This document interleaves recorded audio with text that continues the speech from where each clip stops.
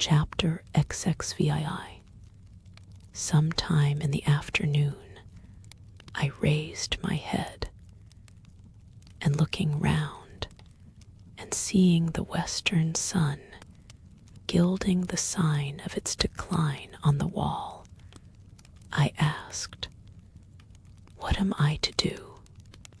But the answer my mind gave, "Leave Thornfield at once," was so prompt, so dread, that I stopped my ears. I said I could not bear such words now. That I am not Edward Rochester's bride is the least part of my woe, I alleged.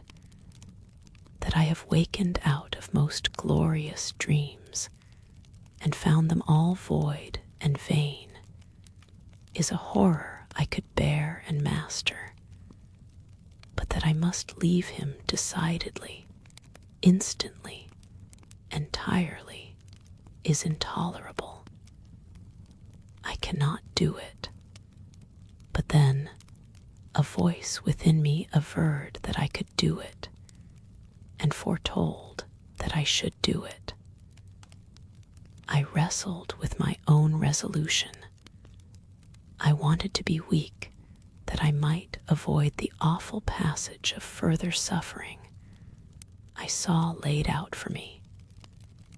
And conscience, turned tyrant, held passion by the throat, told her tauntingly she had yet but dipped her dainty foot in the slough, and swore that with that arm of iron he would thrust her down to unsounded depths of agony. "Let me be torn away," then I cried. "Let another help me." "No, you shall tear yourself away. None shall help you. You shall yourself pluck out your right eye, yourself cut off your right hand. Your heart shall be the victim, and you the priest to transfix it." I rose up suddenly, terror-struck at the solitude which so ruthless a judge haunted, at the silence which so awful a voice filled. My head swam as I stood erect. I perceived that I was sickening from excitement and inanition.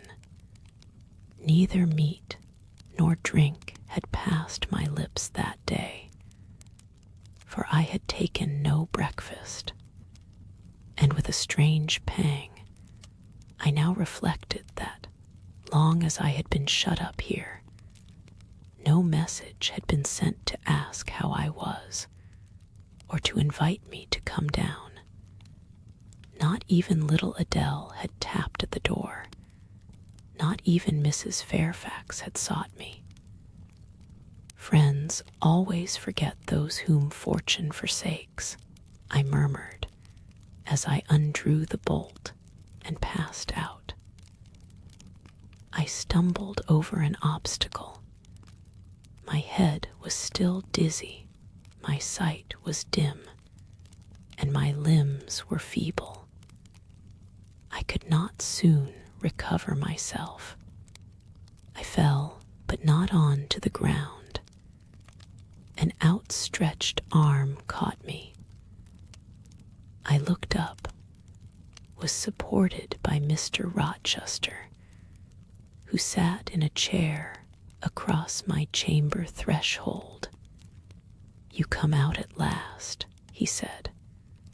"Well, I have been waiting for you long and listening. Yet not one movement have I heard, nor one sob. 5 minutes more of that death-like hush, and I should have forced the lock like a burglar. So you shun me, you shut yourself up and grieve alone. I would rather you had come and upbraided me with vehemence. You are passionate. I expected a scene of some kind. I was prepared for the hot rain of tears. Only I wanted them to be shed on my breast. Now a senseless floor has received them, or your drenched handkerchief. But I err. You have not wept at all. I see a white cheek and a faded eye, but no trace of tears. I suppose, then, your heart has been weeping blood. Well, Jane, not a word of reproach. Nothing bitter, nothing poignant. Nothing to cut a feeling or sting a passion. You sit quietly where I have placed you and regard me with a weary, passive look. Jane, I never meant to wound you thus. If the man who had but one little ewe lamb that was dear to him as a daughter, that ate of his bread and drank of his cup, and lay in his bosom, had by some mistake slaughtered it at the shambles, he would not have rued his bloody blunder more than I now rue mine. Will you ever forgive me? Reader, I forgave him at the moment and on the spot. There was such deep remorse in his eye, such true pity in his tone, such manly energy in his manner. And besides, there was such unchanged love in his whole look and mien. Forgave him all. Yet not in words, not outwardly, only at my heart's core. You know I am a scoundrel, Jane. Ere long he inquired wistfully, wondering, I suppose, at my continued silence and tameness, the result rather of weakness than of will. Yes, sir. Then tell me so roundly and sharply. Don't spare me. I cannot. I am tired and sick. I want some water.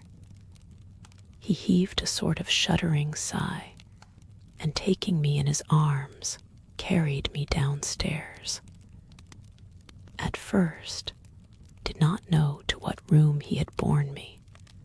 All was cloudy to my glazed sight. Presently I felt the reviving warmth of a fire. For summer as it was, I had become icy cold in my chamber. He put wine to my lips. I tasted it and revived. Then I ate something he offered me and was soon myself. I was in the library, sitting in his chair. He was quite near. If I could go out of life now without too sharp a pang, it would be well for me, I thought. Then I should not have to make the effort of cracking my heartstrings in rending them from among Mr. Rochester's. I must leave him, it appears. I do not want to leave him. I cannot leave him. How are you now, Jane? Much better, sir. I shall be well soon. Taste the wine again, Jane.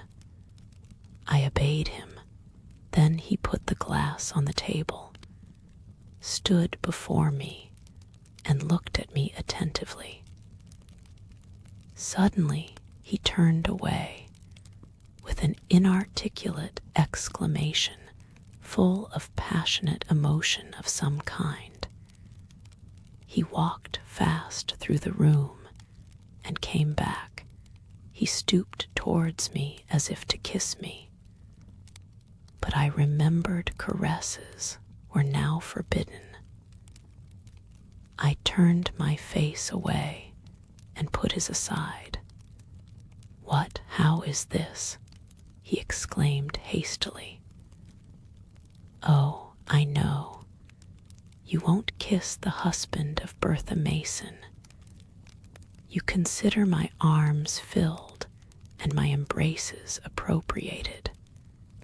At any rate, there is neither room nor claim for me, sir. Why, Jane, I will spare you the trouble of much talking. I will answer for you. Because I have a wife already, you would reply. I guess rightly. Yes, if you think so, you must have a strange opinion of me. You must regard me as a plotting profligate, a base and low rake, who has been simulating disinterested love in order to draw you into a snare deliberately laid, and strip you of honor and rob you of self-respect. What do you say to that? I see you can say nothing. In the first place, you are faint still, and have enough to do to draw your breath. In the second place, you cannot yet accustom yourself to accuse and revile me.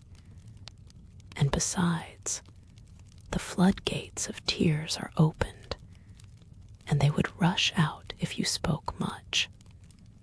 And you have no desire to expostulate, to upbraid, to make a scene. You are thinking how to act. Talking, you consider, is of no use. I know you. I am on my guard. Sir, I do not wish to act against you, I said, and my unsteady voice warned me to curtail my sentence. Not in your sense of the word, but in mine you are scheming to destroy me. You have as good as said that I am a married man.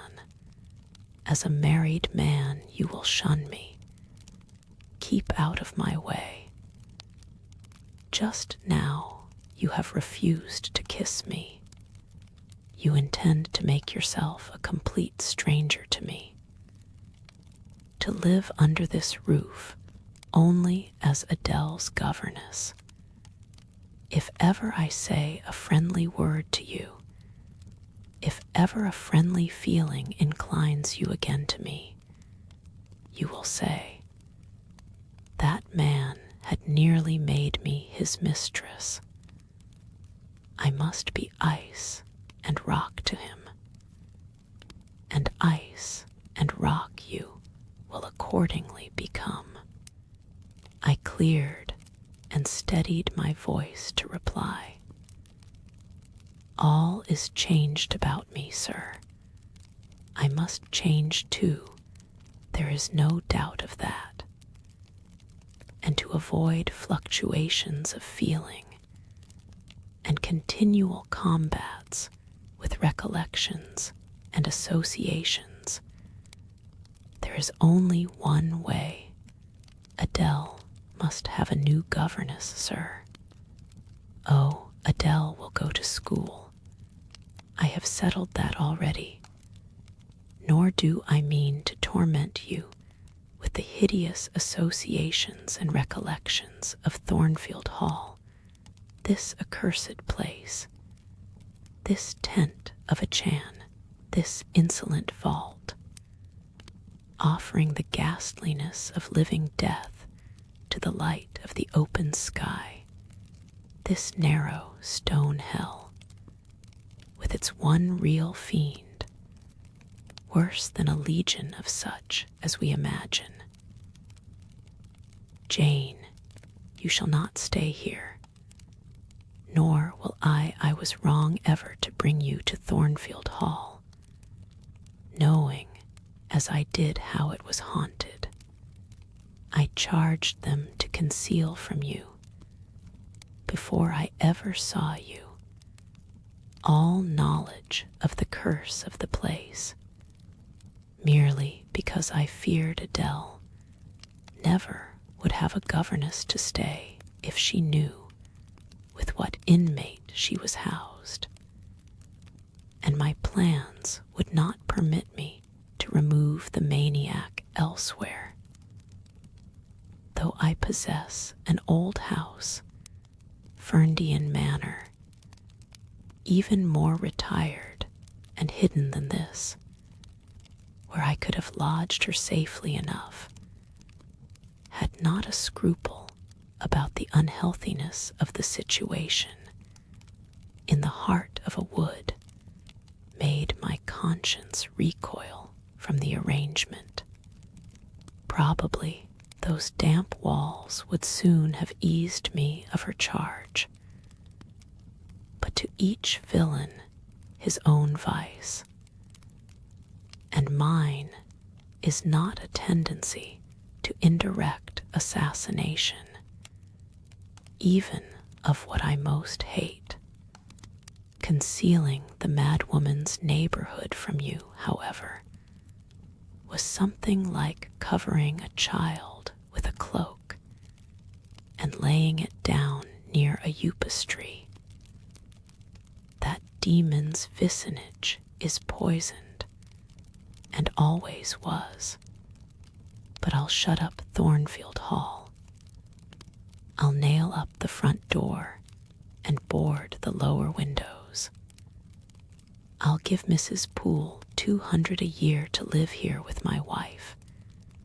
As you term that fearful hag Grace will do much for money.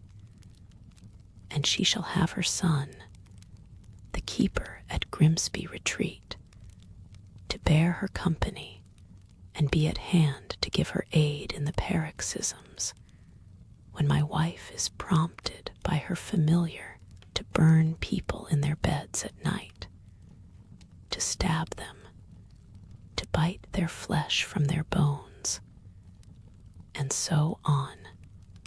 Sir, I interrupted him, you are inexorable for that unfortunate lady. You speak of her with hate, with vindictive antipathy. It is cruel. She cannot help being mad. Jane, my little darling, so I will call you, for so you are. You don't know what you are talking about. You misjudge me again.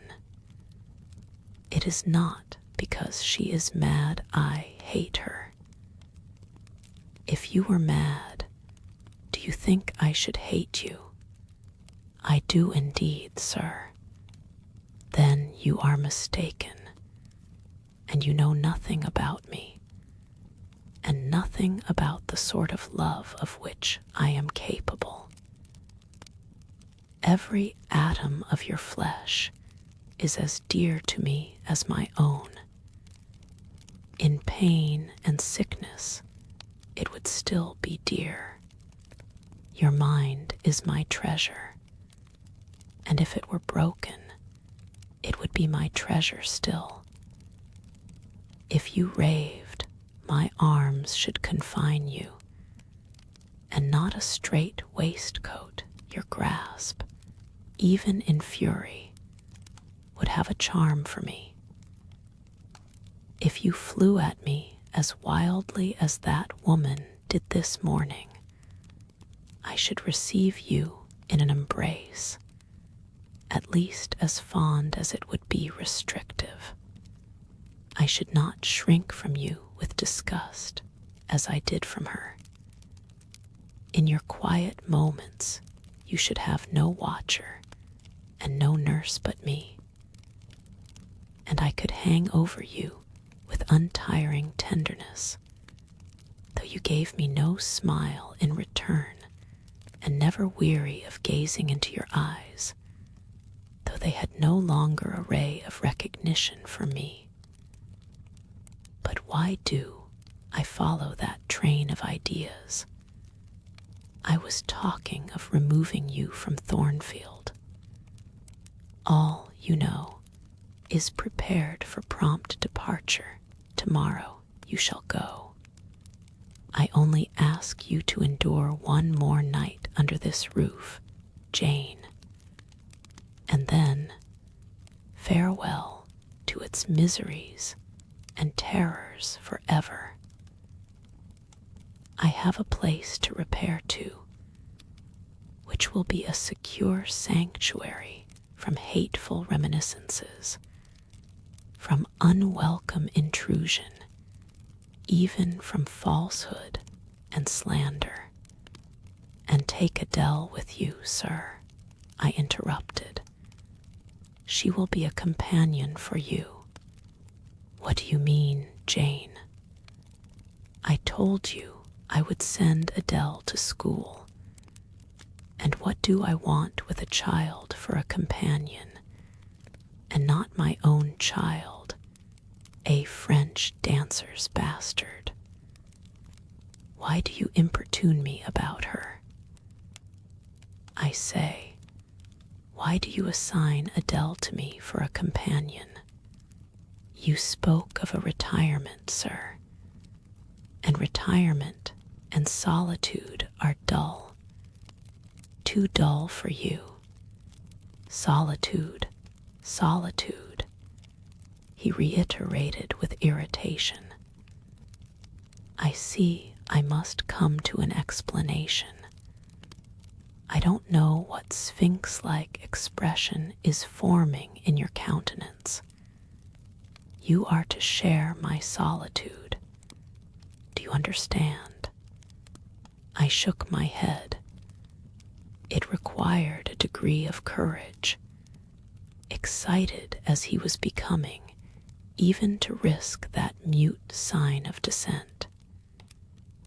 He had been walking fast about the room, and he stopped, as if suddenly rooted to one spot. He looked at me long and hard. I turned my eyes from him, fixed them on the fire, and tried to assume and maintain a quiet, collected aspect. Now for the hitch in Jane's character, he said at last, speaking more calmly than from his look I had expected him to speak. The reel of silk has run smoothly enough so far, but I always knew there would come a knot and a puzzle. Here it is. Now for vexation and exasperation and endless trouble. By God, I long to exert a fraction of Samson's strength and break the entanglement like tow. He recommenced his walk, but soon again stopped, and this time just before me. Jane, will you hear reason? He stooped and approached his lips to my ear. Because, if you won't, I'll try violence. His voice was hoarse, his look that of a man who is just about to burst an insufferable bond and plunge headlong into wild license. I saw that in another moment, and with one impetus of frenzy more, I should be able to do nothing with him. The present, the passing second of time, was all I had in which to control and restrain him. A movement of repulsion, flight, fear would have sealed my doom and his. But I was not afraid, not in the least. I felt an inward power, a sense of influence, which supported me. The crisis was perilous, but not without its charm, such as the Indian, perhaps, feels when he slips over the rapid in his canoe. I took hold of his clenched hand, loosened the contorted fingers, and said to him soothingly, "Sit down. I'll talk to you as long as you like, and hear all you have to say, whether reasonable or unreasonable." He sat down, but he did not get leave to speak directly. I had been struggling with tears for some time. I had taken great pains to repress them, because I knew he would not like to see me weep. Now, however, I considered it well to let them flow as freely and as long as they liked. If the flood annoyed him, so much the better.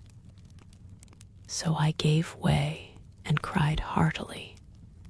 Soon I heard him earnestly entreating me to be composed. I said I could not while he was in such a passion. But I am not angry, Jane. I only love you too well. And you had steeled your little pale face with such a resolute, frozen look. I could not endure it. Hush now, and wipe your eyes.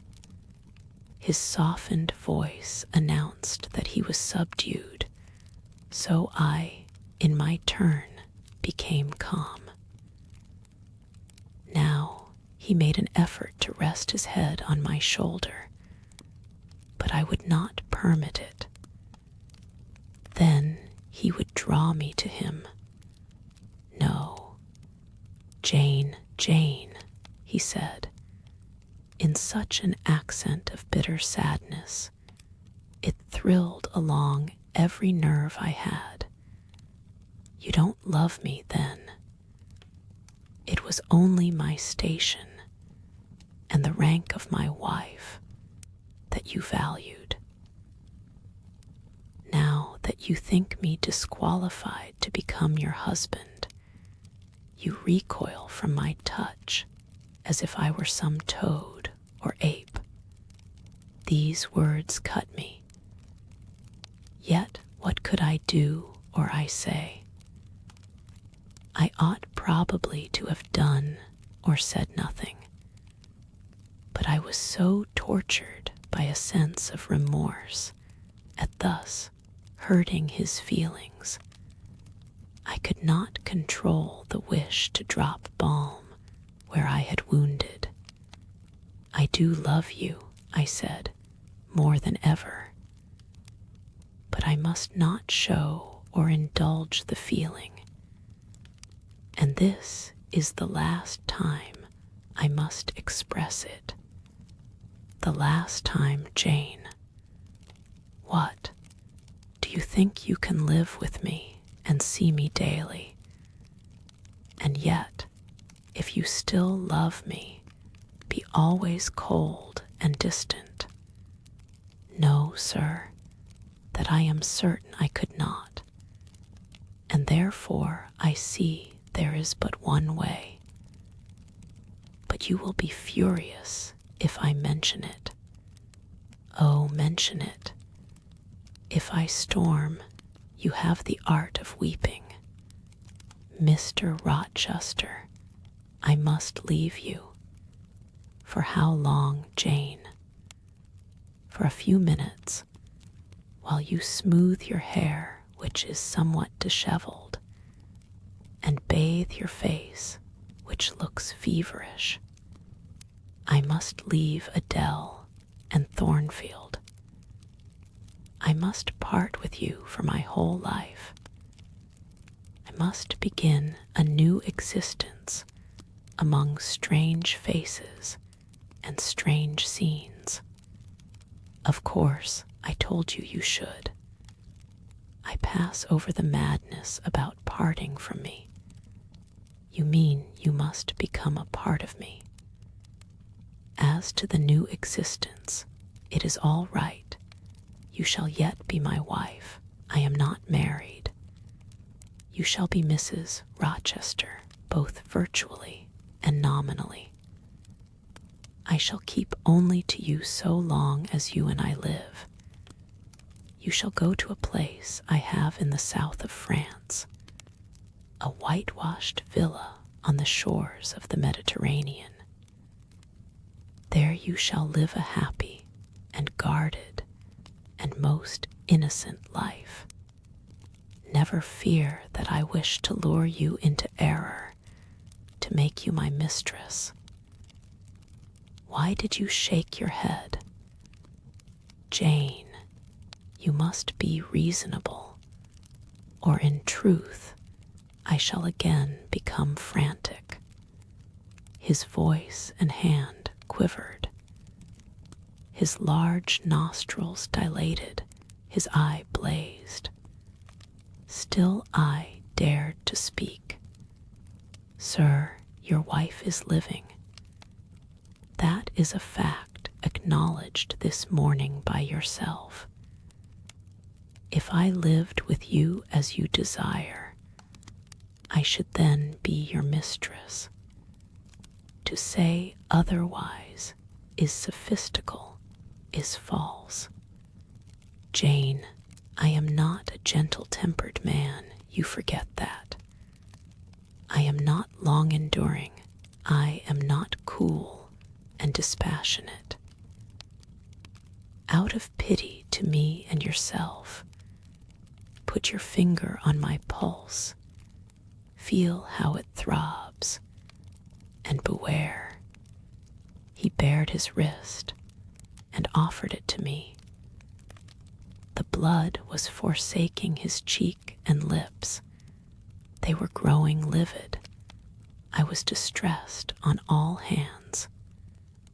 To agitate him thus deeply, by a resistance he so abhorred, was cruel. To yield was out of the question. I did what human beings do instinctively when they are driven to utter extremity, looked for aid to one higher than man. The words, God help me, burst involuntarily from my lips. I am a fool, cried Mr. Rochester suddenly. I keep telling her I am not married, and do not explain to her why. I forget she knows nothing of the character of that woman, or of the circumstances attending my infernal union with her. Oh, I am certain Jane will agree with me in opinion when she knows all that I know. Just put your hand in mine, Janet, that I may have the evidence of touch as well as sight, to prove you are near me, and I will in a few words show you the real state of the case. Can you listen to me? Yes, sir, for hours if you will. I ask only minutes. Jane, did you ever hear or know that I was not the eldest son of my house? That I had once a brother older than I? I remember Mrs. Fairfax told me so once. And did you ever hear that my father was an avaricious, grasping man? I have understood something to that effect. Well, Jane being so, it was his resolution to keep the property together. He could not bear the idea of dividing his estate and leaving me a fair portion. All, he resolved, should go to my brother Roland. Yet as little could he endure that a son of his should be a poor man. I must be provided for by a wealthy marriage. He sought me a partner betimes. Mr. Mason, a West India planter and merchant, was his old acquaintance. He was certain his possessions were real and vast. He made inquiries. Mr. Mason, he found, had a son and daughter. and he learned from him that he could and would give the latter a fortune of £30,000. That sufficed. When I left college, I was sent out to Jamaica to espouse a bride already courted for me. My father said nothing about her money, but he told me Miss Mason was the boast of Spanish Town for her beauty, and this was no lie. I found her a fine woman in the style of Blanche Ingram, tall, dark, and majestic. Her family wished to secure me because I was of a good race, and so did she. They showed her to me in parties, splendidly dressed. I seldom saw her alone, and had very little private conversation with her. She flattered me, and lavishly displayed for my pleasure her charms and accomplishments. All the men in her circle seemed to admire her and envy me. I was dazzled, stimulated. My senses were excited, and being ignorant, raw, and inexperienced, I thought I loved her. There is no folly so besotted that the idiotic rivalries of society, the prurience, the rashness, the blindness of youth, will not hurry a man to its commission. Her relatives encouraged me, competitors piqued me, she allured me. A marriage was achieved almost before I knew where I was. Oh, I have no respect for myself when I think of that act. An agony of inward contempt masters me. I never loved, I never esteemed, I did not even know her. I was not sure of the existence of one virtue in her nature. I had marked neither modesty, nor benevolence, nor candor, nor refinement in her mind or manners. And I married her, gross, groveling, mole-eyed blockhead that I was. With less sin I might have, but let me remember to whom I am speaking. My bride's mother I had never seen. I understood she was dead. The honeymoon over, I learned my mistake. She was only mad, and shut up in a lunatic asylum. There was a younger brother, too, a complete dumb idiot. The elder one, whom you have seen, and whom I cannot hate, whilst I abhor all his kindred, because he has some grains of affection in his feeble mind, shown in the continued interest he takes in his wretched sister, and also in a dog-like attachment he once bore me, will probably be in the same state one day. My father and my brother Roland knew all this, but they thought only of the £30,000 and joined in the plot against me.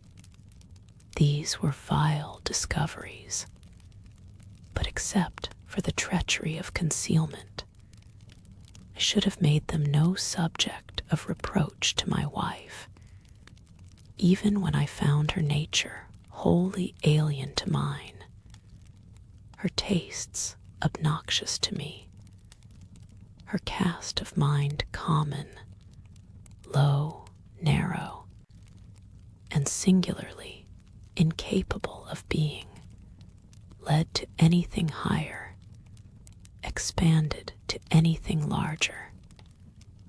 When I found that I could not pass a single evening nor even a single hour of the day with her in comfort. That kindly conversation could not be sustained between us, because whatever topic I started immediately received from her a turn at once coarse and trite, perverse and imbecile.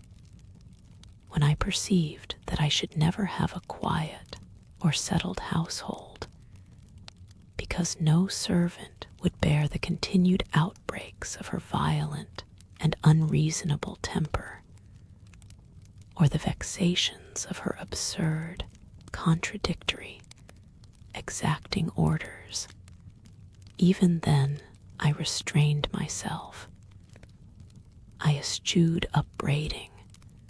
I curtailed remonstrance. I tried to devour my repentance, and disgust in secret I repressed the deep antipathy I felt. Jane, I will not trouble you with abominable details. Some strong words shall express what I have to say. I lived with that woman upstairs 4 years, and before that time she had tried me indeed. Her character ripened and developed with frightful rapidity. Her vices sprang up fast and rank. They were so strong, only cruelty could check them, and I would not use cruelty. What a pygmy intellect she had, and what giant propensities. How fearful were the curses those propensities entailed on me. Bertha Mason, the true daughter of an infamous mother, dragged me through all the hideous and degrading agonies which must attend a man bound to a wife, at once intemperate and unchaste. My brother in the interval was dead, and at the end of the 4 years my father died too. I was rich enough now, yet poor to hideous indigence. A nature the most gross, impure, depraved I ever saw was associated with mine, and called by the law and by society a part of me, and I could not rid myself of it by any legal proceedings, for the doctors now discovered that my wife was mad. Her excesses had prematurely developed the germs of insanity. Jane, you don't like my narrative. You look almost sick. Shall I defer the rest to another day? No, sir, finish it now. I pity you. I do earnestly pity you. Pity, Jane, from some people is a noxious and insulting sort of tribute, which one is justified in hurling back in the teeth of those who offer it. But that is the sort of pity native to callous, selfish hearts.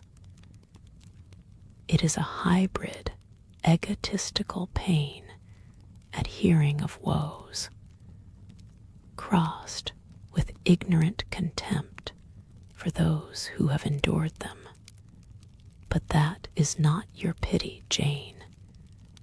It is not the feeling of which your whole face is full at this moment, with which your eyes are now almost overflowing, with which your heart is heaving, with which your hand is trembling in mine. Your pity, my darling, is the suffering mother of love. Its anguish is the very natal pang of the divine passion. I accept it, Jane. Let the daughter have free advent. My arms wait to receive her. Now Now, sir, proceed. What did you do when you found she was mad? Jane, I approached the verge of despair. A remnant of self-respect was all that intervened between me and the gulf. In the eyes of the world, I was doubtless covered with grimy dishonor, but I resolved to be clean in my own sight, and to the last I repudiated the contamination of her crimes and wrenched myself from connection with her mental defects. Still, society associated my name and person with hers.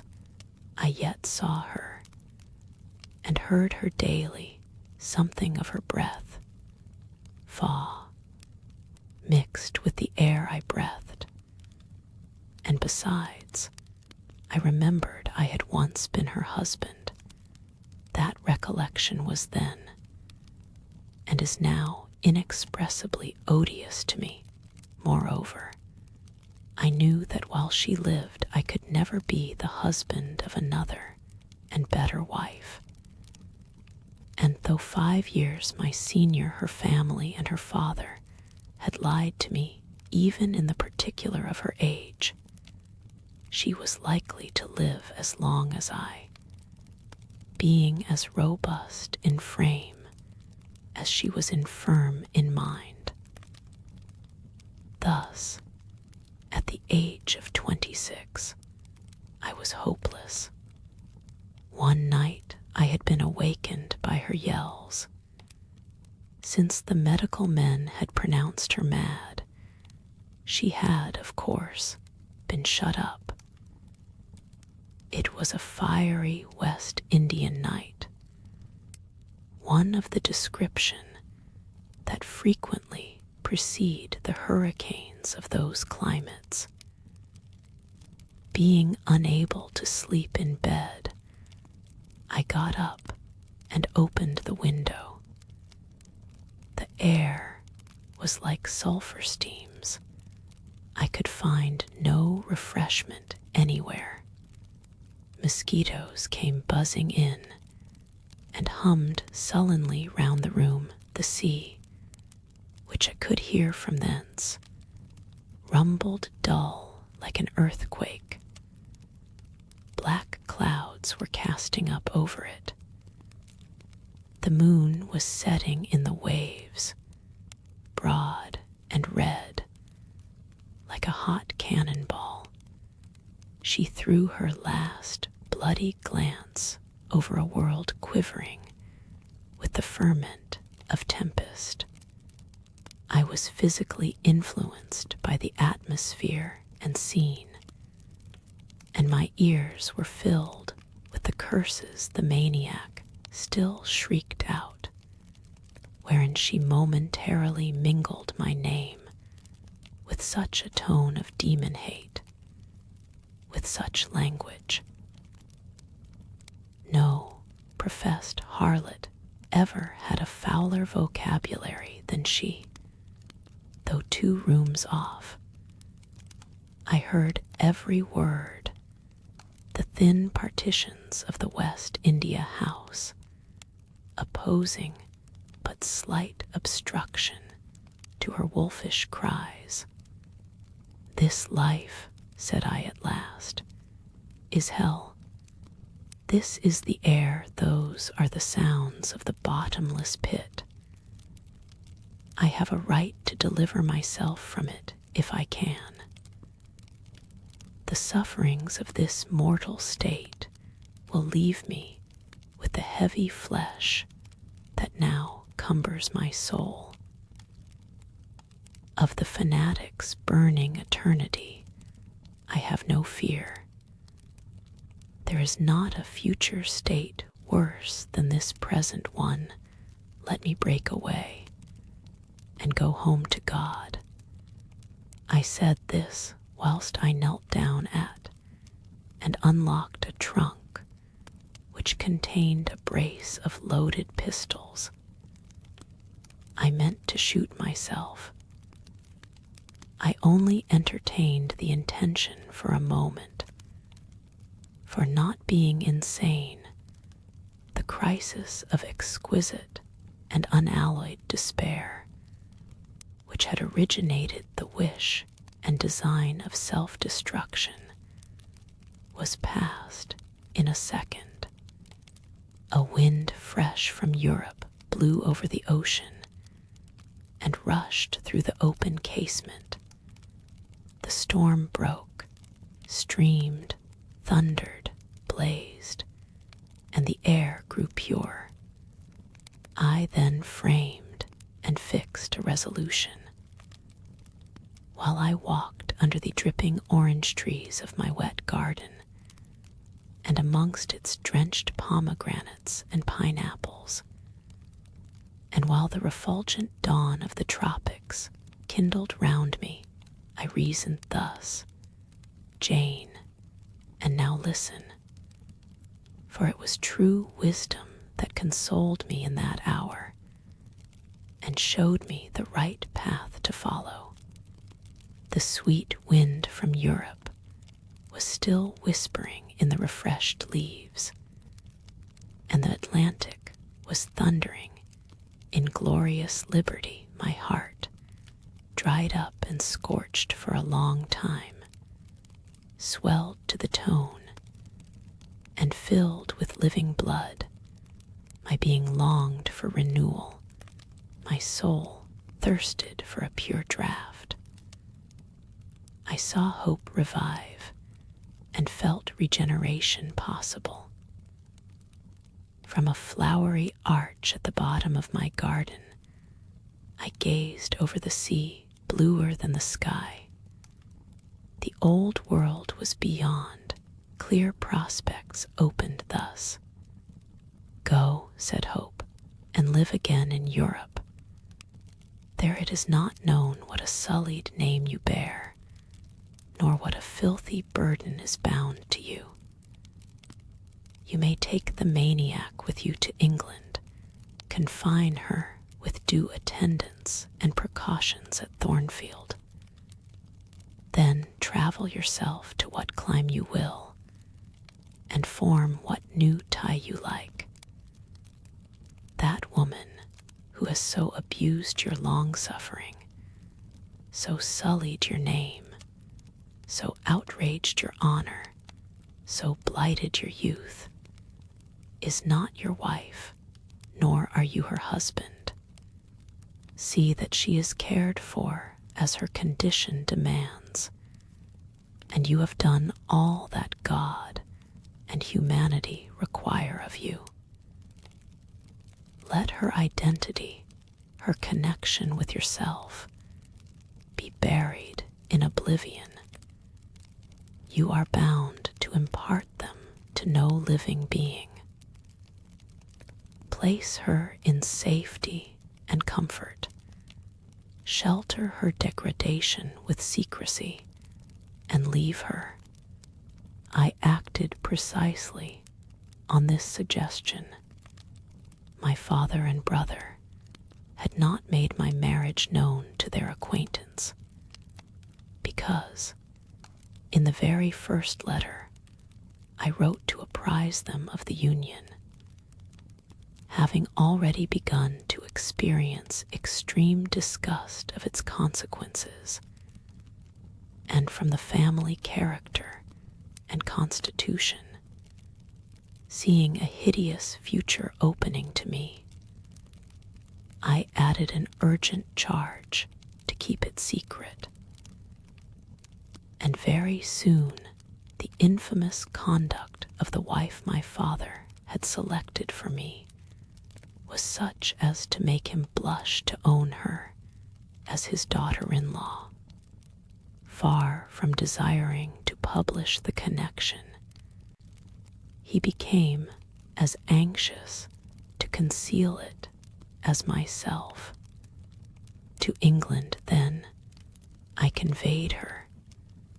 A fearful voyage I had with such a monster in the vessel.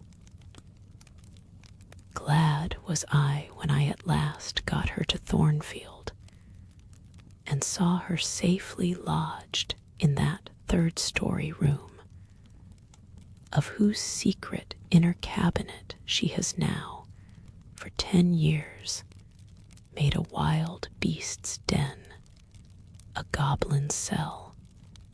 I had some trouble in finding an attendant for her, as it was necessary to select one on whose fidelity dependence could be placed, for her ravings would inevitably betray my secret. Besides, she had lucid intervals of days, sometimes weeks, which she filled up with abuse of me. At last, I hired Grace Poole from the Grimsey retreat. She and the surgeon, Carter, who dressed Mason's wounds that night he was stabbed and worried, are the only two I have ever admitted to my confidence. Mrs. Fairfax may indeed have suspected something, but she could have gained no precise knowledge as to facts. Grace has, on the whole, proved a good keeper, though, owing partly to a fault of her own, of which it appears nothing can cure her, and which is incident to her harassing profession. Her vigilance has been more than once lulled and baffled. The lunatic is both cunning and malignant. She has never failed to take advantage of her guardian's temporary lapses, once to secrete the knife with which she stabbed her brother, and twice to possess herself of the key of her cell, and issue therefrom in the night time. On the first of these occasions, she perpetrated the attempt to burn me in my bed. On the second, she paid that ghastly visit to you. I thank Providence, who watched over you, that she then spent her fury on your wedding apparel, which perhaps brought back vague reminiscences of her own bridal days. But on what might have happened, I cannot endure to reflect. When I think of the thing which flew at my throat this morning, hanging its black and scarlet visage over the nest of my dove, my blood curdles. "And what, sir," I asked, while he paused, "did you do when you had settled her here? Where did you go?" "What did I do, Jane? I transformed myself into a will-o'-the-wisp. Where did I go? I pursued wanderings as wild as those of the March spirit. I sought the continent and went devious through all its lands.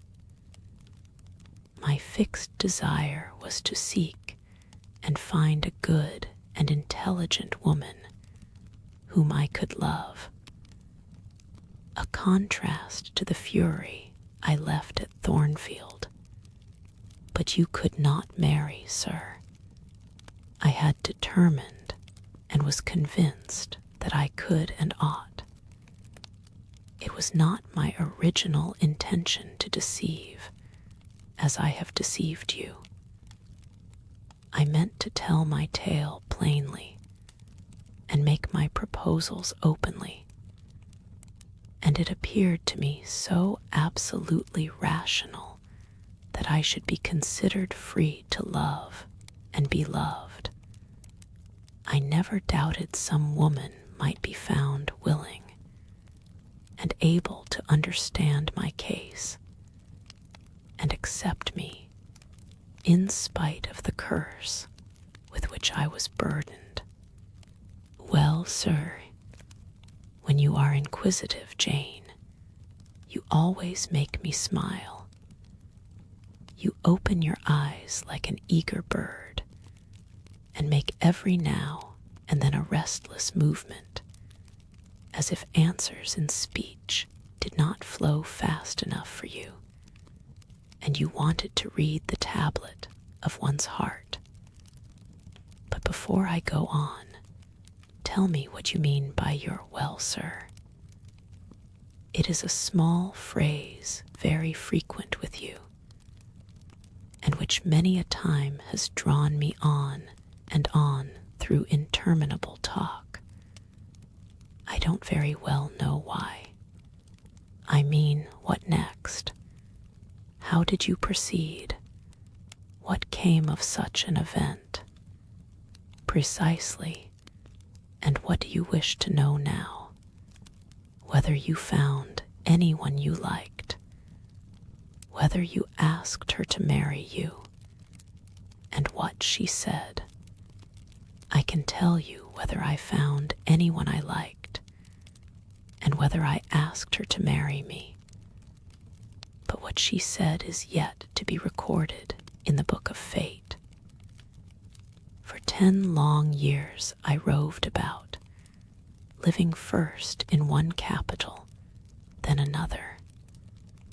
Sometimes in St. Petersburg, oftener in Paris, occasionally in Rome, Naples, and Florence. Provided with plenty of money and the passport of an old name, could choose my own society. No circles were closed against me. I sought my ideal of a woman amongst English ladies, French countesses, Italian signoras, and German Gräfinnen. I could not find her. Sometimes, for a fleeting moment, I thought I caught a glance, heard a tone, beheld a form, which announced the realization of my dream. But I was presently undeceived. You are not to suppose that I desired perfection, either of mind or person. I longed only for what suited me for the antipodes of the Creole, and I longed vainly. Amongst them all I found not one whom, had I been ever so free, I warned as I was of the risks, the horrors, the loathings of incongruous unions, would have asked to marry me. Disappointment made me reckless. I tried dissipation, never debauchery, that I hated and hate. That was my Indian Messalina's attribute, rooted disgust at it, and her restrained me much, even in pleasure. Any enjoyment that bordered on riot seemed to approach me to her and her vices, and I eschewed it. Yet I could not live alone, so I tried the companionship of mistresses. The first I chose was saline varins, another of those steps which make a man spurn himself when he recalls them. You already know what she was, and how my liaison with her terminated. She had 2 successors, an Italian, Jacinta, and a German, Clara, both considered singularly handsome. What was their beauty to me in a few weeks? Jacinta was unprincipled and violent. I tired of her in 3 months. Clara was honest and quiet, but heavy, mindless, and unimpressible. Not one whit to my taste. I was glad to give her a sufficient sum to set her up in a good line of business, and so get decently rid of her. But Jane, I see by your face you are not forming a very favorable opinion of me just now. You think me an unfeeling, loose-principled rake. Don't you? I don't like you so well as I have done sometimes, indeed, sir. Did it not seem to you in the least wrong to live in that way, first with one mistress and then another? You talk of it as a mere matter of course. It was with me, and I did not like it. It was a groveling fashion of existence. I should never like to return to it. Hiring a mistress is the next worst thing to buying a slave. Both are often by nature, and always by position, inferior. And to live familiarly with inferiors is degrading. I now hate the recollection of the time I passed with Celine, Jacinta, and Clara. I felt the truth of these words, and I drew from them the certain inference that if I were so far to forget myself and all the teaching that had ever been instilled into me, as under any pretext, with any justification, through any temptation, to become the successor of these poor girls, he would one day regard me with the same feeling which now in his mind desecrated their memory. I did not give utterance to this conviction. It was enough to feel it. I impressed it on my heart, that it might remain there to serve me as aid in the time of trial. Now, Jane, why don't you say, well, sir? I have not done. You are looking grave. You disapprove of me still, I see. But let me come to the point. Last January, rid of all mistresses, in a harsh, bitter frame of mind, the result of a useless, roving, lonely life, corroded with disappointment, sourly disposed against all men, and especially against all womankind. For I began to regard the notion of an intellectual, faithful, loving woman as a mere dream, recalled by business. I came back to England. On a frosty winter afternoon, I rode in sight of Thornfield Hall. Abhorred spot. I expected no peace, no pleasure there. On a stile in Hay Lane, I saw a quiet little figure sitting by itself. I passed it as negligently as I did the pollard willow opposite to it. I had no presentiment of what it would be to me, no inward warning that the arbitress of my life, my genius for good or evil, waited there in humble guise. I did not know it, even when, on the occasion of Messer's accident, it came up and gravely offered me help, childish and slender creature.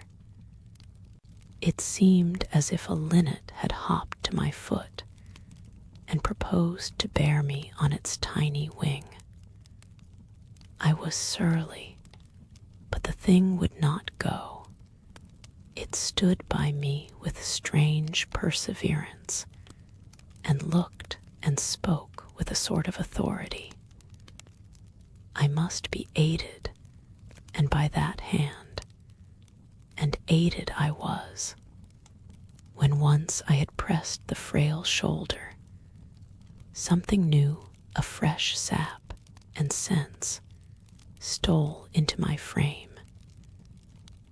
It was well I had learnt that this elf must return to me, that it belonged to my house down below, or I could not have felt it pass away from under my hand, and seen it vanish behind the dim hedge without singular regret. I heard you come home that night, Jane, though probably you were not aware that I thought of you or watched for you. The next day I observed you myself unseen for half an hour, while you played with Adele in the gallery. It was a snowy day, I recollect, and you could not go out of doors.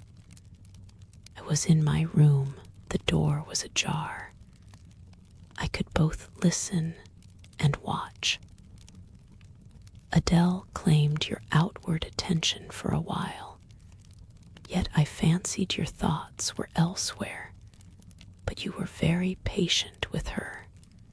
My little Jane, you talked to her and amused her a long time. When at last she left you, you lapsed at once into deep reverie.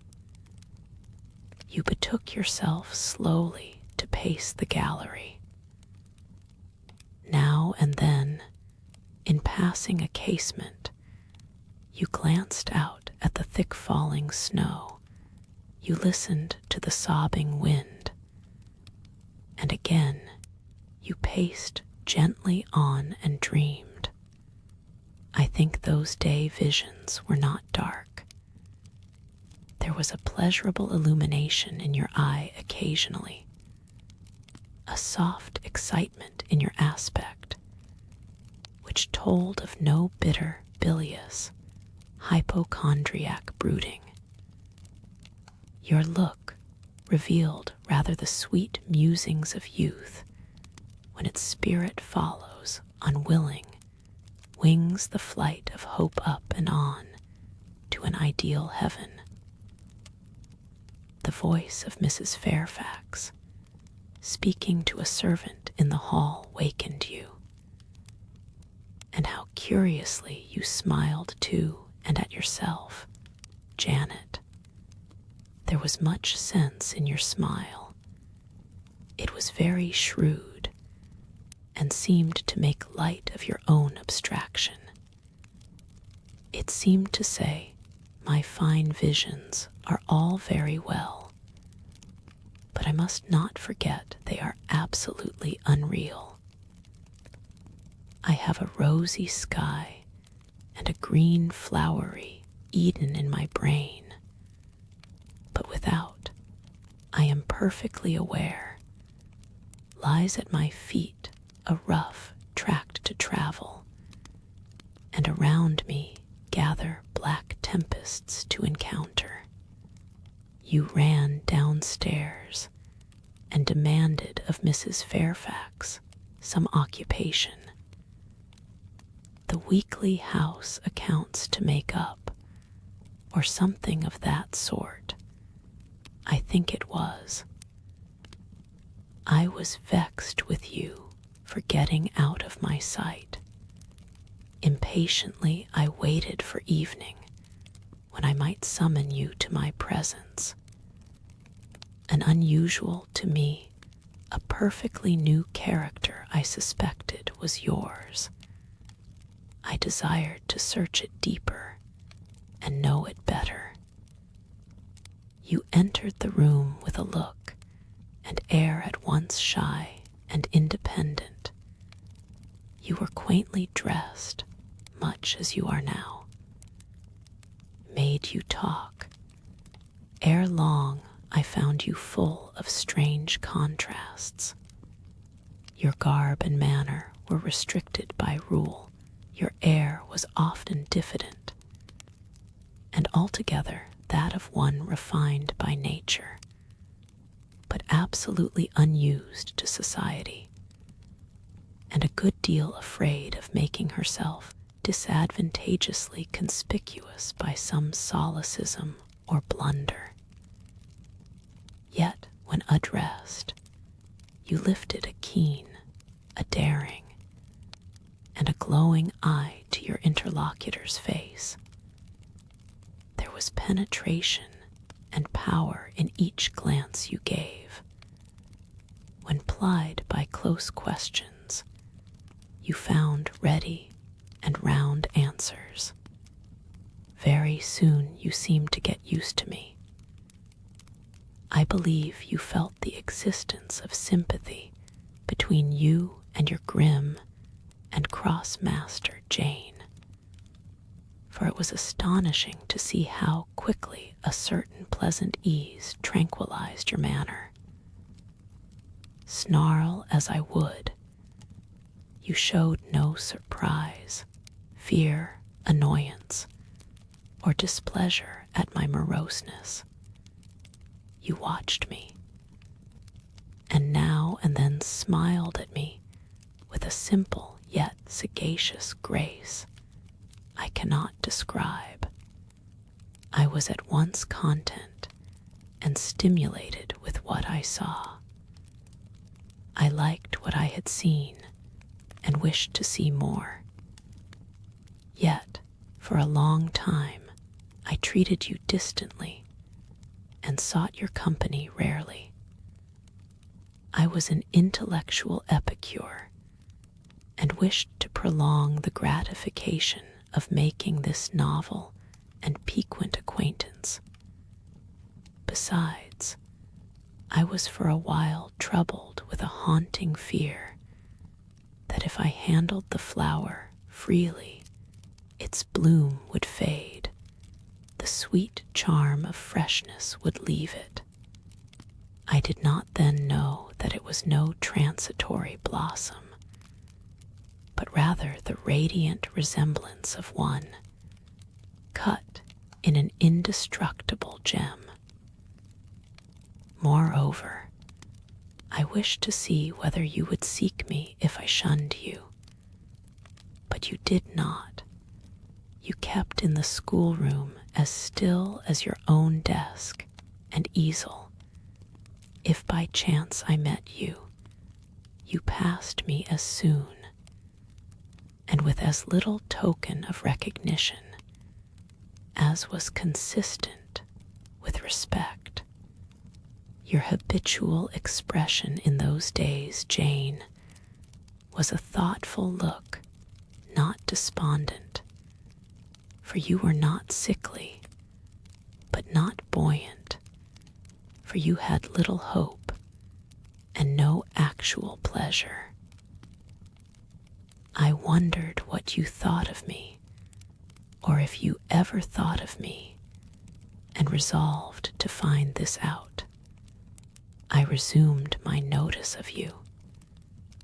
There was something glad in your glance, and genial in your manner when you conversed. I saw you had a social heart. It was the silent schoolroom. It was the tedium of your life that made you mournful. I permitted myself the delight of being kind to you. Kindness stirred emotion soon. Your face became soft in expression, your tones gentle. I liked my name pronounced by your lips in a grateful, happy accent. I used to enjoy a chance meeting with you, Jane, at this time. There was a curious hesitation in your manner. You glanced at me with a slight trouble, a hovering doubt. You did not know what my caprice might be, whether I was going to play the master and be stern, or the friend and be benignant. I was now too fond of you often to simulate the first whim. And when I stretched my hand out cordially, such bloom and light and bliss rose to your young, wistful features. I had much ado often to avoid straining you then and there to my heart. Don't talk any more of those days, sir, I interrupted, furtively dashing away some tears from my eyes. His language was torture to me, for I knew what I must do, and do soon, and all these reminiscences, and these revelations of his feelings only made my work more difficult. No, Jane, he returned. What necessity is there to dwell on the past, when the present is so much surer, the future so much brighter? I shuddered to hear the infatuated assertion.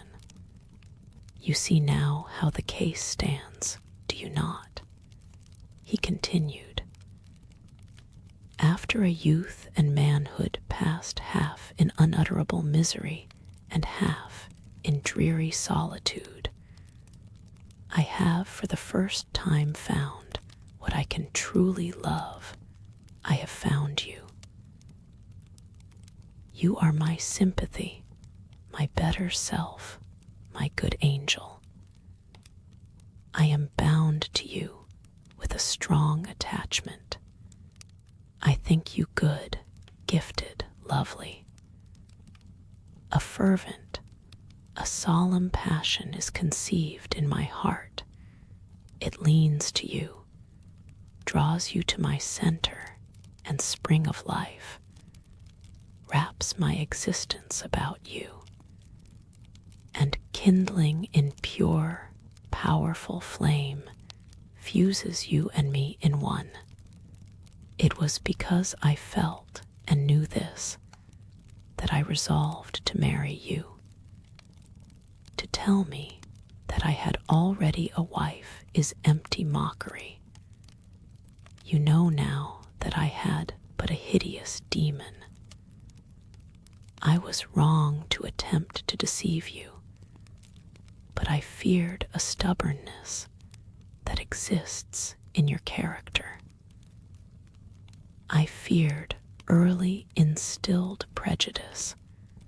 I wanted to have you safe before hazarding confidences. This was cowardly. I should have appealed to your nobleness and magnanimity at first.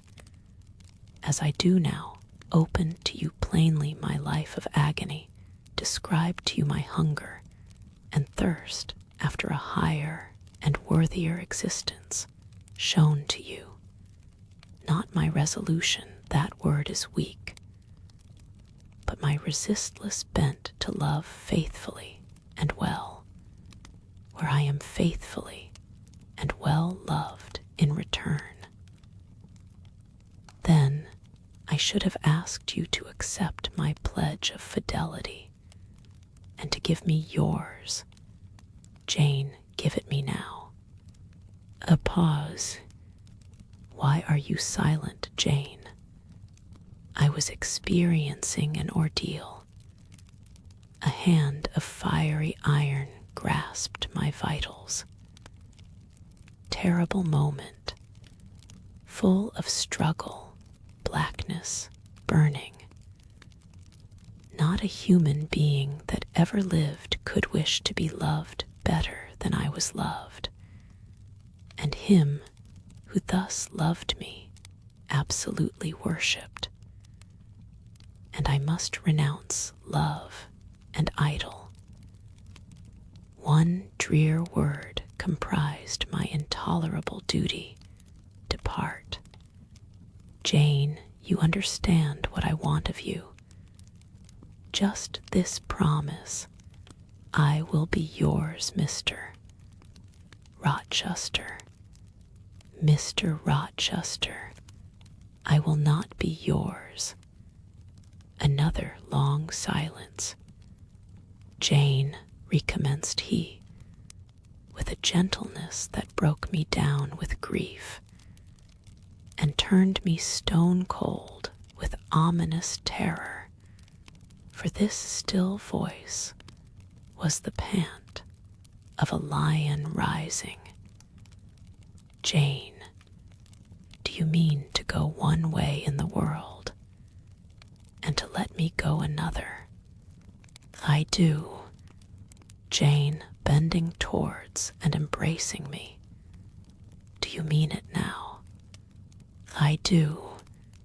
And now, softly kissing my forehead and cheek. I do, extricating myself from restraint rapidly and completely.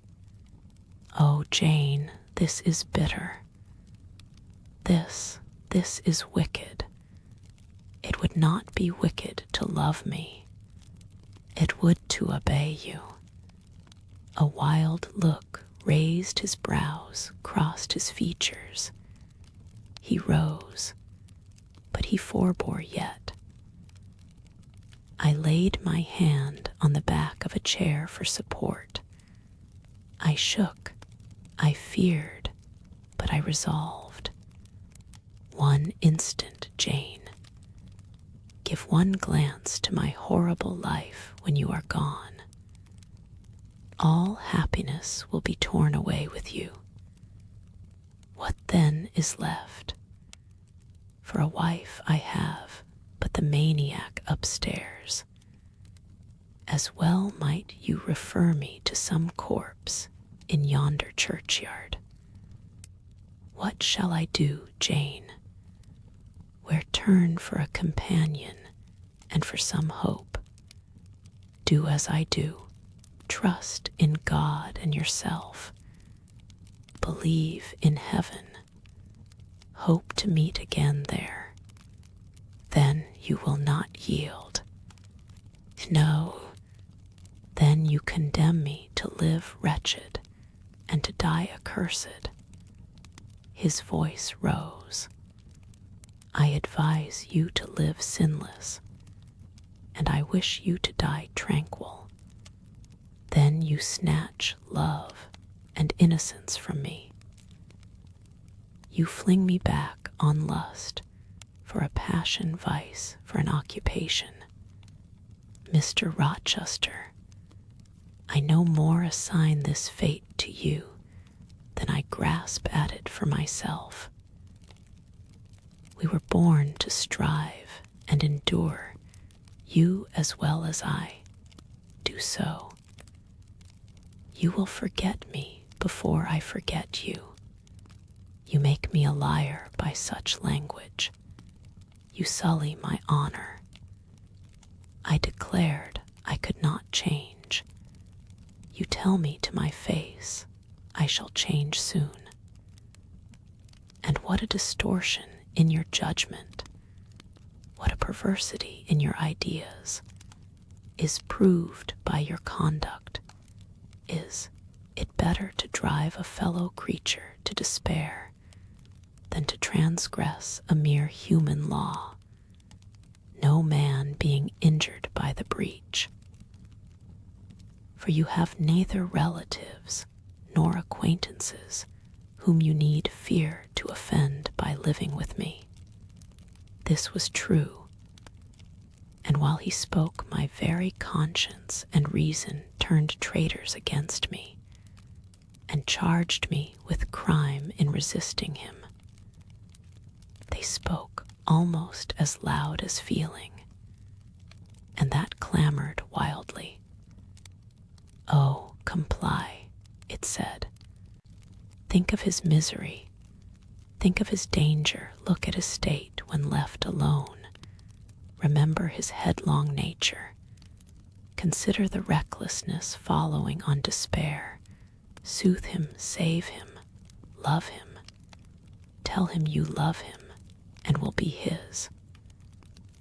Who in the world cares for you? Or who will be injured by what you do? Still indomitable was the reply. I care for myself. The more solitary, the more friendless, the more unsustained I am, the more I will respect myself. I will keep the law given by God, sanctioned by man. I will hold to the principles received by me when I was sane and not mad as I am now. Laws and principles are not for the times when there is no temptation.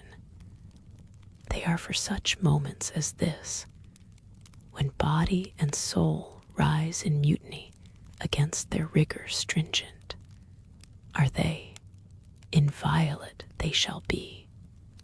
If at my individual convenience I might break them, what would be their worth?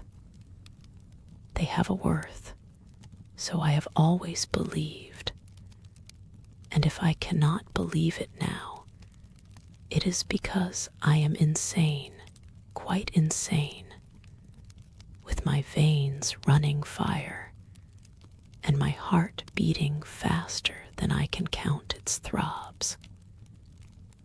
Preconceived opinions, foregone determinations, are all I have at this hour to stand by. There I plant my foot. I did Mr. Rochester, reading my countenance, saw I had done so. His fury was wrought to the highest. He must yield to it for a moment, whatever followed. He crossed the floor and seized my arm and grasped my waist. He seemed to devour me with his flaming glance.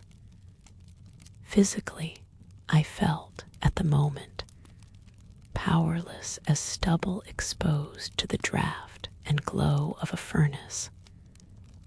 Mentally, I still possessed my soul, and with it the certainty of ultimate safety. The soul, fortunately, has an interpreter, often an unconscious, but still a truthful interpreter in the eye. My eye rose to his, and while I looked in his fierce face, I gave an involuntary sigh. His gripe was painful, and my overtaxed strength almost exhausted.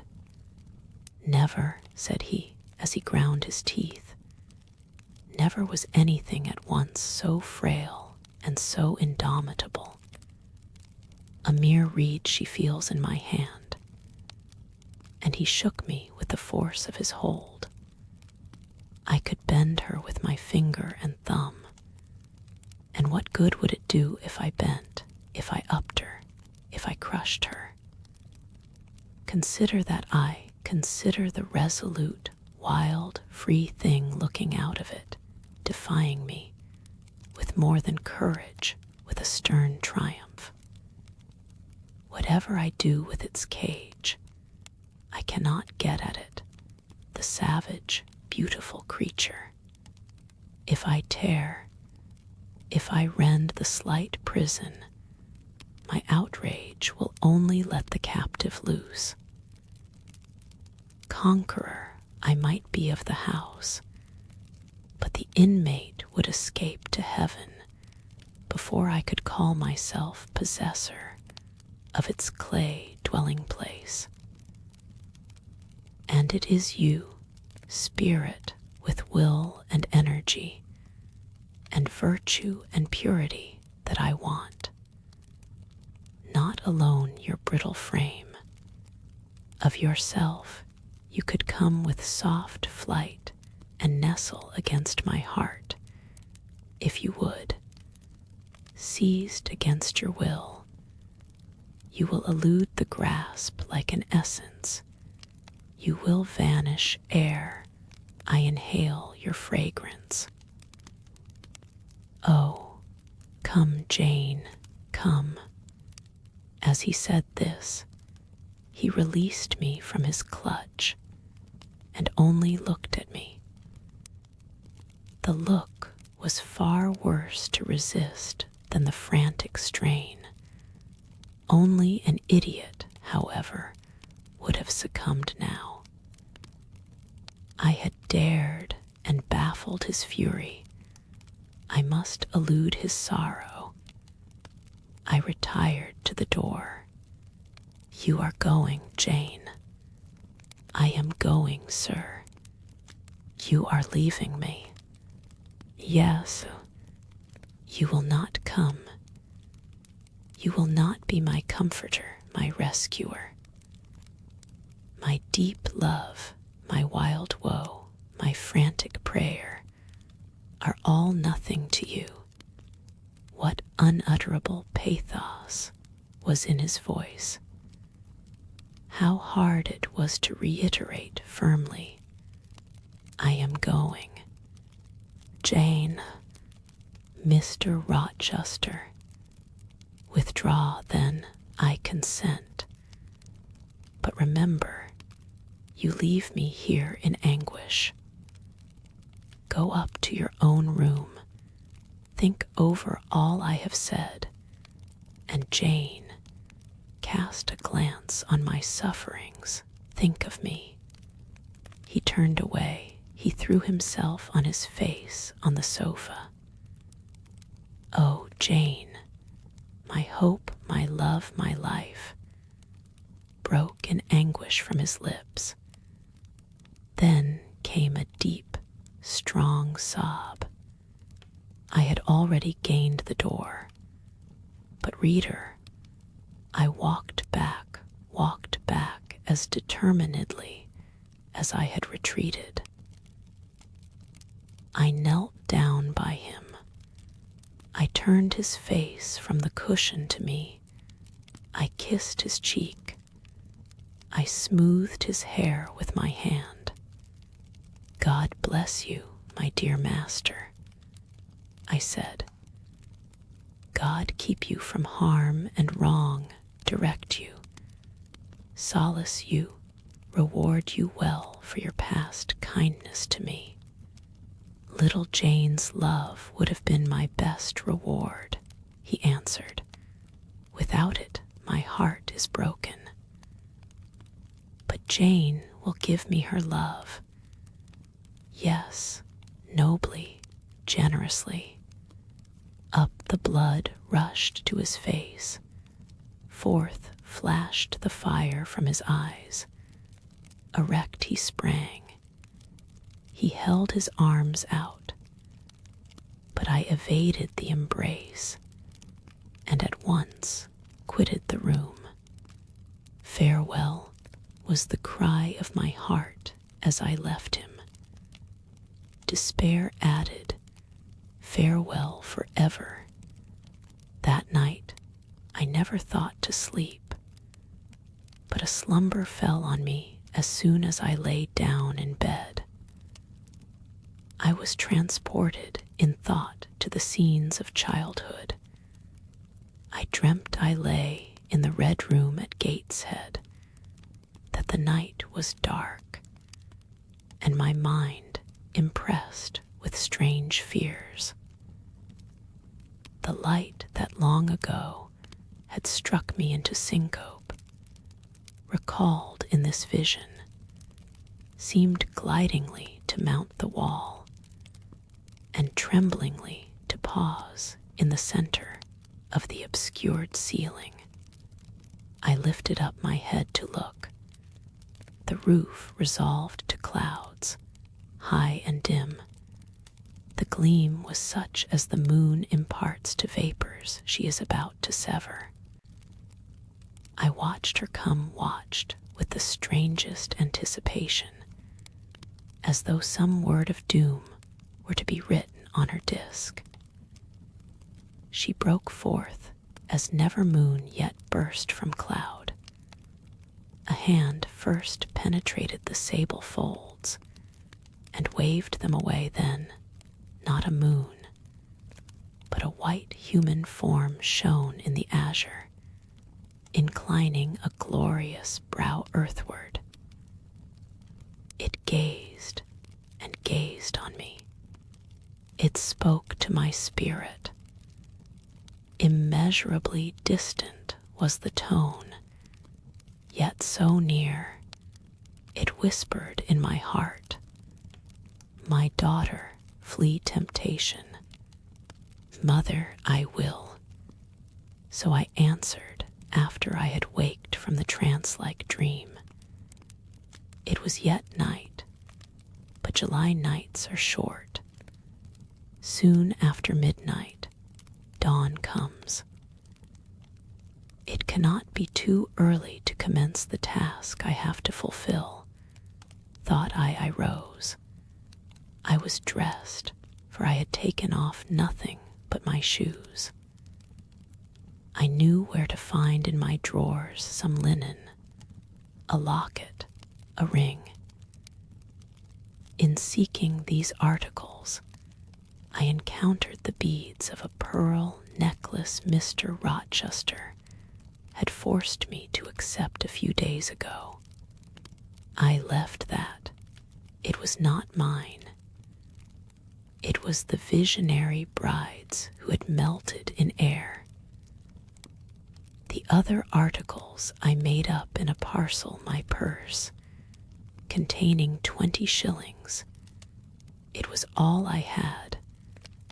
I put in my pocket. I tied on my straw bonnet, pinned my shawl, took the parcel and my slippers, which I would not put on yet, and stole from my room. "Farewell, kind Mrs. Fairfax," I whispered as I glided past her door. "Farewell, my darling Adele," I said as I glanced towards the nursery. No thought could be admitted of entering to embrace her. I had to deceive a fine ear. For aught I knew, it might now be listening. I would have got past Mr. Rochester's chamber without a pause, but my heart momentarily stopping its beat at that threshold, my foot was forced to stop also. No sleep was there. The inmate was walking restlessly from wall to wall, and again he sighed while I listened. There was a heaven, a temporary heaven, in this room for me, if I chose. I had but to go in and to say, "Mr. Rochester, I will love you and live with you through life till death," and a fount of rapture would spring to my lips. I thought of this. That kind master, who could not sleep now, was waiting with impatience for day. He would send for me in the morning. I should be gone. He would have me sought for, vainly. He would feel himself forsaken, his love rejected. He would suffer, perhaps grow desperate. I thought of this too. My hand moved towards the lock. I caught it back and glided on. Drearily, I wound my way downstairs. I knew what I had to do, and I did it mechanically. I sought the key of the side door in the kitchen. I sought a phial of oil and a feather. I oiled the key and the lock. I got some water, got some bread, for perhaps I should have to walk far, and my strength, sorely shaken of late, must not break down. All this I did without one sound. I opened the door, passed out, shut it softly. Dim dawn glimmered in the yard. The great gates were closed and locked, but a wicket in one of them was only latched, through that I departed. It too I shut, and now I was out of Thornfield. A mile off, beyond the fields, lay a road which stretched in the contrary direction to Millcote, a road I had never traveled, but often noticed and wondered where it led. Thither I bent my steps. No reflection was to be allowed now. Not one glance was to be cast back, not even one forward. Not one thought was to be given either to the past or the future.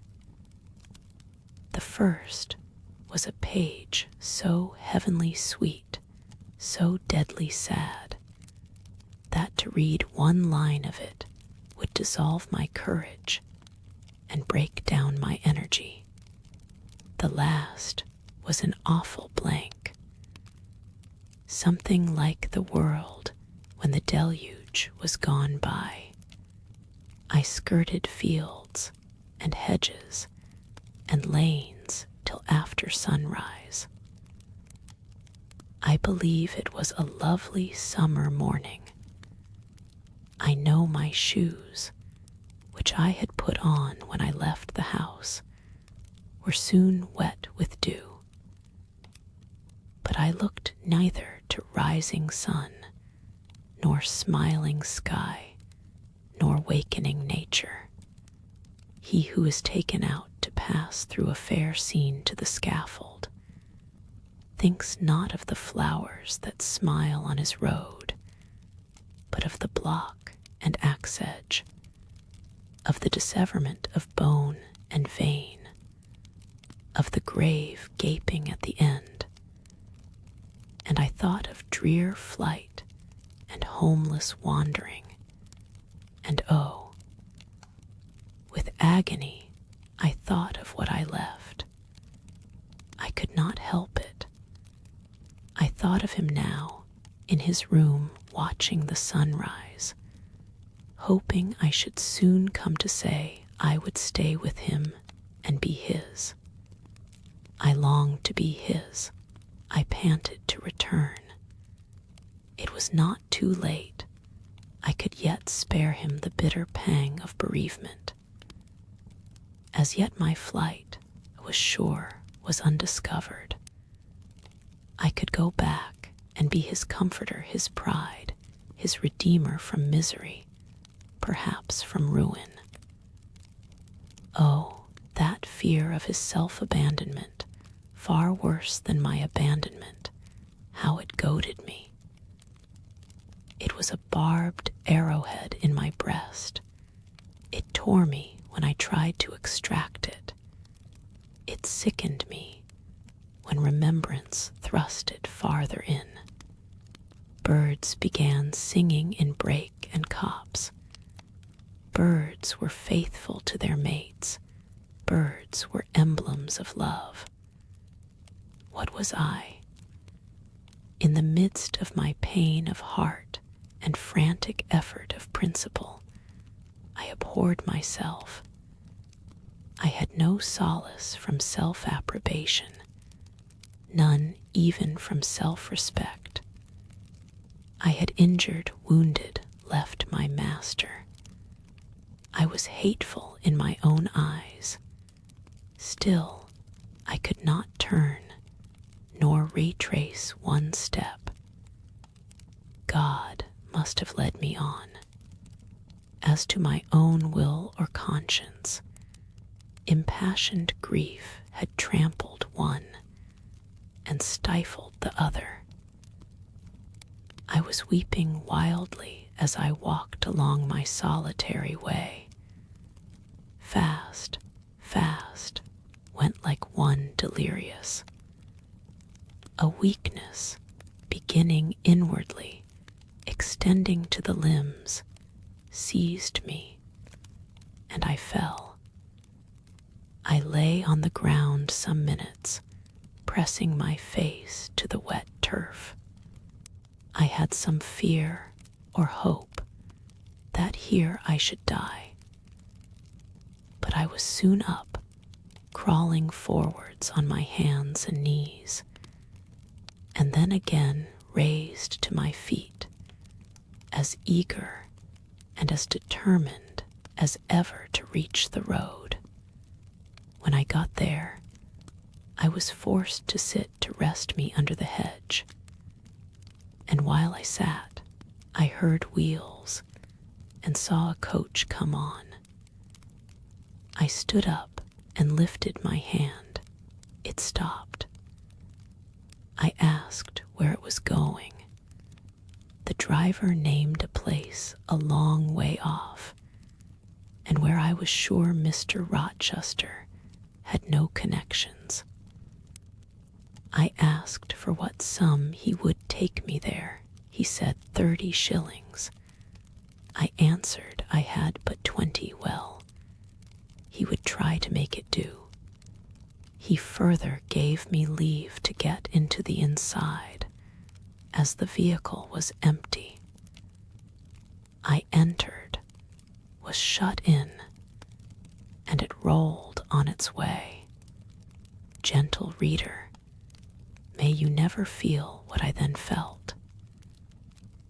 May your eyes never shed such stormy, scalding, heart-wrung tears as poured from mine. May you never appeal to heaven in prayers so hopeless and so agonized as in that hour left my lips. For never may you, like me, dread to be the instrument of evil to what you wholly love. Chapter XXVII. 2 days are past. It is a summer evening. The coachman has set me down at a place called Whitcross. He could take me no farther for the sum I had given, and I was not possessed of another shilling in the world. The coach is a mile off by this time. I am alone. At this moment, I discover that I forgot to take my parcel out of the pocket of the coach, where I had placed it for safety. There it remains. There it must remain. And now I am absolutely destitute. Whitcross is no town, nor even a hamlet.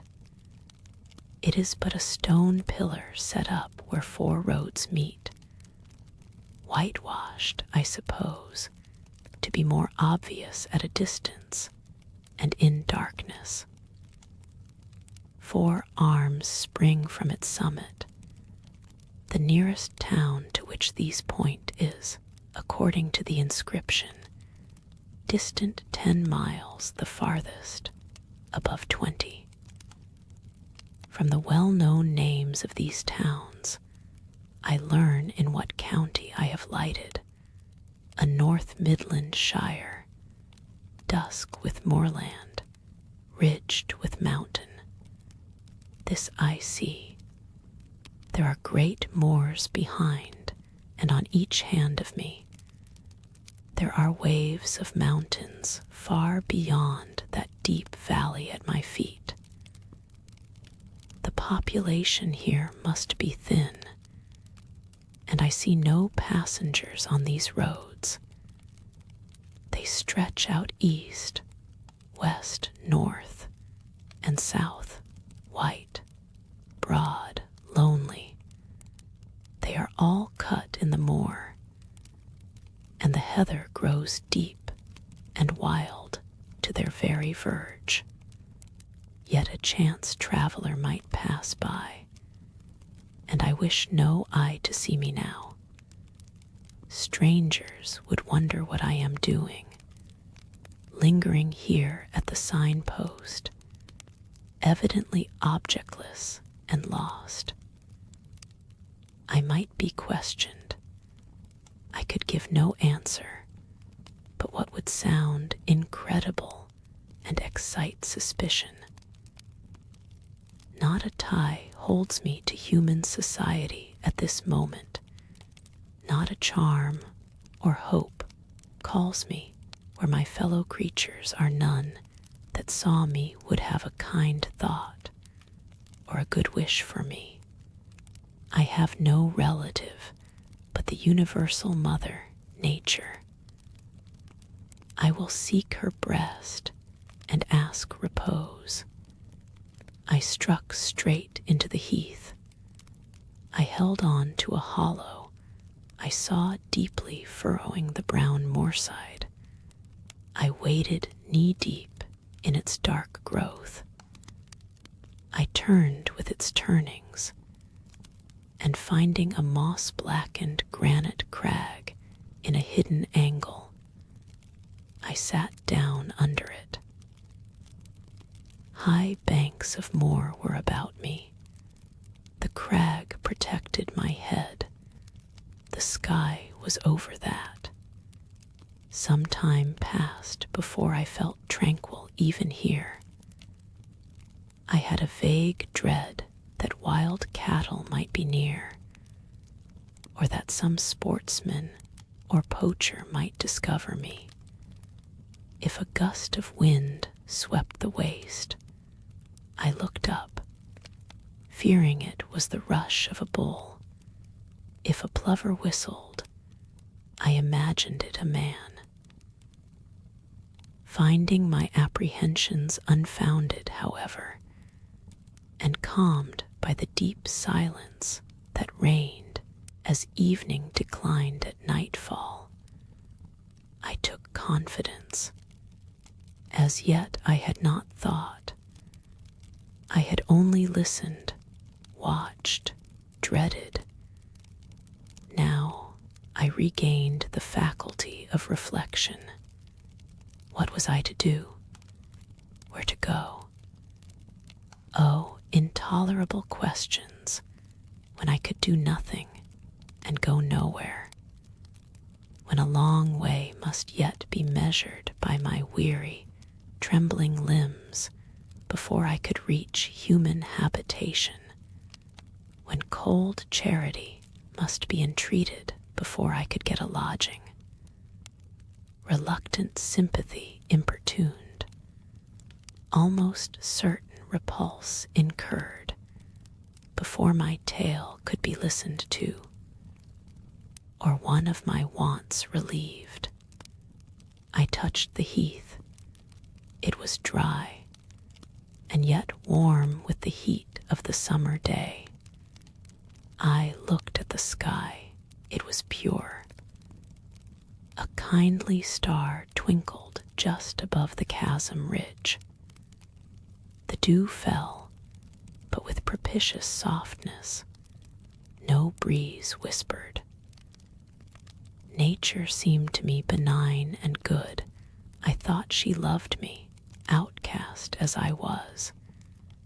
And I, who from man could anticipate only mistrust, rejection, insult, clung to her with filial fondness. Tonight, at least, I would be her guest, as I was her child. My mother would lodge me without money and without price. I had one morsel of bread yet, the remnant of a roll I had bought in a town we passed through at noon with a stray penny, my last coin. I saw ripe bilberries gleaming here and there like jet beads in the heath. I gathered a handful and ate them with the bread. My hunger, sharp before, was, if not satisfied, appeased by this hermit's meal. I said my evening prayers at its conclusion, and then chose my couch. Beside the crag the heath was very deep. When I lay down, my feet were buried in it, rising high on each side. It left only a narrow space for the night air to invade. I folded my shawl double and spread it over me for a coverlet. A low, mossy swell was my pillow. thus lodged, I was not, at least at the commencement of the night, cold. My rest might have been blissful enough, only a sad heart broke it. It plained of its gaping wounds, its inward bleeding, its riven cords. It trembled for Mr. Rochester and his doom. It bemoaned him with bitter pity. It demanded him with ceaseless longing. And impotent as a bird with both wings broken, it still quivered its shattered pinions in vain attempts to seek him. Worn out with this torture of thought, I rose to my knees. Night was come, and her planets were risen, a safe, still night, too serene for the companionship of fear. We know that God is everywhere, but certainly we feel his presence most when his works are on the grandest scale spread before us. And it is in the unclouded night sky, where his worlds wheel their silent course, that we read clearest his infinitude, his omnipotence, his omnipresence. I had risen to my knees to pray for Mr. Rochester. Looking up, I with tear-dimmed eyes saw the mighty Milky Way. Remembering what it was, what countless systems there swept space like a soft trace of light, I felt the might and strength of God. Sure was I of his efficiency to save what he had made.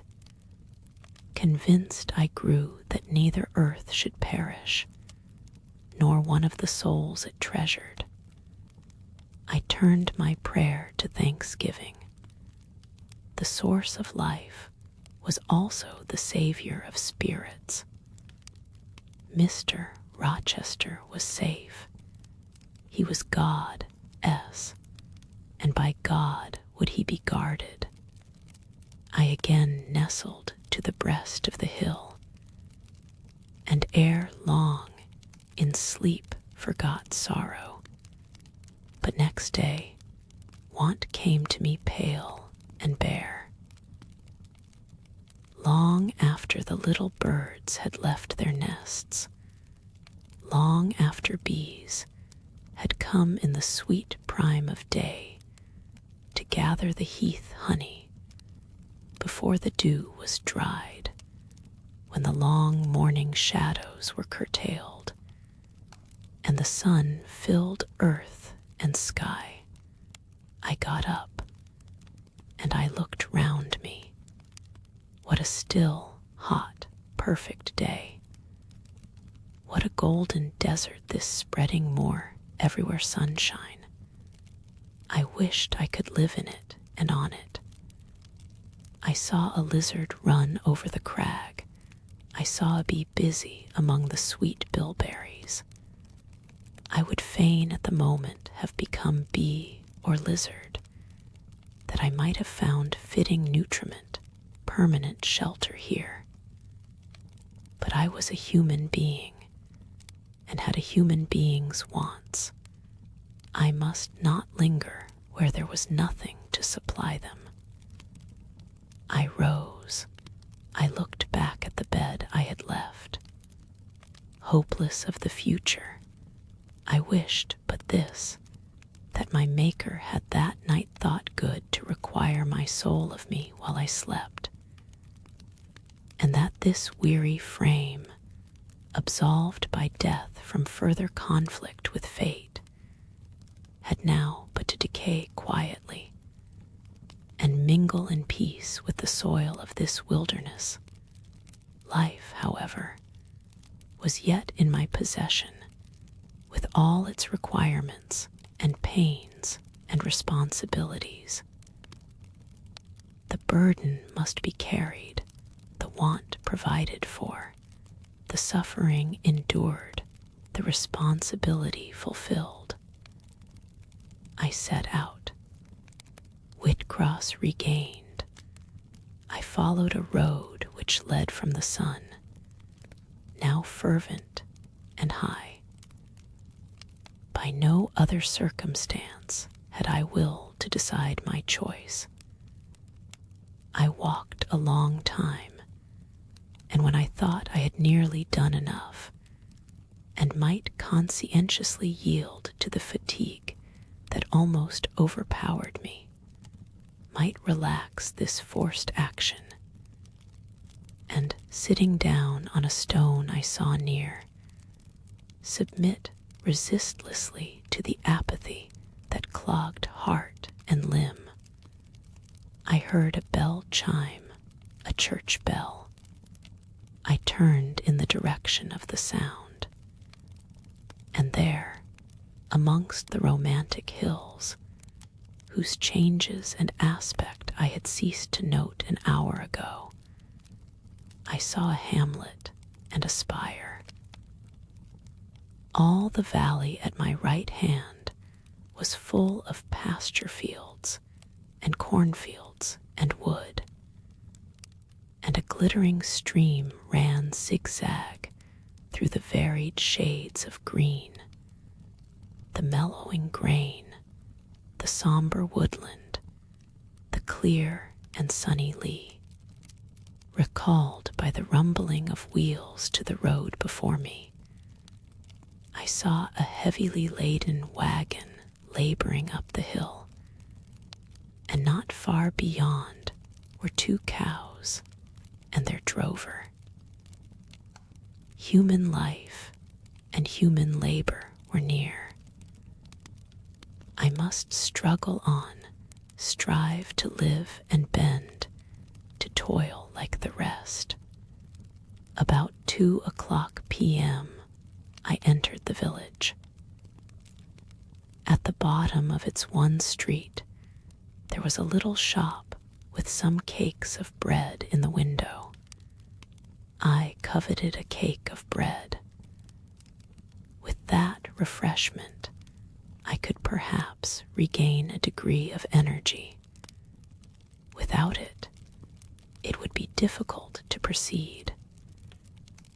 The wish to have some strength and some vigor returned to me as soon as I was amongst my fellow beings. I felt it would be degrading to faint with hunger on the causeway of a hamlet. Had I nothing about me I could offer in exchange for one of these rolls. I considered. I had a small silk handkerchief tied round my throat. I had my gloves. I could hardly tell how men and women in extremities of destitution proceeded. I did not know whether either of these articles would be accepted. Probably they would not, but I must try. I entered the shop. A woman was there. Seeing a respectably dressed person, a lady as she supposed, she came forward with civility.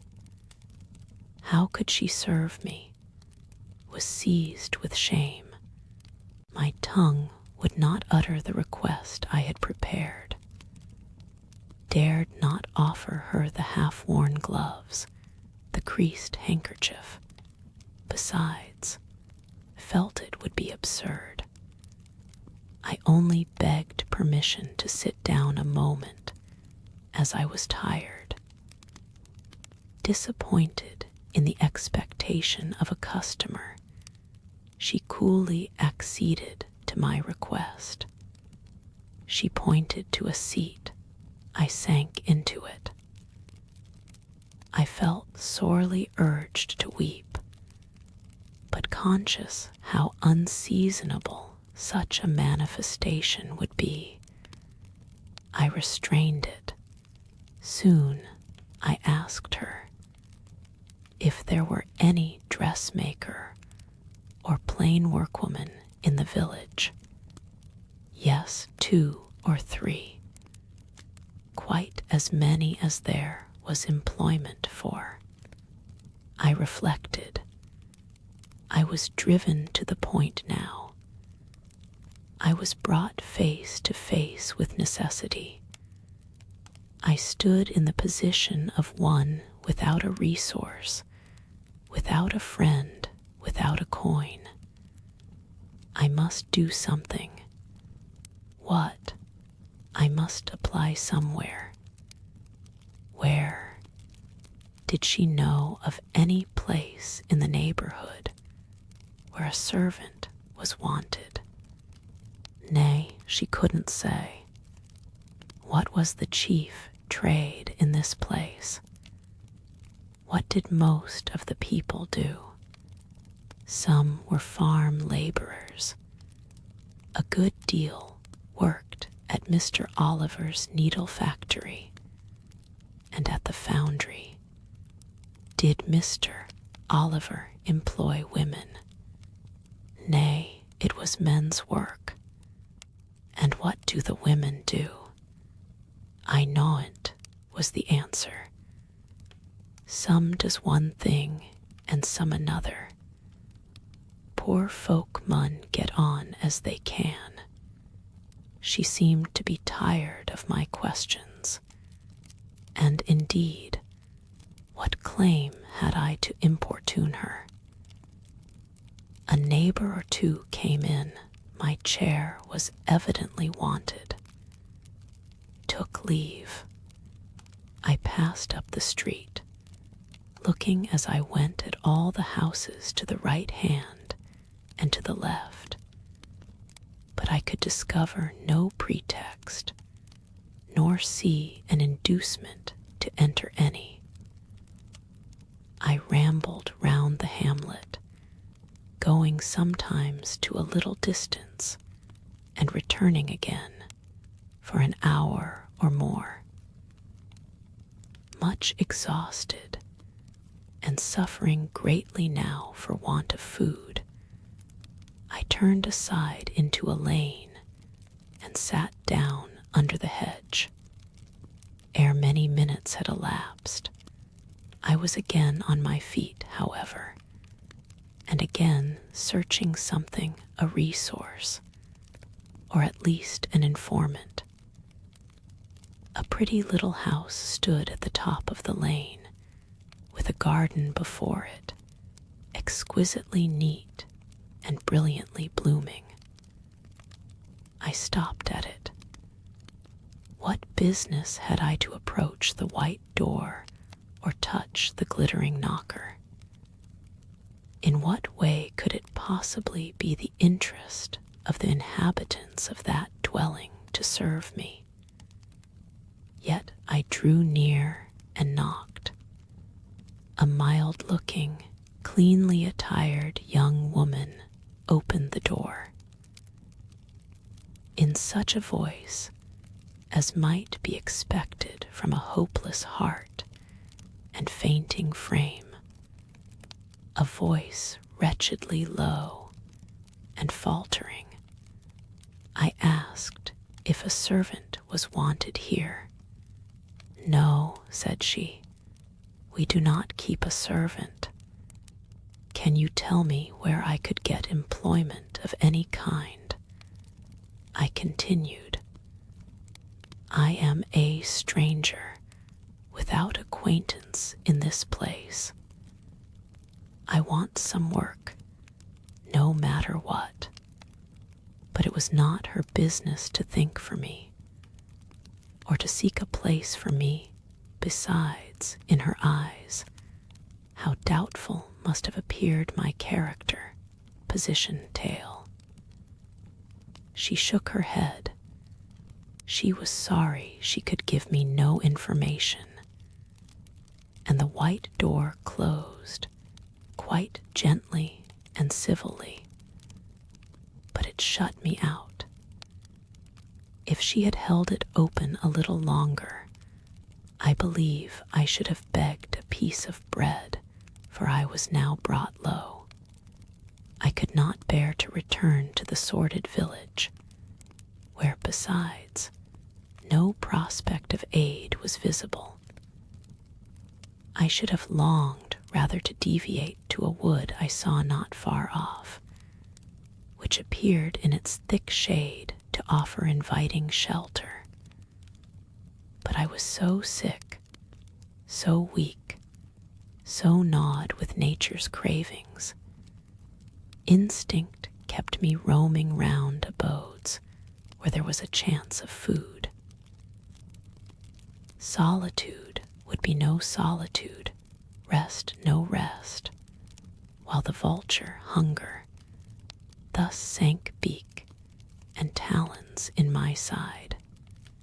I drew near houses, I left them, and came back again, and again I wandered away, always repelled by the consciousness of having no claim to ask, no right to expect interest in my isolated lot. Meantime, the afternoon advanced, while I thus wandered about like a lost and starving dog. In crossing a field, I saw the church spire before me. I hastened towards it. Near the churchyard, and in the middle of a garden, stood a well-built though small house, which I had no doubt was the parsonage. I remembered that strangers who arrive at a place where they have no friends, and who want employment, sometimes apply to the clergyman for introduction and aid. It is the clergyman's function to help, at least with advice, those who wish to help themselves. I seemed to have something like a right to seek counsel here. Renewing then my courage, and gathering my feeble remains of strength, I pushed on. I reached the house and knocked at the kitchen door. An old woman opened. I asked, was this the parsonage? Yes. Was the clergyman in? No. Would he be in soon? No, he was gone from home. To a distance, not so far, happened 3 mile. He had been called away by the sudden death of his father. He was at Marsh End now, and would very likely stay there a fortnight longer. Was there any lady of the house? Nay, there was naught but her, and she was housekeeper. And of her, reader, could not bear to ask the relief for want of which I was sinking. I could not yet beg, and again I crawled away.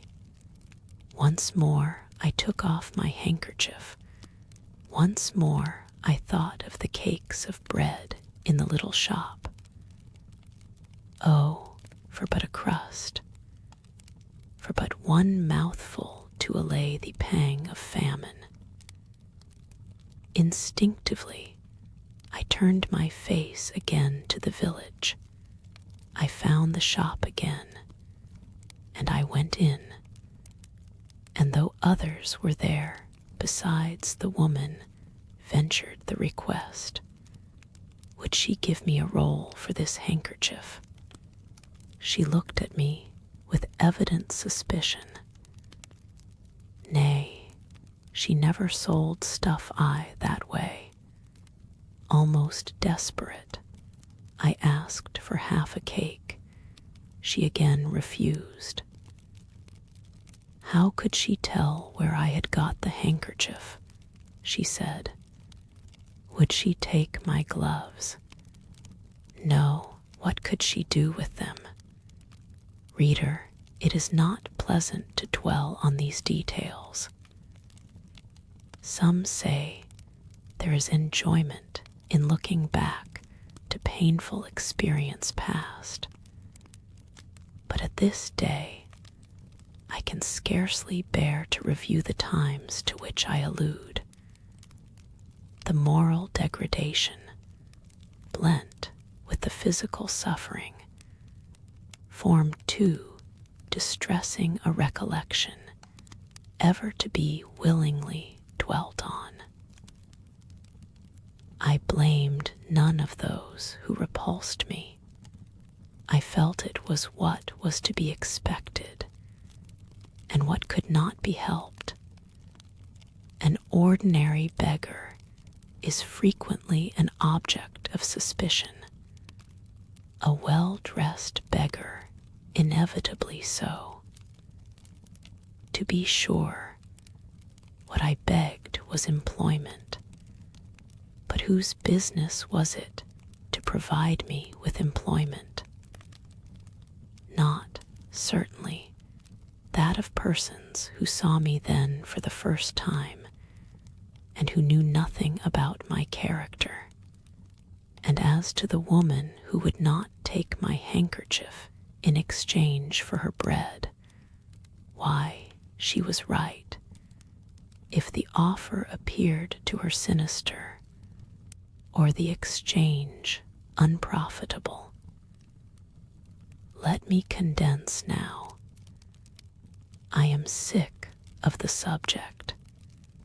A little before dark, I passed a farmhouse, at the open door of which the farmer was sitting, eating his supper of bread and cheese. I stopped and said, "Will you give me a piece of bread? For I am very hungry." He cast on me a glance of surprise, but without answering, he cut a thick slice from his loaf and gave it to me. I imagine he did not think I was a beggar, but only an eccentric sort of lady who had taken a fancy to his brown loaf. As soon as I was out of sight of his house, I sat down and ate it.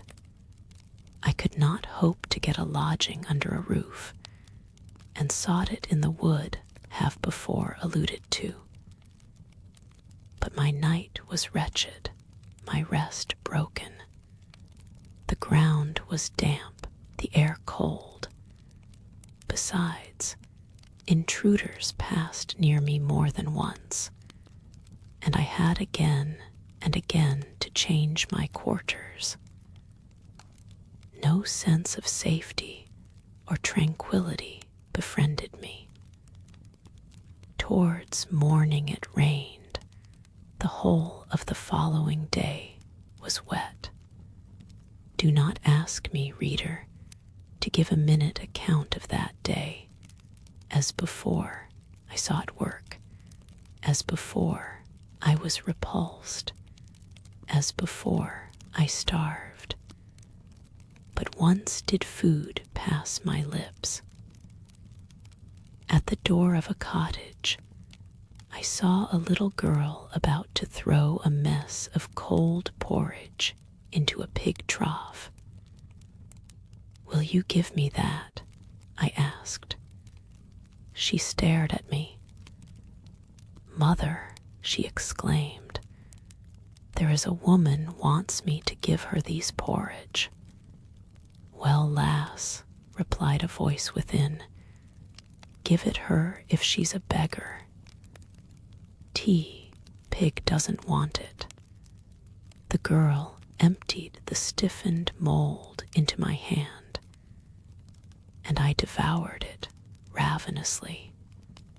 As the wet twilight deepened, I stopped in a solitary bridle path, which I had been pursuing an hour or more. "My strength is quite failing me," I said in a soliloquy. "I feel I cannot go much farther. Shall I be an outcast again this night? While the rain descends so, must I lay my head on the cold, drenched ground? I fear I cannot do otherwise, for who will receive me? But it will be very dreadful, with this feeling of hunger, faintness, chill, and this sense of desolation, this total prostration of hope. In all likelihood, though, I should die before morning.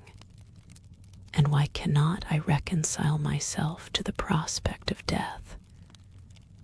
Why do I struggle to retain a valueless life? Because I know or believe Mr. Rochester is living. And then, to die of want and cold is a fate to which nature cannot submit passively. O Providence, sustain me a little longer. Aid, direct me. My glazed eye wandered over the dim and misty landscape. I saw I had strayed far from the village. It was quite out of sight. The very cultivation surrounding it had disappeared. I had, by crossways and bypaths, once more drawn near the tract of moorland, and now only a few fields, almost as wild and unproductive as the heath from which they were scarcely reclaimed, lay between me and the dusky hill. Well, I would rather die yonder than in a street or on a frequented road, reflected. And far better that crows and ravens, if any ravens there be in these regions, should pick my flesh from my bones, than that they should be prisoned in a workhouse, coffin and moulder in a pauper's grave.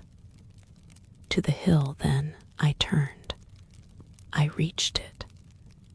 It remained now only to find a hollow where I could lie down and feel at least hidden, if not secure. But all the surface of the waste looked level. It showed no variation, but of tint green, where rush and moss overgrew the marshes, black, where the dry soil bore only heath.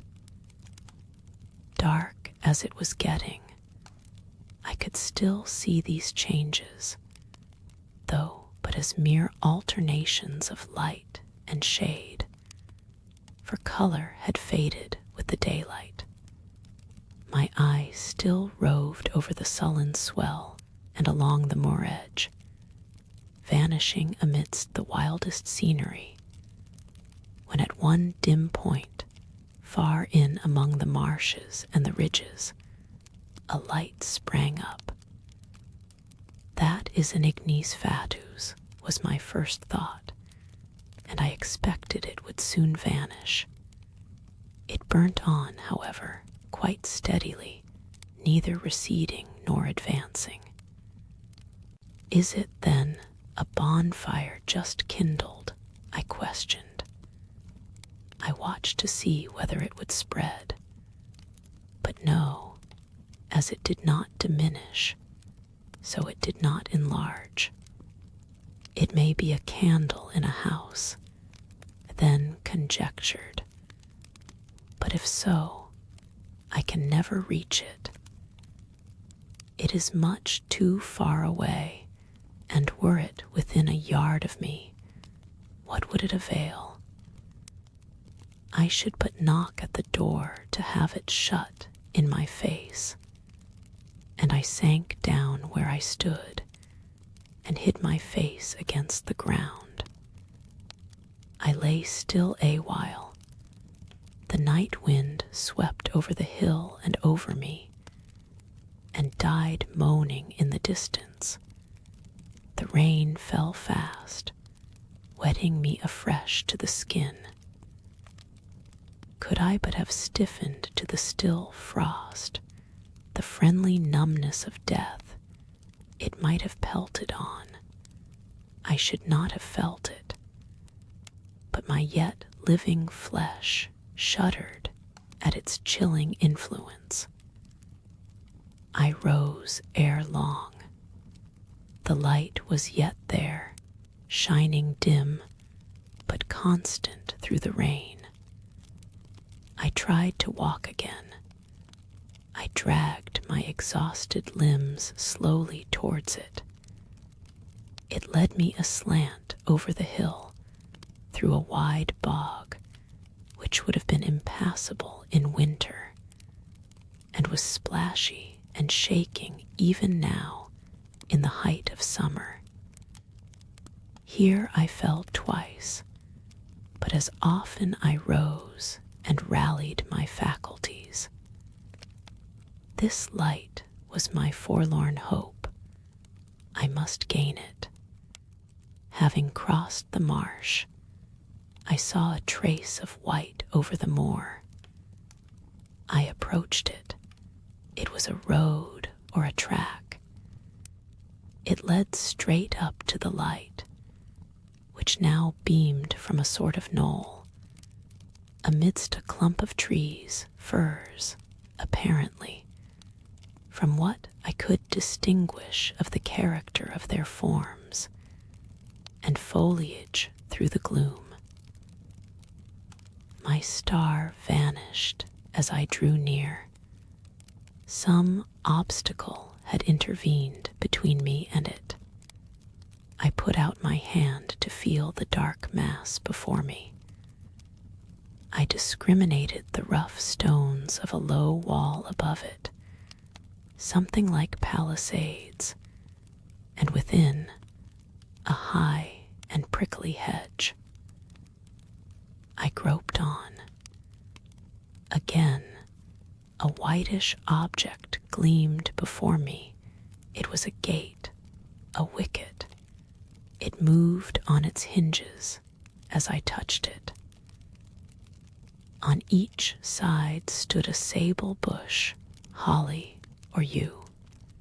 Entering the gate and passing the shrubs, the silhouette of a house rose to view, black, low, and rather long.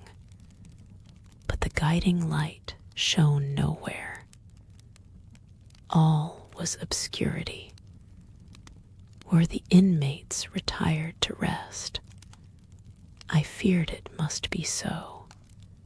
In seeking the door, I turned an angle. There shot out the friendly gleam again from the lozenged panes of a very small latticed window within a foot of the ground, made still smaller by the growth of ivy or some other creeping plant, whose leaves clustered thick over the portion of the house wall in which it was set.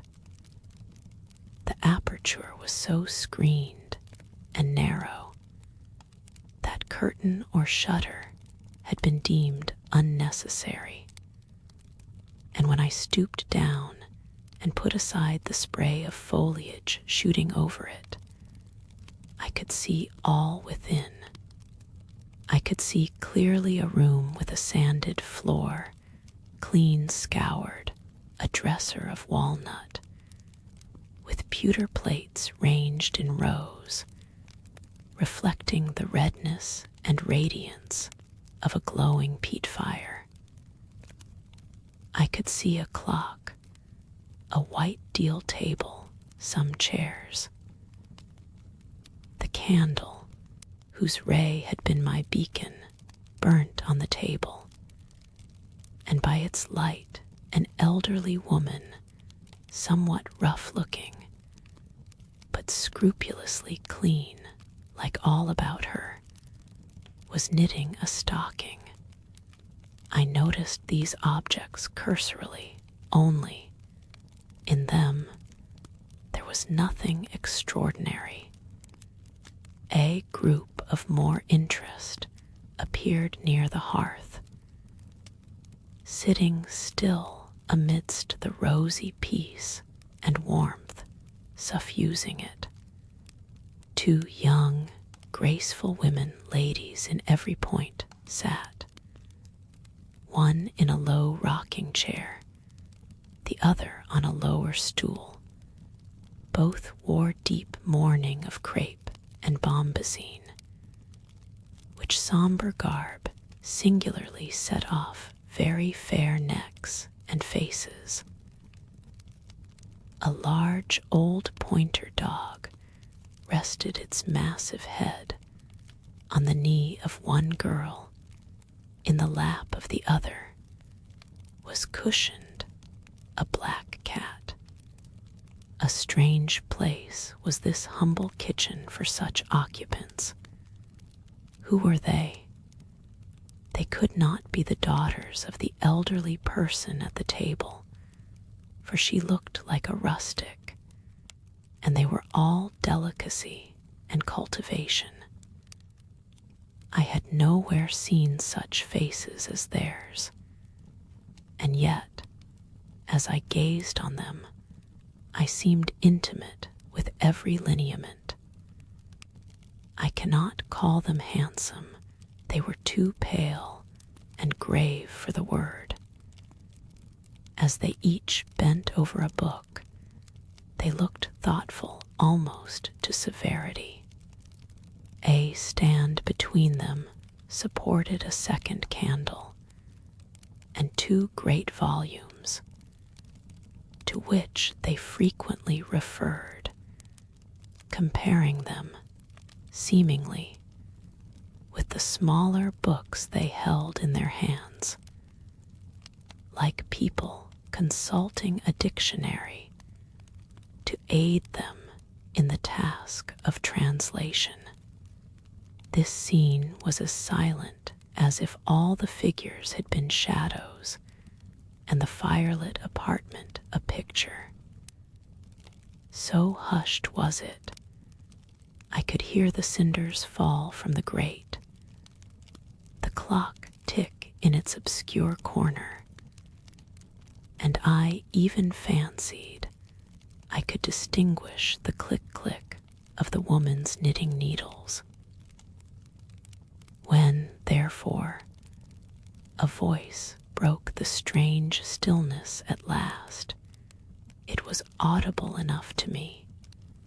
"Listen, Diana," said one of the absorbed students.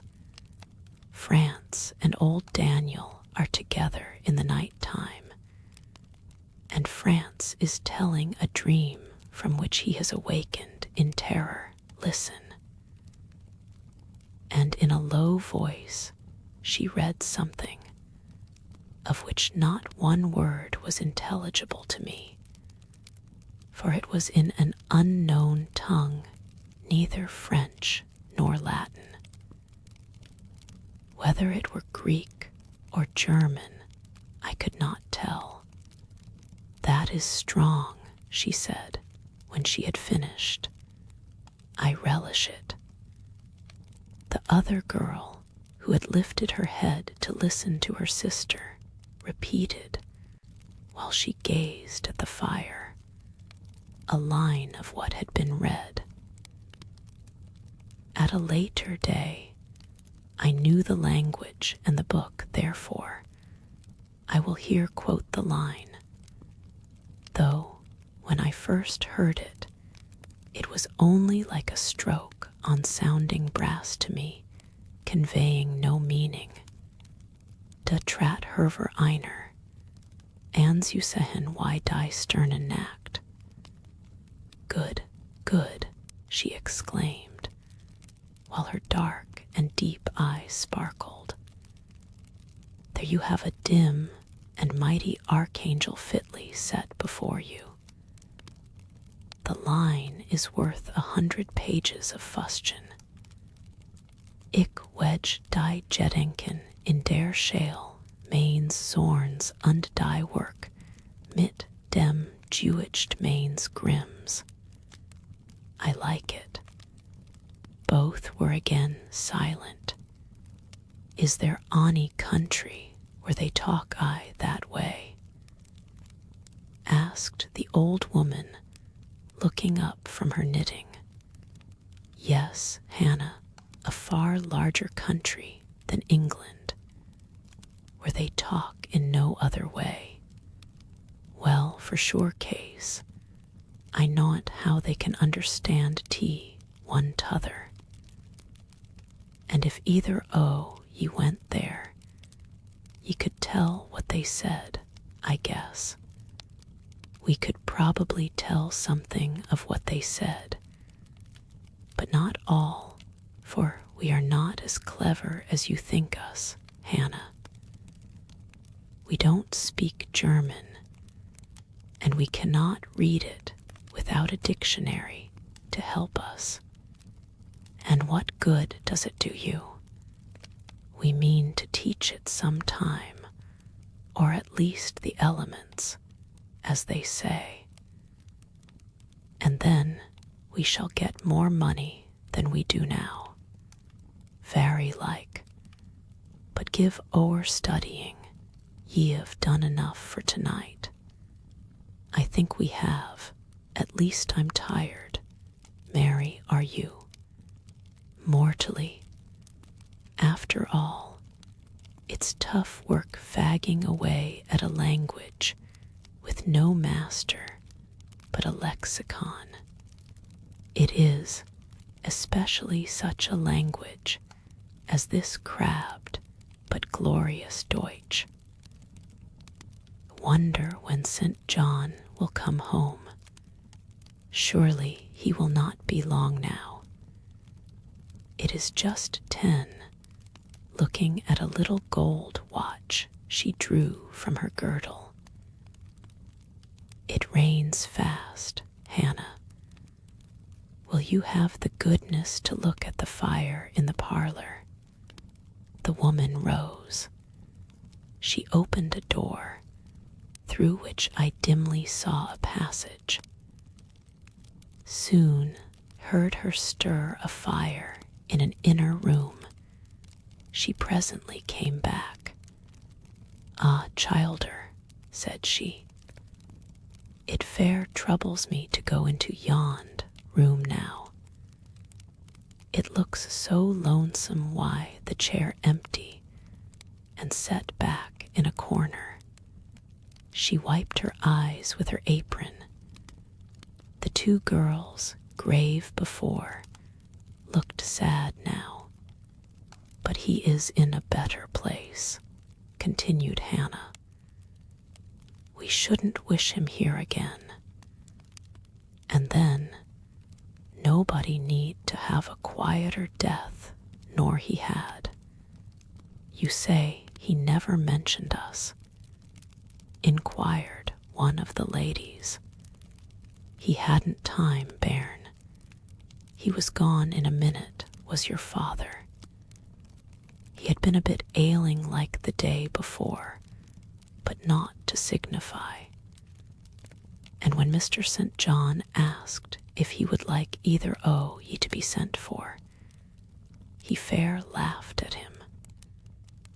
He began again with a bit of a heaviness in his head the next day, that is, a fortnight sin, and he went to sleep and never wakened.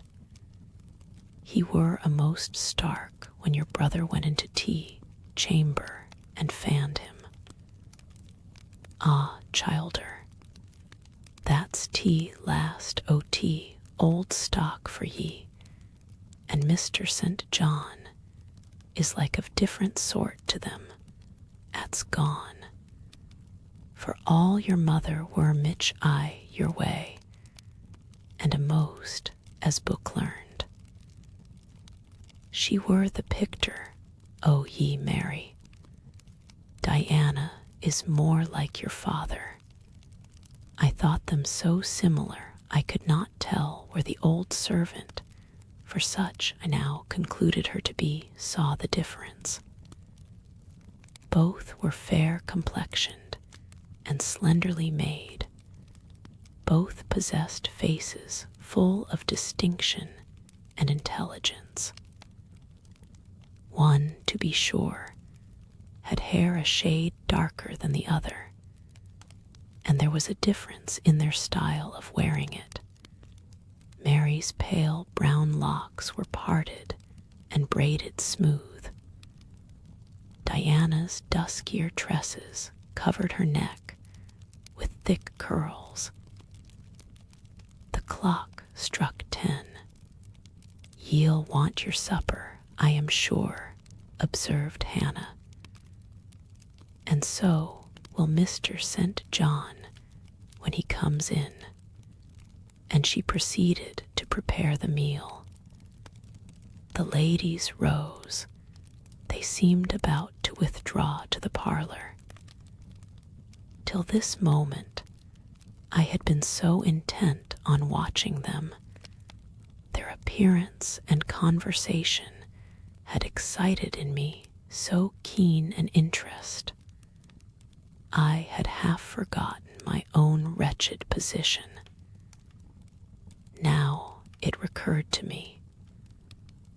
More desolate, more desperate than ever, it seemed from contrast.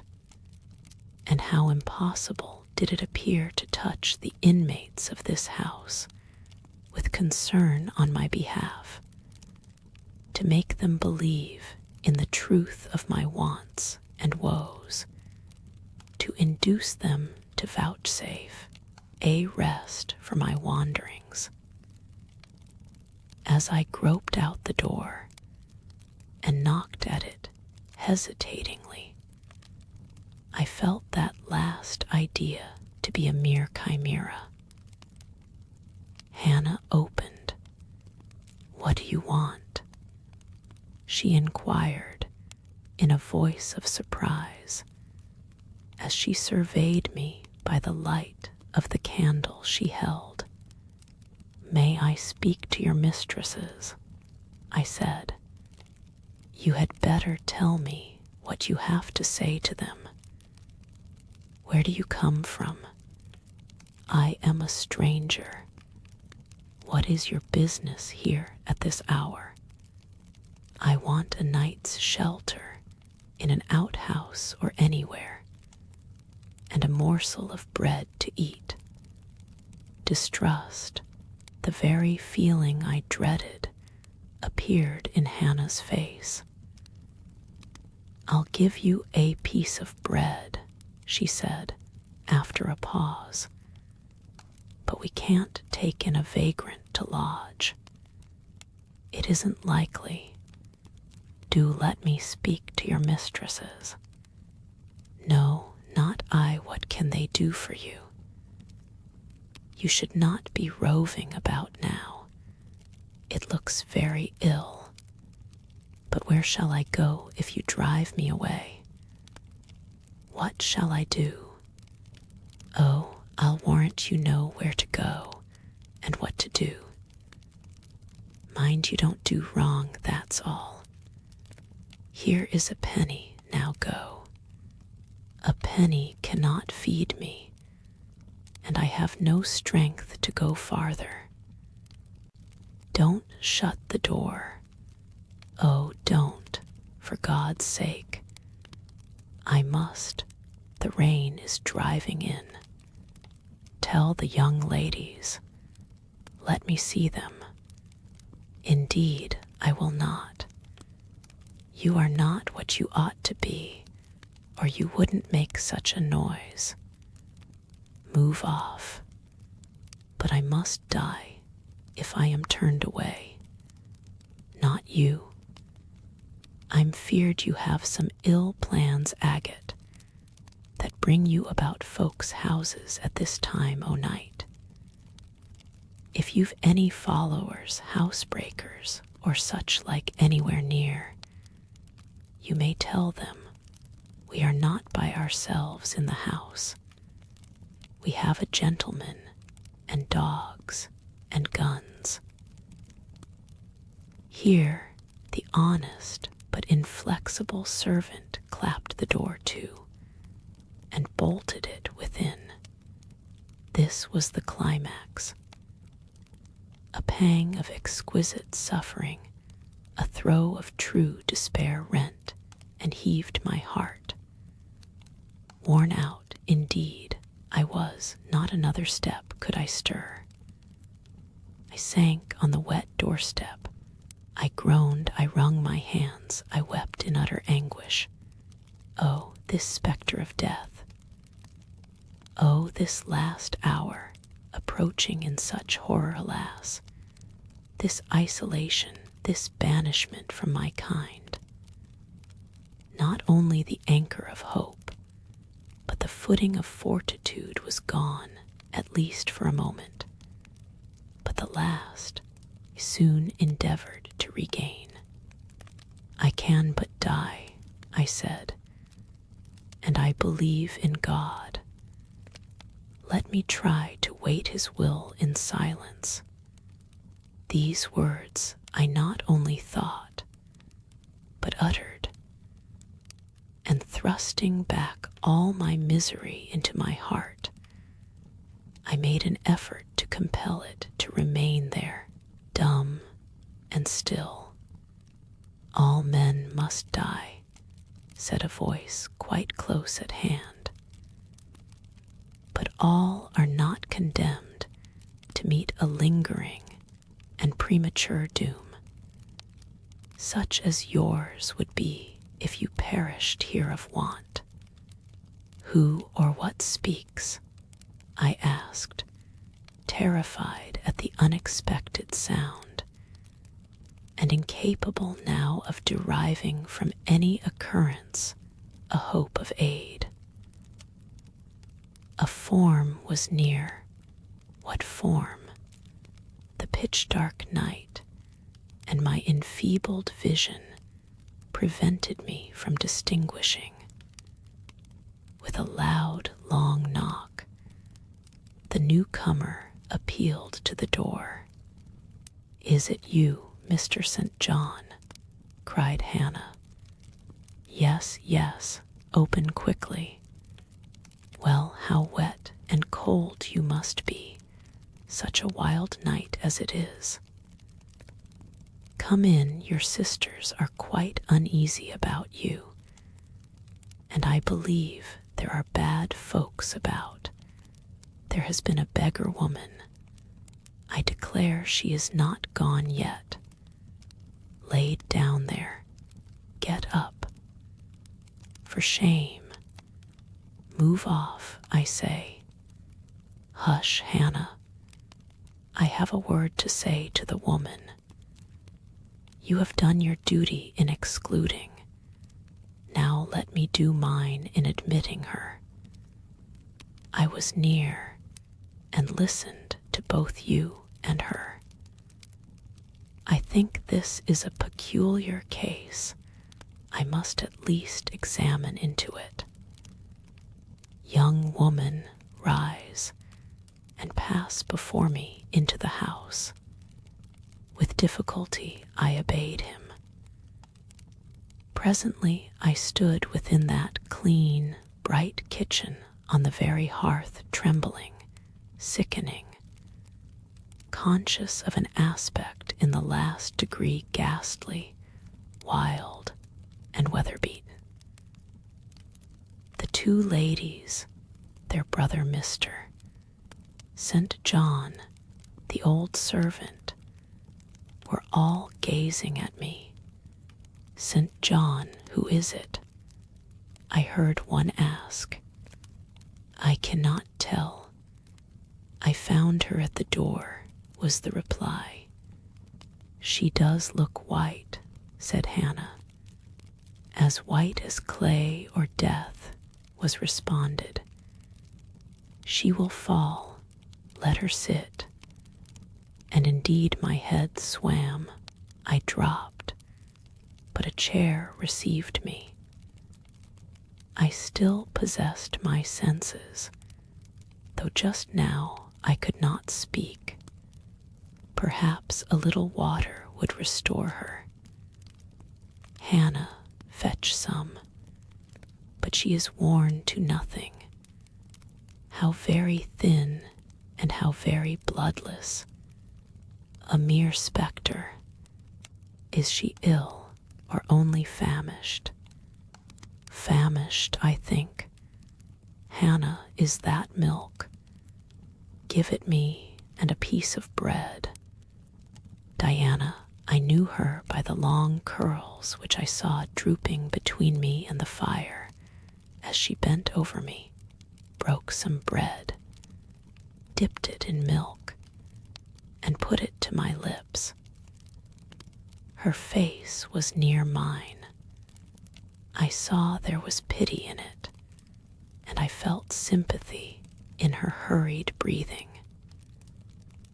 In her simple words, too, the same balm-like emotion spoke. Try to eat. Yes, try, repeated Mary gently, and Mary's hand removed my sodden bonnet and lifted my head. I tasted what they offered me, feebly at first, eagerly soon. Not too much at first, restrain her, said the brother. She has had enough. And he withdrew the cup of milk and the plate of bread. A little more. St. John, look at the avidity in her eyes. No more at present, sister. Try if she can speak now. Ask her her name. I felt I could speak, and I answered, my name is Jane Elliot. Anxious as ever to avoid discovery, I had before resolved to assume an alias. And where do you live? Where are your friends? I was silent. Can we send for anyone you know? I shook my head. What account can you give of yourself? Somehow, now that I had once crossed the threshold of this house, and once was brought face to face with its owners, I felt no longer outcast, vagrant, and disowned by the wide world. I dared to put off the mendicant, to resume my natural manner and character. I began once more to know myself, and when Mr. St. John demanded an account, which at present I was far too weak to render, I said, after a brief pause, Sir, I can give you no details tonight. But what then, said he, do you expect me to do for you? Nothing, I replied. My strength sufficed for but short answers. Diana took the word.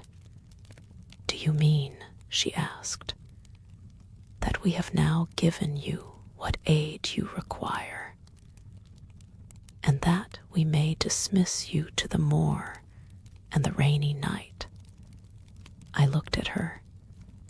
She had, I thought, a remarkable countenance, instinct both with power and goodness. I took sudden courage.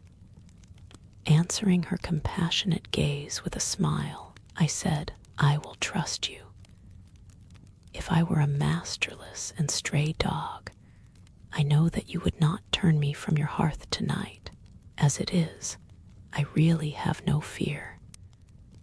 Do with me and for me as you like, but excuse me from much discourse.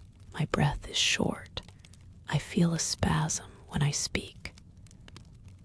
All three surveyed me, and all three were silent. Hannah, said Mr. St. John at last, let her sit there at present, and ask her no questions. In 10 minutes more, give her the remainder of that milk and bread. Mary and Diana, let us go into the parlor and talk the matter over. They withdrew. Very soon one of the ladies returned, I could not tell which. A kind of pleasant stupor was stealing over me as I sat by the genial fire. In an undertone, she gave some directions to Hannah. Ere long, with the servant's aid, I contrived to mount a staircase. My dripping clothes were removed. Soon a warm, dry bed received me. I thanked God, experienced amidst unutterable exhaustion a glow of grateful joy, and slept. Chapter XXIX. The recollection of about 3 days and nights succeeding this is very dim in my mind. I can recall some sensations felt in that interval, but few thoughts framed, and no actions performed. I knew I was in a small room and in a narrow bed. To that bed I seemed to have grown. I lay on it motionless as a stone, and to have torn me from it would have been almost to kill me. I took no note of the lapse of time, of the change from morning to noon, from noon to evening. Observed when anyone entered or left the apartment. I could even tell who they were. I could understand what was said when the speaker stood near to me. But I could not answer. To open my lips or move my limbs was equally impossible. Hannah, the servant, was my most frequent visitor. Her coming disturbed me. Had a feeling that she wished me away, that she did not understand me or my circumstances, that she was prejudiced against me. Diana and Mary appeared in the chamber once or twice a day. They would whisper sentences of this sort at my bedside. It is very well we took her in. Yes, she would certainly have been found dead at the door in the morning, had she been left out all night. I wonder what she has gone through. Strange hardships. I imagine poor, emaciated, pallid wanderer. She is not an uneducated person, I should think. By her manner of speaking, her accent was quite pure, and the clothes she took off, though splashed and wet, were little worn and fine. She has a peculiar face, fleshless and haggard as it is. I rather like it, and when in good health and animated, I can fancy her physiognomy would be agreeable. Never once in their dialogues did I hear a syllable of regret at the hospitality they had extended to me, or of suspicion of, or aversion to myself. I was comforted. Mr. St. John came but once. He looked at me and said my state of lethargy was the result of reaction from excessive and protracted fatigue. He pronounced it needless to send for a doctor. Nature, he was sure, would manage best, left to herself. He said every nerve had been overstrained in some way, and the whole system must sleep torpid a while. There was no disease. He imagined my recovery would be rapid enough when once commenced. These opinions he delivered in a few words, in a quiet, low voice, and added, after a pause, in the tone of a man little accustomed to expansive comment, rather an unusual physiognomy, certainly, not indicative of vulgarity or degradation. Far otherwise, responded Diana. To speak truth, St. John, my heart rather warms to the poor little soul. I wish we may be able to benefit her permanently. That is hardly likely, was the reply. You will find she is some young lady who has had a misunderstanding with her friends and has probably injudiciously left them. We may, perhaps, succeed in restoring her to them if she is not obstinate, but I trace lines of force in her face which make me skeptical of her tractability. He stood considering me some minutes, then added, She looks sensible, but not at all handsome. She is so ill, St. John.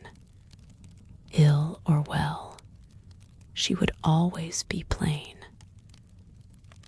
The grace and harmony of beauty are quite wanting in those features. On the third day I was better. On the fourth I could speak, move, rise in bed and turn. Hannah had brought me some gruel and dry toast, about, as I supposed, the dinner hour. I had eaten with relish. The food was good, void of the feverish flavor which had hitherto poisoned what I had swallowed. When she left me, I felt comparatively strong and revived. Ere long satiety of repose and desire for action stirred me. I wished to rise, but what could I put on? Only my damp and bemired apparel, in which I had slept on the ground and fallen in the marsh. I felt ashamed to appear before my benefactors so clad. I was spared the humiliation. On a chair by the bedside were all my own things, clean and dry. My black silk frock hung against the wall. The traces of the bog were removed from it, the creases left by the wet smoothed out. It was quite decent. My very shoes and stockings were purified and rendered presentable. There were the means of washing in the room, and a comb and brush to smooth my hair. After a weary process, and resting every 5 minutes, I succeeded in dressing myself.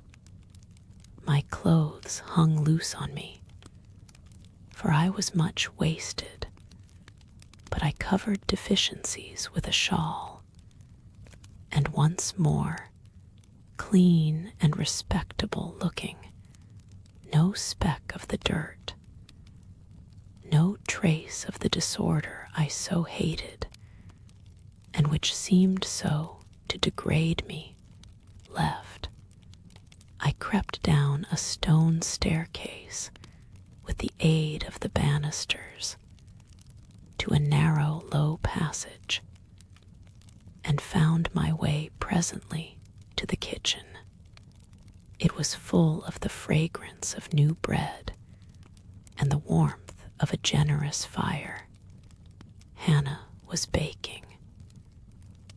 Prejudices, it is well known, are most difficult to eradicate from the heart, whose soil has never been loosened or fertilized by education.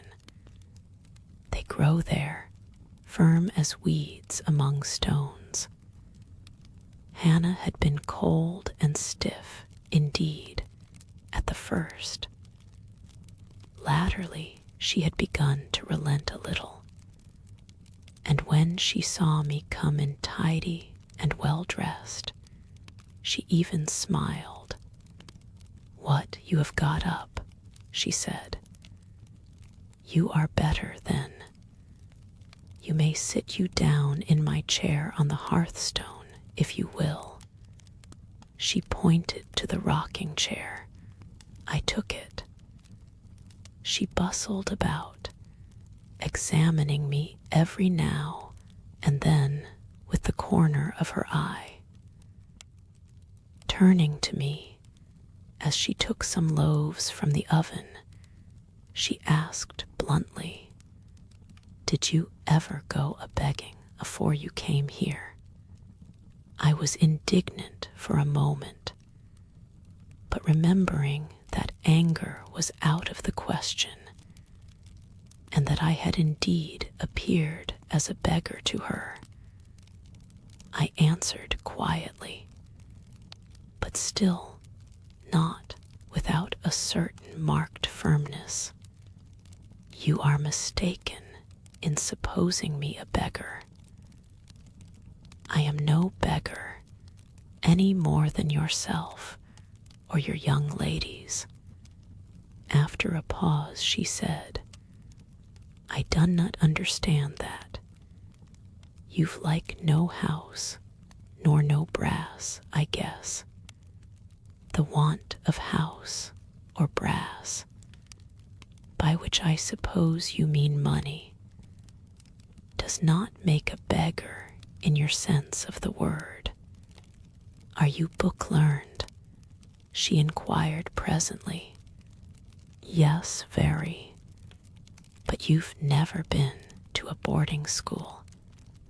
"I was at a boarding school 8 years. She opened her eyes wide. "Whatever cannot ye keep yourself for then? I have kept myself, and, I trust, shall keep myself again." "What are you going to do with these gooseberries?" I inquired, as she brought out a basket of the fruit. "Mak' 'em into pies. Give them to me, and I'll pick them." "Nay, I done not want ye to do naught. But I must do something. Let me have them."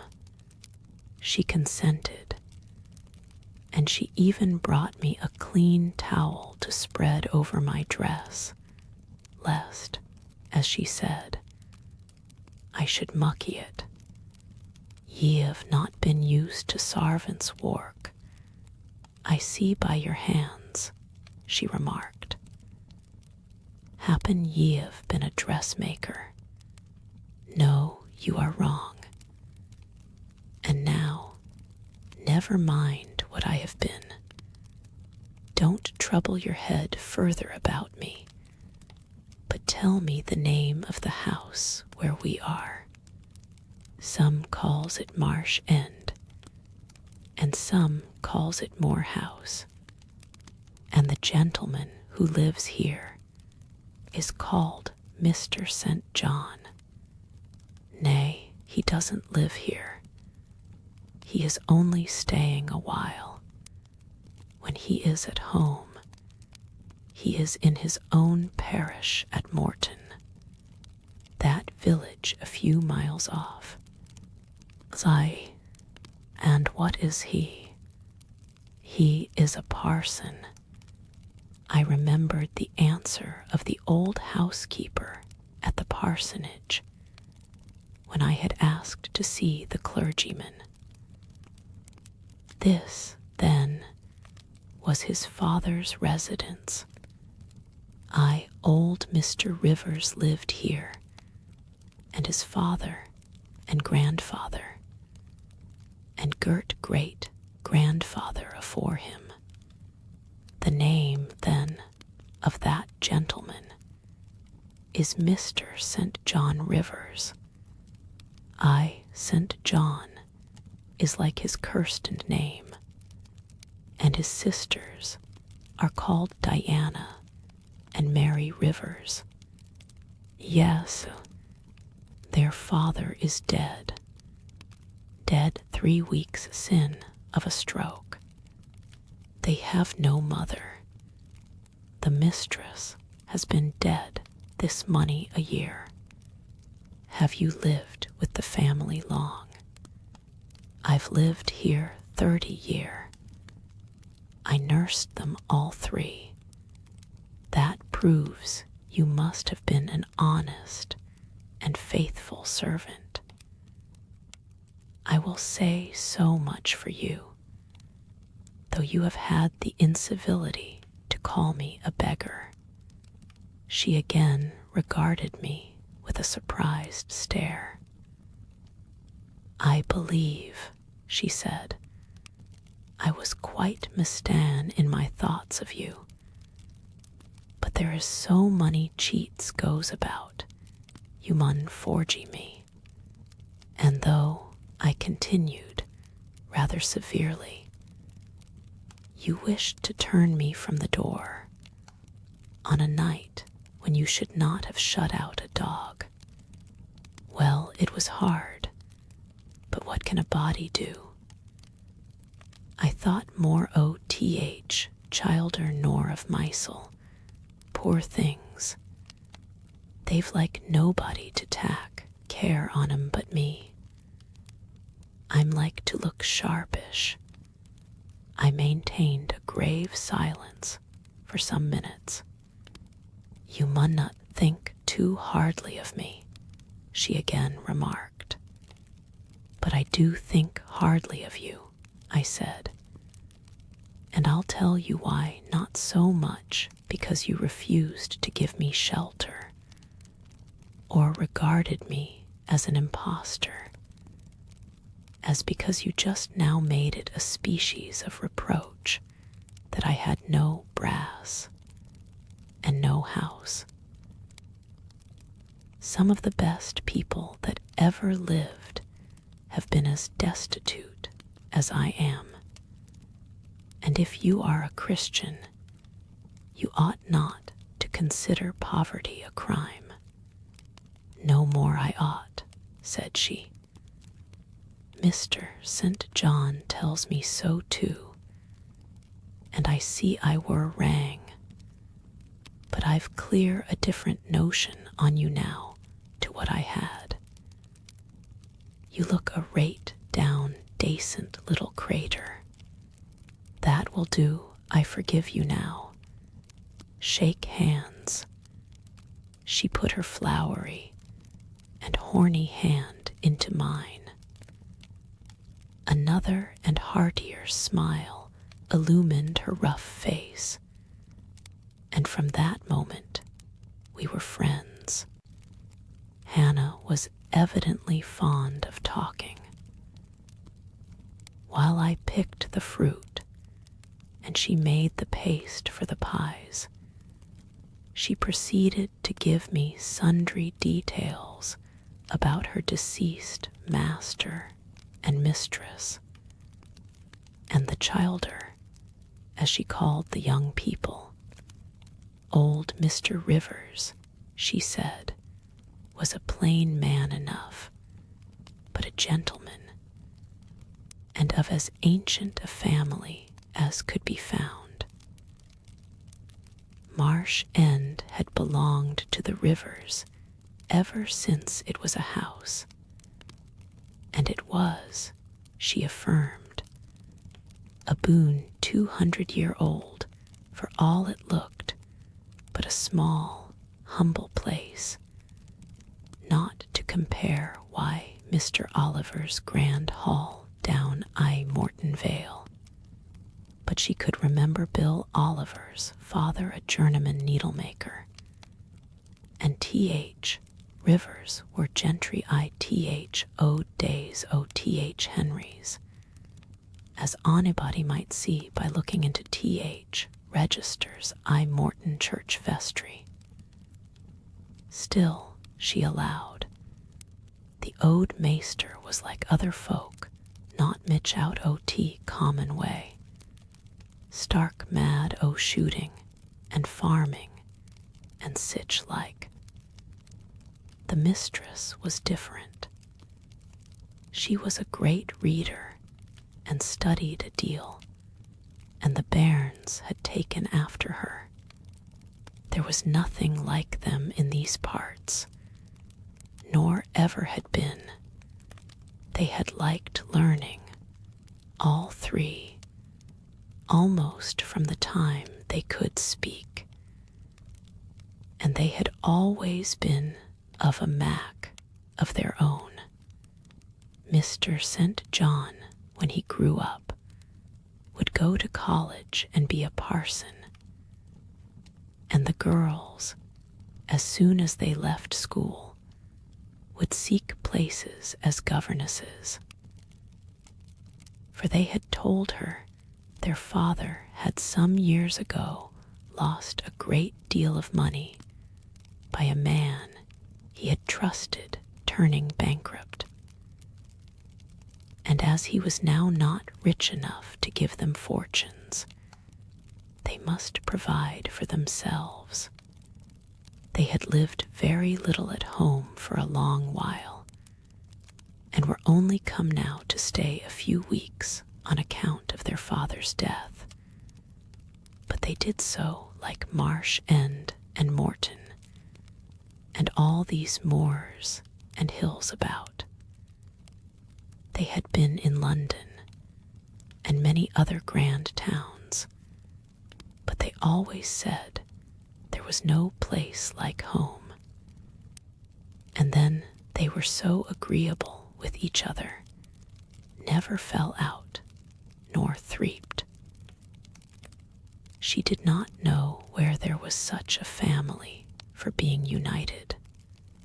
Having finished my task of gooseberry picking, I asked where the two ladies and their brother were now, gone over to Morton for a walk, but they would be back in half an hour to tea.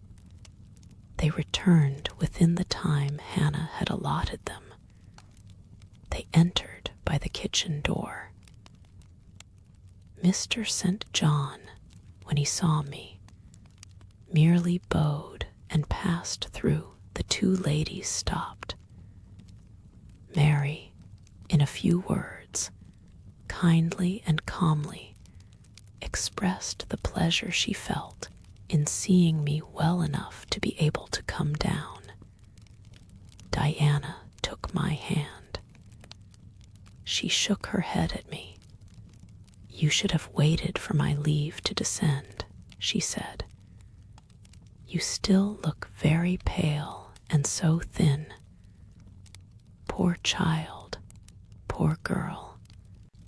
Diana had a voice toned to my ear like the cooing of a dove. She possessed eyes whose gaze I delighted to encounter. Her whole face seemed to me full of charm. Mary's countenance was equally intelligent, her features equally pretty, but her expression was more reserved, and her manners, though gentle, more distant. Diana looked and spoke with a certain authority. She had a will, evidently.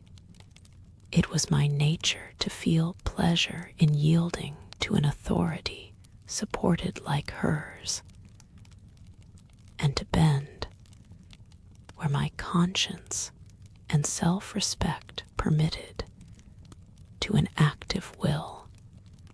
"And what business have you here?" she continued. "It is not your place. Mary and I sit in the kitchen sometimes, because at home we like to be free, even to license. But you are a visitor, and must go into the parlor. I am very well here."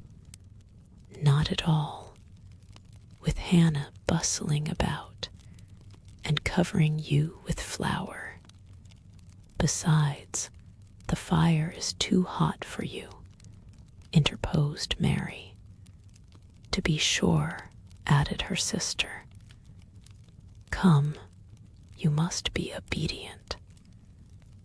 And still holding my hand, she made me rise and led me into the inner room. Sit there, she said, placing me on the sofa, while we take our things off and get the tea ready.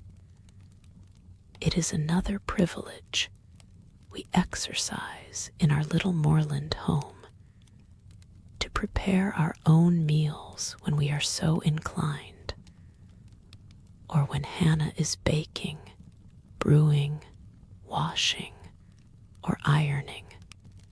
She closed the door, leaving me solace with Mr. St. John, who sat opposite, a book or newspaper in his hand. I examined first the parlor and then its occupant. The parlor was rather a small room, very plainly furnished, yet comfortable because clean and neat. The old-fashioned chairs were very bright, and the walnut wood table was like a looking-glass. A few strange, antique portraits of the men and women of other days decorated the stained walls. A cupboard with glass doors contained some books, and an ancient set of china. There was no superfluous ornament in the room, not one modern piece of furniture, save a brace of workboxes and a lady's desk in rosewood, which stood on a side table. Everything, including the carpet and curtains, looked at once well worn and well saved. Mr. St. John, sitting as still as one of the dusty pictures on the walls, keeping his eyes fixed on the page he perused, and his lips mutely sealed, was easy enough to examine. Had he been a statue instead of a man, he could not have been easier. He was young, perhaps from 28 to 30, tall, slender. His face riveted the eye.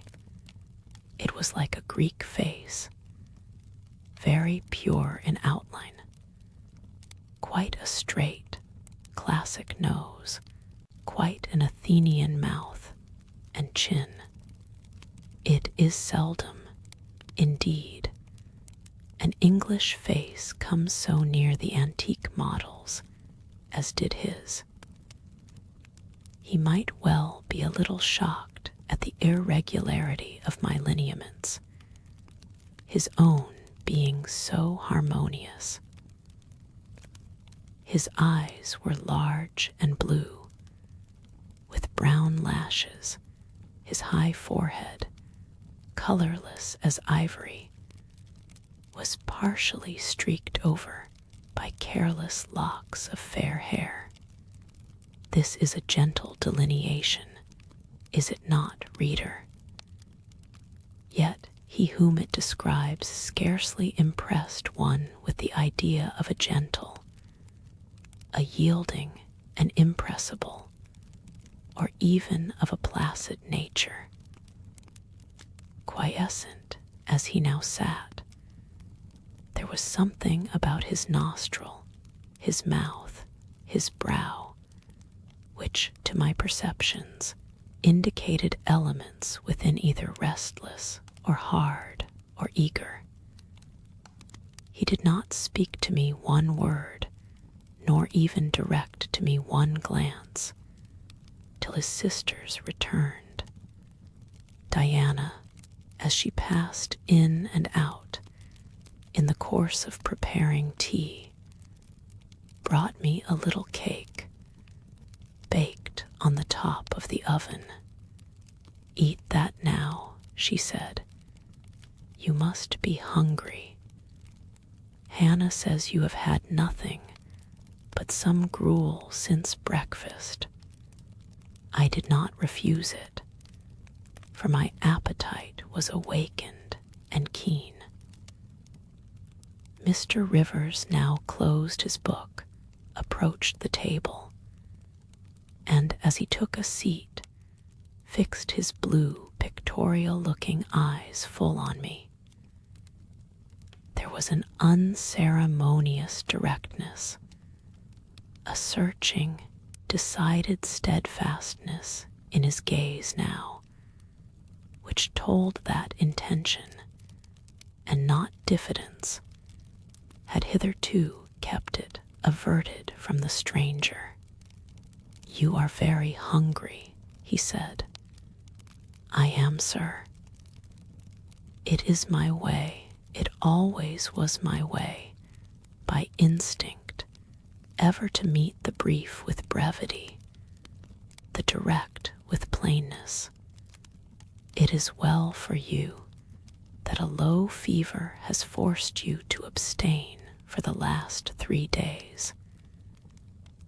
There would have been danger in yielding to the cravings of your appetite at first.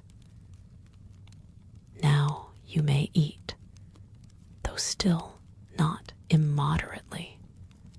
I trust I shall not eat long at your expense, sir," was my very clumsily contrived, unpolished answer. "No," he said coolly. "When you have indicated to us the residence of your friends, we can write to them, and you may be restored to home. That, I must plainly tell you, is out of my power to do. Being absolutely without home and friends." The 3 looked at me, but not distrustfully. I felt there was no suspicion in their glances. There was more of curiosity. I speak particularly of the young ladies. St. John's eyes, though clear enough in a literal sense, in a figurative one, were difficult to fathom. He seemed to use them rather as instruments to search other people's thoughts than as agents to reveal his own, the which combination of keenness and reserve was considerably more calculated to embarrass than to encourage. "Do you mean to say," he asked, "that you are completely isolated from every connection?" "I do. Not a tie links me to any living thing. Not a claim do I possess to admittance under any roof in England. A most singular position at your age." Here I saw his glance directed to my hands, which were folded on the table before me. I wondered what he sought there. His words soon explained the quest. "You have never been married. You are a spinster." Diana laughed. "Why, she can't be above 17 or 18 years old, St. John," said she. "I am near 19, but I am not married. No."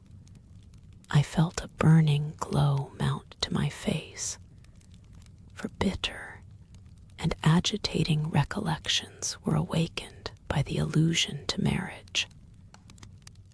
They all saw the embarrassment and the emotion. Diana and Mary relieved me by turning their eyes elsewhere than to my crimsoned visage. But the colder and sterner brother continued to gaze, till the trouble he had excited forced out tears as well as color. "Where did you last reside?" he now asked. "You are too inquisitive, St. John," murmured Mary in a low voice. But he leaned over the table and required an answer by a second firm and piercing look.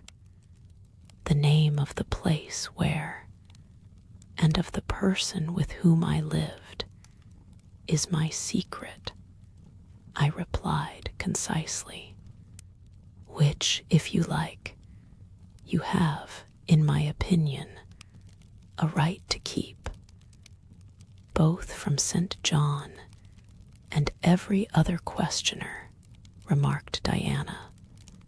"Yet if I know nothing about you or your history, I cannot help you," he said. "And you need help, do you not?"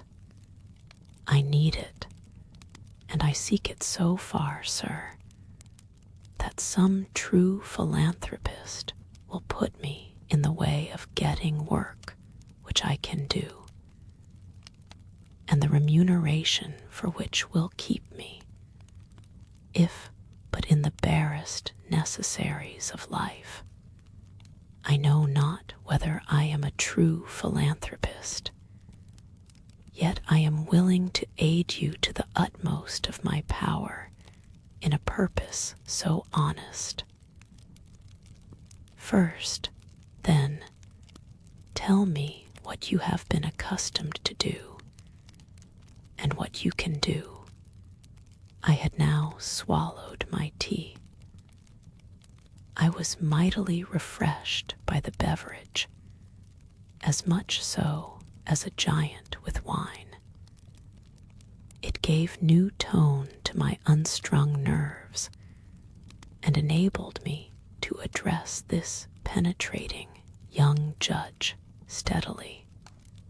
"Mr. Rivers," I said, turning to him and looking at him as he looked at me openly and without diffidence, "you and your sisters have done me a great service. The greatest man can do his fellow being. You have rescued me by your noble hospitality from death. This benefit conferred gives you an unlimited claim on my gratitude, and a claim, to a certain extent, on my confidence. I will tell you as much of the history of the wanderer you have harbored as I can tell without compromising my own peace of mind, my own security, moral and physical, and that of others. I am an orphan, the daughter of a clergyman. My parents died before I could know them. I was brought up a dependent, educated in a charitable institution. I will even tell you the name of the establishment where I passed 6 years as a pupil, and 2 as a teacher, Lode Orphan Asylum, Shire. You will have heard of it, Mr. Rivers. The Rev. Robert Brocklehurst is the treasurer. I have heard of Mr. Brocklehurst, and I have seen the school. I left Lode nearly a year since to become a private governess. I obtained a good situation and was happy. This place I was obliged to leave 4 days before I came here. The reason of my departure I cannot and ought not to explain. It would be useless, dangerous, and would sound incredible. No blame attached to me. I am as free from culpability as any one of you three. Miserable I am, and must be for a time, for the catastrophe which drove me from a house I had found a paradise was of a strange and direful nature. I observed but 2 points in planning my departure: speed, secrecy. To secure these, I had to leave behind me everything I possessed, except a small parcel, which, in my hurry and trouble of mind, I forgot to take out of the coach that brought me to Whitcross. To this neighborhood, then, I came, quite destitute. I slept 2 nights in the open air, and wandered about 2 days without crossing a threshold. But twice in that space of time did I taste food, and it was when brought by hunger, exhaustion, and despair almost to the last gasp that you, Mr. Rivers, forbade me to perish of want at your door, and took me under the shelter of your roof. I know all your sisters have done for me since, for I have not been insensible during my seeming torpor, and I owe to their spontaneous, genuine, genial compassion as large a debt as to your evangelical charity. Don't make her talk any more now, St. John, said Diana, as I paused. She is evidently not yet fit for excitement. Come to the sofa and sit down now, Miss Elliot. I gave an involuntary half start at hearing the alias. I had forgotten my new name. Mr. Rivers, whom nothing seemed to escape, noticed it at once. You said your name was Jane Elliot, he observed. I did say so, and it is the name by which I think it expedient to be called at present. But it is not my real name, and when I hear it, it sounds strange to me. Your real name you will not give. No, I fear discovery above all things, and whatever disclosure would lead to it, I avoid. You are quite right, I am sure, said Diana. Now do, brother, let her be at peace a while. But when St. John had mused a few moments, he recommenced as imperturbably, and with as much acumen as ever. You would not like to be long dependent on our hospitality. You would wish, I see, to dispense, as soon as may be, with my sister's compassion, and above all, with my charity. I am quite sensible of the distinction drawn, nor do I resent it. It is just. You desire to be independent of us. I do. I have already said so. Show me how to work, or how to seek work. That is all I now ask. Then let me go, if it be but to the meanest cottage. But till then, allow me to stay here. I dread another essay of the horrors of homeless destitution. Indeed, you shall stay here, said Diana, putting her white hand on my head. "You shall," repeated Mary, in the tone of undemonstrative sincerity which seemed natural to her. "My sisters, you see, have a pleasure in keeping you," said Mr. St. John, "as they would have a pleasure in keeping and cherishing a half-frozen bird some wintry wind might have driven through their casement. I feel more inclination to put you in the way of keeping yourself, and shall endeavor to do so. But observe, my sphere is narrow. I am but the incumbent of a poor country parish. My aid must be of the humblest sort, and if you are inclined to despise the day of small things, seek some more efficient succor than such as I can offer. She has already said that she is willing to do anything honest she can do," answered Diana for me. "And you know, St. John, she has no choice of helpers. She is forced to put up with such crusty people as you. I will be a dressmaker. I will be a plain workwoman. I will be a servant, a nurse girl, if I can be no better," I answered. "Right," said Mr. St. John, quite coolly. "If such is your spirit, I promise to aid you in my own time and way." He now resumed the book with which he had been occupied before tea. I soon withdrew, for I had talked as much and sat up as long as my present strength would permit. Chapter XXX.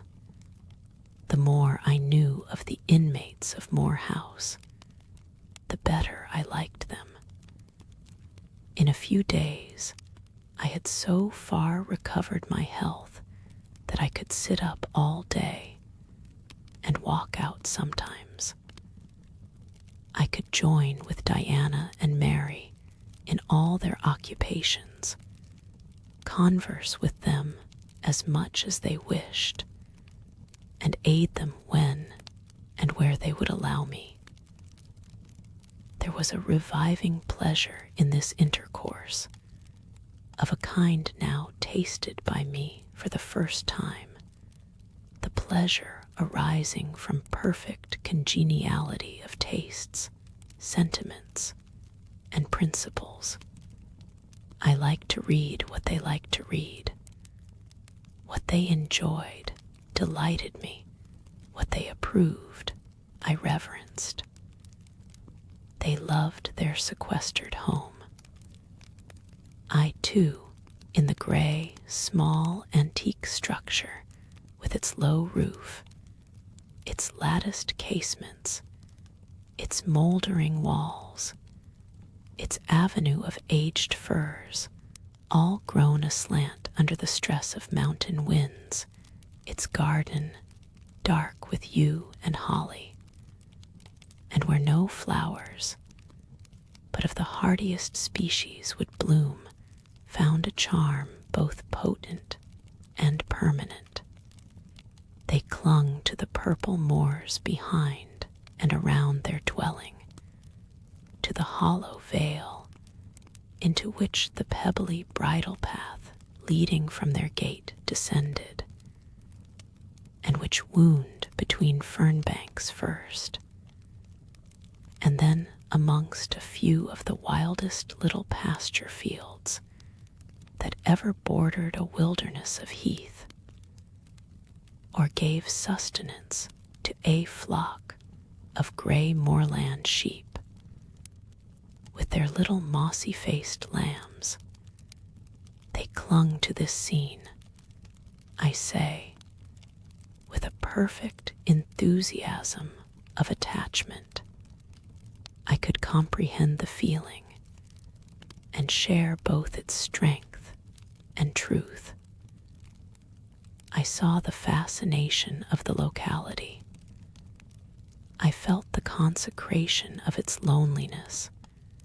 My eye feasted on the outline of swell and sweep, on the wild coloring communicated to ridge and dell by moss, by heath bell, by flower-sprinkled turf, by brilliant bracken, and mellow granite crag. These details were just to me what they were to them, so many pure and sweet sources of pleasure. The strong blast and the soft breeze, the rough and the halcyon day, the hours of sunrise and sunset, the moonlight and the clouded night, developed for me in these regions. The same attraction as for them wound round my faculties, the same spell that entranced theirs. Indoors we agreed equally well. They were both more accomplished and better read than I was, but with eagerness I followed in the path of knowledge they had trodden before me. I devoured the books they lent me. Then it was full satisfaction to discuss with them in the evening what I had perused during the day. Thought fitted thought, opinion met opinion. We coincided, in short, perfectly. If in our trio there was a superior and a leader, it was Diana. Physically, she far excelled me. She was handsome, she was vigorous. In her animal spirits, there was an affluence of life and certainty of flow, such as excited my wonder, while it baffled my comprehension. I could talk a while when the evening commenced, but the first gush of vivacity and fluency gone, I was fain to sit on a stool at Diana's feet, to rest my head on her knee, and listen alternately to her and Mary, while they sounded thoroughly the topic on which I had but touched. Diana offered to teach me German. I liked to learn of her. I saw the part of instructress pleased and suited her. That of scholar pleased and suited me no less. Our natures dovetailed. Mutual affection of the strongest kind was the result. They discovered I could draw. Their pencils and color boxes were immediately at my service. My skill, greater in this one point than theirs, surprised and charmed them. Mary would sit and watch me by the hour together. Then she would take lessons, and a docile, intelligent, assiduous pupil she made. Thus occupied and mutually entertained, days passed like hours, and weeks like days. As to Mr. St. John, the intimacy which had arisen so naturally and rapidly between me and his sisters did not extend to him. One reason of the distance yet observed between us was that he was comparatively seldom at home. A large proportion of his time appeared devoted to visiting the sick and poor among the scattered population of his parish. No weather seemed to hinder him in these pastoral excursions. Rain or fair, he would, when his hours of morning study were over, take his hat, and followed by his father's old pointer, Carlo, go out on his mission of love or duty, scarcely know in which light he regarded it. Sometimes, when the day was very unfavorable, his sisters would expostulate. He would then say, with a peculiar smile, more solemn than cheerful, and if I let a gust of wind or a sprinkling of rain turn me aside from these easy tasks, what preparation would such sloth be for the future? I propose to myself. Diana and Mary's general answer to this question was a sigh, and some minutes of apparently mournful meditation. But besides his frequent absences, there was another barrier to friendship with him. He seemed of a reserved and abstracted, and even of a brooding nature, zealous in his ministerial labors, blameless in his life and habits. He yet did not appear to enjoy that mental serenity, that inward content, which should be the reward of every sincere Christian and practical philanthropist. Often of an evening, when he sat at the window, his desk and papers before him, he would cease reading or writing, rest his chin on his hand, and deliver himself up to I know not what course of thought, but that it was perturbed and exciting might be seen in the frequent flash and changeful dilation of his eye. I think, moreover, that nature was not to him that treasury of delight it was to his sisters. He expressed once, and but once in my hearing, a strong sense of the rugged charm of the hills, and an inborn affection for the dark roof and hoary walls he called his home.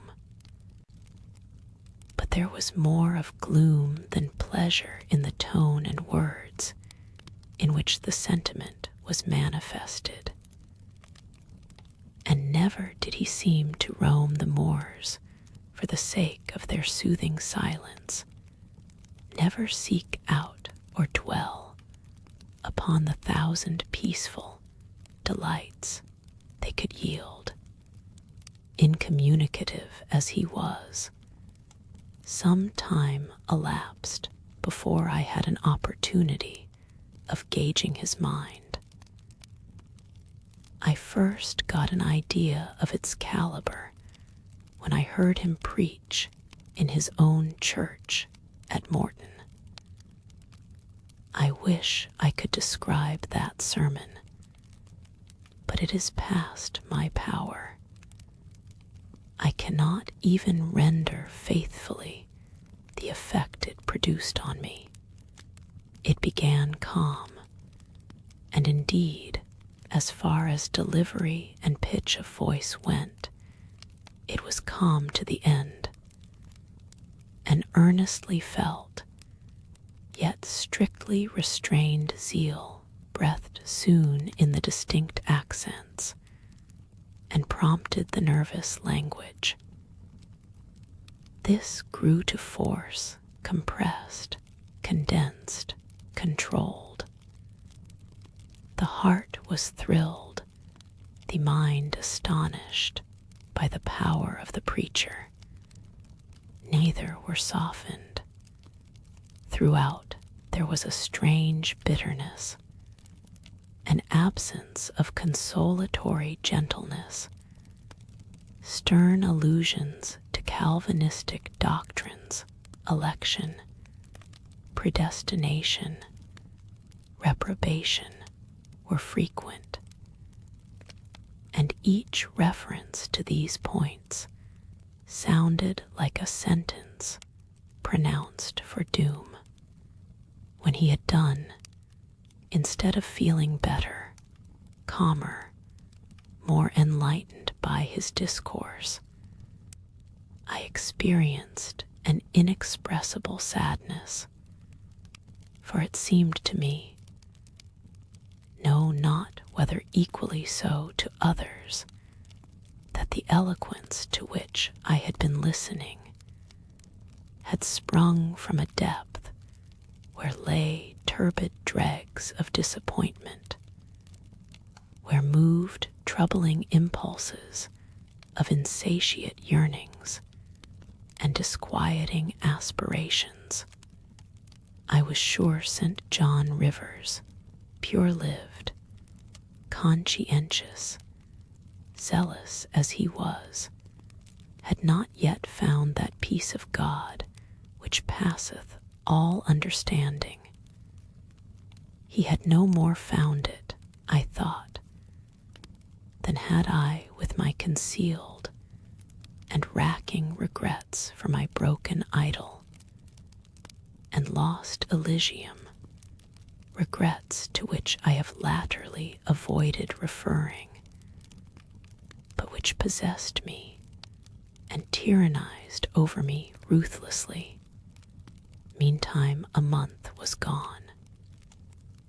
Diana and Mary were soon to leave Moor House and return to the far different life and scene which awaited them as governesses in a large, fashionable, south of England city, where each held a situation in families by whose wealthy and haughty members they were regarded only as humble dependents, and who neither knew nor sought out their innate excellences, and appreciated only their acquired accomplishments, as they appreciated the skill of their cook or the taste of their waiting woman.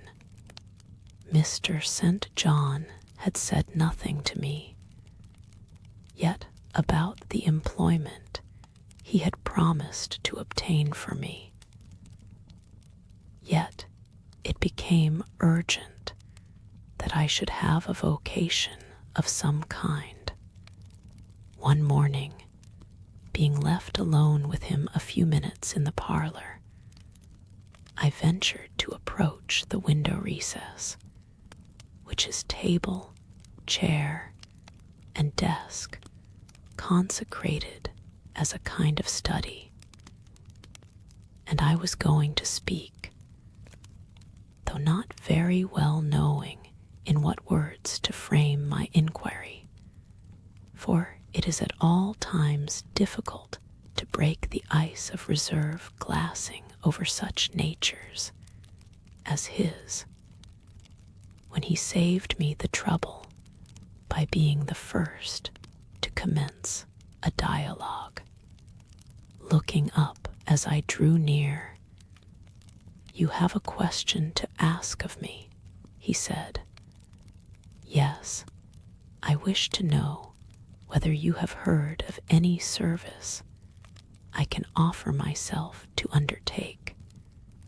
I found or devised something for you 3 weeks ago, but as you seemed both useful and happy here, as my sisters had evidently become attached to you, and your society gave them unusual pleasure, I deemed it inexpedient to break in on your mutual comfort till their approaching departure from Marsh End should render yours necessary.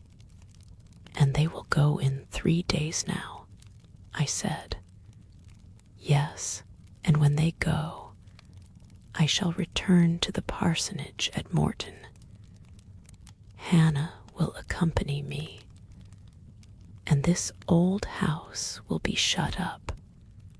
I waited a few moments, expecting he would go on with the subject first broached. But he seemed to have entered another train of reflection. His look denoted abstraction from me and my business.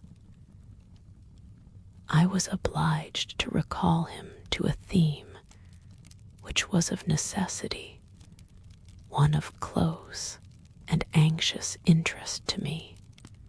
What is the employment you had in view, Mr. Rivers?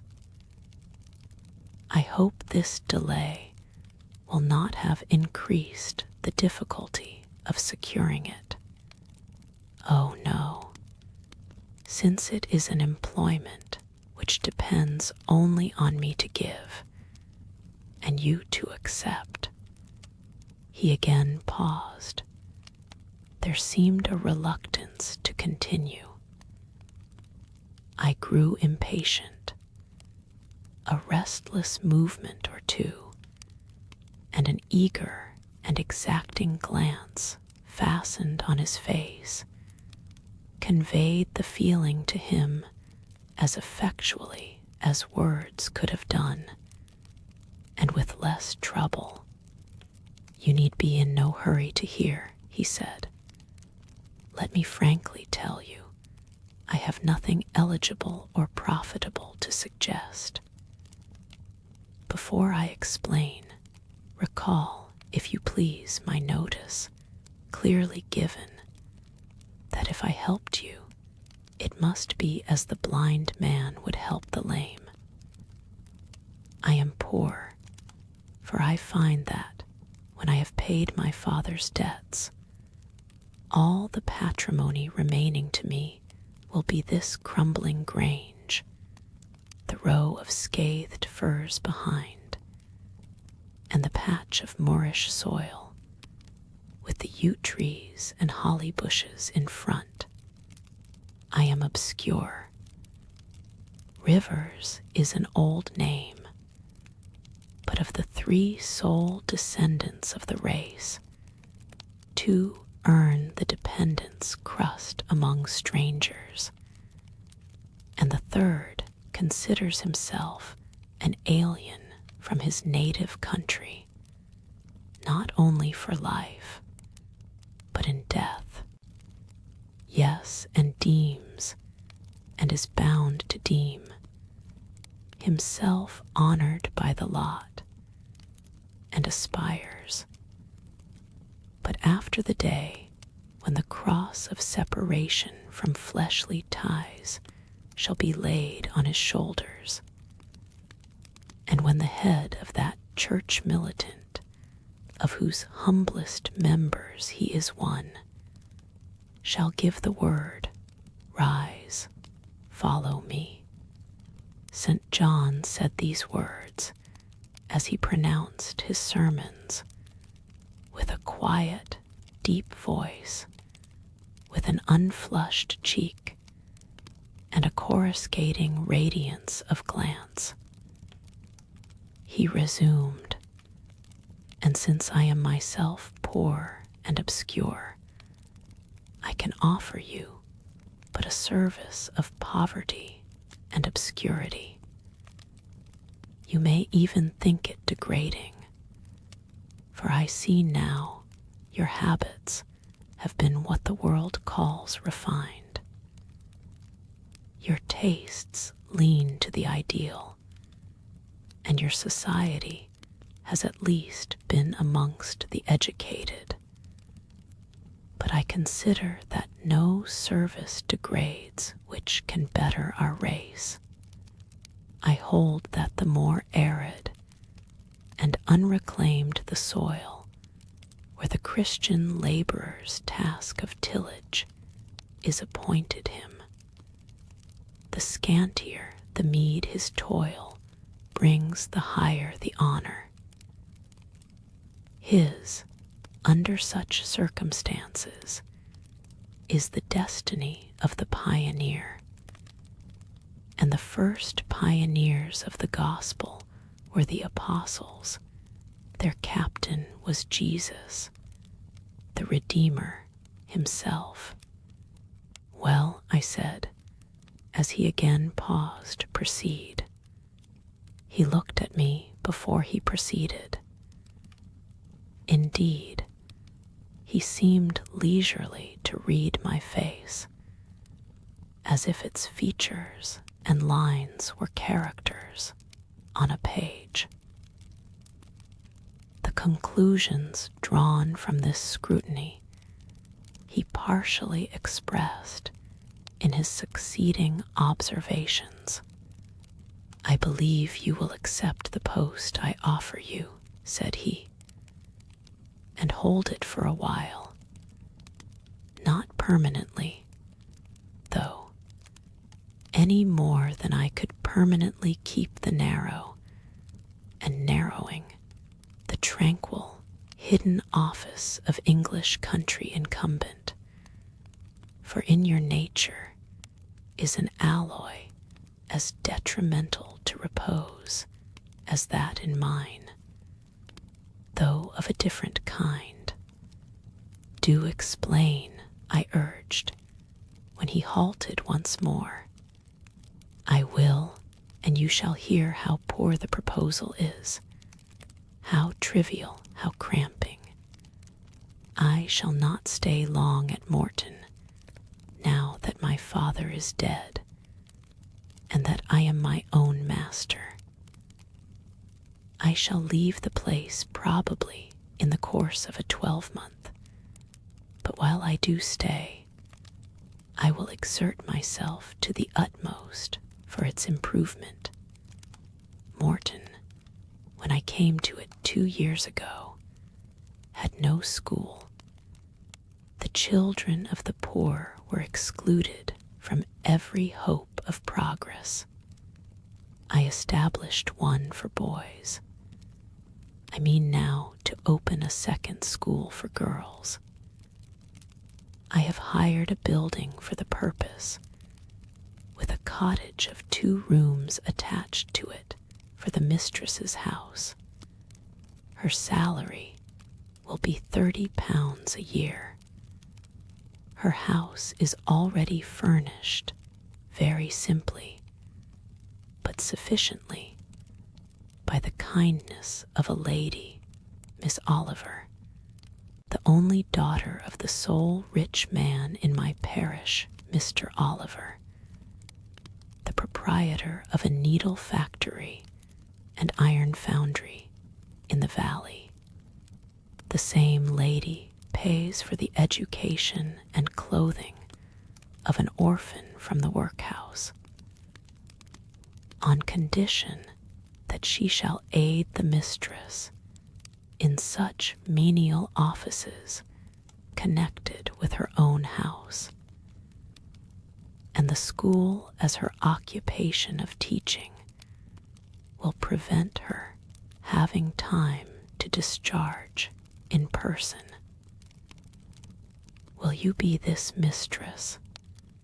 He put the question rather hurriedly. He seemed half to expect an indignant, or at least a disdainful rejection of the offer. Not knowing all my thoughts and feelings, though guessing some, he could not tell in what light the lot would appear to me. In truth, it was humble, but then it was sheltered, and I wanted a safe asylum. It was plodding, but then, compared with that of a governess in a rich house, it was independent, and the fear of servitude with strangers entered my soul like iron. It was not ignoble, not unworthy, not mentally degrading. I made my decision. I thank you for the proposal, Mr. Rivers, and I accept it with all my heart. But you comprehend me, he said. It is a village school. Your scholars will be only poor girls, cottagers, children at the best, farmers' daughters knitting, sewing, reading, writing, ciphering, will be all you will have to teach. What will you do with your accomplishments? What, with the largest portion of your mind, sentiments, tastes? Save them till they are wanted. They will keep. You know what you undertake, then. I do. He now smiled, and not a bitter or a sad smile, but one well pleased and deeply gratified. And when will you commence the exercise of your function? I will go to my house tomorrow and open the school, if you like, next week. Very well, so be it. He rose and walked through the room. Standing still, he again looked at me. He shook his head. What do you disapprove of, Mr. Rivers? I asked. You will not stay at Morton long. No, no. Why? What is your reason for saying so? I read it in your eye. It is not of that description which promises the maintenance of an even tenor in life.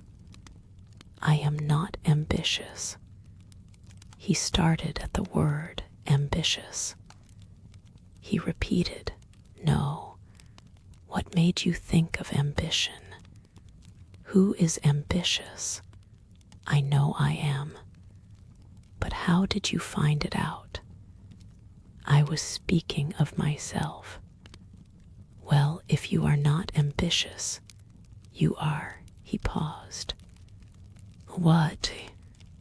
I was going to say impassioned. But perhaps you would have misunderstood the word and been displeased. I mean that human affections and sympathies have a most powerful hold on you.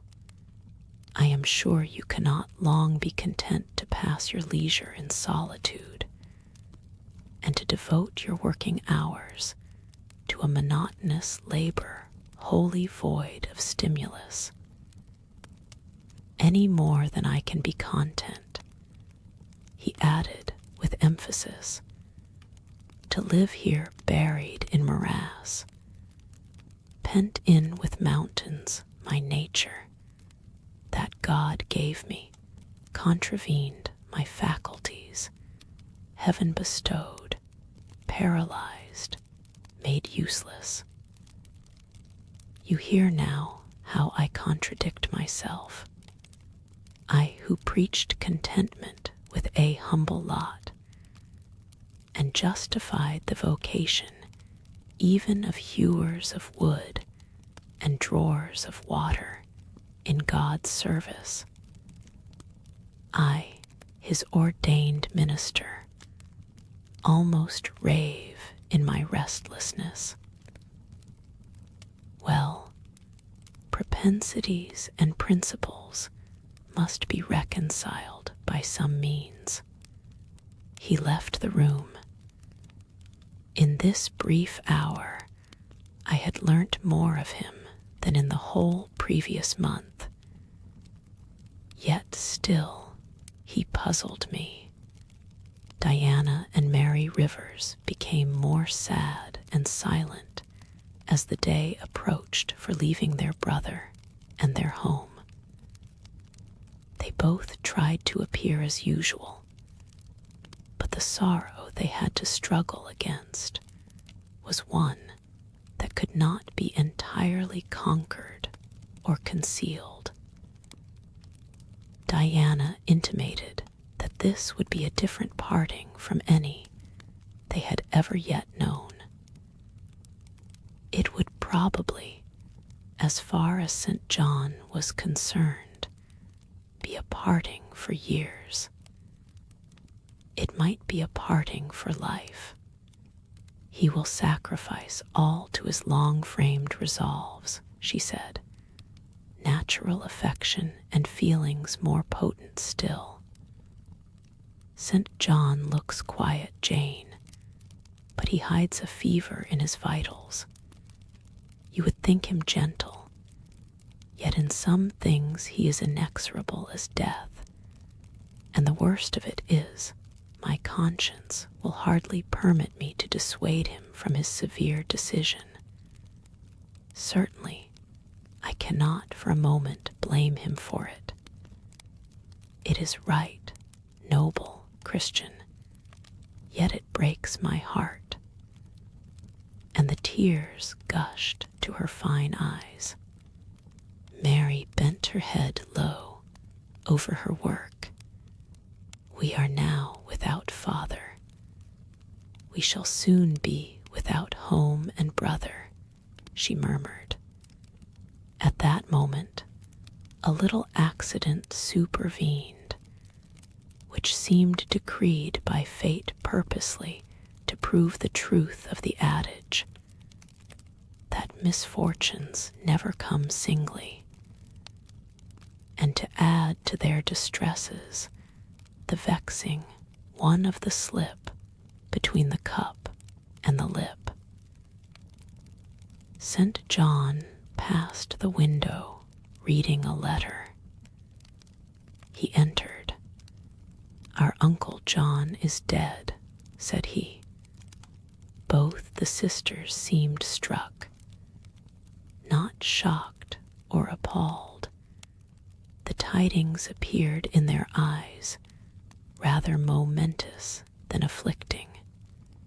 Dead, repeated Diana. Yes. She riveted a searching gaze on her brother's face. And what then? She demanded in a low voice. What then, Di? He replied, maintaining a marble immobility of feature. What then? Why, nothing. Read. He threw the letter into her lap. She glanced over it and handed it to Mary. Mary perused it in silence and returned it to her brother. All three looked at each other, and all three smiled a dreary, pensive smile enough. Amen, we can yet live, said Diana at last.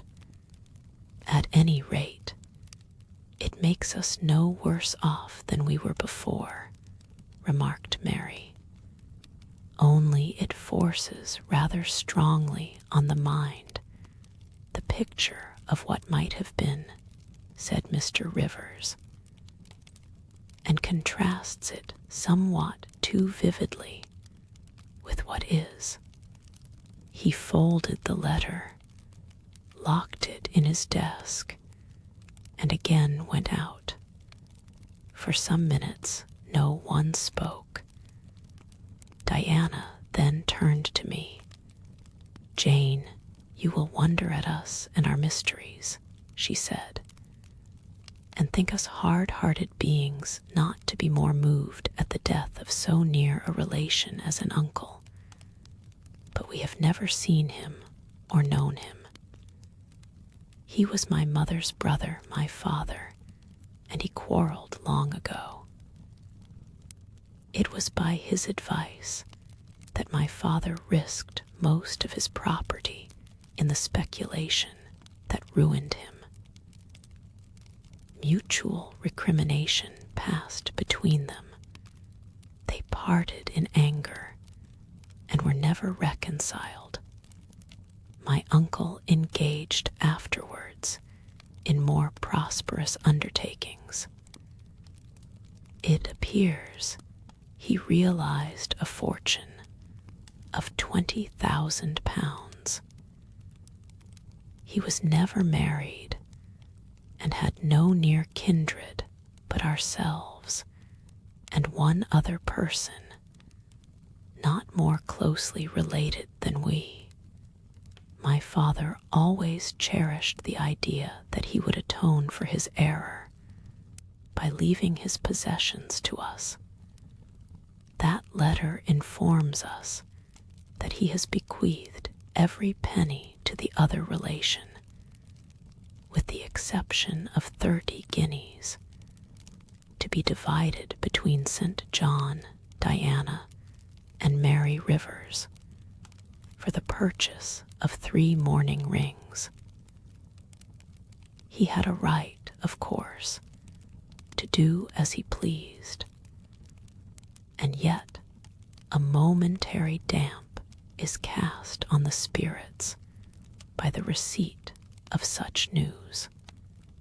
Mary and I would have esteemed ourselves rich with £1,000 each, and to St. John such a sum would have been valuable, for the good it would have enabled him to do.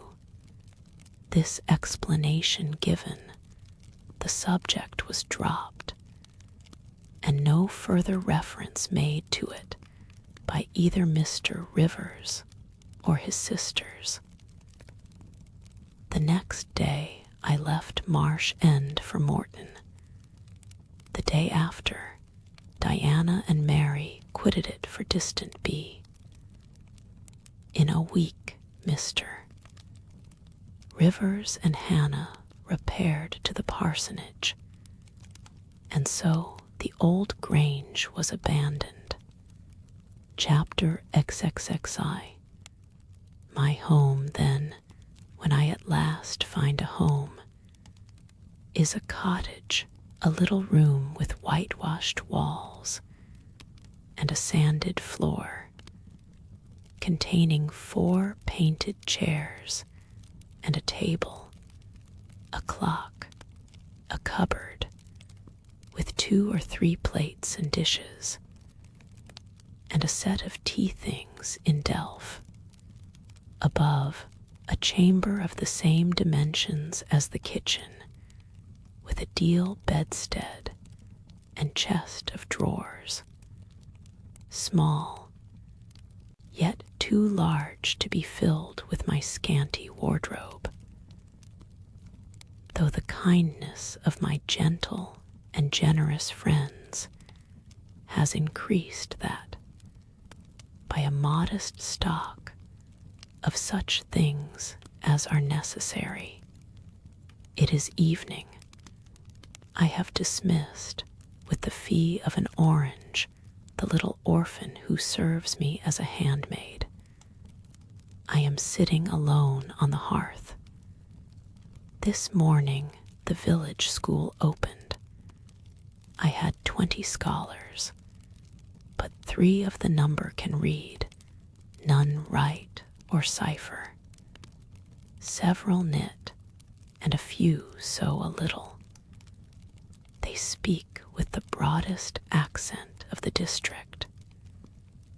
At present, they and I have a difficulty in understanding each other's language.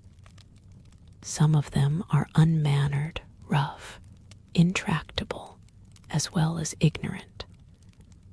But others are docile, have a wish to learn, and evince a disposition that pleases me. I must not forget that these coarsely clad little peasants are of flesh and blood, as good as the scions of gentlest genealogy, and that the germs of native excellence, refinement, intelligence, kind feeling, are as likely to exist in their hearts as in those of the best born. My duty will be to develop these germs. Surely I shall find some happiness in discharging that office. Much enjoyment I do not expect in the life opening before me. Yet it will, doubtless, if I regulate my mind and exert my powers as I ought, yield me enough to live on from day to day. Was I very gleeful, settled content during the hours I passed in yonder bare, humble schoolroom this morning and afternoon? Not to deceive myself, I must reply no. I felt desolate to a degree. I felt, yes, idiot that I am, I felt degraded. I doubted I had taken a step which sank instead of raising me in the scale of social existence. I was weakly dismayed at the ignorance, the poverty, the coarseness of all I heard and saw round me. But let me not hate and despise myself too much for these feelings. I know them to be wrong. That is a great step gained. I shall strive to overcome them. Tomorrow, I trust, I shall get the better of them partially, and in a few weeks, perhaps, they will be quite subdued. In a few months, it is possible, the happiness of seeing progress and a change for the better in my scholars may substitute gratification for disgust. Meantime, let me ask myself one question which is better: to have surrendered to temptation, listened to passion, made no painful effort, no struggle, but to have sunk down in the silken snare, fallen asleep on the flowers covering it wakened in a southern clime, amongst the luxuries of a pleasure villa, to have been now living in France, Mr. Rochester's mistress, delirious with his love, half my time, for he would. Oh, yes, he would have loved me well for a while. He did love me.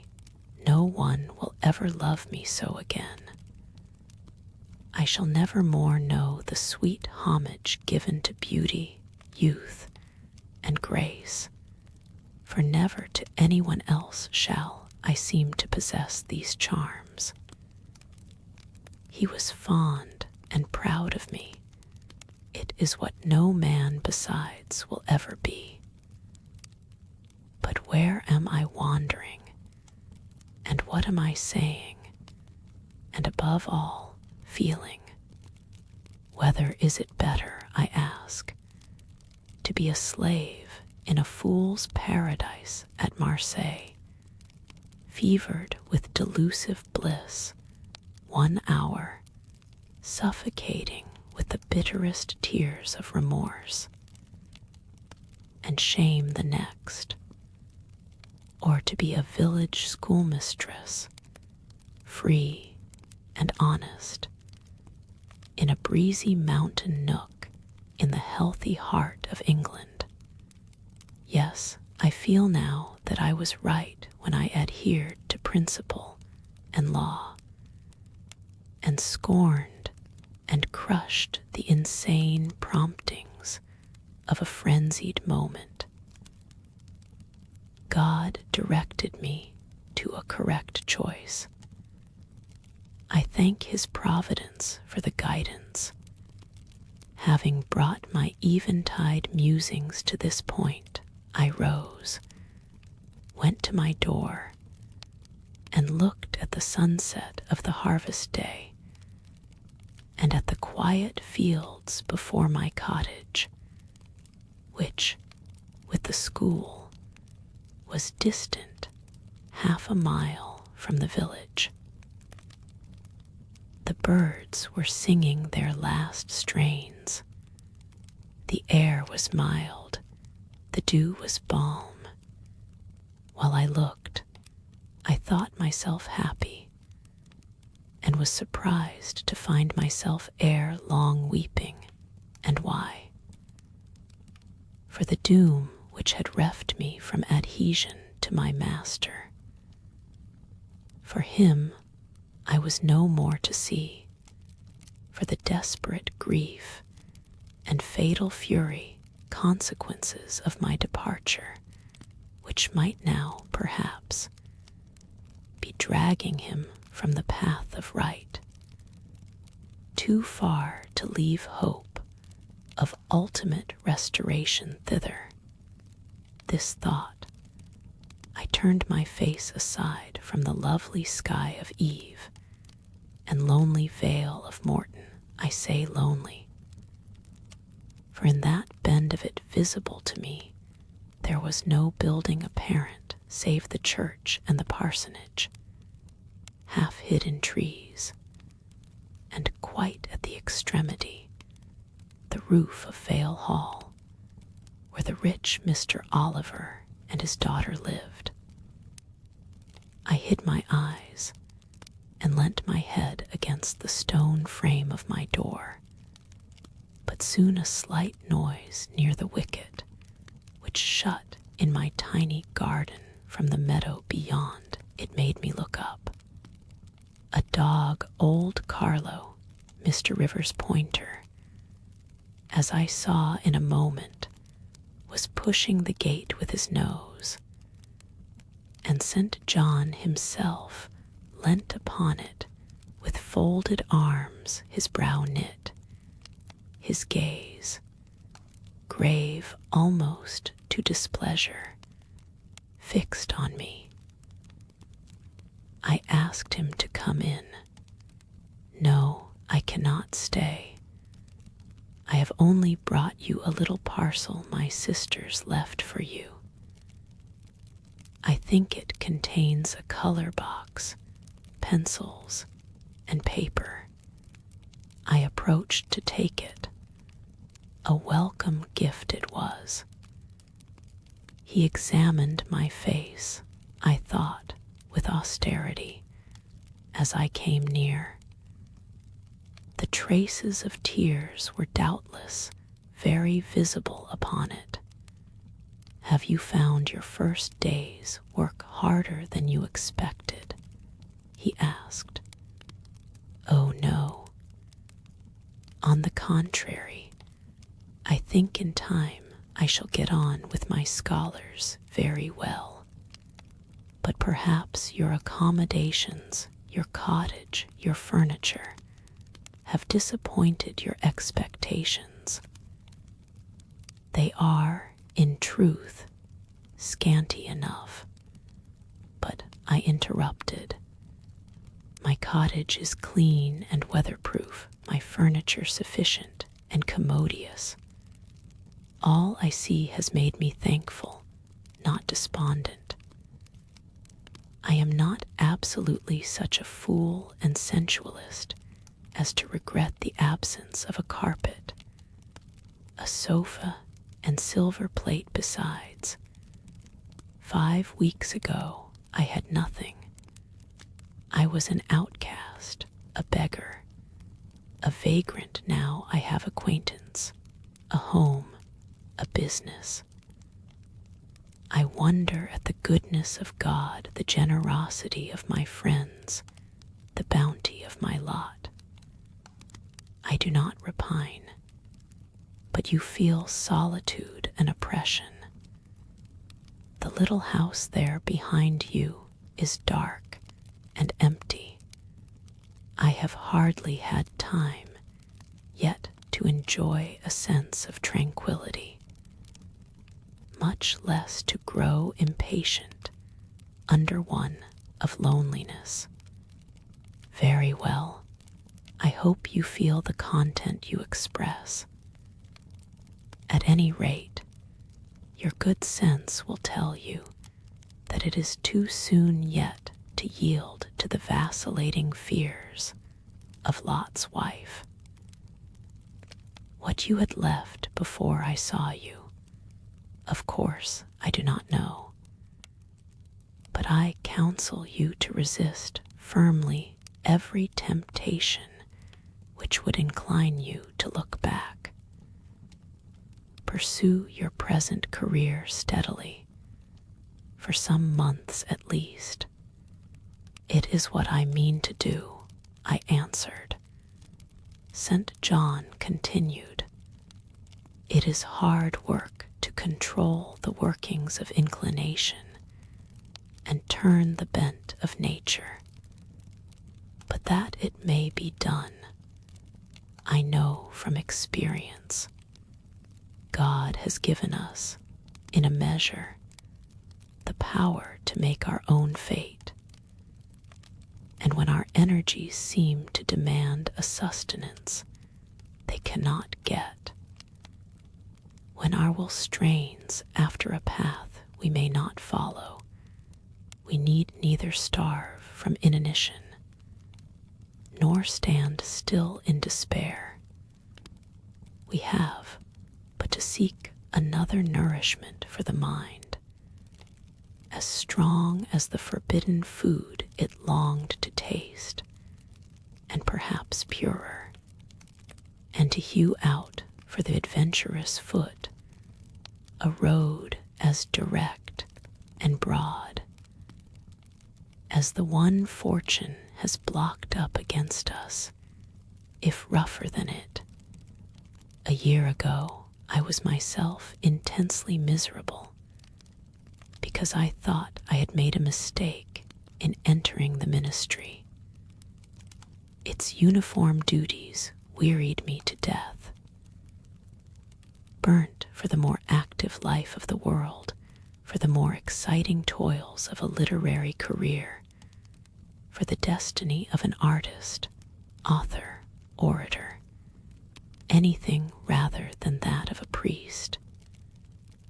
Yes, the heart of a politician, of a soldier, of a votary of glory, a lover of renown, a luster after power, beat under my curate's surplice. I considered my life was so wretched, it must be changed, or I must die. After a season of darkness and struggling, light broke and relief fell. My cramped existence all at once spread out to a plain without bounds. My powers heard a call from heaven to rise, gather their full strength, spread their wings, and mount beyond ken.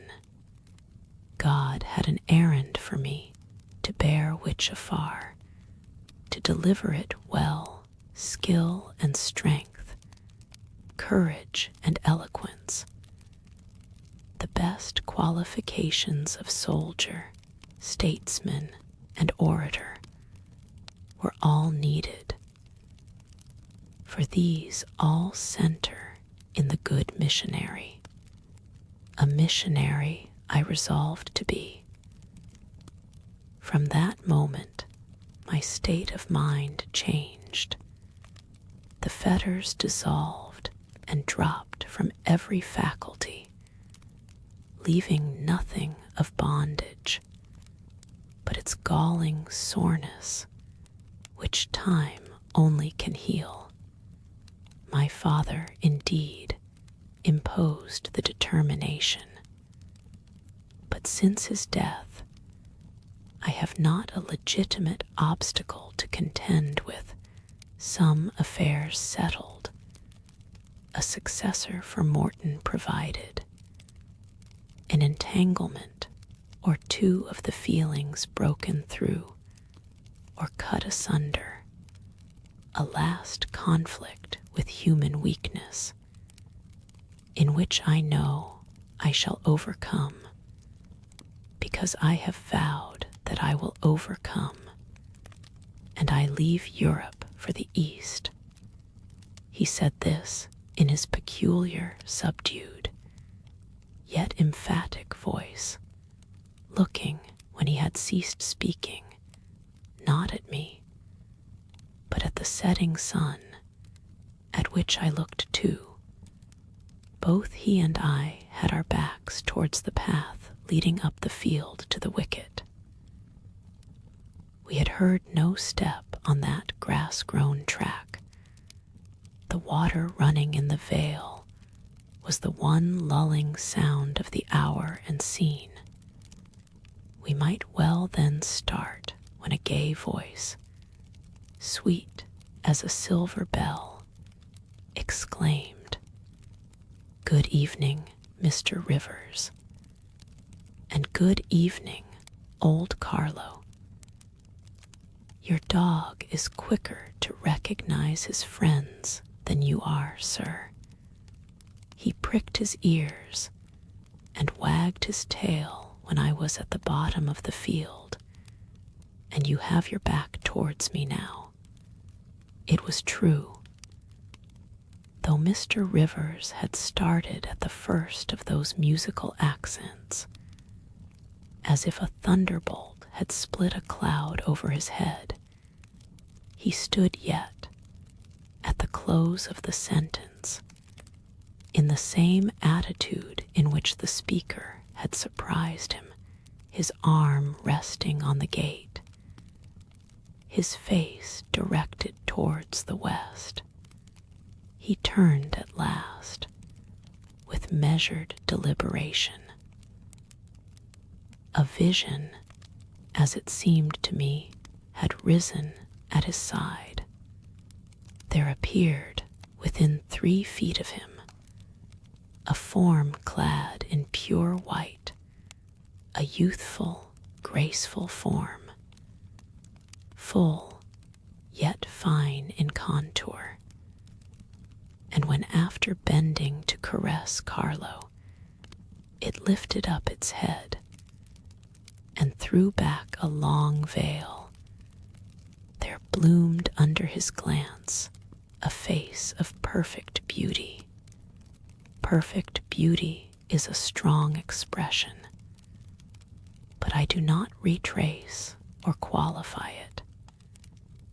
As sweet features as ever the temperate clime of Albion molded, as pure hues of rose, and lily as ever her humid gales and vapory skies generated and screened, justified, in this instance, the term. No charm was wanting, no defect was perceptible. The young girl had regular and delicate lineaments, eyes shaped and colored as we see them in lovely pictures, large and dark and full. The long and shadowy eyelash which encircles a fine eye with so soft a fascination, the penciled brow which gives such clearness, the white smooth forehead which adds such repose to the livelier beauties of tint and ray, the cheek oval, fresh and smooth, the lips, fresh too, ruddy, healthy, sweetly formed, the even and gleaming teeth without flaw, the small dimpled chin, the ornament of rich, plenteous tresses, all advantages, in short, which combined realize the ideal of beauty, were fully hers. I wondered as I looked at this fair creature, admired her with my whole heart. Nature had surely formed her in a partial mood, and forgetting her usual stinted stepmother dole of gifts, had endowed this, her darling, with a grand dame's bounty. What did St. John Rivers think of this earthly angel? I naturally asked myself that question as I saw him turn to her and look at her, and, as naturally, I sought the answer to the inquiry in his countenance. He had already withdrawn his eye from the Perie and was looking at a humble tuft of daisies which grew by the wicket. "A lovely evening, but late for you to be out alone," he said, as he crushed the snowy heads of the closed flowers with his foot. "Oh, I only came home from S." She mentioned the name of a large town some 20 miles distant. "This afternoon. Papa told me you had opened your school and that the new mistress was come. And so I put on my bonnet after tea and ran up the valley to see her. This is she," pointing to me. "It is," said St. John. "Do you think you shall like Morton?" she asked of me, with a direct and naive simplicity of tone and manner, pleasing, if childlike. "I hope I shall. I have many inducements to do so. Did you find your scholars as attentive as you expected?" "Quite. Do you like your house?" "Very much. Have I furnished it nicely?" "Very nicely, indeed. And made a good choice of an attendant for you in Alice Wood." "You have indeed. She is teachable and handy."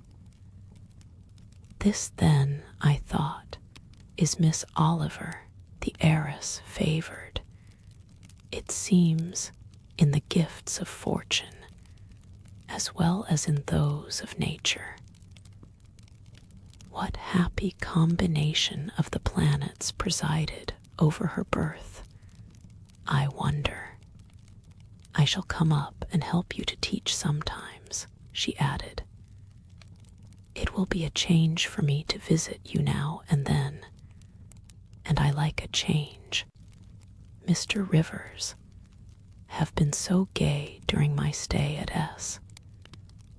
Last night, or rather this morning, I was dancing till 2 o'clock. The Th Regiment are stationed there since the riots, and the officers are the most agreeable men in the world. They put all our young knife grinders and scissor merchants to shame. It seemed to me that Mr. St. John's underlip protruded, and his upper lip curled a moment. His mouth certainly looked a good deal compressed, and the lower part of his face unusually stern and square, as the laughing girl gave him this information. He lifted his gaze, too, from the daisies and turned it on her. An unsmiling, a searching, a meaning gaze it was. She answered it with a second laugh, and laughter well became her youth, her roses, her dimples, her bright eyes. As he stood, mute and grave, she again fell to caressing Carlo. "Poor Carlo loves me," said she. "He is not stern and distant to his friends, and if he could speak, he would not be silent." As she patted the dog's head, bending with native grace before his young and austere master, I saw a glow rise to that master's face. I saw his solemn eye melt with sudden fire and flicker with resistless emotion. Flushed and kindled thus. He looked nearly as beautiful for a man as she for a woman. His chest heaved once, as if his large heart, weary of despotic constriction, had expanded despite the will, and made a vigorous bound for the attainment of liberty. But he curbed it, I think, as a resolute rider would curb a rearing steed. He responded neither by word nor movement to the gentle advances made him. "Papa says you never come to see us now," continued Miss Oliver, looking up. "You are quite a stranger at Vale Hall. He is alone this evening, and not very well. Will you return with me and visit him? It is not a seasonable hour to intrude on Mr. Oliver," answered St. John. "Not a seasonable hour, but I declare it is. It is just the hour when Papa most wants company, when the works are closed and he has no business to occupy him. Now, Mr. Rivers, do come. Why are you so very shy and so very somber?" She filled up the hiatus his silence left by a reply of her own. "I forgot," she exclaimed, shaking her beautiful curled head as if shocked at herself. "I am so giddy and thoughtless. Do excuse me. It had slipped my memory that you have good reasons to be indisposed for joining in my chatter. Diana and Mary have left you, and Moor House is shut up, and you are so lonely. I am sure I pity you. Do come and see Papa. Not tonight, Miss Rosamond, not tonight." Mr. St. John spoke almost like an automaton. Himself only knew the effort it cost him thus to refuse. "Well, if you are so obstinate, I will leave you, for I dare not stay any longer. The dew begins to fall. Good evening." She held out her hand. He just touched it. "Good evening," he repeated in a voice low and hollow as an echo. She turned, but in a moment returned. "Are you well?" she asked. Well might she put the question. His face was blanched as her gown. "Quite well," he enunciated, and with a bow he left the gate. She went one way, he another. She turned twice to gaze after him as she tripped fairy-like down the field. He, as he strode firmly across, never turned at all. This spectacle of another's suffering and sacrifice wrapped my thoughts from exclusive meditation on my own. Diana Rivers had designated her brother inexorable as death. She had not exaggerated. Chapter XXXII. I continued the labors of the village school as actively and faithfully as I could. It was truly hard work at first. Some time elapsed before, with all my efforts, I could comprehend my scholars and their nature. Wholly untaught, with faculties quite torpid, they seemed to me hopelessly dull, and at first sight all dull alike. But I soon found I was mistaken. There was a difference amongst them as amongst the educated, and when I got to know them, and they me, this difference rapidly developed itself. Their amazement at me, my language, my rules and ways, once subsided, I found some of these heavy-looking, gaping rustics wake up into sharp-witted girls enough. Many showed themselves obliging, and amiable too, and I discovered amongst them not a few examples of natural politeness and innate self-respect, as well as of excellent capacity that won both my goodwill and my admiration.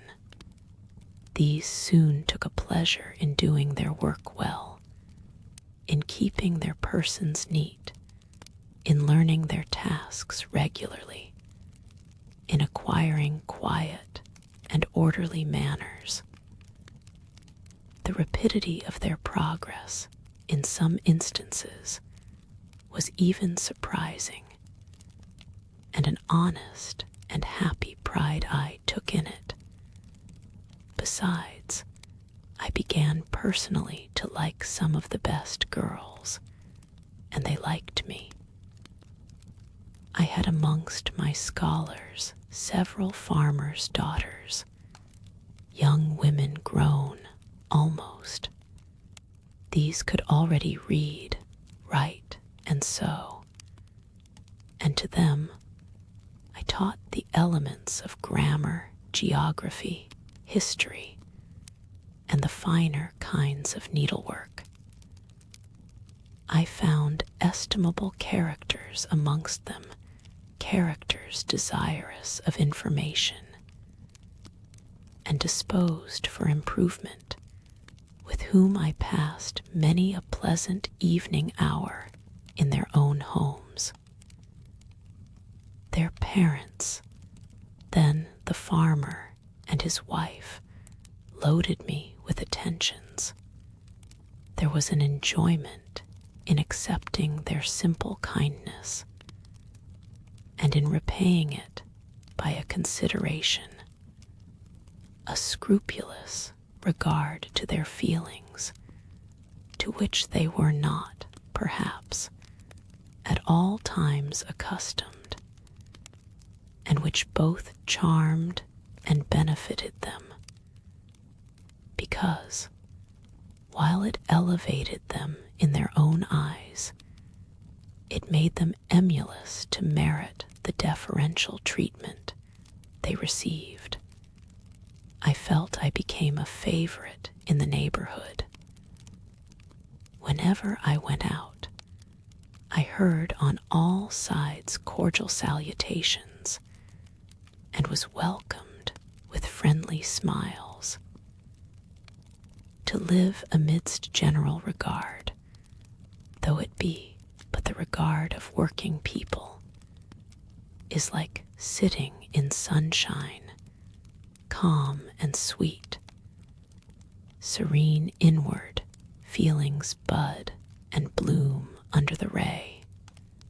At this period of my life, my heart far oftener swelled with thankfulness than sank with dejection. And yet, reader, to tell you all in the midst of this calm, this useful existence, after a day passed in honorable exertion amongst my scholars, an evening spent in drawing or reading contentedly alone, I used to rush into strange dreams at night, dreams many-colored, agitated, full of the ideal, the stirring, the stormy dreams where, amidst unusual scenes, charged with adventure, agitating risk and romantic chance, I still again and again met Mr. Rochester, always at some exciting crisis. And then the sense of being in his arms, hearing his voice, meeting his eye, touching his hand and cheek, loving him, being loved by him, the hope of passing a lifetime at his side would be renewed with all its first force and fire. Then I awoke. Then I recalled where I was and how situated. Then I rose up on my curtainless bed, trembling and quivering. And then the still, dark night witnessed the convulsion of despair and heard the burst of passion. By 9 o'clock the next morning, I was punctually opening the school, tranquil, settled, prepared for the steady duties of the day. Rosamond Oliver kept her word in coming to visit me. Her call at the school was generally made in the course of her morning ride. She would canter up to the door on her pony, followed by a mounted livery servant. Anything more exquisite than her appearance, in her purple habit, with her Amazon's cap of black velvet placed gracefully above the long curls that kissed her cheek and floated to her shoulders, can scarcely be imagined. And it was thus she would enter the rustic building and glide through the dazzled ranks of the village children. She generally came at the hour when Mr. Rivers was engaged in giving his daily catechizing lesson. Keenly, I fear, did the eye of the visitress pierce the young pastor's heart. A sort of instinct seemed to warn him of her entrance even when he did not see it.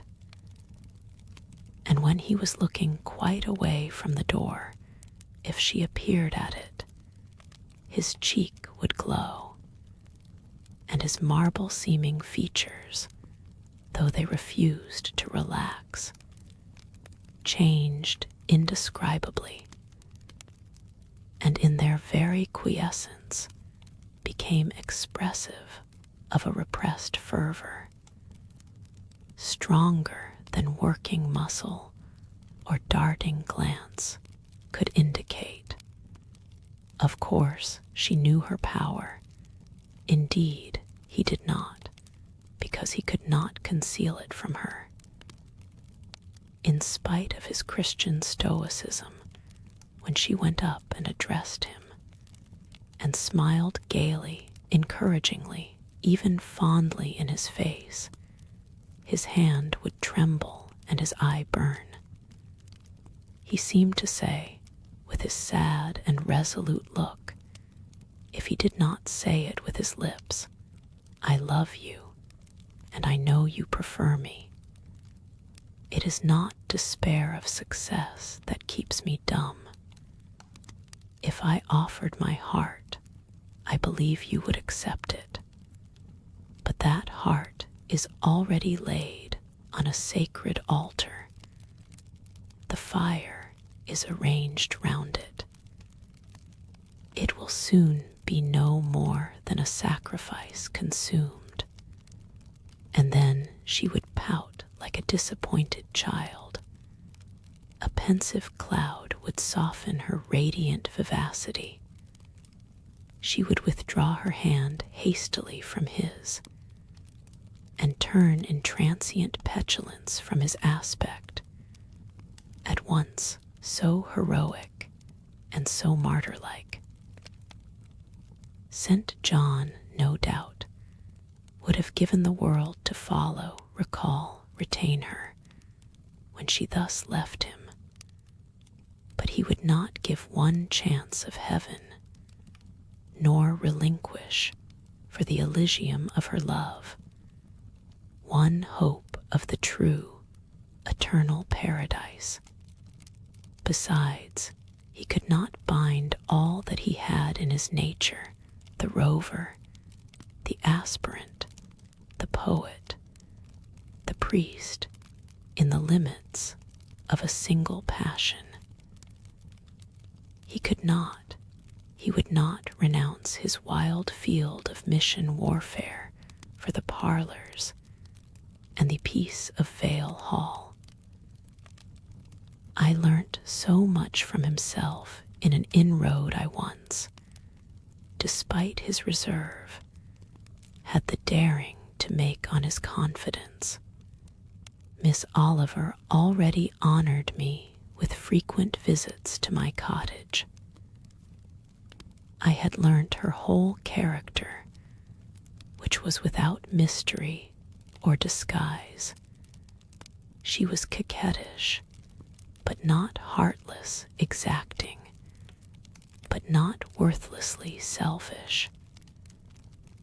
She had been indulged from her birth, but was not absolutely spoilt. She was hasty, but good-humored, vain, she could not help it. When every glance in the glass showed her such a flush of loveliness, but not affected, liberal-handed, innocent of the pride of wealth, ingenuous, sufficiently intelligent, gay, lively, and unthinking. She was very charming, in short, even to a cool observer of her own sex like me. But she was not profoundly interesting or thoroughly impressive. A very different sort of mind was hers from that, for instance, of the sisters of St. John. Still, I liked her almost as I liked my pupil Adele, except that, for a child whom we have watched over and taught, a closer affection is engendered than we can give an equally attractive adult acquaintance. She had taken an amiable caprice to me. She said I was like Mr. Rivers, only certainly, she allowed, not 1/10 so handsome, though I was a nice, neat little soul enough, but he was an angel. I was, however, good, clever, composed, and firm like him. I was a lusus naturae, she affirmed, as a village schoolmistress. She was sure my previous history, if known, would make a delightful romance. One evening, while with her usual childlike activity and thoughtless yet not offensive inquisitiveness, she was rummaging the cupboard and the table drawer of my little kitchen. She discovered first 2 French books, a volume of Schiller, a German grammar and dictionary, and then my drawing materials and some sketches, including a pencil head of a pretty little cherub-like girl, one of my scholars, and sundry views from nature, taken in the Vale of Morton and on the surrounding moors. She was first transfixed with surprise, and then electrified with delight. Had I done these pictures? Did I know French and German? What a love, what a miracle I was. I drew better than her master in the first school in S. Would I sketch a portrait of her to show to Papa? With pleasure, I replied, and I felt a thrill of artist delight at the idea of copying from so perfect and radiant a model. She had then, on a dark blue silk dress, her arms and her neck were bare. Her only ornament was her chestnut tresses, which waved over her shoulders with all the wild grace of natural curls. I took a sheet of fine cardboard and drew a careful outline. I promised myself the pleasure of coloring it. And as it was getting late, then I told her she must come and sit another day. She made such a report of me to her father that Mr. Oliver himself accompanied her next evening, a tall, massive-featured, middle-aged, and gray-headed man, at whose side his lovely daughter looked like a bright flower near a hoary turret. He appeared a taciturn and perhaps a proud personage, but he was very kind to me. The sketch of Rosamond's portrait pleased him highly. He said I must make a finished picture of it. He insisted, too, on my coming the next day to spend the evening at Vale Hall. I went. I found it a large, handsome residence, showing abundant evidences of wealth in the proprietor. Rosamond was full of glee and pleasure all the time I stayed. Her father was affable, and when he entered into conversation with me after tea, he expressed in strong terms his approbation of what I had done in Morton's school, and said he only feared, from what he saw and heard, I was too good for the place, and would soon quit it for one more suitable. Indeed, cried Rosamond, she is clever enough to be a governess in a high family, Papa. I thought I would far rather be where I am than in any high family in the land, mister. Oliver spoke of Mr. Rivers, of the Rivers family, with great respect. He said it was a very old name in that neighborhood, that the ancestors of the house were wealthy, that all Morton had once belonged to them, that even now he considered the representative of that house might, if he liked, make an alliance with the best. He accounted it a pity that so fine and talented a young man should have formed the design of going out as a missionary. It was quite throwing a valuable life away. It appeared, then, that her father would throw no obstacle in the way of Rosamond's union with St. John. Mr. Oliver evidently regarded the young clergyman's good birth, old name, and sacred profession as sufficient compensation for the want of fortune. It was the 5th of November, and a holiday. My little servant, after helping me to clean my house, was gone, well satisfied with the fee of a penny for her aid. All about me was spotless and bright, scoured floor, polished grate, and well-rubbed chairs. I had also made myself neat, and had now the afternoon before me to spend as I would. translation of a few pages of German occupied an hour.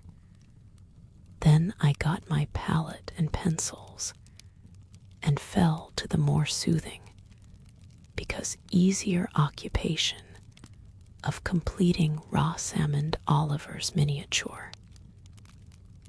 The head was finished already. There was but the background to tint and the drapery to shade off, a touch of carmine, too, to add to the ripe lips, a soft curl here and there to the tresses, a deeper tinge to the shadow of the lash under the azured eyelid. I was absorbed in the execution of these nice details when, after one rapid tap, my door unclosed, admitting St. John Rivers. "I am come to see how you are spending your holiday," he said. "Not, I hope, in thought. No, that is well. While you draw, you will not feel lonely. You see, I mistrust you still, though you have borne up wonderfully so far. I have brought you a book for evening solace." And he laid on the table a new publication, a poem, one of those genuine productions so often vouchsafed to the fortunate public of those days, the golden age of modern literature. Alas, the readers of our era are less favored. But courage! I will not pause either to accuse or repine. I know poetry is not dead, nor genius lost, nor has mammon gained power over either to bind or slay. They will both assert their existence, their presence, their liberty and strength again one day. Powerful angels, safe in heaven, they smile when sordid souls triumph, and feeble ones weep over their destruction. Poetry destroyed, genius banished. No, mediocrity, no. Do not let envy prompt you to the thought. No, they not only live, but reign and redeem. And without their divine influence spread everywhere, you would be in hell, the hell of your own meanness. While I was eagerly glancing at the bright pages of Marmion, for Marmion it was, St. John stooped to examine my drawing. His tall figure sprang erect again with a start. He said nothing. I looked up at him. He shunned my eye. I knew his thoughts well, and could read his heart plainly. At the moment, I felt calmer and cooler than he. I had then temporarily the advantage of him, and I conceived an inclination to do him some good, if I could. With all his firmness and self-control, thought I, he tasks himself too far, locks every feeling, and pang within expresses, confesses, imparts nothing. I am sure it would benefit him to talk a little about this sweet Rosamond, whom he thinks he ought not to marry. I will make him talk. I said first, "Take a chair, Mr. Rivers." But he answered, as he always did, that he could not stay. "Very well," I responded mentally. "Stand if you like, but you shall not go just yet. I am determined. Solitude is at least as bad for you as it is for me. I'll try, if I cannot discover the secret spring of your confidence and find an aperture in that marble breast through which I can shed one drop of the balm of sympathy. Is this portrait like? I asked bluntly. Like whom? I did not observe it closely. You did, Mr. Rivers. He almost started at my sudden and strange abruptness. He looked at me astonished. Oh, that is nothing yet, I muttered within. I don't mean to be baffled by a little stiffness on your part. I'm prepared to go to considerable lengths. I continued. You observed it closely and distinctly, but I have no objection to your looking at it again. And I rose and placed it in his hand. A well-executed picture, he said. Very soft, clear coloring, very graceful and correct drawing. Yes, I know all that. But what of the resemblance? Who is it like? Mastering some hesitation, he answered. Miss Oliver, I presume. Of course. And now, sir, to reward you for the accurate guess, I will promise to paint you a careful and faithful duplicate of this very picture, provided you admit that the gift would be acceptable to you. I don't wish to throw away my time and trouble on an offering you would deem worthless. He continued to gaze at the picture. The longer he looked, the firmer he held it, the more he seemed to covet it. It is like, he murmured, the eye is well managed. The color, light, expression are perfect. It smiles. Would it comfort, or would it wound you to have a similar painting? Tell me that. When you are at Madagascar, or at the Cape, or in India, would it be a consolation to have that memento in your possession? Or would the sight of it bring recollections calculated to enervate and distress? He now furtively raised his eyes. He glanced at me, irresolute, disturbed. He again surveyed the picture. That I should like to have it is certain. Whether it would be judicious or wise is another question, since I had ascertained that Rosamond really preferred him, and that her father was not likely to oppose the match. I, less exalted in my views than St. John, had been strongly disposed in my own heart to advocate their union. It seemed to me that, should he become the possessor of Mr. Oliver's large fortune, he might do as much good with it as if he went and laid his genius out to wither and his strength to waste under a tropical sun. With this persuasion, I now answered, as far as I can see, it would be wiser and more judicious if you were to take to yourself the original at once. By this time he had sat down. He had laid the picture on the table before him, and with his brow supported on both hands, hung fondly over it.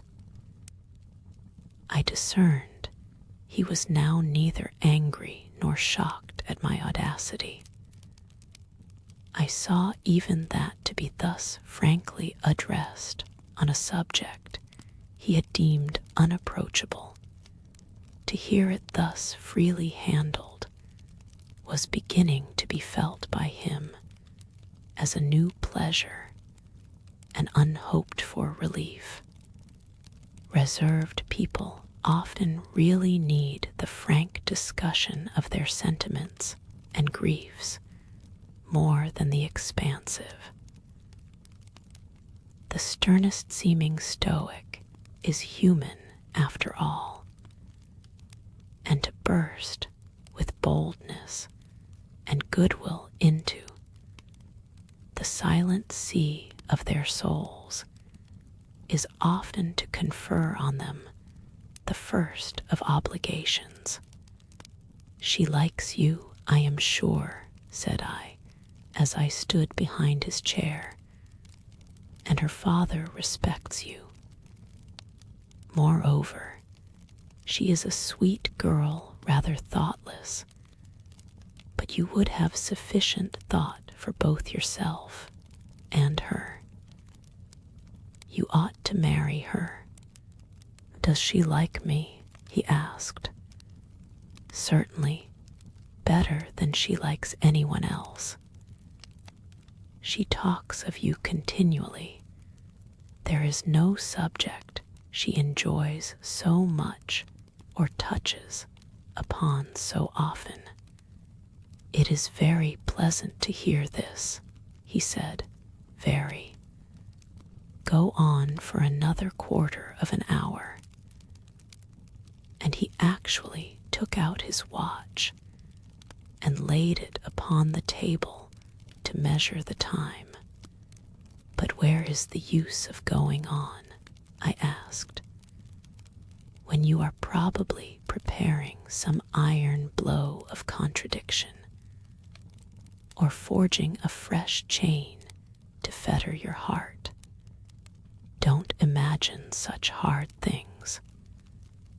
Fancy me yielding and melting, as I am doing, human love rising like a freshly opened fountain in my mind, and overflowing with sweet inundation all the field I have so carefully, and with such labor prepared, so assiduously sown with the seeds of good intentions, of self-denying plans, and now it is deluged with a nectarous flood. The young germs swamped, delicious poison cankering them. Now I see myself stretched on an ottoman in the drawing-room at Vale Hall, at my bride Rosamond Oliver's. Feet, she is talking to me with her sweet voice, gazing down on me with those eyes your skillful hand has copied so well, smiling at me with these coral lips. She is mine, I am hers, this present life, and passing worlds suffice to me. Hush, say nothing, my heart is full of delight, my senses are entranced. Let the time I marked pass in peace. I humored him. The watch ticked on. He breathed fast and low. I stood silent. Amidst this hush the quartet sped. He replaced the watch, laid the picture down, rose, and stood on the hearth. "Now," said he, "that little space was given to delirium and delusion. I rested my temples on the breast of temptation and put my neck voluntarily under her yoke of flowers. I tasted her cup. The pillow was burning. There is an asp in the garland. The wine has a bitter taste. Her promises are hollow, her offers false. I see and know all this. I gazed at him in wonder. It is strange, pursued he, that while I love Rosamond Oliver so wildly, with all the intensity, indeed, of a first passion, the object of which is exquisitely beautiful, graceful, fascinating, I experience at the same time a calm, unwarped consciousness that she would not make me a good wife, that she is not the partner suited to me, that I should discover this within a year after marriage, and that to 12 months, rapture would succeed a lifetime of regret. This I know. Strange indeed. I could not help ejaculating, while something in me, he went on, is acutely sensible to her charms, something else is as deeply impressed with her defects. They are such that she could sympathize in nothing I aspired to cooperate, in nothing I undertook. Rosamond, a sufferer, a laborer, a female apostle. Rosamond, a missionary's wife. No, but you need not be a missionary. You might relinquish that scheme. Relinquish what? My vocation, my great work, my foundation laid on earth for a mansion in heaven, my hopes of being numbered in the band who have merged all ambitions in the glorious one, of bettering their race, of carrying knowledge into the realms of ignorance, of substituting peace for war, freedom for bondage, religion for superstition, the hope of heaven for the fear of hell. Must I relinquish that? It is dearer than the blood in my veins. It is what I have to look forward to and to live for. After a considerable pause, I said, and Miss Oliver, are her disappointment and sorrow of no interest to you? Miss Oliver is ever surrounded by suitors and flatterers. In less than a month, my image will be effaced from her heart. She will forget me and will marry, probably, someone who will make her far happier than I should do. You speak coolly enough, but you suffer in the conflict. You are wasting away. No, if I get a little thin, it is with anxiety about my prospects, yet unsettled my departure, continually procrastinated. Only this morning I received intelligence that the successor, whose arrival I have been so long expecting, cannot be ready to replace me for 3 months to come yet. And perhaps the 3 months may extend to 6. You tremble and become flushed whenever Miss Oliver enters the schoolroom. Again the surprised expression crossed his face. He had not imagined that a woman would dare to speak so to a man. For me, I felt at home in this sort of discourse.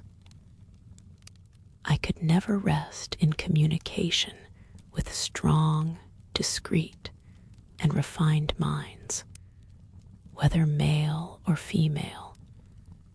till I had passed the outworks of conventional reserve and crossed the threshold of confidence and won a place by their heart's very hearthstone. "You are original," said he, "and not timid. There is something brave in your spirit, as well as penetrating in your eye, but allow me to assure you that you partially misinterpret my emotions. You think them more profound and potent than they are. You give me a larger allowance of sympathy than I have a just claim to. When I color, and when I shake before Miss Oliver, I do not pity myself. I scorn the weakness. I know it is ignoble, a mere fever of the flesh, not, I declare, the convulsion of the soul. That is just as fixed as a rock, firm, set in the depths of a restless sea. Know me to be what I am, a cold, hard man." I smiled incredulously. "You have taken my confidence by storm," he continued, "and now it is much at your service. I am simply, in my original state, stripped of that blood-bleached robe with which Christianity covers human deformity, a cold, hard, ambitious man. Natural affection only of all the sentiments has permanent power over me. Reason, and not feeling, is my guide. My ambition is unlimited. My desire to rise higher, to do more than others, insatiable. I honor endurance, perseverance, industry, talent, because these are the means by which men achieve great ends and mount to lofty eminence. I watch your career with interest because I consider you a specimen of a diligent, orderly, energetic woman, not because I deeply compassionate what you have gone through or what you still suffer. You would describe yourself as a mere pagan philosopher, I said. No, there is this difference between me and deistic philosophers. I believe the gospel. You missed your epithet. I am not a pagan, but a Christian philosopher, a follower of the sect of Jesus. As his disciple, I adopt his pure, his merciful, his benignant doctrines. I advocate them. I am sworn to spread them. Won in youth to religion, she has cultivated my original qualities thus. From the minute germ, natural affection, she has developed the overshadowing tree, philanthropy.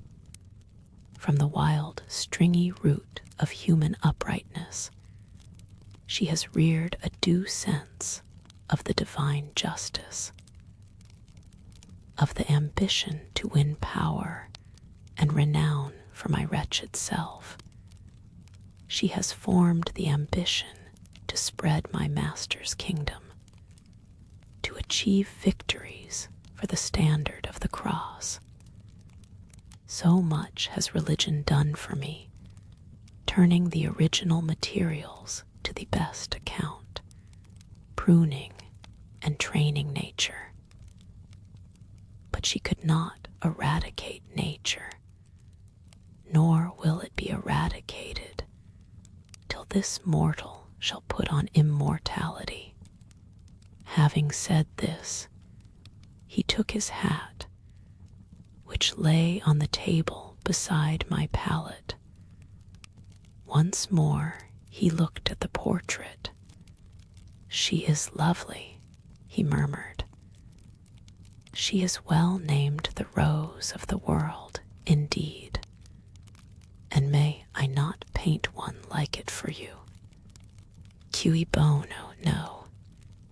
He drew over the picture the sheet of thin paper on which I was accustomed to rest my hand in painting, to prevent the cardboard from being sullied.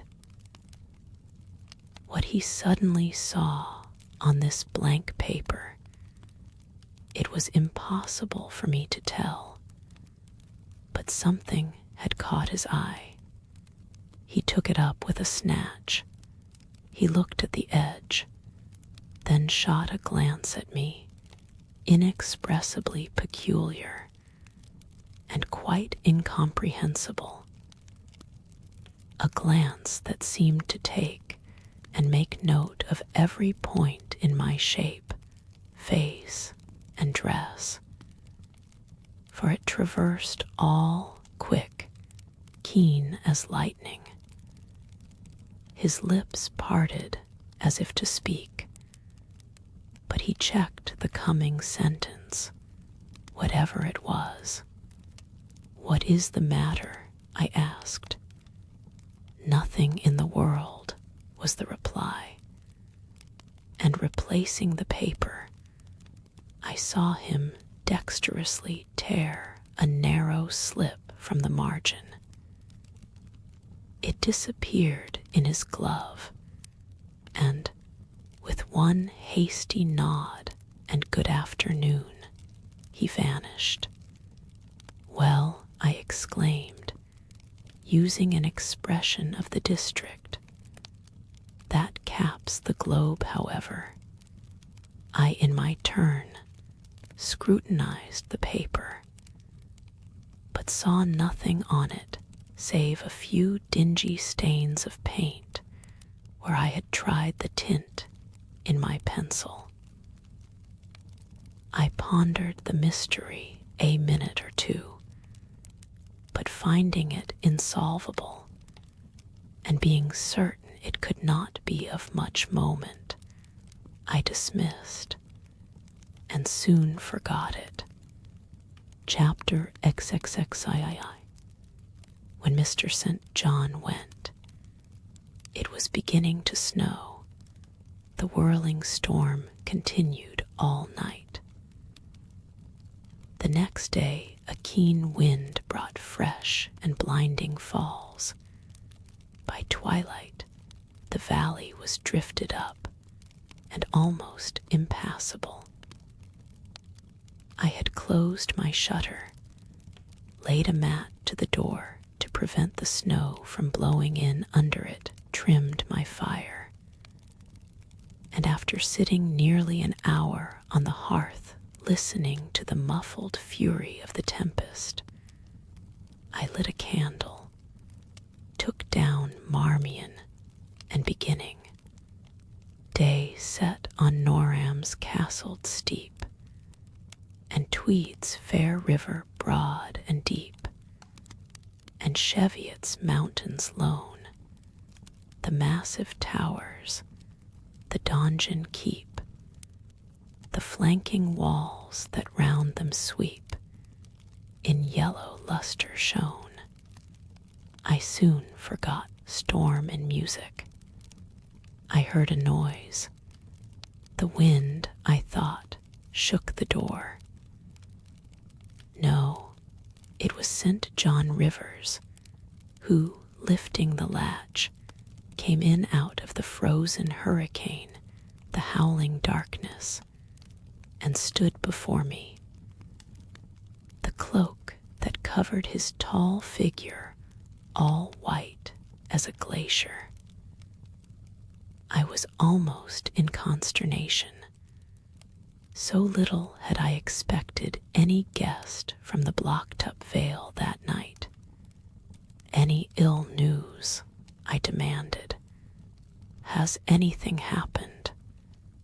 "No, how very easily alarmed you are," he answered, removing his cloak and hanging it up against the door, towards which he again coolly pushed the mat which his entrance had deranged.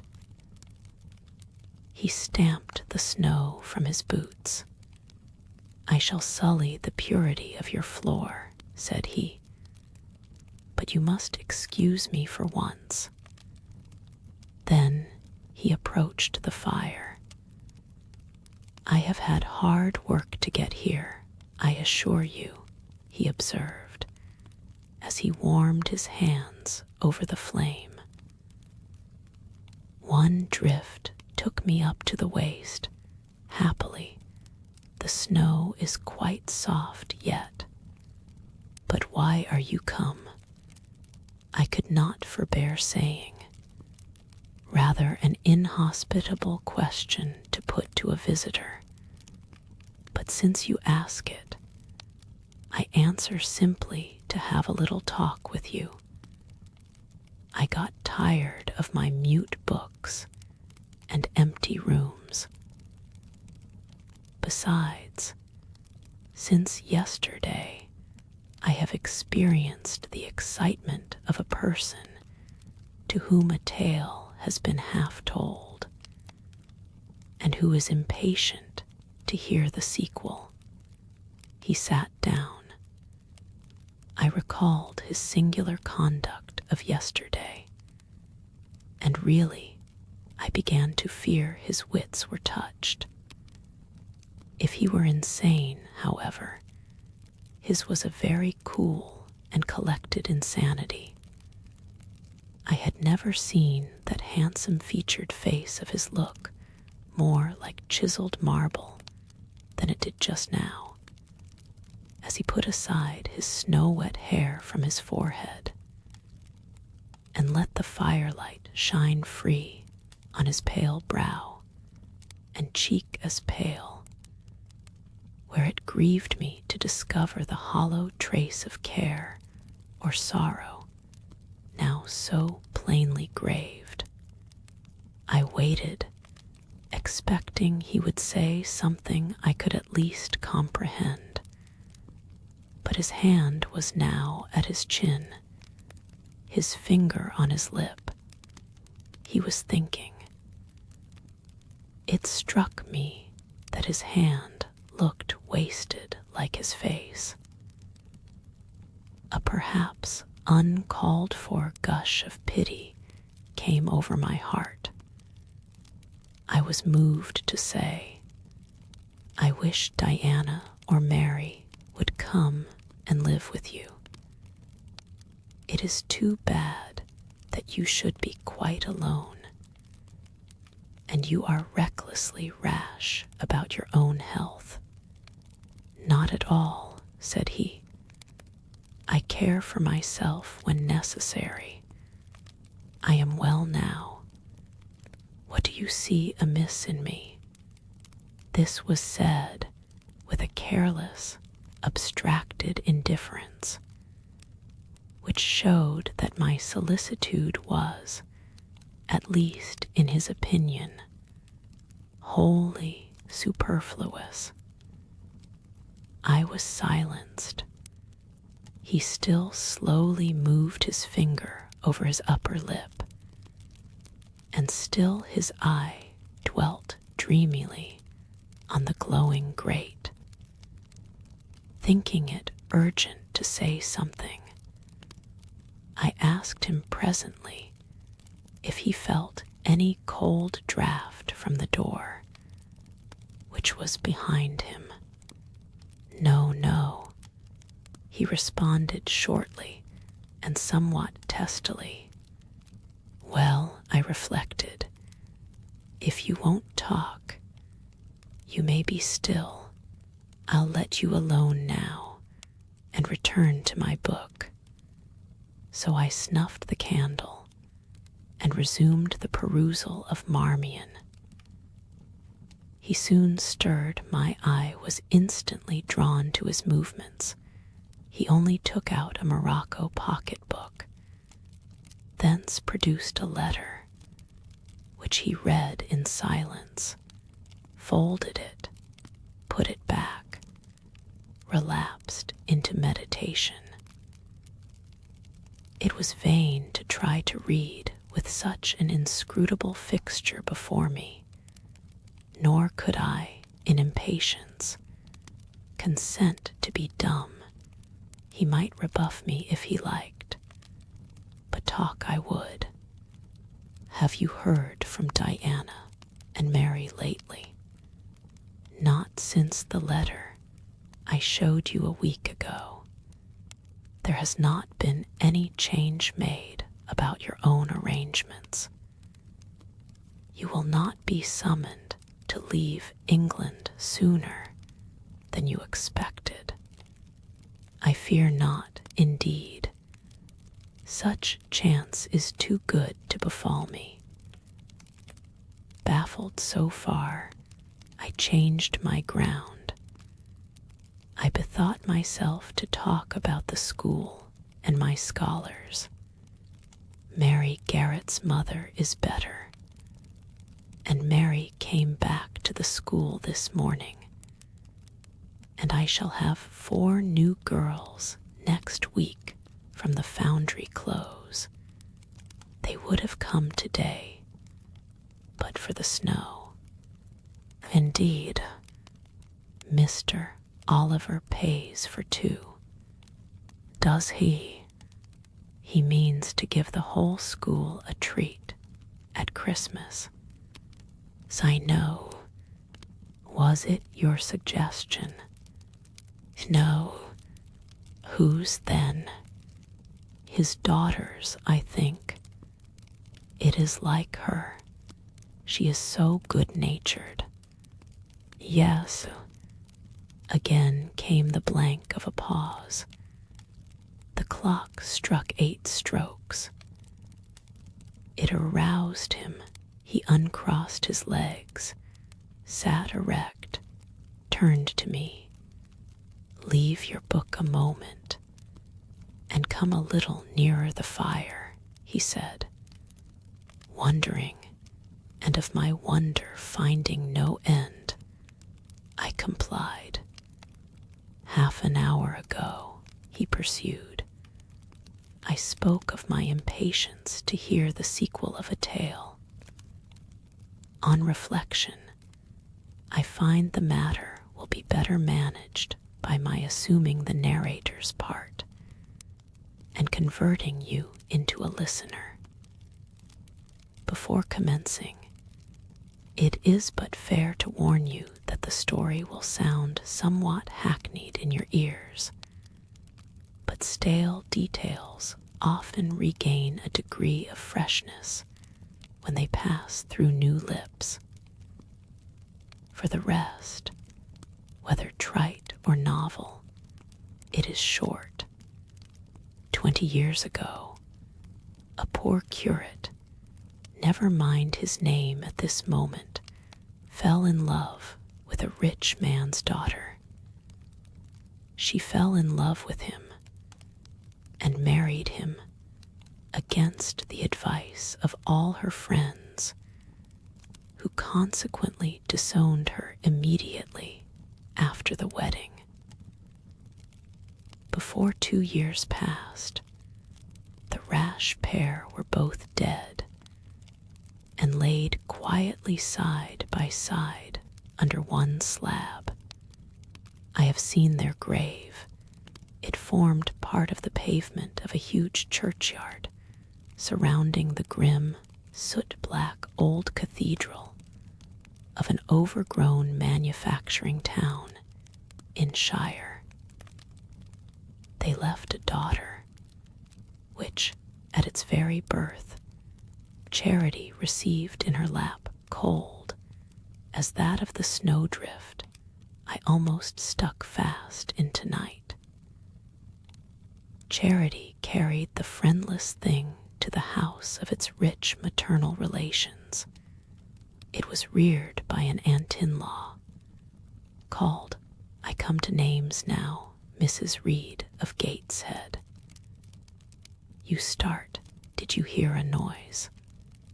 I dare say it is only a rat scrambling along the rafters of the adjoining schoolroom.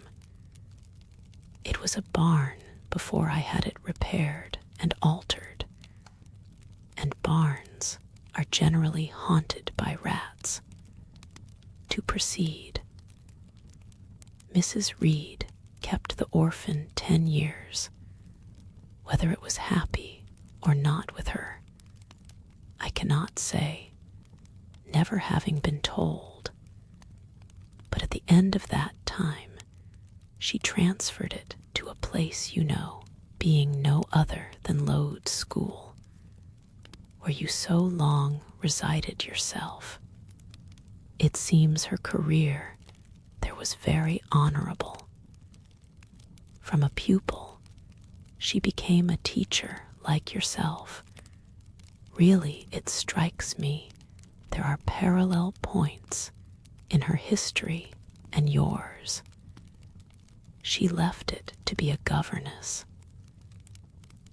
There, again, your fates were analogous. She undertook the education of the ward of a certain Mr. Rochester.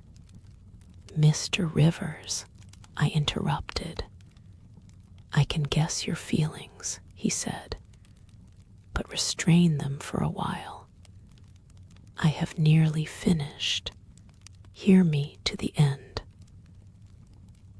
Of Mr. Rochester's character I know nothing, but the one fact that he professed to offer honorable marriage to this young girl, and that at the very altar she discovered he had a wife yet alive, though a lunatic.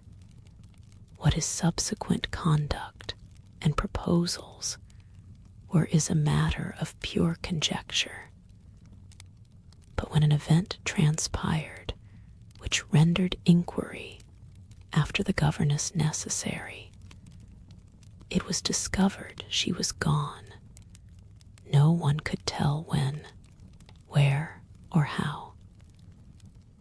She had left Thornfield Hall in the night. Every research after her course had been vain.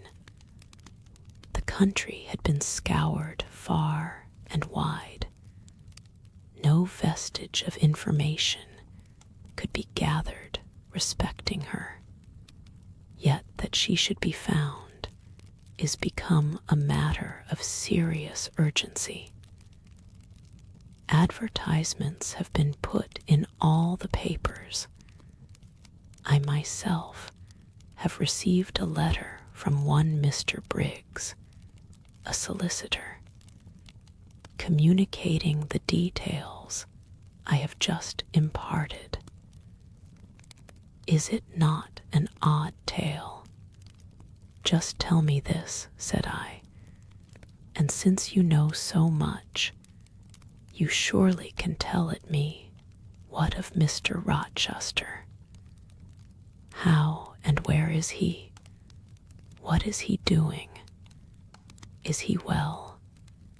I am ignorant of all concerning Mr. Rochester.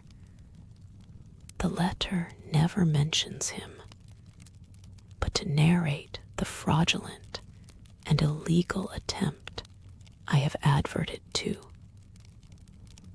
You should rather ask the name of the governess, the nature of the event which requires her appearance. Did no one go to Thornfield Hall then? Did no one see Mr. Rochester?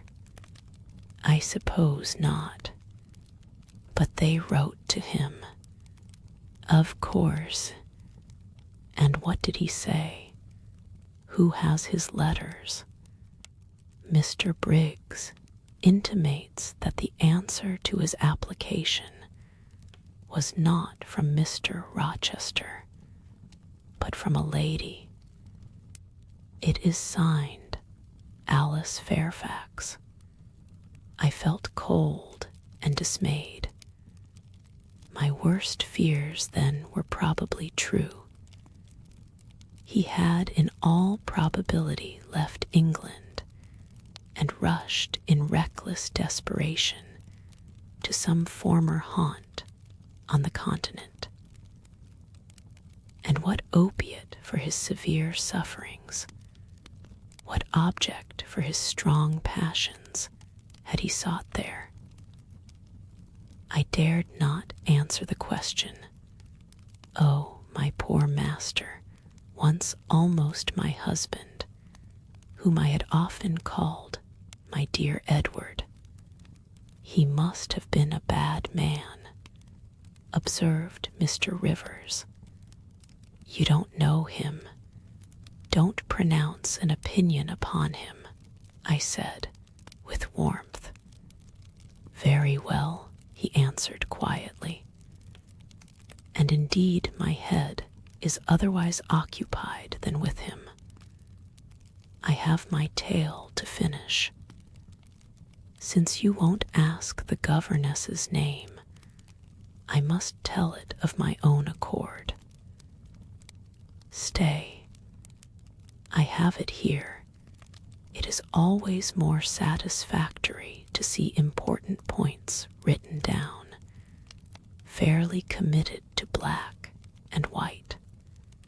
And the pocketbook was again deliberately produced, opened, sought through. From one of its compartments was extracted a shabby slip of paper, hastily torn off. I recognized in its texture and its stains of ultramarine and lake and vermilion the ravished margin of the portrait cover. He got up, held it close to my eyes, and I read, traced in Indian ink, in my own handwriting, the words Janeyre, the work doubtless of some moment of abstraction. Briggs wrote to me of a Jane Eyre, he said. The advertisements demanded a Jane Eyre. I knew a Jane Elliot. I confess I had my suspicions, but it was only yesterday afternoon they were at once resolved into certainty. You own the name and renounce the alias. Yes, yes, but where is Mr. Briggs? He perhaps knows more of Mr. Rochester than you do. Briggs is in London. I should doubt his knowing anything at all about Mr. Rochester. It is not in Mr. Rochester he is interested. Meantime, you forget essential points in pursuing trifles. You do not inquire why Mr. Briggs sought after you, what he wanted with you. Well, what did he want? Merely to tell you that your uncle, Mr. Eyre of Madeira, is dead, that he has left you all his property, and that you are now rich, merely that, nothing more. I rich. Yes, you, rich, quite an heiress. Silence succeeded.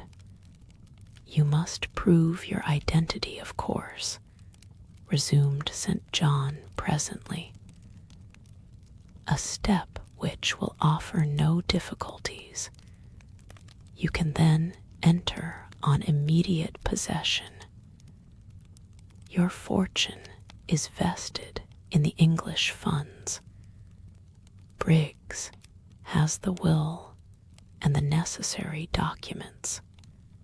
Here was a new card turned up. It is a fine thing, reader, to be lifted in a moment from indigence to wealth, a very fine thing, but not a matter one can comprehend or consequently enjoy all at once.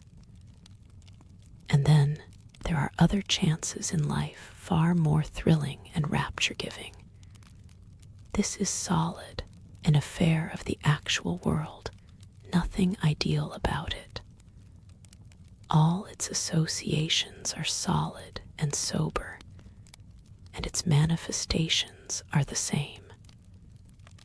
One does not jump and spring and shout hurrah. At hearing, one has got a fortune. One begins to consider responsibilities and to ponder business. On a base of steady satisfaction rise certain grave cares, and we contain ourselves and brood over our bliss with a solemn brow. Besides, the words legacy, bequest go side by side with the words death, funeral. My uncle, I had heard, was dead, my only relative. Ever since being made aware of his existence, I had cherished the hope of one day seeing him. Now I never should. And then this money came only to me, not to me and a rejoicing family, but to my isolated self. It was a grand boon, doubtless, and independence would be glorious. Yes, I felt that thought swelled my heart. You unbend your forehead at last, said Mr. Rivers. I thought Medusa had looked at you, and that you were turning to stone.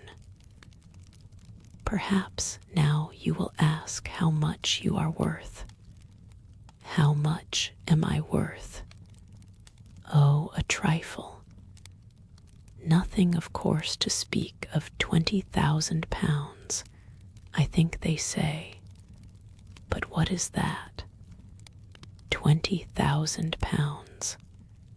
Here was a new stunner. I had been calculating on 4,000 or 5,000. This news actually took my breath for a moment. Mr. St. John, whom I had never heard laugh before, laughed now. Well, said he, if you had committed a murder, and I had told you your crime was discovered, you could scarcely look more aghast. It is a large sum. Don't you think there is a mistake? No mistake at all. Perhaps you have read the figures wrong. It may be 2,000. It is written in letters, not figures. 20,000. I again felt rather like an individual of but average gastronomical powers, sitting down to feast alone at a table spread with provisions for 100. Mr. Rivers rose now and put his cloak on. If it were not such a very wild night, he said, I would send Hannah down to keep you company. You look too desperately miserable to be left alone. But Hannah, poor woman, could not stride the drifts so well as I. Her legs are not quite so long, so I must e'en leave you to your sorrows. Good night. He was lifting the latch. A sudden thought occurred to me. Stop 1 minute, I cried. Well, it puzzles me to know why Mr. Briggs wrote to you about me, or how he knew you, or could fancy that you, living in such an out-of-the-way place, had the power to aid in my discovery. Oh, I am a clergyman, he said, and the clergy are often appealed to about odd matters. Again the latch rattled. "No, that does not satisfy me," I exclaimed. And indeed, there was something in the hasty and unexplanatory reply which, instead of allaying, piqued my curiosity more than ever. "It is a very strange piece of business," I added. "I must know more about it. Another time." "No, tonight, tonight." And as he turned from the door, I placed myself between it and him. He looked rather embarrassed. "You certainly shall not go till you have told me all," I said. "I would rather not just now." "You shall, you must. I would rather Diana or Mary informed you." Of course, these objections wrought my eagerness to a climax. Gratified it must be, and that without delay. And I told him so. "But I apprised you that I was a hard man," said he, "difficult to persuade. And I am a hard woman, impossible to put off. And then," he pursued, "I am cold. No fervor infects me, whereas I am hot, and fire dissolves ice. The blaze there has thawed all the snow from your cloak. By the same token, it has streamed on to my floor and made it like a trampled street. As you hope ever to be forgiven, Mr. Rivers, the high crime and misdemeanor of spoiling a sanded kitchen, tell me what I wish to know." "Well then," he said, "I yield, if not to your earnestness, to your perseverance. As stone is worn by continual dropping. Besides, you must know some day, as well now as later. Your name is Jane Eyre. Of course, that was all settled before. You are not, perhaps, aware that I am your namesake, that I was christened St. John Eyre Rivers. No, indeed. I remember now seeing the letter E comprised in your initials written in books you have at different times lent me, but I never asked for what name it stood. But what then? Surely. I stopped.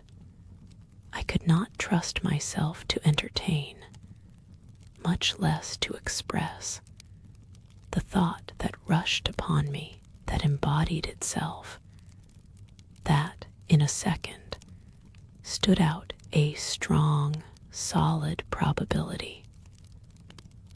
Circumstances knit themselves, fitted themselves, shot into order. The chain that had been lying hitherto a formless lump of links was drawn out straight. Every ring was perfect, the connection complete. I knew by instinct how the matter stood before St. John had said another word. But I cannot expect the reader to have the same intuitive perception, so I must repeat his explanation. My mother's name was Eyre. She had two brothers, one a clergyman, who married Miss Jane Reed of Gateshead, the other John Eyre, Esquire, merchant, late of Funchal, Madeira. Mr. Briggs, being Mr. Eyre's solicitor, wrote to us last August to inform us of our uncle's death, and to say that he had left his property to his brother, the clergyman's orphan daughter, overlooking us in consequence of a quarrel never forgiven between him and my father.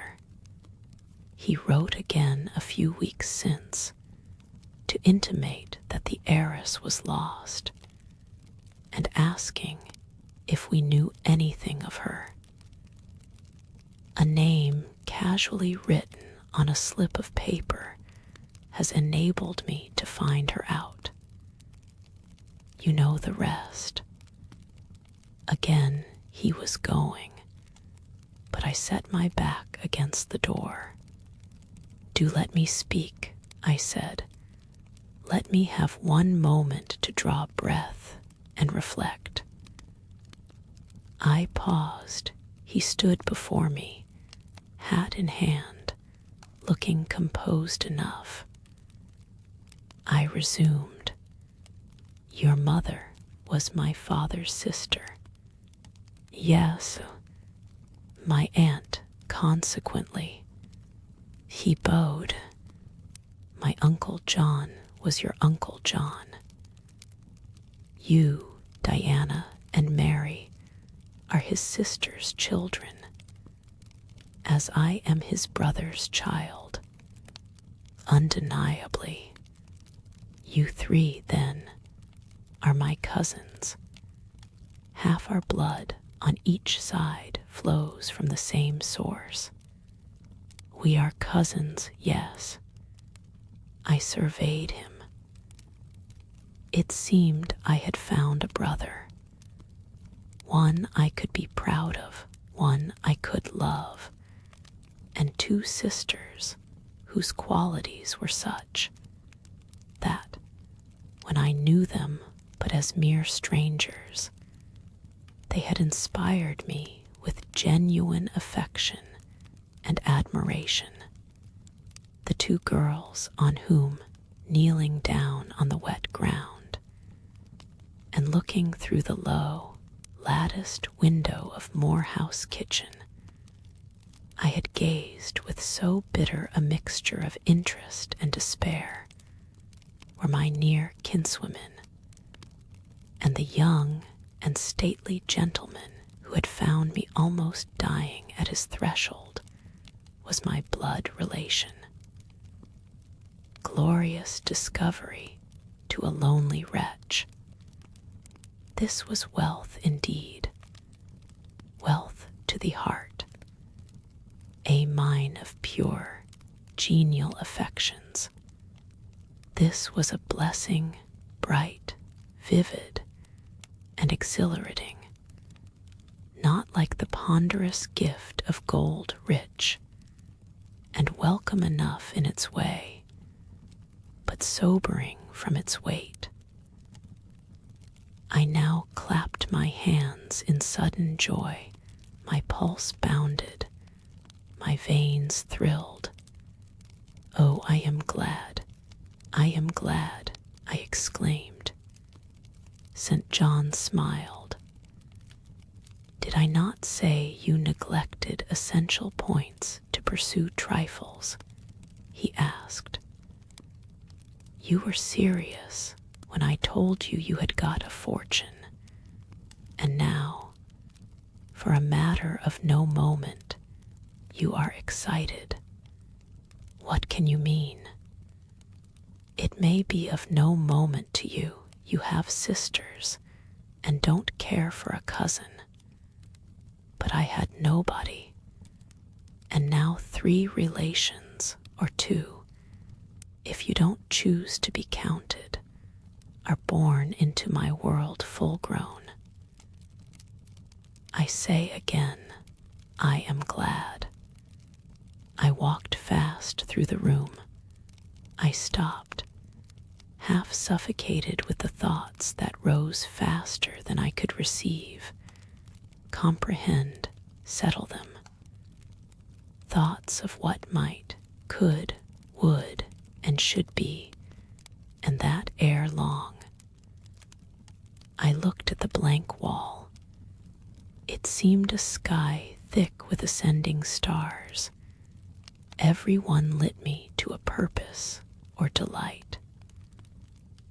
Those who had saved my life, whom, till this hour, I had loved barrenly, I could now benefit. They were under a yoke. I could free them. They were scattered. I could reunite them. The independence, the affluence which was mine, might be theirs too. Were we not four? 20,000 pounds shared equally would be 5,000 each. Justice, enough, and to spare, justice would be done. Mutual happiness secured. Now the wealth did not weigh on me. Now it was not a mere bequest of coin. It was a legacy of life, hope, enjoyment. How I looked while these ideas were taking my spirit by storm, I cannot tell, but I perceived soon that Mr. Rivers had placed a chair behind me and was gently attempting to make me sit down on it. He also advised me to be composed. I scorned the insinuation of helplessness and distraction, shook off his hand, and began to walk about again. "Write to Diana and Mary tomorrow," I said, "and tell them to come home directly." Diana said they would both consider themselves rich with 1,000 pounds. So with 5,000 they will do very well. "Tell me where I can get you a glass of water," said St. John. "You must really make an effort to tranquilize your feelings." Nonsense. And what sort of an effect will the bequest have on you? Will it keep you in England, induce you to marry Miss Oliver, and settle down like an ordinary mortal? You wander. Your head becomes confused. I have been too abrupt in communicating the news. It has excited you beyond your strength. Mr. Rivers, you quite put me out of patience. I am rational enough. It is you who misunderstand, or rather, who affect to misunderstand. Perhaps, if you explained yourself a little more fully, I should comprehend better. Explain. What is there to explain?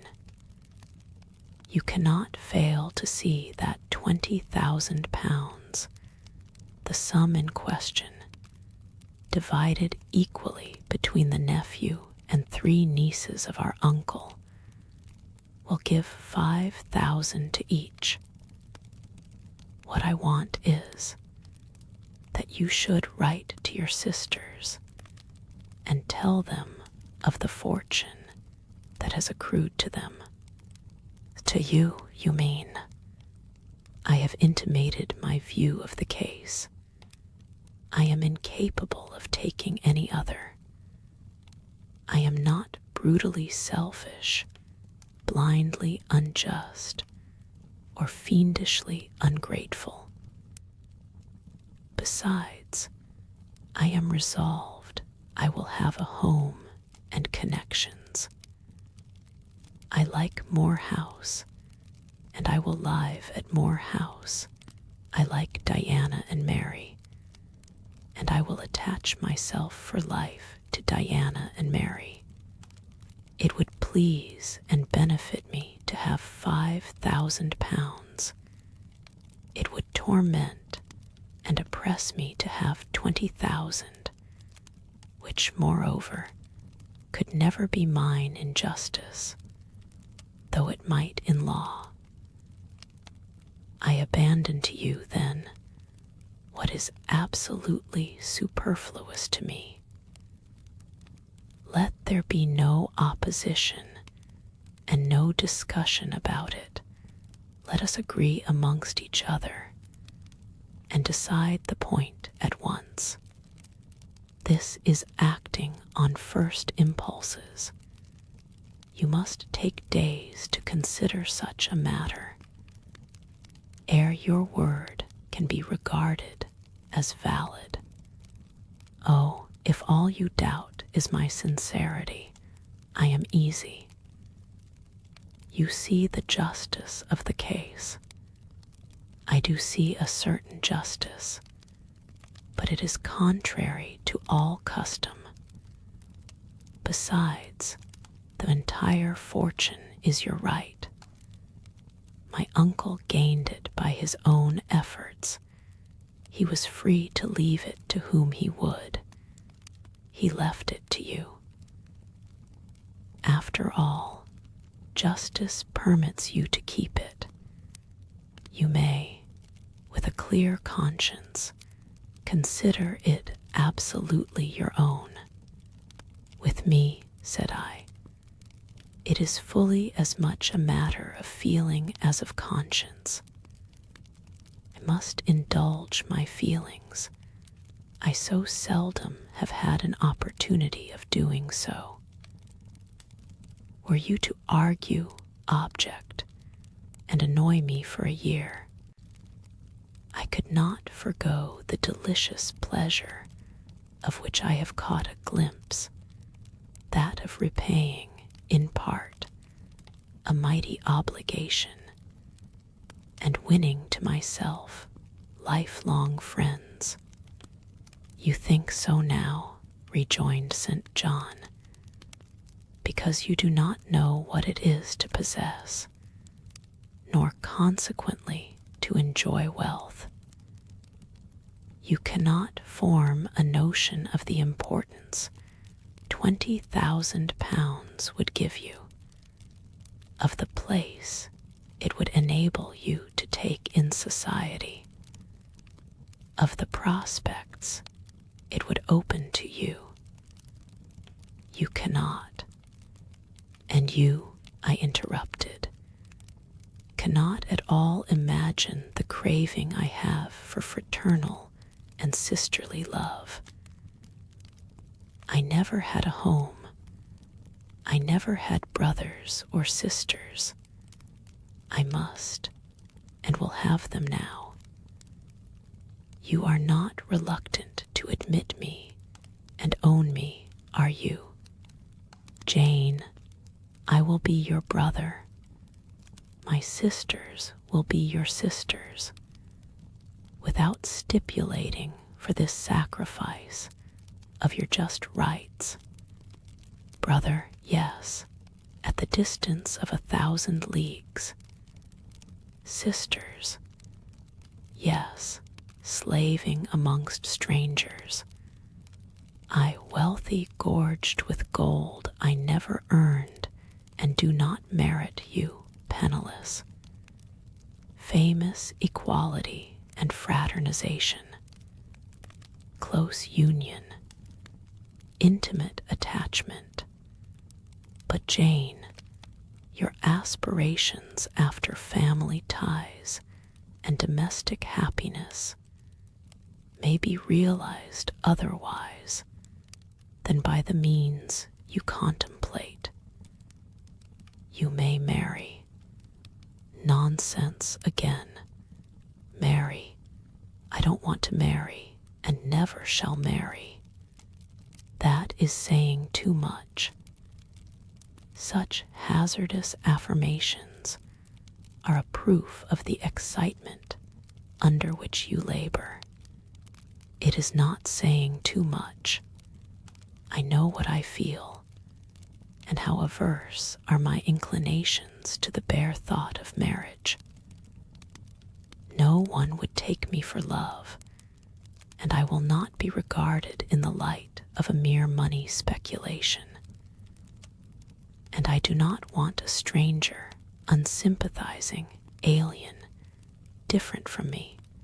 I want my kindred, those with whom I have full fellow feeling.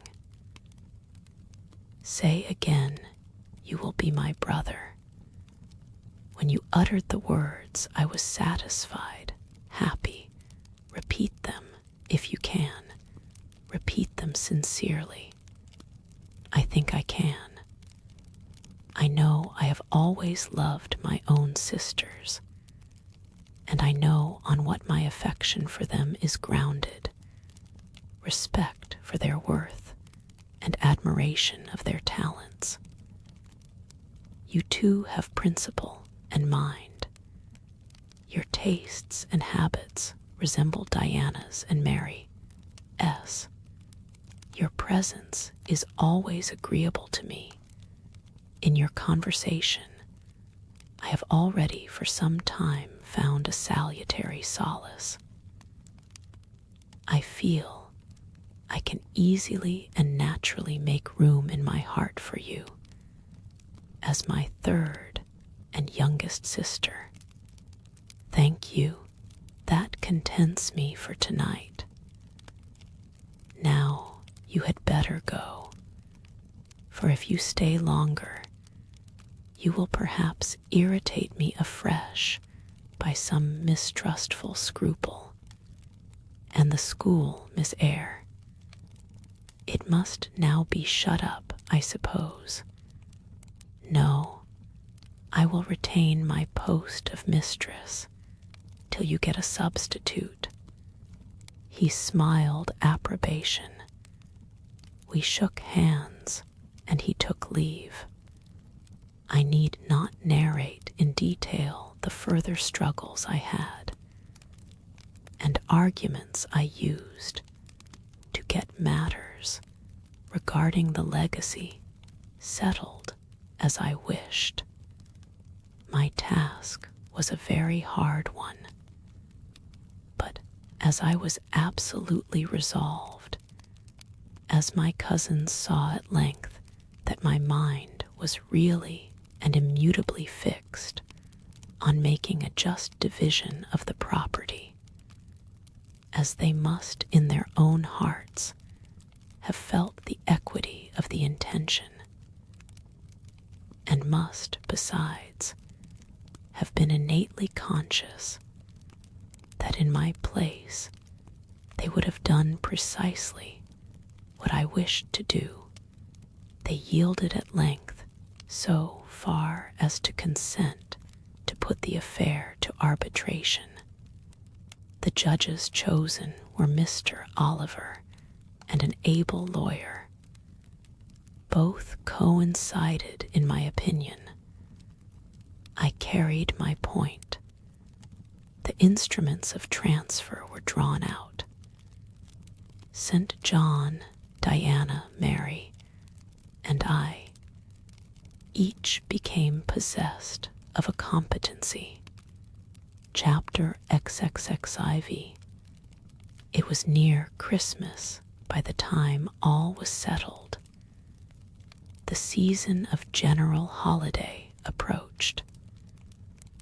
I now closed Morton's school, taking care that the parting should not be barren on my side. Good fortune opens the hand as well as the heart wonderfully, and to give somewhat when we have largely received is but to afford a vent to the unusual ebullition of the sensations. I had long felt with pleasure that many of my rustic scholars liked me, and when we parted, that consciousness was confirmed.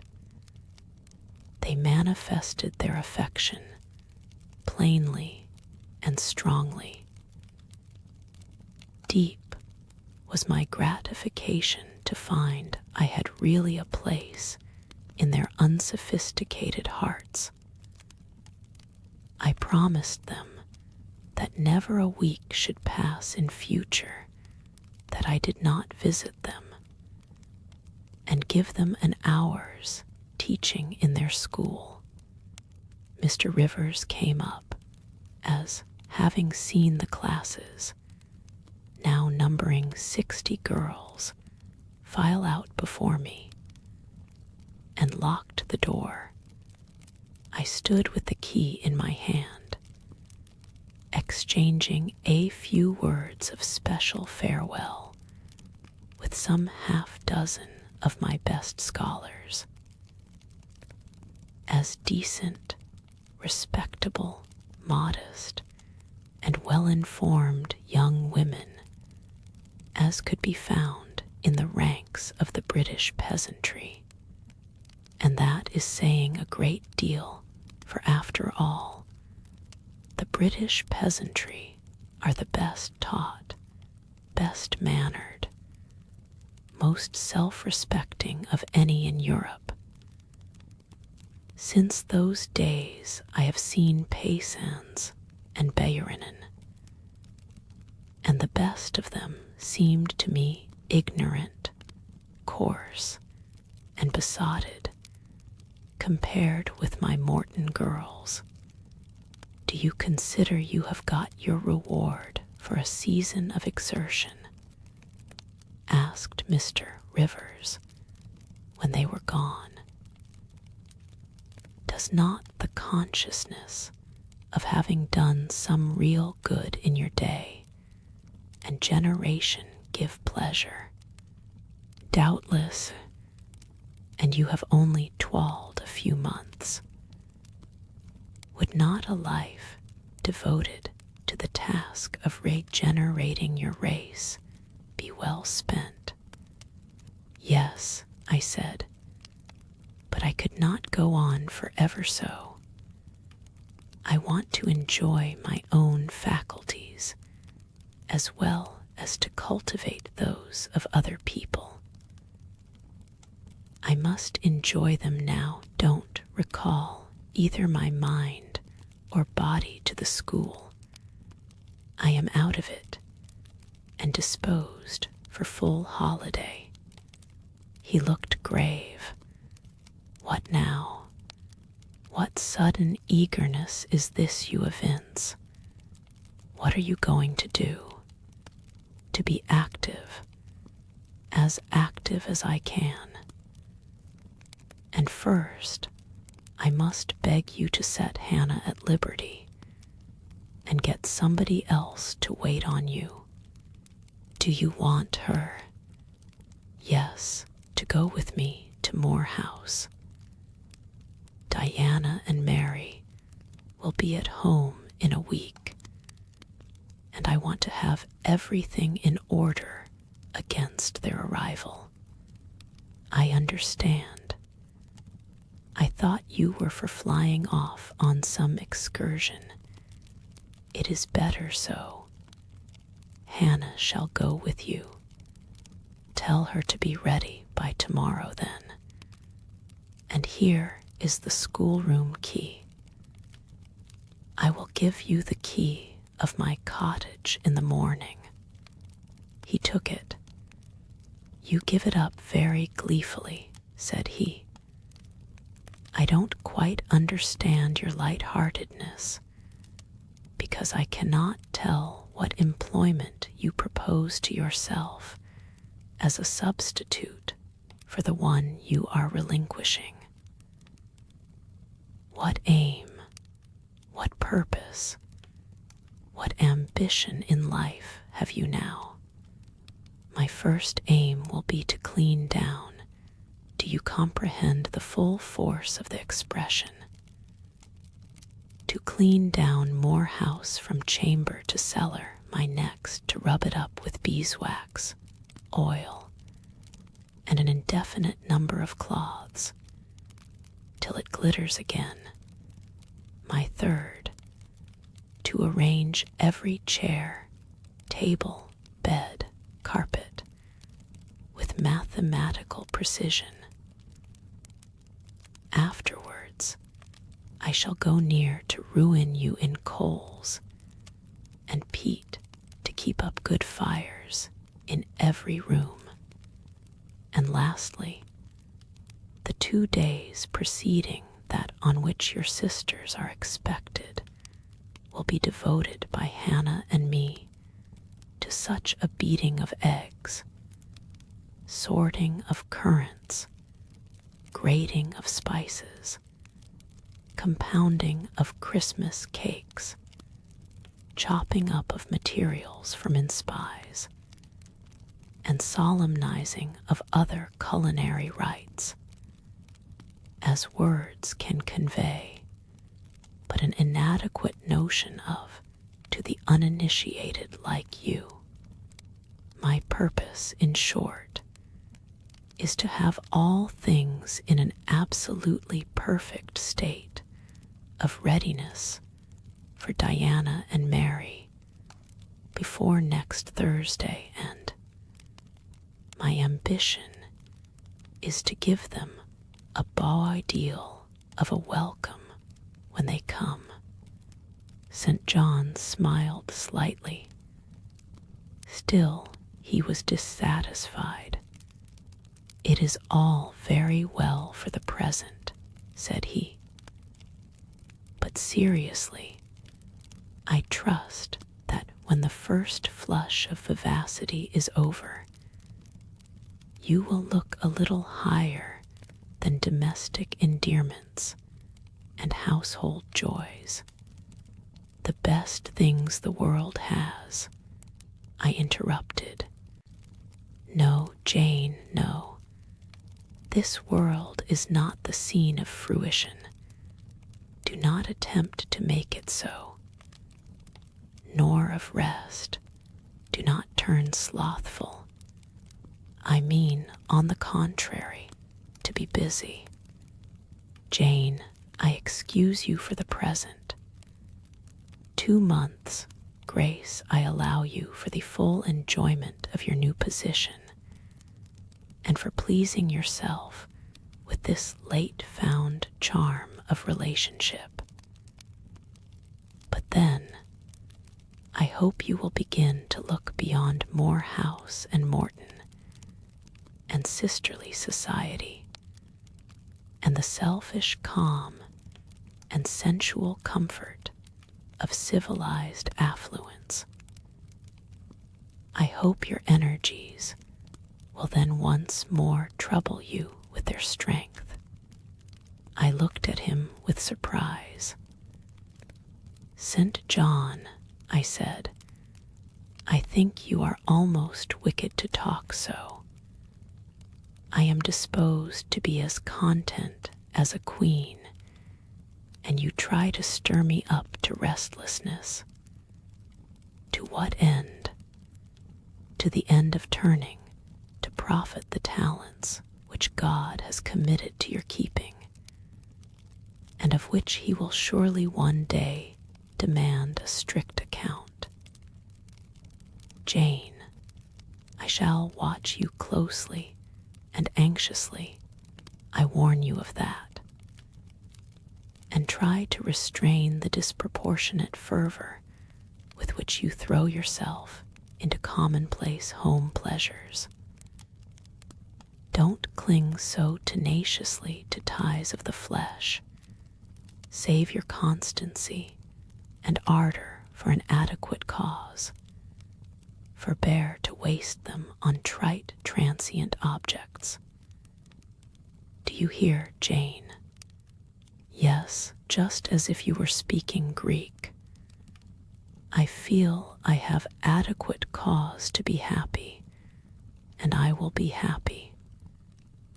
Goodbye. Happy at Moor House I was, and hard I worked, and so did Hannah. She was charmed to see how jovial I could be amidst the bustle of a house turned topsy-turvy, how I could brush and dust and clean and cook. And really, after a day or two of confusion worse confounded, it was delightful by degrees to to invoke order from the chaos ourselves had made. I had previously taken a journey to S to purchase some new furniture, my cousins having given me carte blanche to effect what alterations I pleased, and a sum having been set aside for that purpose. The ordinary sitting room and bedrooms I left much as they were, for I knew Diana and Mary would derive more pleasure from seeing again the old homely tables and chairs and beds than from the spectacle of the smartest innovations. Still, some novelty was necessary to give to their return the piquancy with which I wished it to be invested. Dark, handsome new carpets and curtains, an arrangement of some carefully selected antique ornaments in porcelain and bronze, new coverings and mirrors and dressing cases for the toilet tables answered the end. They looked fresh without being glaring.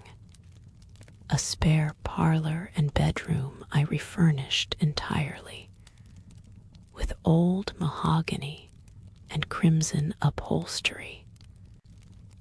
I laid canvas on the passage and carpets on the stairs.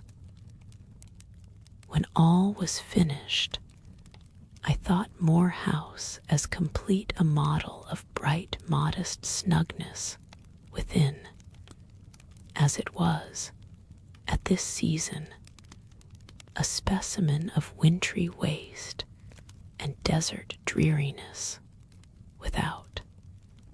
The eventful Thursday at length came. They were expected about dark, and ere dusk fires were lit upstairs and below. The kitchen was in perfect trim.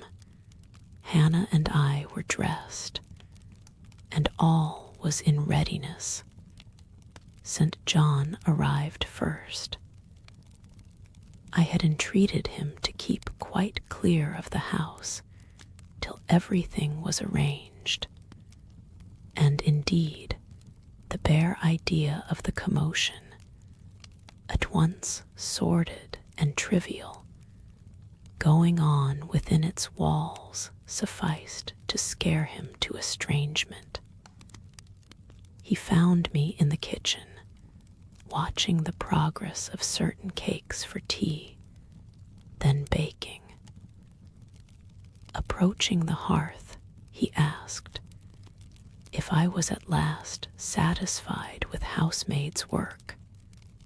I answered by inviting him to accompany me on a general inspection of the result of my labors.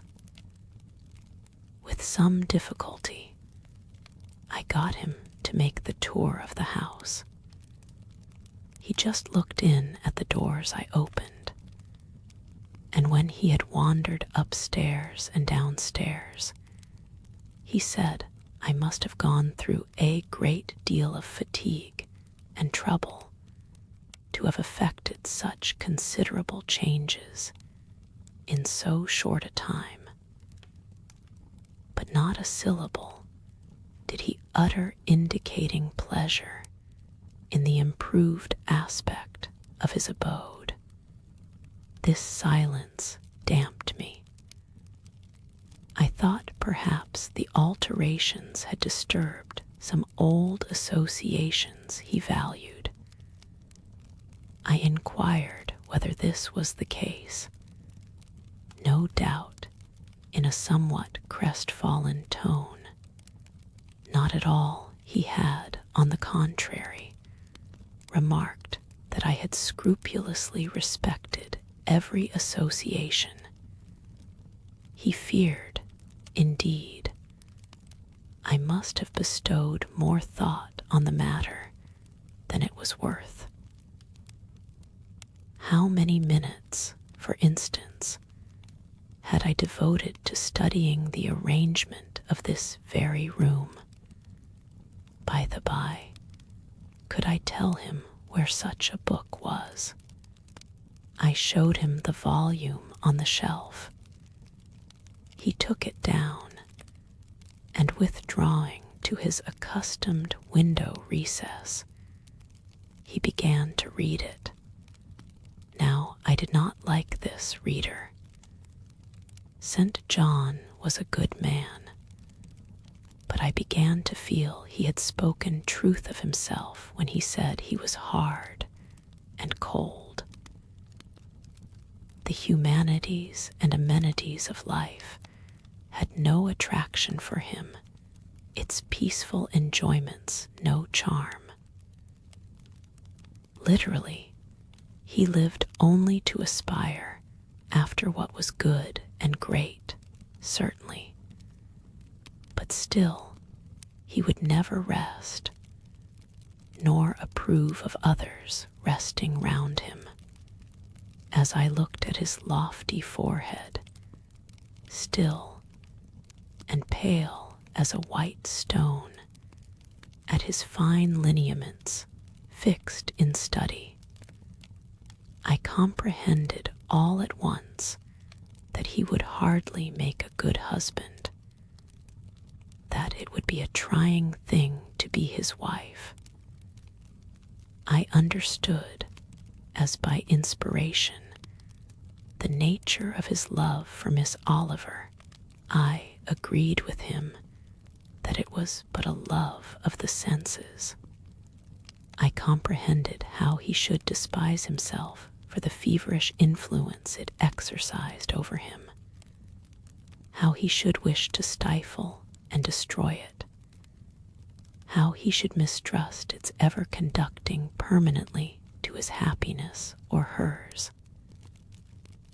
I saw he was of the material from which nature hews her heroes, Christian and pagan her lawgivers, her statesmen, her conquerors, a steadfast bulwark for great interests to rest upon.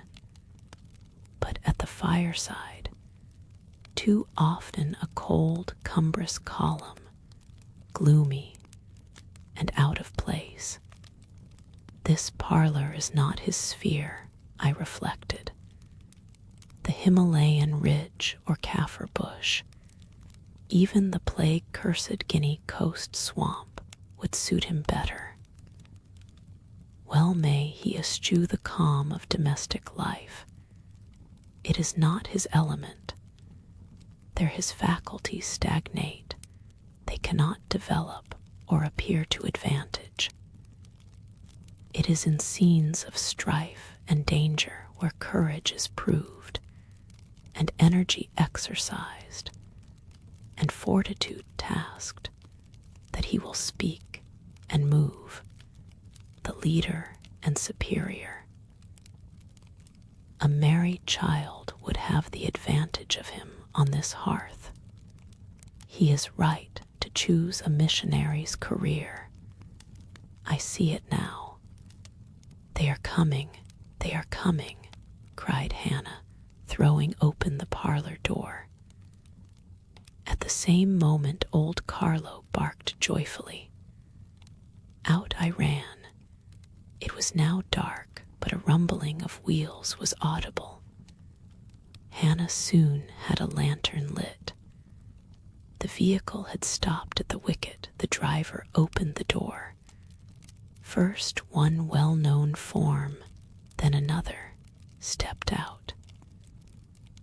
In a minute, I had my face under their bonnets, in contact first with Mary's soft cheek, then with Diana's flowing curls. They laughed, kissed me, then Hannah. Patted Carlo, who was half wild with delight, asked eagerly if all was well, and being assured in the affirmative, hastened into the house. They were stiff with their long and jolting drive from Whitcross, and chilled with the frosty night air, but their pleasant countenances expanded to the cheerful firelight. While the driver and Hannah brought in the boxes, they demanded St. John. At this moment, he advanced from the parlor. They both threw their arms round his neck at once. He gave each one quiet kiss, said in a low tone a few words of welcome, stood a while to be talked to, and then, intimating that he supposed they would soon rejoin him in the parlor, withdrew there as to a place of refuge. I had lit their candles to go upstairs, but Diana had first to give hospitable orders respecting the driver. This done, both followed me. They were delighted with the renovation and decorations of their rooms, with the new drapery and fresh carpets and rich tinted china vases. They expressed their gratification ungrudgingly. I had the pleasure of feeling that my arrangements met their wishes exactly, and that what I had done added a vivid charm to their joyous return home. Sweet was that evening. My cousins, full of exhilaration, were so eloquent in narrative and comment that their fluency covered St. John's taciturnity. He was sincerely glad to see his sisters, but in their glow of fervor and flow of joy, he could not sympathize. The event of the day, that is, the return of Diana and Mary, pleased him, but the accompaniments of that event, the glad tumult, the garrulous glee of reception, irked him. I saw he wished the calmer morrow was come. In the very meridian of the night's enjoyment, about an hour after tea, a rap was heard at the door. Hannah entered with the intimation that a poor lad was come, at that unlikely time, to fetch Mr. Rivers to see his mother, who was drawing away. Where does she live, Hannah? Clear up at Whitcross Brow, almost 4 miles off, and moor and moss all the way. Tell him I will go. I'm sure, sir, you had better not. It's the worst road to travel after dark that can be. There's no track at all over the bog. And then it is such a bitter night, the keenest wind you ever felt. You had better send word, sir, that you will be there in the morning. But he was already in the passage, putting on his cloak, and without one objection, one murmur, he departed. It was then 9 o'clock. He did not return till midnight. Starved and tired enough he was, but he looked happier than when he set out. He had performed an act of duty, made an exertion, felt his own strength to do and deny, and was on better terms with himself.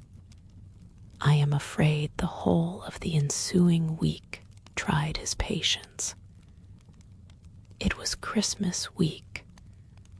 We took to no settled employment. but spent it in a sort of merry domestic dissipation.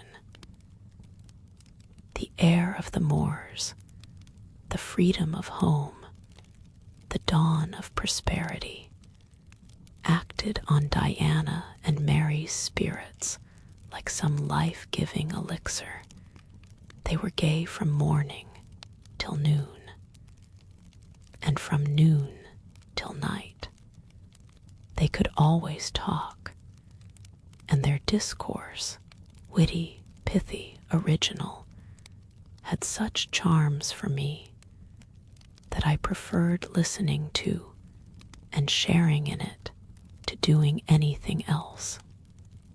Scent. John did not rebuke our vivacity, but he escaped from it. He was seldom in the house. His parish was large, the population scattered, and he found daily business in visiting the sick and poor in its different districts. One morning at breakfast, Diana, after looking a little pensive for some minutes, asked him if his plans were yet unchanged. Unchanged and unchangeable, was the reply. And he proceeded to inform us that his departure from England was now definitively fixed for the ensuing year, and Rosamond Oliver, suggested Mary, the words seeming to escape her lips involuntarily, for no sooner had she uttered them than she made a gesture as if wishing to recall them. St. John had a book in his hand. It was his unsocial custom to read at meals. He closed it and looked up.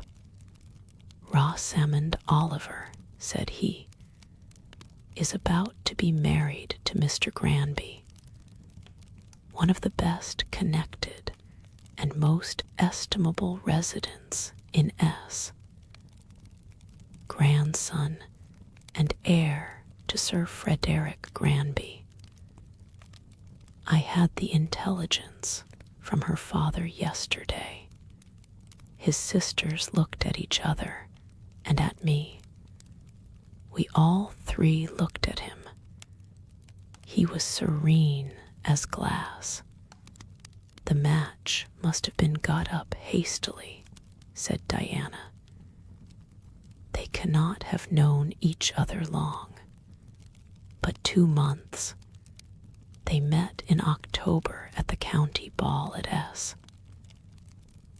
But where there are no obstacles to a union, as in the present case, where the connection is in every point desirable, delays are unnecessary. They will be married as soon as S. Place, which Sir Frederick gives up to them, can be refitted for their reception. The first time I found St. John alone after this communication, I felt tempted to inquire if the event distressed him. But he seemed so little to need sympathy that, so far from venturing to offer him more, I experienced some shame at the recollection of what I had already hazarded. Besides, I was out of practice in talking to him. His reserve was again frozen over, and my frankness was congealed beneath it. He had not kept his promise of treating me like his sisters. He continually made little chilling differences between us, which did not at all tend to the development of cordiality. In short, now that I was acknowledged his kinswoman, and lived under the same roof with him, I felt the distance between us to be far greater than when he had known me only as the village schoolmistress. When I remembered how far I had once been admitted to his confidence, I could hardly comprehend his present frigidity. Such being the case, I felt not a little surprised when he raised his head suddenly from the desk over which he was stooping and said, "You see, Jane, the battle is fought and the victory won." Startled at being thus addressed, I did not immediately reply. After a moment's hesitation, I answered, "But are you sure you are not in the position of those conquerors whose triumphs have cost them too dear? Would not such another ruin you? I think not, and if I were, it does not much signify. I shall never be called upon to contend for such another. The event of the conflict is decisive. My way is now clear, I thank God for it." So saying, he returned to his papers and his silence, as our mutual happiness, i.e., Diana's, Mary's, and mine, settled into a quieter character, and we resumed our usual habits and regular studies. St. John stayed more at home. He sat with us in the same room, sometimes for hours together, while Mary drew. Diana pursued a course of encyclopedic reading she had, to my awe and amazement, undertaken, and I fagged away at German. He pondered a mystic lore of his own, that of some Eastern tongue, the acquisition of which he thought necessary to his plans. Thus engaged, he appeared, sitting in his own recess, quiet and absorbed enough. But that blue eye of his had a habit of leaving the outlandish-looking grammar and wandering over, and sometimes fixing upon us, his fellow students, with a curious intensity of observation.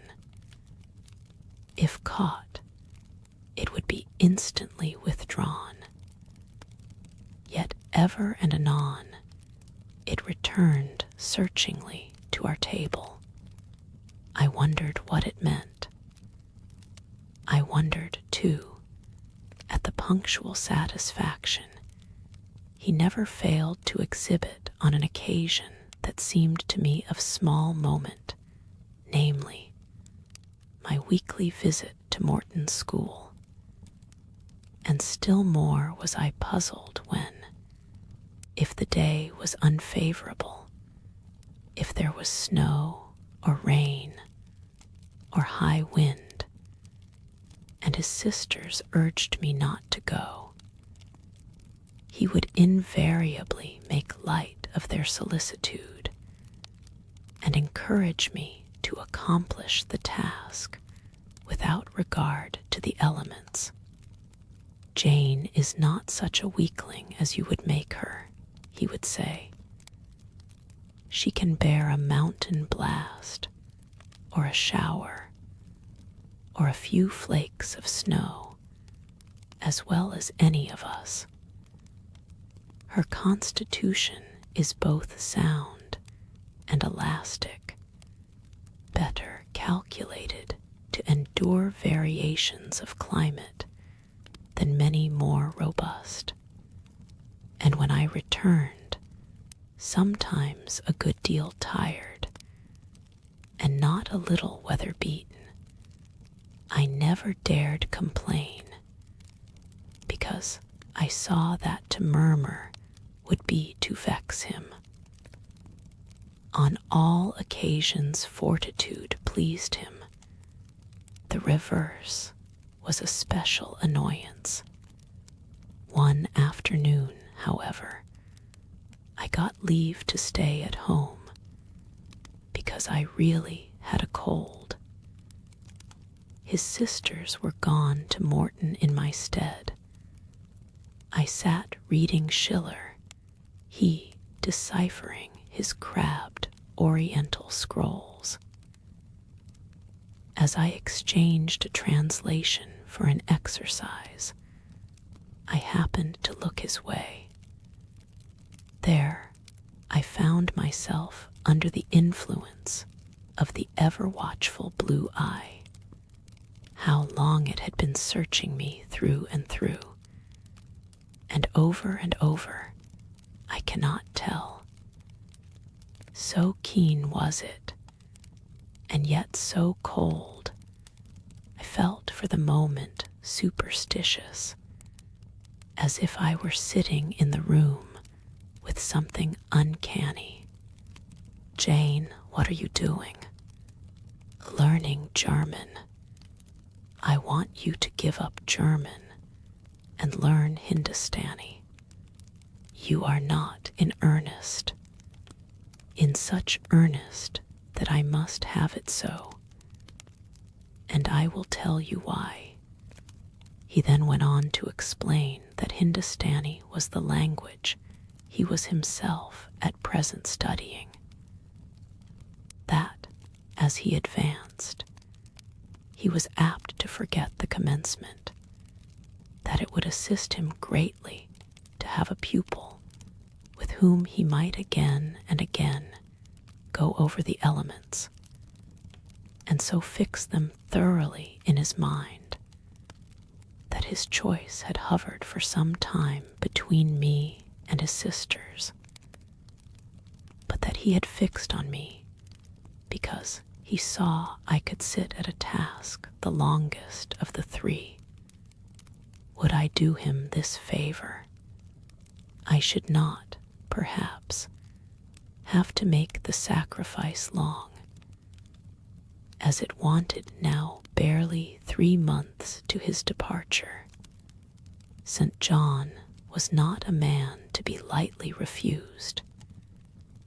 You felt that every impression made on him, either for pain or pleasure, was deep-graved and permanent. Consented.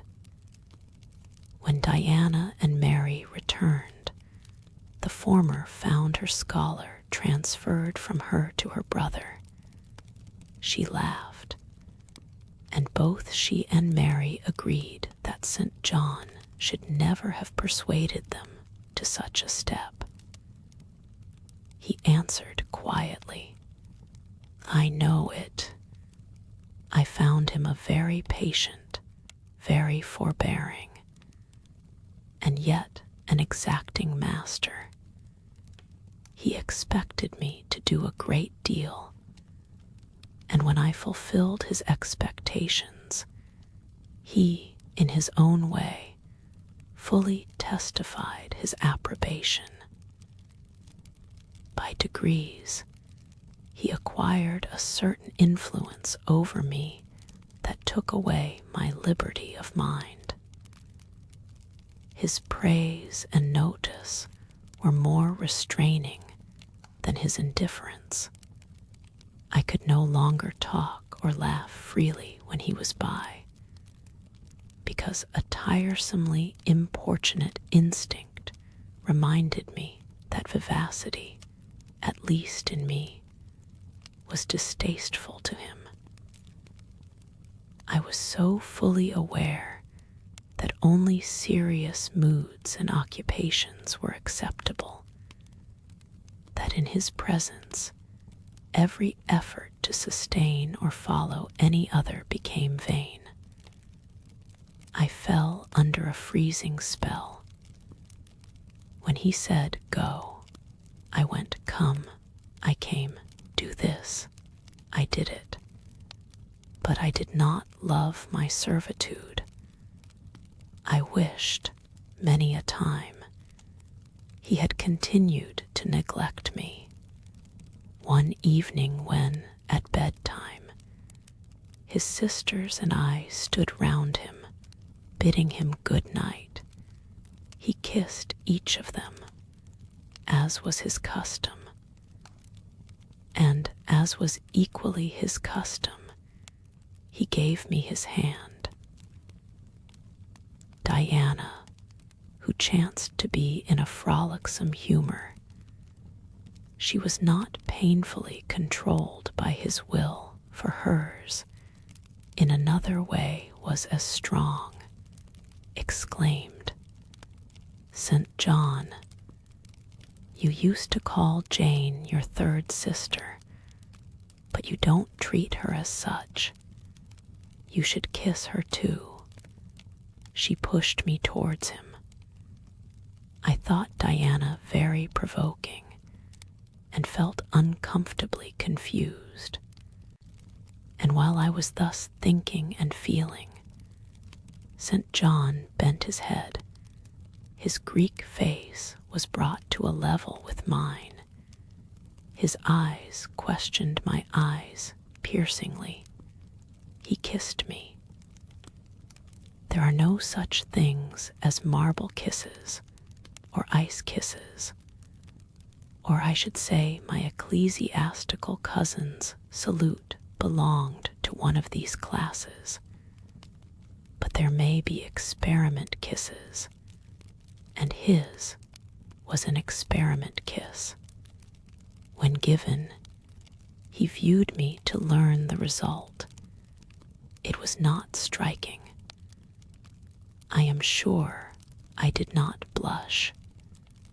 Perhaps I might have turned a little pale, for I felt as if this kiss were a seal affixed to my fetters. He never omitted the ceremony afterwards, and the gravity and quiescence with which underwent it seemed to invest it for him with a certain charm. As for me, I daily wished more to please him, but to do so, I felt daily more and more that I must disown half my nature, stifle half my faculties, wrest my tastes from their original bent, force myself to the adoption of pursuits for which I had no natural vocation.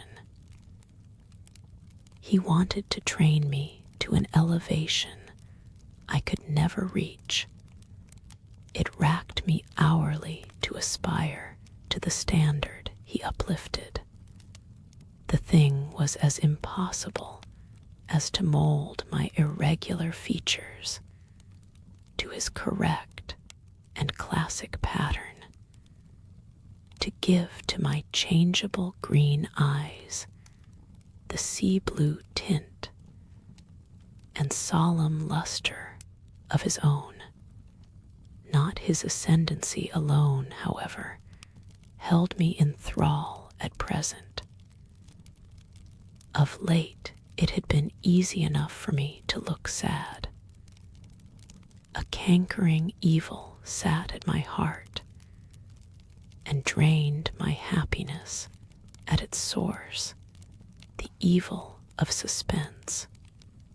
Perhaps you think I had forgotten Mr. Rochester, reader, amidst these changes of place and fortune. Not for a moment. His idea was still with me, because it was not a vapor sunshine could disperse, nor a sand-traced effigy storms could wash away. It was a name graven on a tablet, fated to last as long as the marble it inscribed. The craving to know what had become of him followed me everywhere. When I was at Morton, I re-entered my cottage every evening to think of that. And now, at Moor House, I sought my bedroom each night to brood over it. In the course of my necessary correspondence with Mr. Briggs about the will, I had inquired if he knew anything of Mr. Rochester's present residence and state of health. But, as St. John had conjectured, he was quite ignorant of all concerning him. I then wrote to Mrs. Fairfax, entreating information on the subject. I had calculated with certainty on this step answering my end. I felt sure it would elicit an early answer. I was astonished when a fortnight passed without reply. But when 2 months wore away, and day after day the post arrived and brought nothing for me, I fell a prey to the keenest anxiety. I wrote again.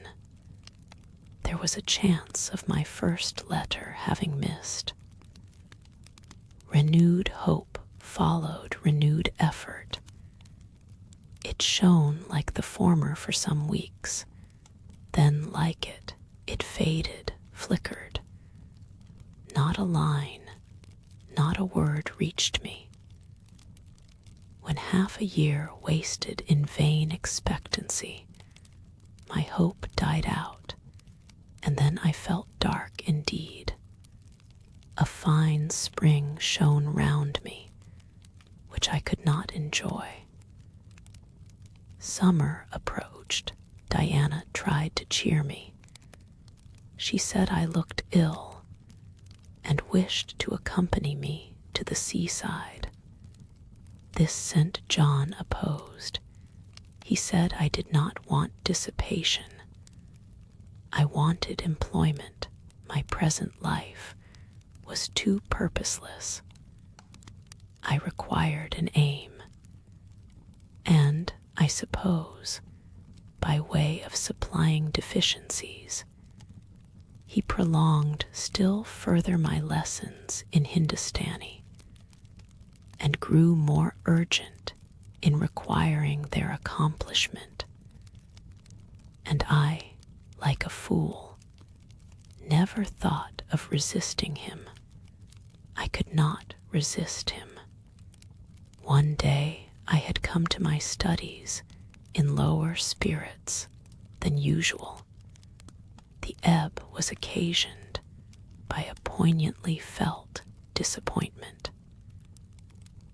Hannah had told me in the morning there was a letter for me, and when I went down to take it, almost certain that the long-looked-for tidings were vouchsafed me at last, I found only an unimportant note from Mr. Briggs on business.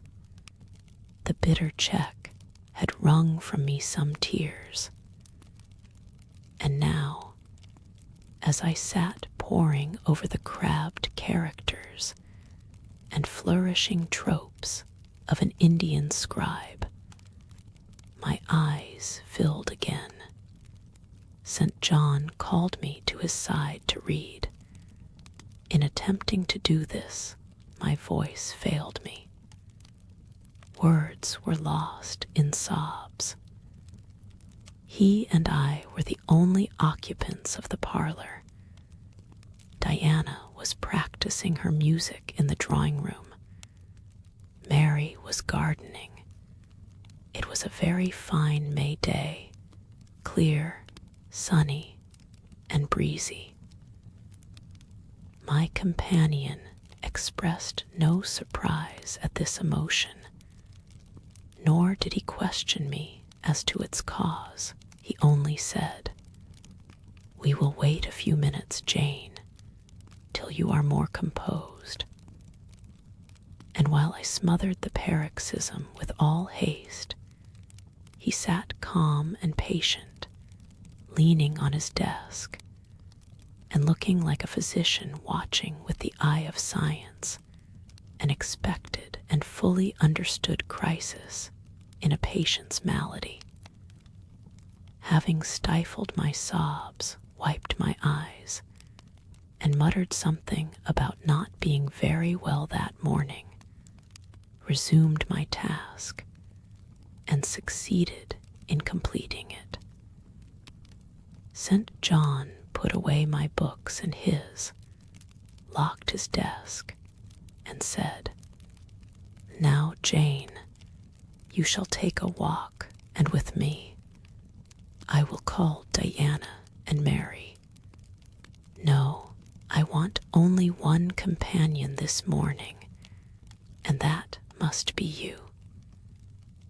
Put on your things, go out by the kitchen door.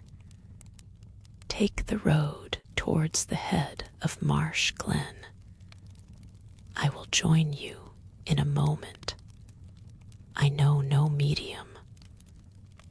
I never in my life have known any medium in my dealings with positive, hard characters, antagonistic to my own, between absolute submission and determined revolt.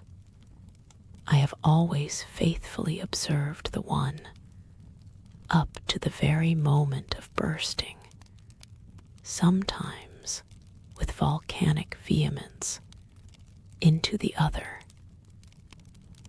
And as neither present circumstances warranted, nor my present mood inclined me to mutiny, I observed careful obedience to St. John's directions, and in 10 minutes I was treading the wild track of the glen, side by side with him. The breeze was from the west. It came over the hills, sweet with scents of heath and rush. The sky was of stainless blue.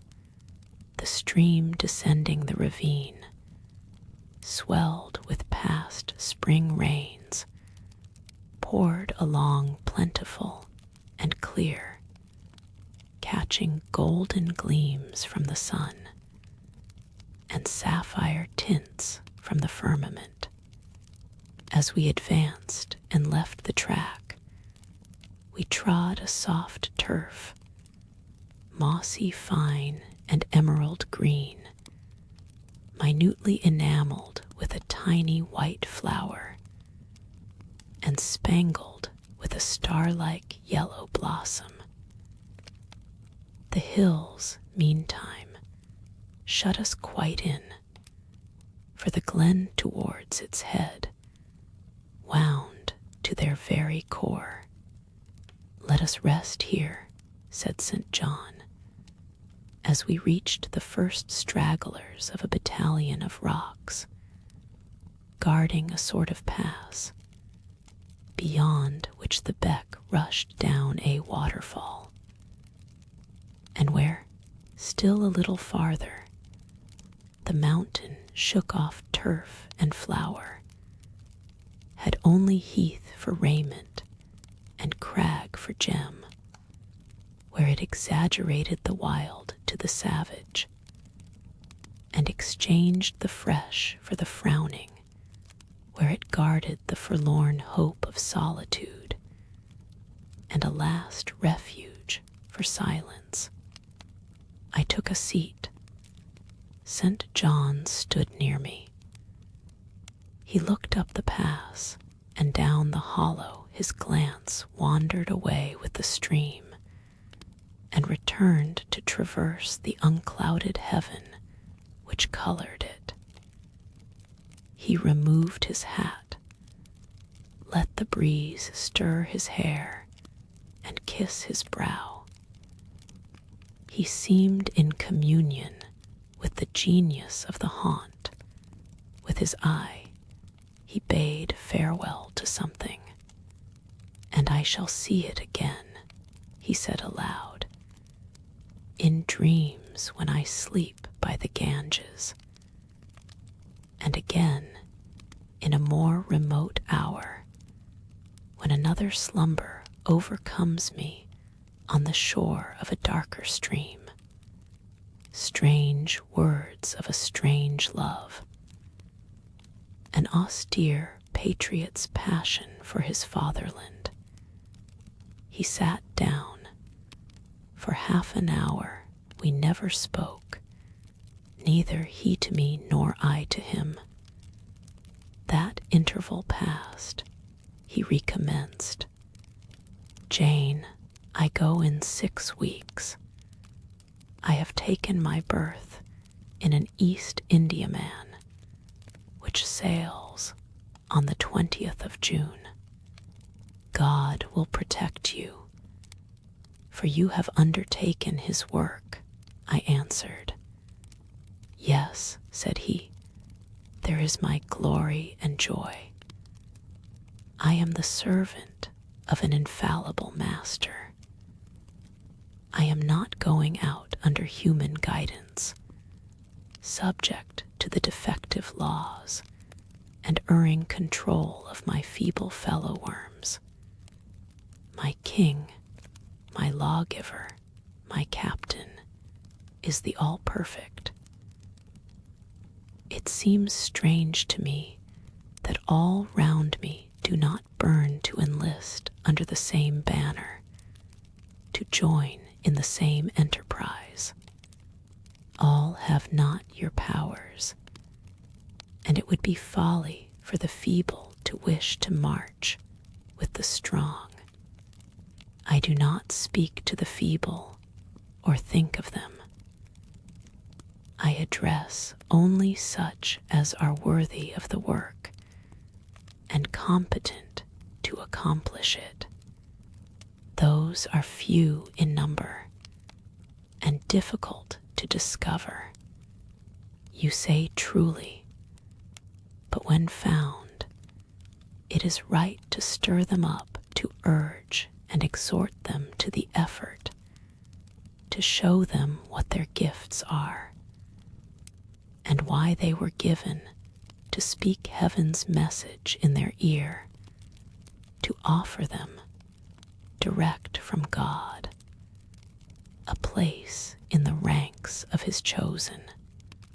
If they are really qualified for the task, will not their own hearts be the first to inform them of it? I felt as if an awful charm was framing round and gathering over me. I trembled to hear some fatal words spoken, which would at once declare and rivet the spell. "And what does your heart say?" demanded St. John. "My heart is mute, my heart is mute," I answered, struck and thrilled. "Then I must speak for it," continued the deep, relentless voice. "Jane, come with me to India. Come as my helpmeet and fellow laborer." The glen and sky spun round. The hills heaved.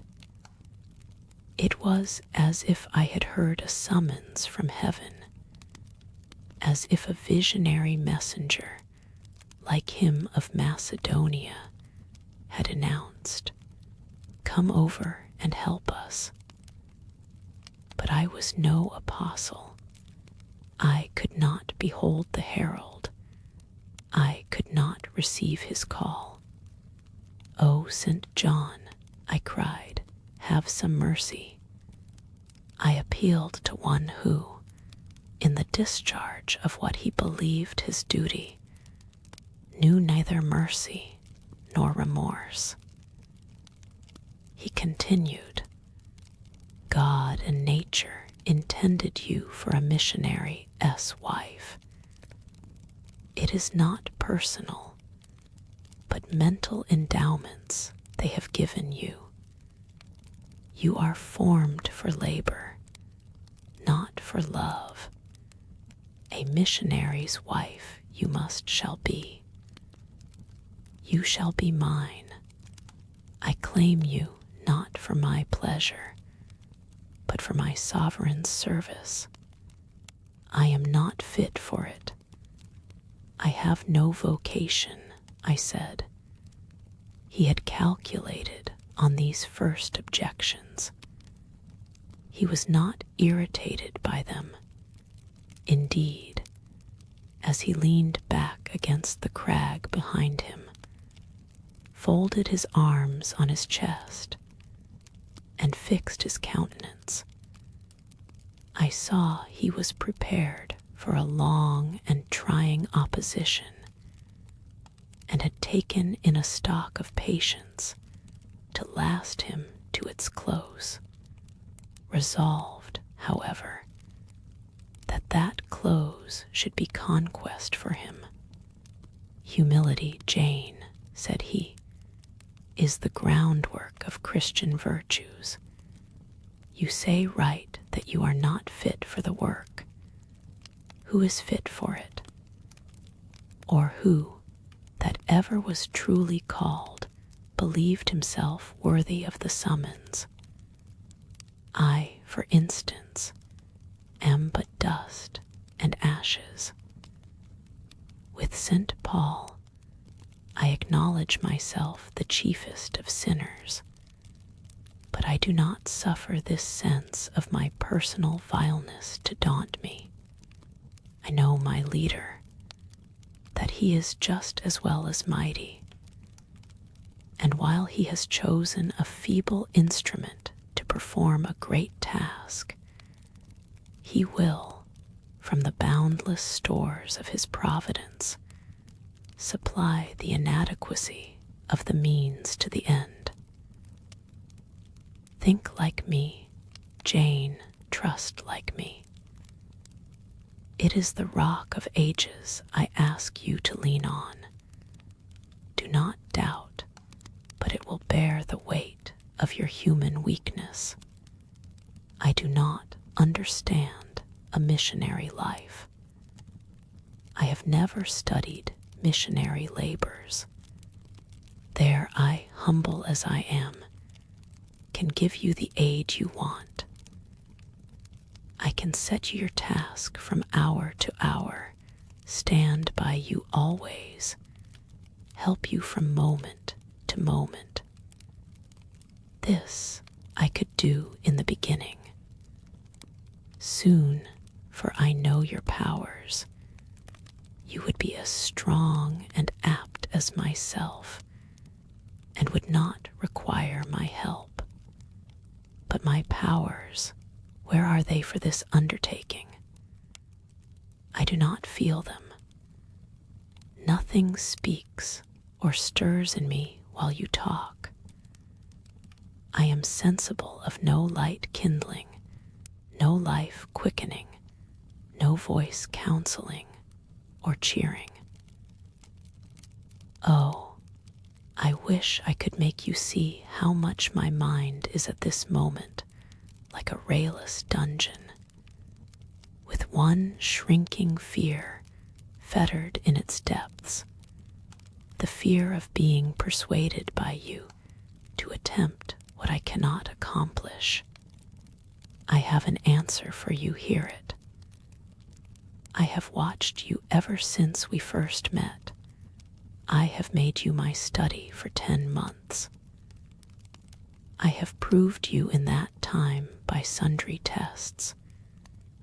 And what have I seen and elicited?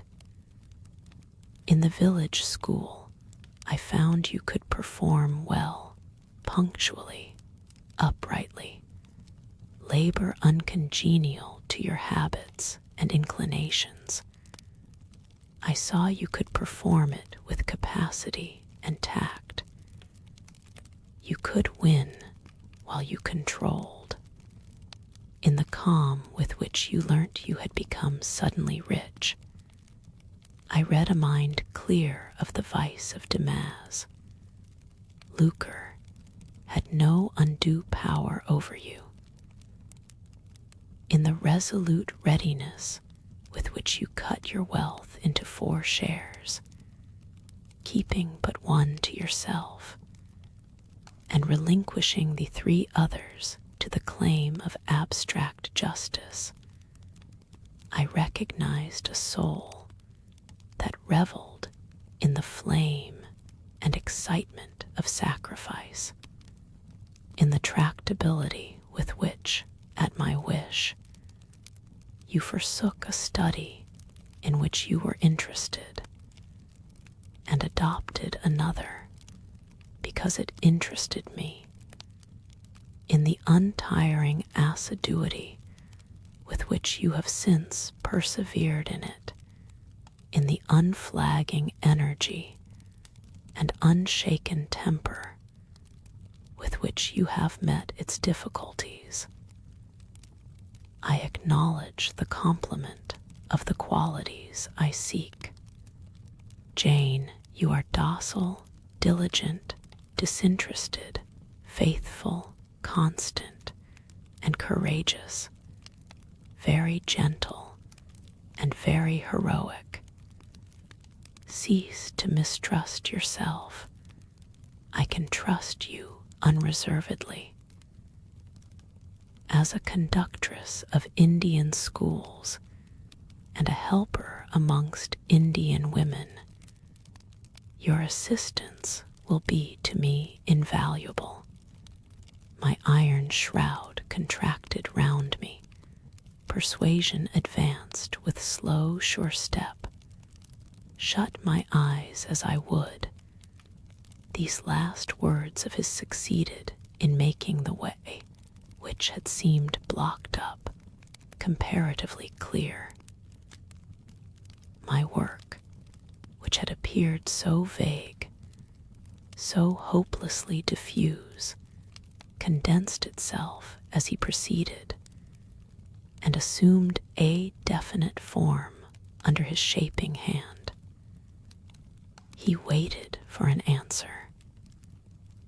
I demanded a quarter of an hour to think before I again hazarded a reply.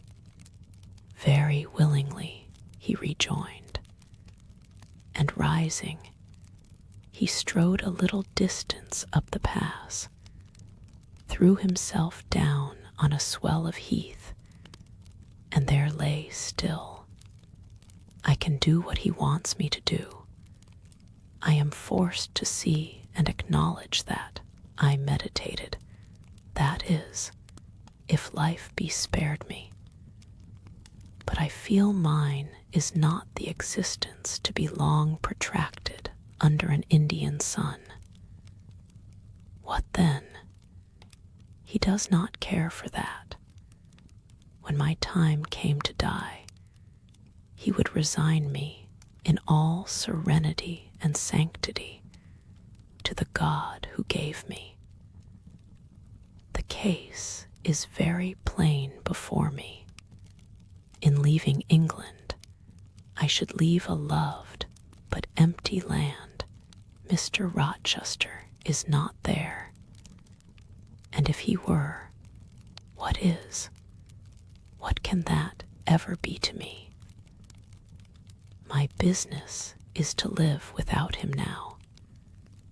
Nothing so absurd, so weak as to drag on from day to day, as if I were waiting some impossible change in circumstances which might reunite me to him. Of course, as St. John once said, I must seek another interest in life to replace the one lost. Is not the occupation he now offers me truly the most glorious man can adopt or God assign? Is it not, by its noble cares and sublime results, one best calculated to fill the void left by uptorn affections and demolished hopes. I believe I must say yes, and yet I shudder. Alas, if I join St. John, I abandon half myself. If I go to India, go to premature death. And how will the interval between leaving England for India and India for the grave be filled? Oh, I know well. That, too, is very clear to my vision. By straining to satisfy St. John till my sinews ache, I shall satisfy him to the finest central point and farthest outward circle of his expectations. If I do go with him, if I do make the sacrifice he urges, I will make it absolutely. I will throw all on the altar, heart, vitals, the entire victim. He will never love me, but he shall approve me. I will show him energies he has not yet seen, resources he has never suspected. Yes, I can work as hard as he can, and with as little grudging. Consent, then, to his demand is possible. But for one item, one dreadful item, it is that he asks me to be his wife, and has no more of a husband's heart for me than that frowning giant of a rock, down which the stream is foaming in yonder gorge. He prizes me as a soldier would a good weapon, and that is all unmarried to him. This would never grieve me. But can I let him complete his calculations, coolly put into practice his plans, go through the wedding ceremony? Can I receive from him the bridal ring, endure all the forms of love, which I doubt not he would scrupulously observe, and know that the spirit was quite absent? Can I bear the consciousness that every endearment he bestows is a sacrifice made on principle? No, such a martyrdom would be monstrous. I will never undergo it. As his sister, I might accompany him not as his wife. I will tell him so. I looked towards the knoll. There he lay, still as a prostrate column, his face turned to me, his eye beaming watchful and keen. He started to his feet and approached me. I am ready to go to India, if I may go free. Your answer requires a commentary, he said. It is not clear. You have hitherto been my adopted brother, I your adopted sister. Let us continue as such. You and I had better not marry. He shook his head. Adopted fraternity will not do in this case. If you were my real sister, it would be different. I should take you and seek no wife. But as it is, either our union must be consecrated and sealed by marriage, or it cannot exist. Practical obstacles oppose themselves to any other plan. Do you not see it, Jane? Consider a moment. Your strong sense will guide you. I did consider, and still my sense, such as it was, directed me only to the fact that that we did not love each other as man and wife should, and therefore it inferred we ought not to marry. I said so. St. John, I returned, I regard you as a brother, you me as a sister. So let us continue. We cannot, he answered, with short, sharp determination. It would not do. You have said you will go with me to India. Remember, you have said that. Conditionally. Well, to the main point, the departure with me from England, the cooperation with me in my future labors, you do not object. You have already as good as put your hand to the plow. You are too consistent to withdraw it. You have but one end to keep in view, how the work you have undertaken can best be done. Simplify your complicated interests, feelings, thoughts, wishes, aims, merge all considerations in one purpose, that of fulfilling with effect, with power, the mission of your great master. To do so, you must have a coadjutor, not a brother. That is a loose tie, but a husband. I, too, do not want a sister. A sister might any day be taken from me. I want a wife.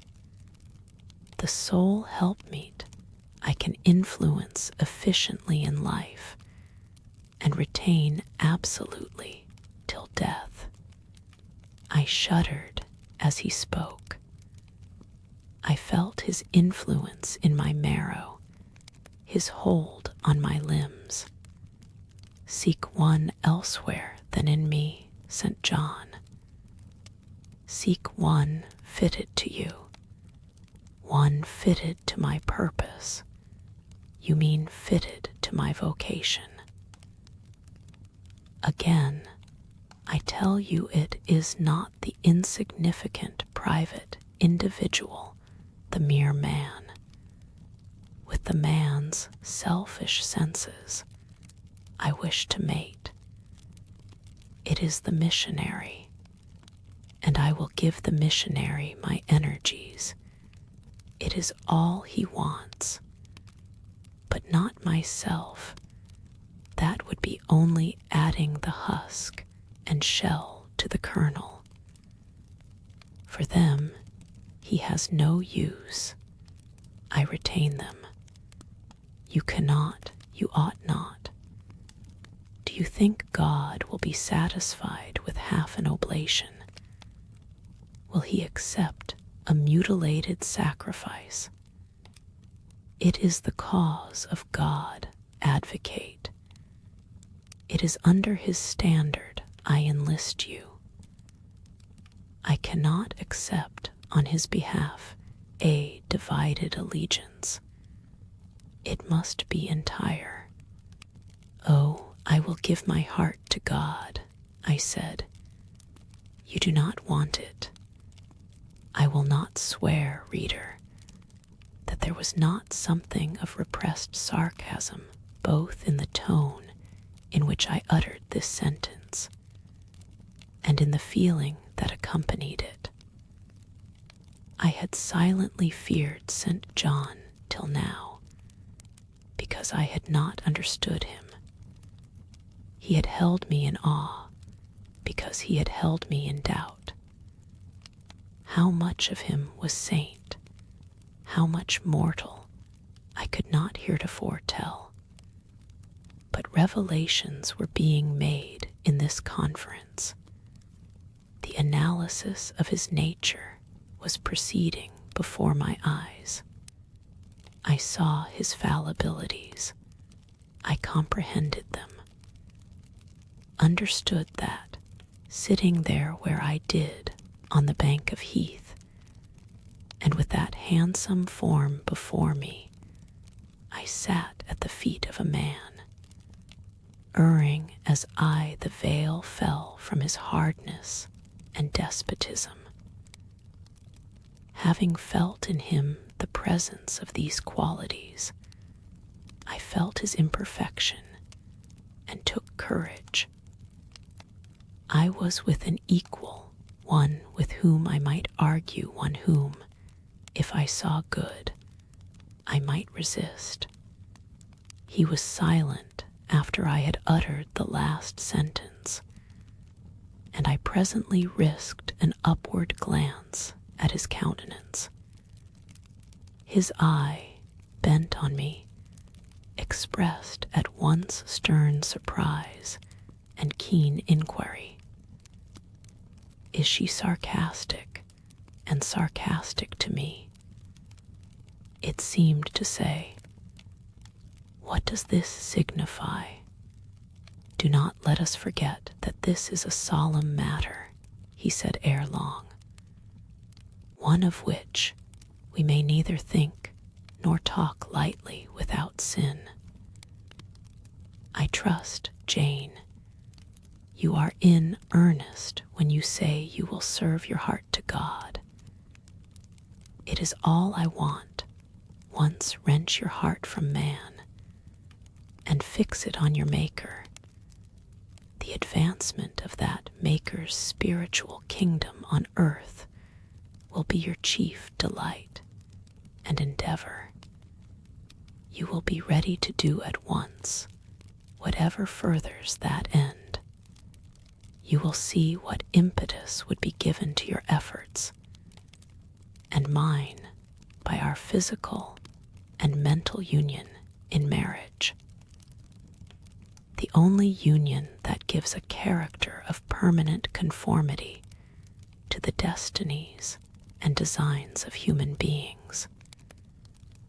And passing over all minor caprices, all trivial difficulties and delicacies, of feeling all scruple about the degree, kind, strength, or tenderness of mere personal inclination, you will hasten to enter into that union at once. Shall I said briefly, and I looked at his features, beautiful in their harmony, but strangely formidable in their still severity, at his brow commanding but not open at his eyes, bright and deep and searching, but never soft, at his tall, imposing figure, and fancied myself in idea his wife. Oh, it would never do. As his curate, his comrade, all would be right. I would cross oceans with him in that capacity, toil under eastern suns, in Asian deserts with him in that office, admire and emulate his courage and devotion and vigor, accommodate quietly to his masterhood, smile undisturbed at his ineradicable ambition, discriminate the Christian from the man, profoundly esteem the one, and freely forgive the other. I should suffer often, no doubt, attached to him only in this capacity. My body would be under rather a stringent yoke, but my heart and mind would be free. I should still have my unblighted self to turn to, my natural, unenslaved feelings with which to communicate in moments of loneliness.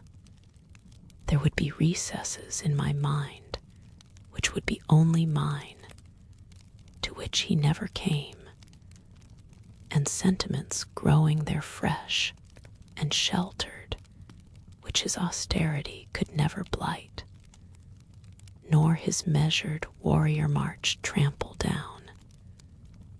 But as his wife, at his side always, and always restrained, and always checked, forced to keep the fire of my nature continually low, to compel it to burn inwardly, and never utter a cry, though the imprisoned flame consumed vital after vital.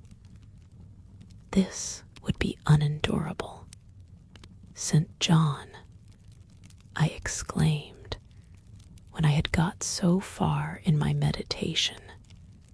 Well, he answered icily, I repeat, I freely consent to go with you as your fellow missionary, but not as your wife. I cannot marry you and become part of you. A part of me you must become, he answered steadily. Otherwise, the whole bargain is void. How can I, a man not yet 30, take out with me to India a girl of 19, unless she be married to me? How can we be forever together, sometimes in solitudes, sometimes amidst savage tribes, and unwed? Very well, I said shortly. Under the circumstances, quite as well as if I were either your real sister or a man and a clergyman like yourself. It is known that you are not my sister. I cannot introduce you as such. To attempt it would be to fasten injurious suspicions on us both. And for the rest, though you have a man's vigorous brain, you have a woman's heart, and it would not do. It would do, I affirmed with some disdain, perfectly well. I have a woman's heart, but not where you are concerned. For you I have only a comrade's constancy, a fellow soldier's frankness, fidelity, fraternity, if you like, a neophyte's respect and submission to his hierophant. Nothing more, don't fear. It is what I want, he said, speaking to himself. It is just what I want. And there are obstacles in the way. They must be hewn down. Jane, you would not repent marrying me, be certain of that. We must be married. I repeat it, there is no other way, and undoubtedly enough of love would follow upon marriage to render the union right, even in your eyes. I scorn your idea of love, I could not help saying, as I rose up and stood before him, leaning my back against the rock. I scorn the counterfeit sentiment you offer. Yes, St. John, and I scorn you when you offer it. He looked at me fixedly, compressing his well-cut lips while he did so. Whether he was incensed or surprised, or what, it was not easy to tell. He could command his countenance thoroughly. I scarcely expected to hear that expression from you, he said. I think, have done, and uttered nothing to deserve scorn. I was touched by his gentle tone, and overawed by his high, calm mien. Forgive me the words, St. John, but it is your own fault that I have been roused to speak so unguardedly. You have introduced a topic on which our natures are at variance, a topic we should never discuss. The very name of love is an apple of discord between us. If the reality were required, what should we do? How should we feel? My dear cousin, abandon your scheme of marriage, forget it. No, said he, it is a long-cherished scheme, and the only one which can secure my great end. But I shall urge you no further at present. Tomorrow, leave home for Cambridge. I have many friends there to whom I should wish to say farewell. I shall be absent a fortnight. Take that space of time to consider my offer. And do not forget that if you reject it, it is not me you deny, but God. Through my means, He opens to you a noble career. As my wife, only can you enter upon it. Refuse to be my wife, and you limit yourself forever to a track of selfish ease and barren obscurity. Tremble lest, in that case, you should be numbered with those who have denied the faith and are worse than infidels. He had done. Turning from me, he once more looked to river, looked to hill, but this time his feelings were all pent in his heart. I was not worthy to hear them uttered. As I walked by his side homeward, I read well in his iron silence all he felt towards me. The disappointment of an austere and despotic nature, which has met resistance where it expected submission, the disapprobation of a cool, inflexible judgment, which has detected in another feelings and views in which it has no power to sympathize. In short, as a man, he would have wished to coerce me into obedience. It was only as a sincere Christian he bore so patiently with my perversity and allowed so long a space for reflection and repentance. That night, after he had kissed his sisters, he thought proper to forget even to shake hands with me, but left the room in silence. I who, though I had no love, had much friendship for him, was hurt by the marked omission. So much hurt that tears started to my eyes. I see you and St. John have been quarreling, Jane, said Diana, during your walk on the moor. But go after him. He is now lingering in the passage, expecting you. He will make it up. I have not much pride under such circumstances. I would always rather be happy than dignified. And I ran after him. He stood at the foot of the stairs. Good night, St. John, said I.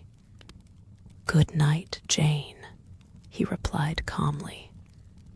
Then shake hands, I added. What a cold, loose touch he impressed on my fingers. He was deeply displeased by what had occurred that day.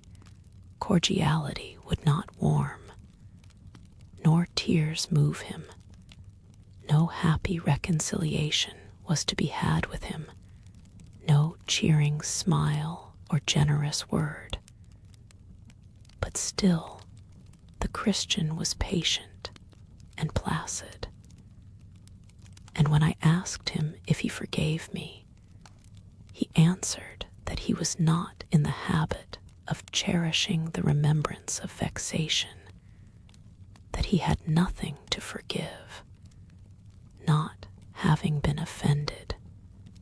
And with that answer he left me. I would much rather he had knocked me down. Chapter XXXV. He did not leave for Cambridge the next day, as he had said he would. He deferred his departure a whole week, and during that time he made me feel what severe punishment a good yet stern, a conscientious yet implacable man can inflict on one who has offended him. Without one overt act of hostility, one upbraiding word, he contrived to impress me momently with the conviction that I was put beyond the pale of his favor. Not that St. John harbored a spirit of unchristian vindictiveness, not that he would have injured a hair of my head if it had been fully in his power to do so. Both by nature and principle, he was superior to the mean gratification of vengeance. He had forgiven me for saying I scorned him and his love, but he had not forgotten the words. And as long as he and I lived, he never would forget them. I saw by his look, when he turned to me, that they were always written on the air between me and him. Whenever I spoke, they sounded in my voice to his ear, and their echo toned every answer he gave me. He did not abstain from conversing with me. He even called me as usual each morning to join him at his desk. And I fear the corrupt man within him had a pleasure unimparted to and unshared by the pure Christian in evincing with what skill he could, while acting and speaking apparently just as usual extract from every deed, and every phrase, the spirit of interest and approval which had formerly communicated a certain austere charm to his language and manner. To me, he was in reality become no longer flesh, but marble. His eye was a cold, bright, blue gem, his tongue a speaking instrument, nothing more. All this was torture to me, refined, lingering torture. It kept up a slow fire of indignation and a trembling trouble of grief, which harassed and crushed me altogether. I felt how if I were his wife, this good man, pure as the deep, sunless source, could soon kill me without drawing from my veins a single drop of blood, or receiving on his own crystal conscience the faintest stain of crime. Especially, I felt this when I made any attempt to propitiate him. No Ruth met my Ruth. He experienced no suffering from estrangement, no yearning after reconciliation. And though, more than once, my fast falling tears blistered the page over which we both bent. They produced no more effect on him than if his heart had been really a matter of stone or metal.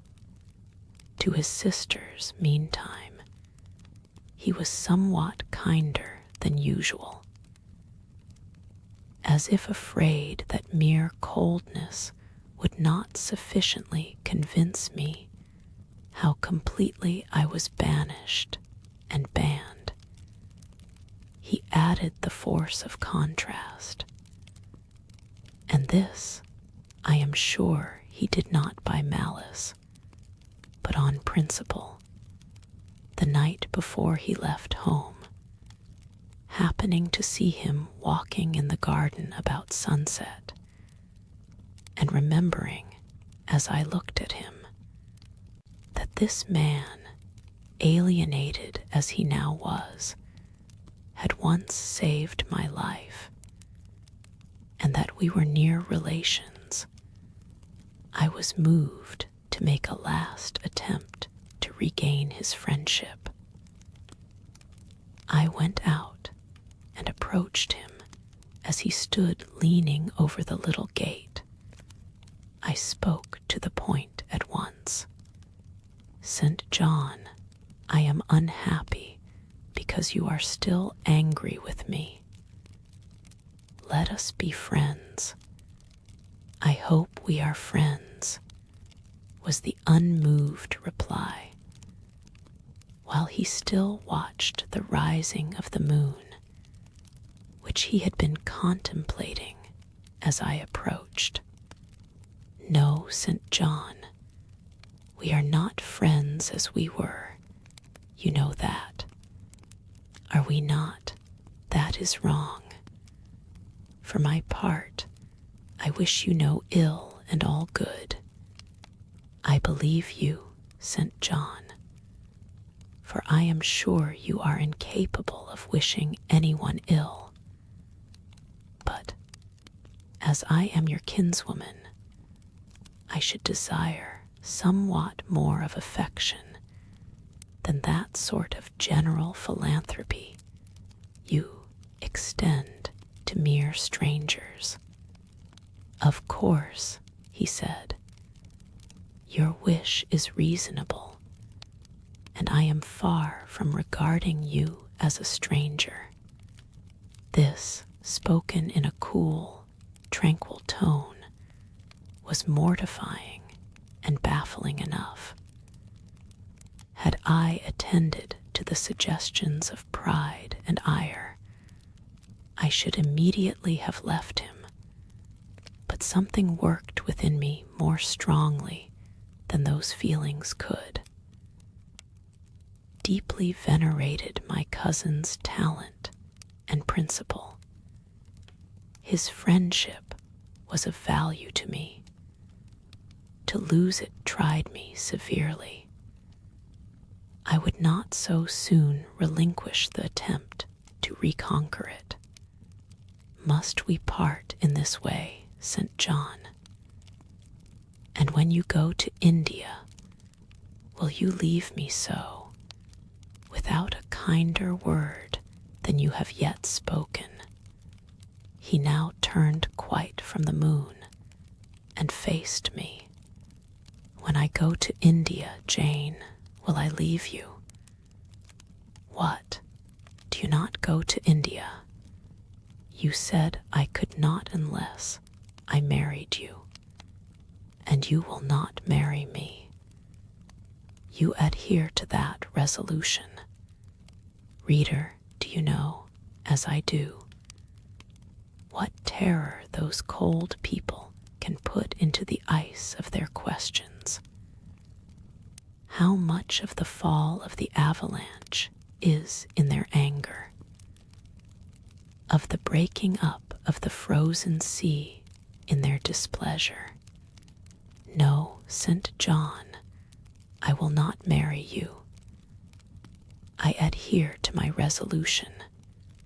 The avalanche had shaken and slid a little forward. but it did not yet crash down. Once more, why this refusal? He asked. Formerly, I answered. Because you did not love me now, I reply. Because you almost hate me. If I were to marry you, you would kill me. You are killing me now. His lips and cheeks turned white, quite white. I should kill you. I am killing you. Your words are such as ought not to be used. Violent, unfeminine, and untrue. They betray an unfortunate state of mind. They merit severe reproof. They would seem inexcusable, but that it is the duty of man to forgive his fellow, even until 77 times. I had finished the business now. While earnestly wishing to erase from his mind the trace of my former offense, I had stamped on that tenacious surface another and far deeper impression. I had burnt it in. Now you will indeed hate me, I said. It is useless to attempt to conciliate you. I see I have made an eternal enemy of you. A fresh wrong did these words inflict, the worse, because they touched on the truth. That bloodless lip quivered to a temporary spasm. I knew the steely ire I had wedded. I was heart-wrung. You utterly misinterpret my words, I said, at once seizing his hand. I have no intention to grieve or pain you, indeed. I have not. Most bitterly he smiled. Most decidedly he withdrew his hand from mine. And now you recall your promise, and will not go to India at all, I presume, said he, after a considerable pause. Yes, I will, as your assistant, I answered. A very long silence succeeded. What struggle there was in him between nature and grace in this interval, I cannot tell. Only singular gleams scintillated in his eyes, and strange shadows passed over his face. He spoke at last. I before proved to you the absurdity of a single woman of your age proposing to accompany abroad a single man of mine. I proved it to you in such terms as I should have thought would have prevented your ever again alluding to the plan. That you have done so, I regret for your sake. I interrupted him. Anything like a tangible reproach gave me courage at once. Keep to common sense, St. John. You are verging on nonsense. You pretend to be shocked by what I have said. You are not really shocked, for with your superior mind, you cannot be either so dull or so conceited as to misunderstand my meaning. I say again, I will be your curate, if you like, but never your wife. Again he turned lividly pale, but as before, controlled his passion perfectly. He answered emphatically, but calmly, a female curate, who is not my wife, would never suit me. With me, then, it seems, you cannot go. But if you are sincere in your offer, I will, while in town, speak to a married missionary whose wife needs a coadjutor.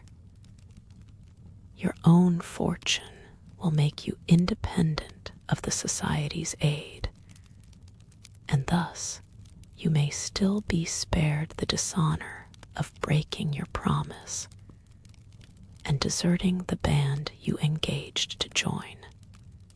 Now, I never had, as the reader knows, either given any formal promise or entered into any engagement, and this language was all much too hard and much too despotic for the occasion. I replied, "There is no dishonor, no breach of promise, no desertion in the case. I am not under the slightest obligation to go to India, especially with strangers. With you I would have ventured much, because I admire, confide in, and as a sister, I love you. But I am convinced that, go when and with whom I would, I should not live long in that climate." "Ah, you are afraid of yourself," he said, curling his lip. "I am. God did not give me my life to throw away, and to do as you wish me would, I begin to think, be almost equivalent to committing suicide. Moreover, before I definitively resolve on quitting England, I will know for certain whether I cannot be of greater use by remaining in it than by leaving it." "What do you mean?" It would be fruitless to attempt to explain, but there is a point on which I have long endured painful doubt, and I can go nowhere till by some means that doubt is removed. I know where your heart turns and to what it clings. The interest you cherish is lawless and unconsecrated. Long since you ought to have crushed it. Now you should blush to allude to it. You think of Mr. Rochester. It was true.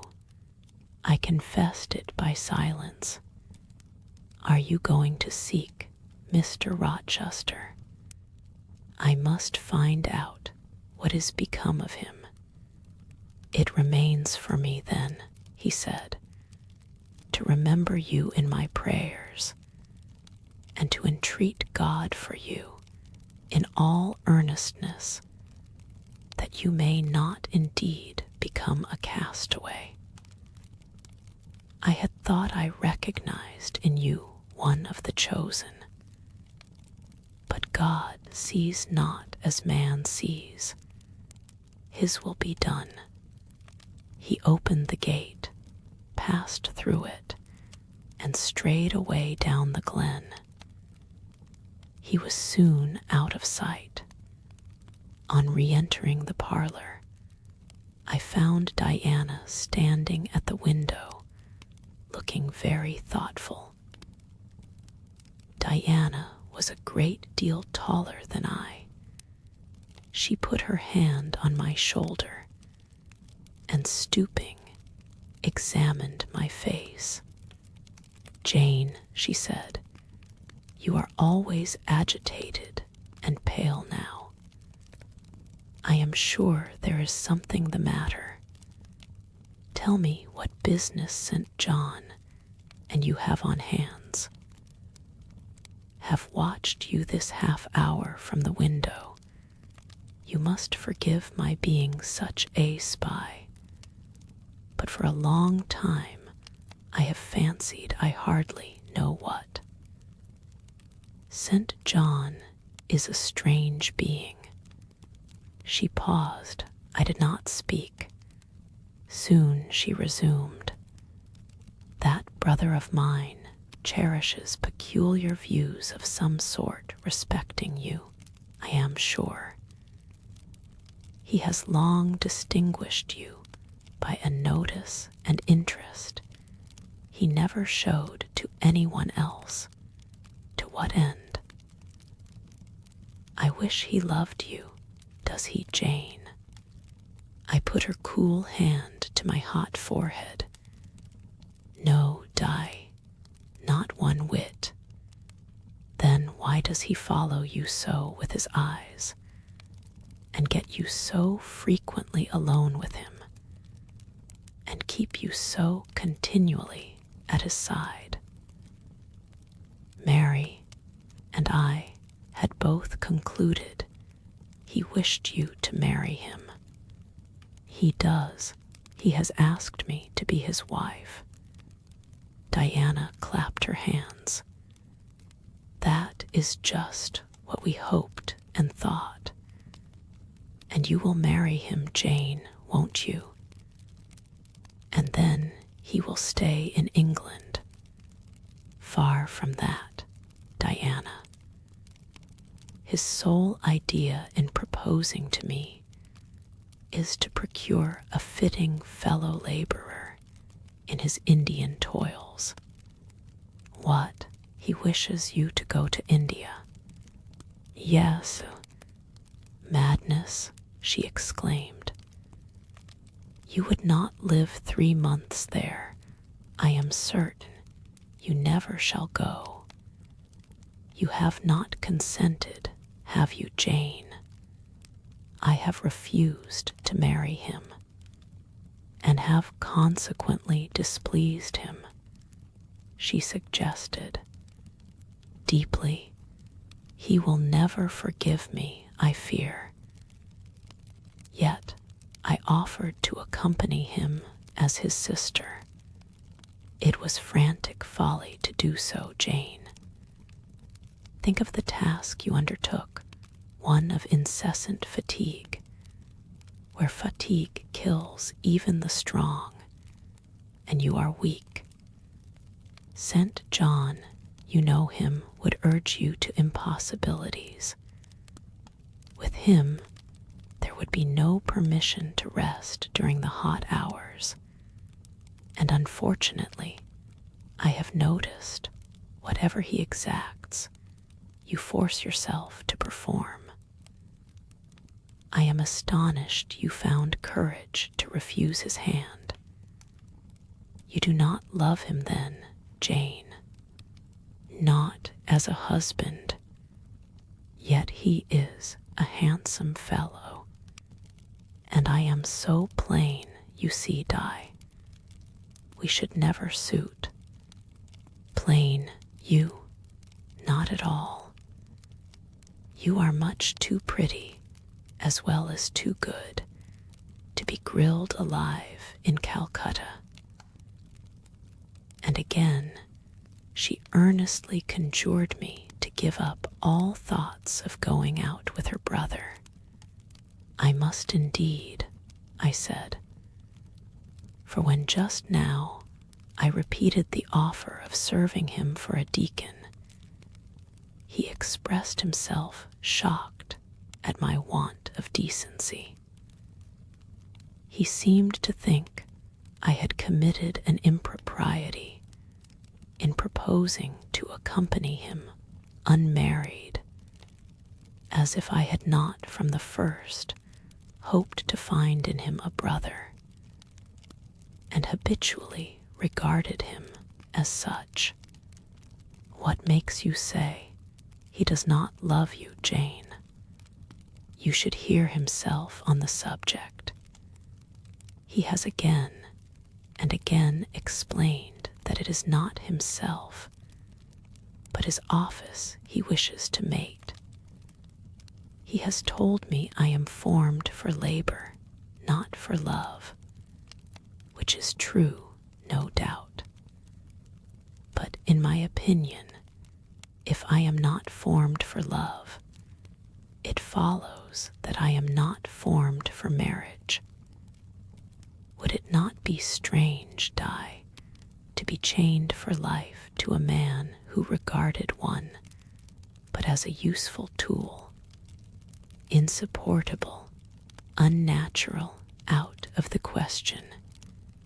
And then I continued, though I have only sisterly affection for him now, yet, if forced to be his wife, I can imagine the possibility of conceiving an inevitable, strange, torturing kind of love for him, because he is so talented, and there is often a certain heroic grandeur in his look, manner, and conversation. In that case, my lot would become unspeakably wretched.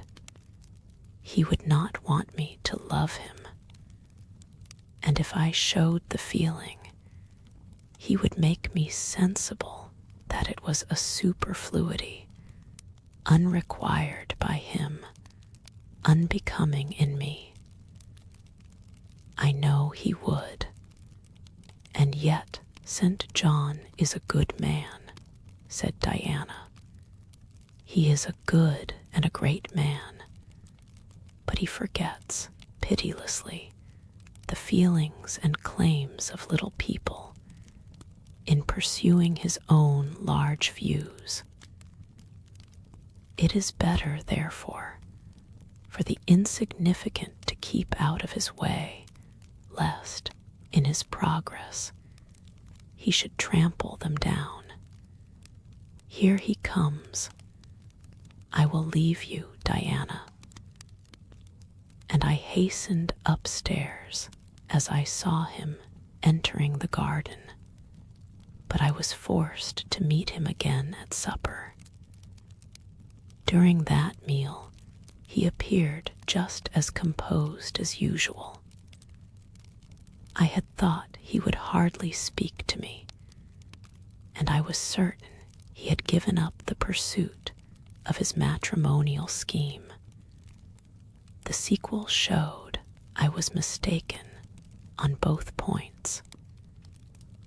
He addressed me precisely in his ordinary manner, or what had, of late, been his ordinary manner, one scrupulously polite. No doubt he had invoked the help of the Holy Spirit to subdue the anger I had roused in him, and now believed he had forgiven me once more for the evening reading before prayers. He selected the 21st chapter of Revelation. It was at all times pleasant to listen while from his lips fell the words of the Bible. Never did his fine voice sound at once so sweet and full.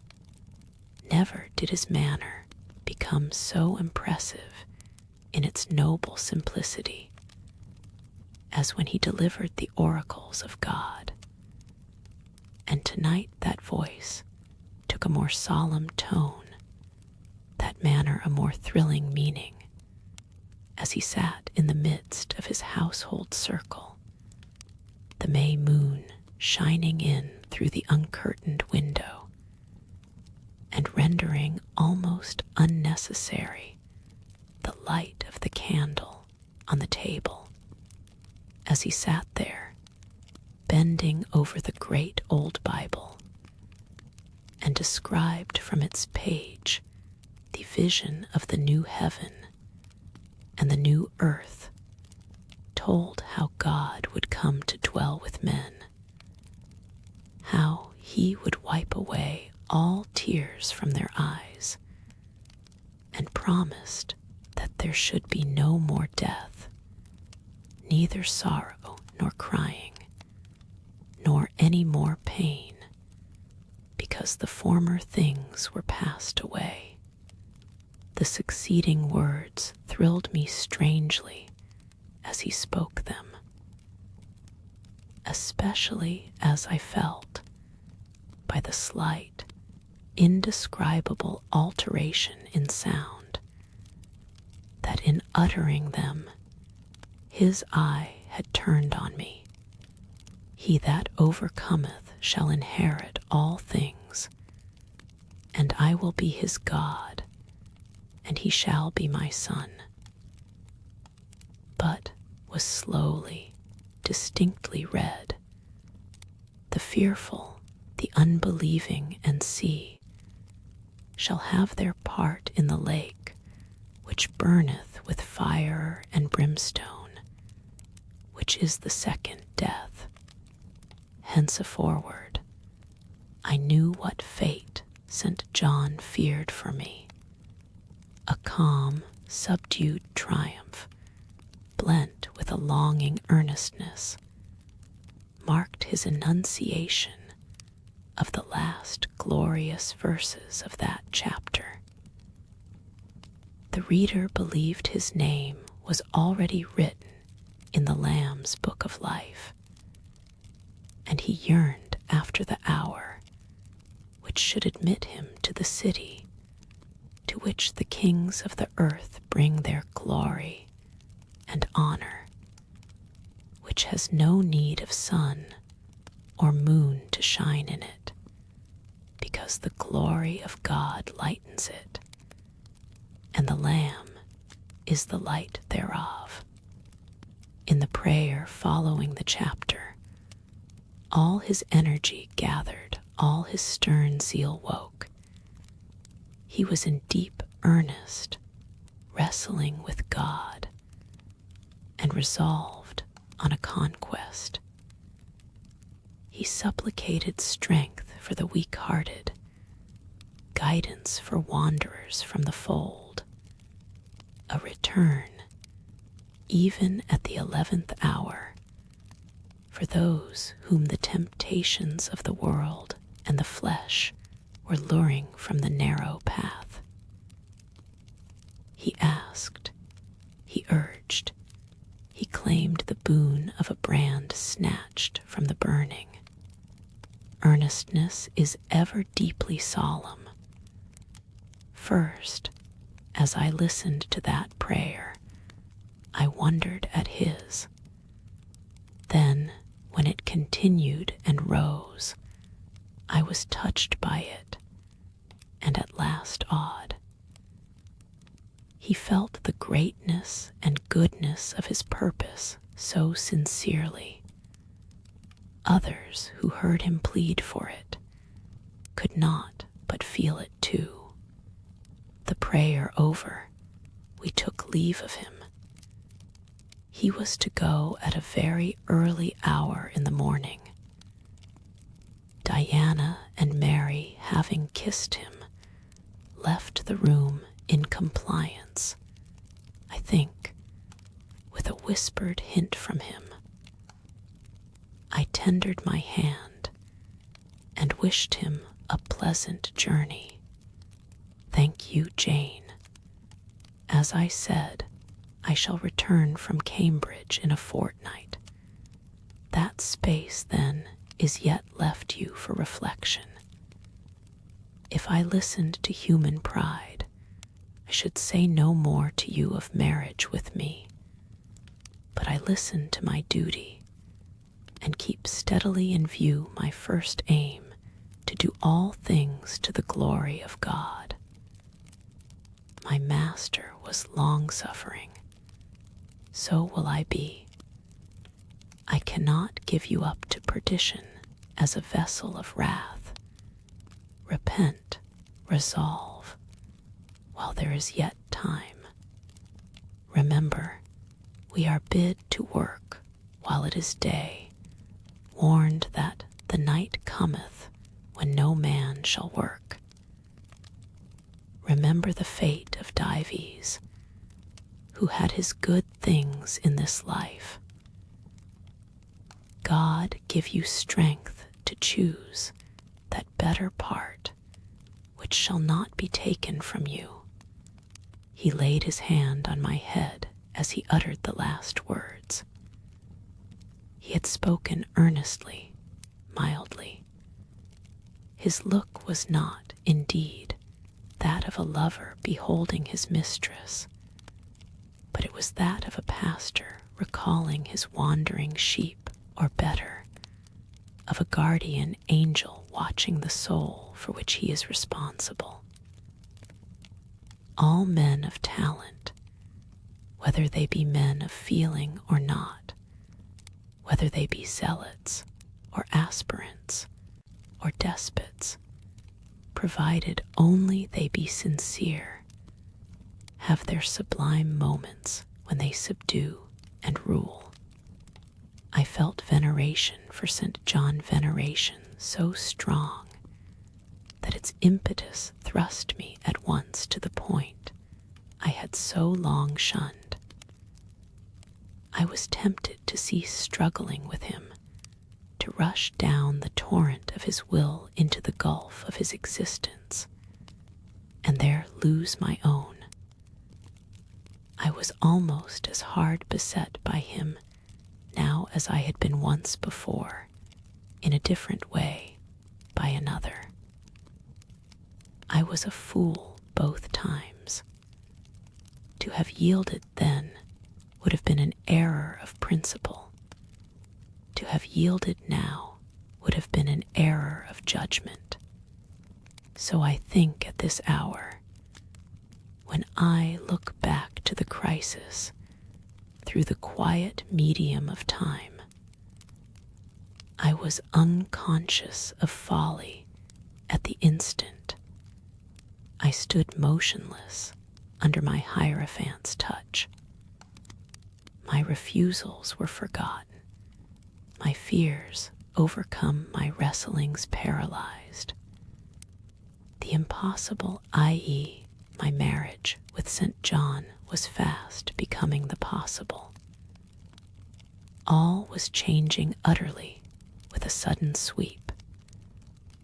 Religion called, angels beckoned, God commanded, life rolled together like a scroll, death's gates opening, showed eternity beyond. It seemed that for safety and bliss there, all here might be sacrificed in a second. The dim room was full of visions. Could you decide now? Asked the missionary. The inquiry was put in gentle tones. He drew me to him as gently. Oh, that gentleness! How far more potent is it than force! I could resist St. John's wrath. I grew pliant as a reed under his kindness. Yet I knew all the time, if I yielded now, I should not the less be made to repent some day of my former rebellion. His nature was not changed by 1 hour of solemn prayer. It was only elevated. I could decide if I were but certain, I answered. Were I but convinced that it is God's will I should marry you, I could vow to marry you here and now. Come afterwards, what would? My prayers are heard, ejaculated St. John. He pressed his hand firmer on my head, as if he claimed me. He surrounded me with his arm, almost as if he loved me. I say almost. I knew the difference, for I had felt what it was to be loved. But like him, I had now put love out of the question and thought only of duty. I contended with my inward dimness of vision, before which clouds yet rolled. I sincerely, deeply, fervently longed to do what was right, and only that. show me the path. I entreated of heaven. I was excited more than I had ever been, and whether what followed was the effect of excitement, the reader shall judge. All the house was still, for I believe all, except St. John and myself, were now retired to rest. The one candle was dying out. The room was full of moonlight. My heart beat fast and thick. I heard its throb. Suddenly, it stood still to an inexpressible feeling that thrilled it through, and passed at once to my head and extremities. The feeling was not like an electric shock, but it was quite as sharp, as strange, as startling. It acted on my senses as if their utmost activity hitherto had been but torpor, from which they were now summoned and forced to wake. They rose expectant. Eye and ear waited while the flesh quivered on my bones. "What have you heard? What do you see?" asked St. John. I saw nothing, but heard a voice somewhere cry, "Jane, Jane, Jane," nothing more. "Oh God, what is it?" I gasped. I might have said, "Where is it?" For it did not seem in the room, nor in the house, nor in the garden. It did not come out of the air, nor from under the earth, nor from overhead. I had heard it where or whence, for ever impossible to know. And it was the voice of a human being, a known, loved, well-remembered voice, that of Edward Fairfax Rochester, and it spoke in pain and woe, wildly, eerily, urgently. "I am coming," I cried. "Wait for me." "Oh, I will come." I flew to the door and looked into the passage. It was dark. I ran out into the garden. It was void. "Where are you?" I exclaimed. The hills beyond Marsh Glen sent the answer faintly back. "Where are you?" Listened. The wind sighed low in the firs. All was moorland loneliness and midnight hush. "Down superstition," I commented, as that spectre rose up black by the black yew at the gate. "This is not thy deception, nor thy witchcraft. It is the work of nature." She was roused, and did no miracle but her best. I broke from St. John, who had followed, and would have detained me. It was my time to assume ascendancy. My powers were in play and in force. I told him to forbear question or remark. I desired him to leave me. I must and would be alone. He obeyed at once. Where there is energy to command well enough, obedience never fails. I mounted to my chamber, locked myself in, fell on my knees, and prayed in my way, a different way to St. John S., but effective in its own fashion. I seemed to penetrate very near a mighty spirit, and my soul rushed out in gratitude at his feet. I rose from the thanksgiving, took a resolve, and lay down. unscared, enlightened, eager, but for the daylight. Chapter XXXVI. The daylight came. I rose at dawn. I busied myself for an hour or two with arranging my things in my chamber, drawers, and wardrobe, in the order wherein I should wish to leave them during a brief absence. Meantime, I heard St. John quit his room. He stopped at my door. I feared he would knock, no, but a slip of paper was passed under the door. I took it up. It bore these words: "You left me too suddenly last night. Had you stayed but a little longer, you would have laid your hand on the Christian's cross and the angel's crown. I shall expect your clear decision when I return this day fortnight. Meantime, watch and pray that you enter not into temptation. The spirit, I trust, is willing, but the flesh, I see, is weak. I shall pray for you hourly. Yours, St. John. My spirit, I answered mentally, is willing to do what is right, and my flesh, I hope, is strong enough to accomplish the will of heaven when once that will is distinctly known to me. At any rate, it shall be strong enough to search, inquire, to grope an outlet from this cloud of doubt, and find the open day of certainty. It was the 1st of June, yet the morning was overcast and chilly. Rain beat fast on my casement.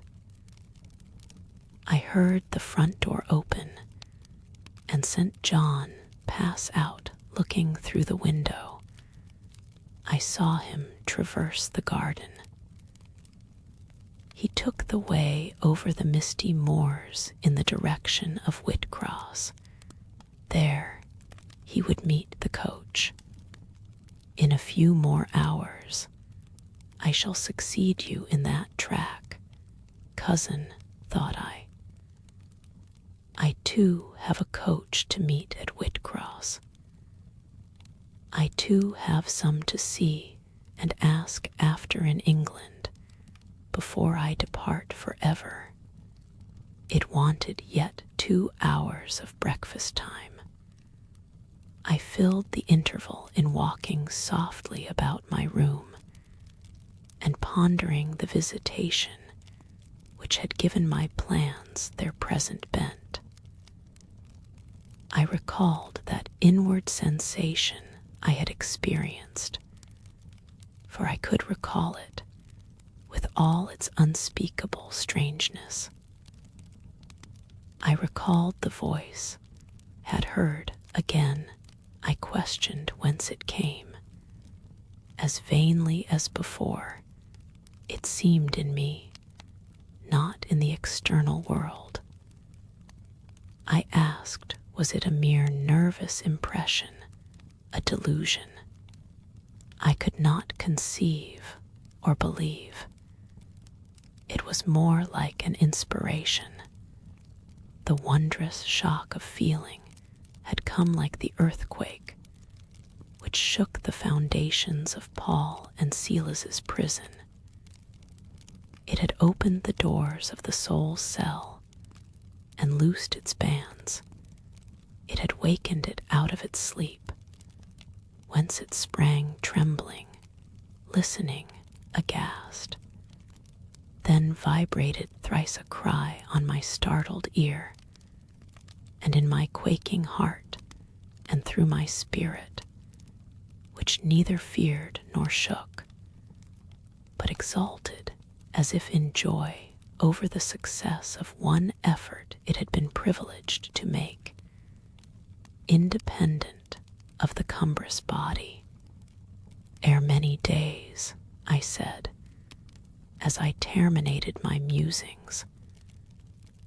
will know something of him whose voice seemed last night to summon me. Letters have proved of no avail. Personal inquiry shall replace them. At breakfast, I announced to Diana and Mary that I was going a journey and should be absent at least 4 days. Alone, Jane, they asked. Yes, it was to see or hear news of a friend about whom I had for some time been uneasy. They might have said, as I have no doubt they thought, that they had believed me to be without any friends save them. For indeed, I had often said so, but with their true natural delicacy, they abstained from comment, except that Diana asked me if I was sure I was well enough to travel. I looked very pale, she observed. I replied that nothing ailed me save anxiety of mind, which I hoped soon to alleviate. It was easy to make my further arrangements, for I was troubled with no inquiries, no surmises. Having once explained to them that I could not now be explicit about my plans, they kindly and wisely acquiesced in the silence with which I pursued them. According to me, the privilege of free action I should under similar circumstances have accorded them. I left Moor House at 3:00 p.m. and soon after 4 stood at the foot of the signpost of Whitcross, waiting the arrival of the coach which was to take me to distant Thornfield. Amidst the silence of those solitary roads and desert hills, I heard it approach from a great distance. It was the same vehicle whence, a year ago, I had alighted one summer evening on this very spot. How desolate and hopeless and objectless. It stopped as I beckoned. I entered, not now obliged to part with my whole fortune as the price of its accommodation.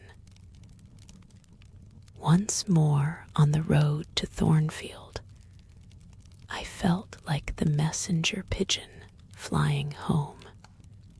It was a journey of 36 hours.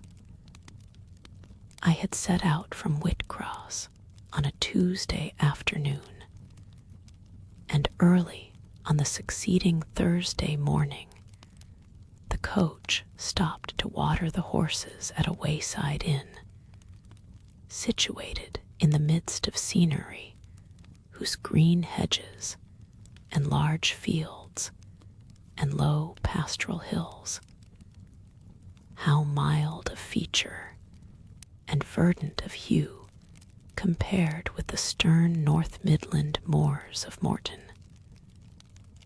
met my eye like the lineaments of a once familiar face. Yes, I knew the character of this landscape. I was sure we were near my bourne. How far is Thornfield Hall from here? I asked of the ostler. Just 2 miles, ma'am, across the fields. My journey is closed, I thought to myself. I got out of the coach, gave a box I had into the ostler's charge to be kept till I called for it, paid my fare, satisfied the coachman, and was going. The brightening day gleamed on the sign of the inn. and I read in gilt letters, "The Rochester Arms." My heart leapt up. I was already on my master's very lands. It fell again. The thought struck it. Your master himself may be beyond the British Channel, for aught you know. And then, if he is at Thornfield Hall, towards which you hasten, who besides him is there? His lunatic wife, and you have nothing to do with him. You dare not speak to him or seek his presence. You have lost your labor. You had better go no farther, urged the monitor. Ask information of the people at the inn. They can give you all you seek. They can solve your doubts at once. Go up to that man and inquire if Mr. Rochester be at home. The suggestion was sensible, and yet I could not force myself to act on it. I so dreaded a reply that would crush me with despair. To prolong doubt was to prolong hope.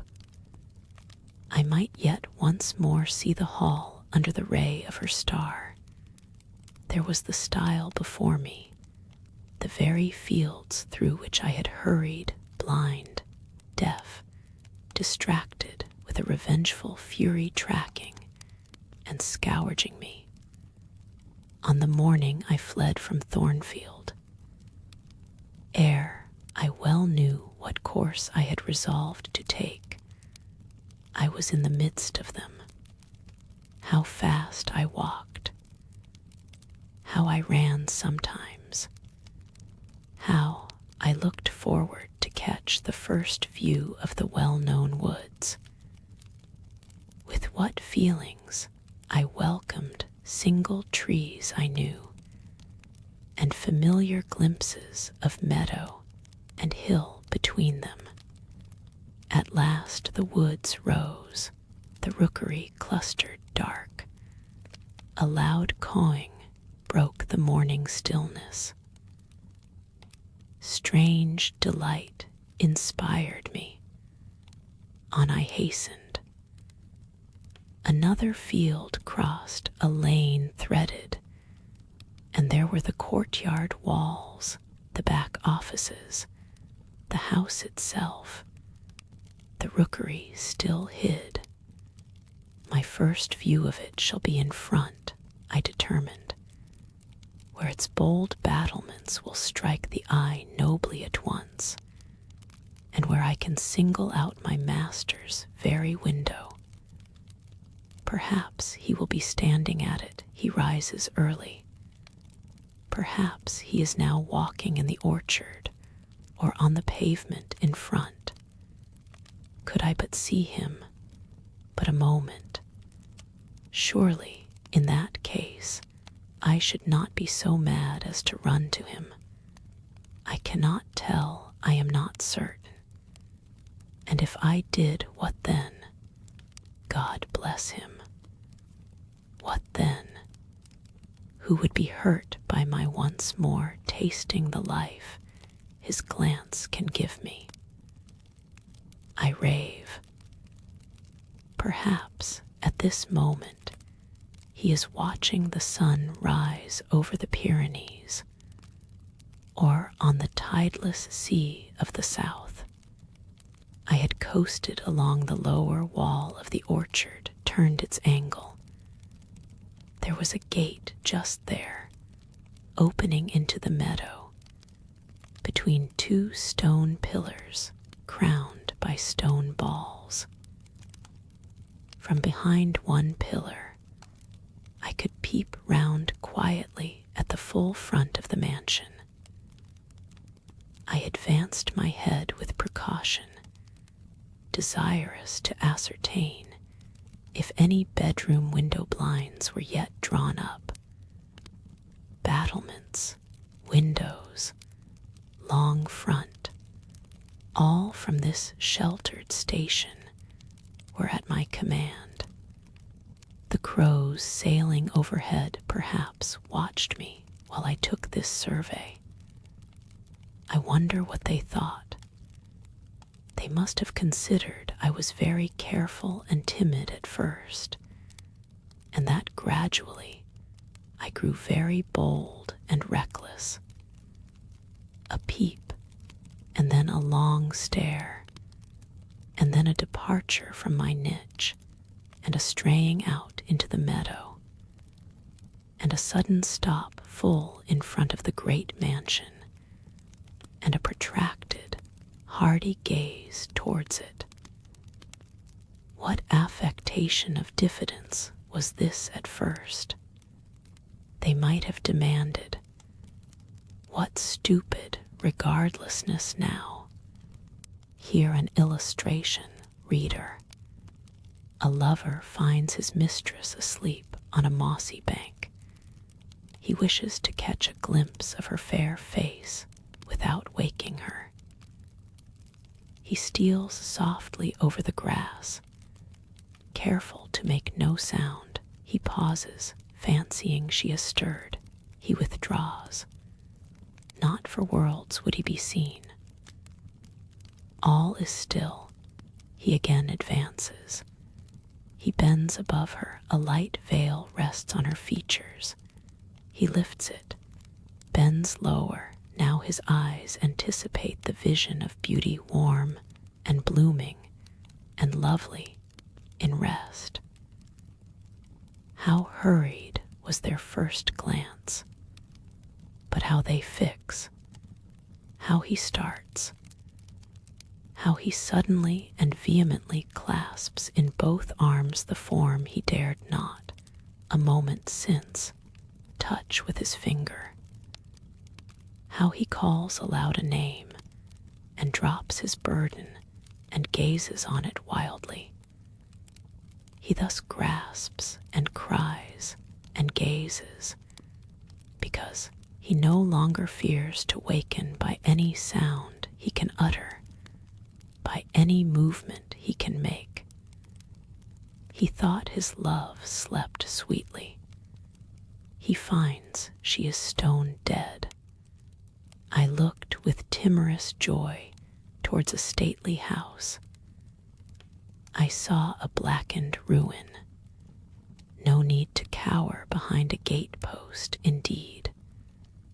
To peep up at chamber lattices, fearing life was astir behind them. No need to listen for doors opening to fancy steps on the pavement or the gravel walk. The lawn, the grounds were trodden and waste. The portal yawned void. The front was, as I had once seen it in a dream, but a shell-like wall, very high and very fragile-looking, perforated with paneless windows. No roof, no battlements, no chimneys, all had crashed in. And there was the silence of death about it, the solitude of a lonesome wild. No wonder that letters addressed to people here had never received an answer, as well dispatch epistles to a vault in a church aisle. The grim blackness of the stones told by what fate the hall had fallen by conflagration. But how kindled? What story belonged to this disaster? What loss, besides mortar and marble and woodwork, had followed upon it? Had life been wrecked as well as property? If so, whose? Dreadful question. There was no one here to answer it. Not even dumb sign, mute token. In wandering round the shattered walls and through the devastated interior, I gathered evidence that the calamity was not of late occurrence. Winter snows, I thought, had drifted through that void arch. Winter rains beaten in at those hollow casements.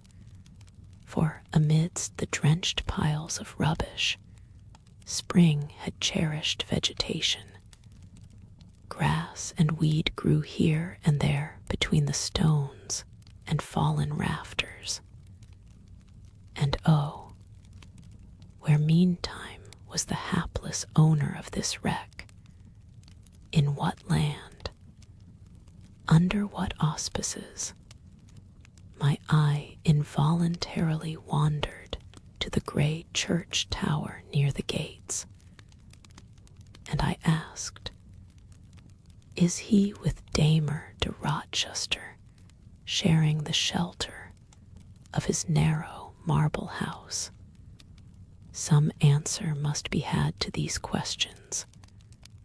I could find it nowhere but at the inn, and thither, ere long, I returned. The host himself brought my breakfast into the parlor. I requested him to shut the door and sit down. I had some questions to ask him, but when he complied, I scarcely knew how to begin. Such horror had I of the possible answers. And yet the spectacle of desolation I had just left prepared me in a measure for a tale of misery. The host was a respectable-looking, middle-aged man. You know Thornfield Hall, of course. I managed to say at last, "Yes, ma'am, I lived there once." "Did you? Not in my time," I thought. "You are a stranger to me." "I was the late Mr. Rochester's butler," he added. The late. I seem to have received, with full force, the blow I had been trying to evade. "The late," I gasped. "Is he dead?" "I mean the present gentleman, Mr. Edward's father," he explained. I breathed again. My blood resumed its flow. Fully assured by these words that Mr. Edward, my Mr. Rochester, God bless him, wherever he was at least alive, was, in short, the present gentleman, gladdening words.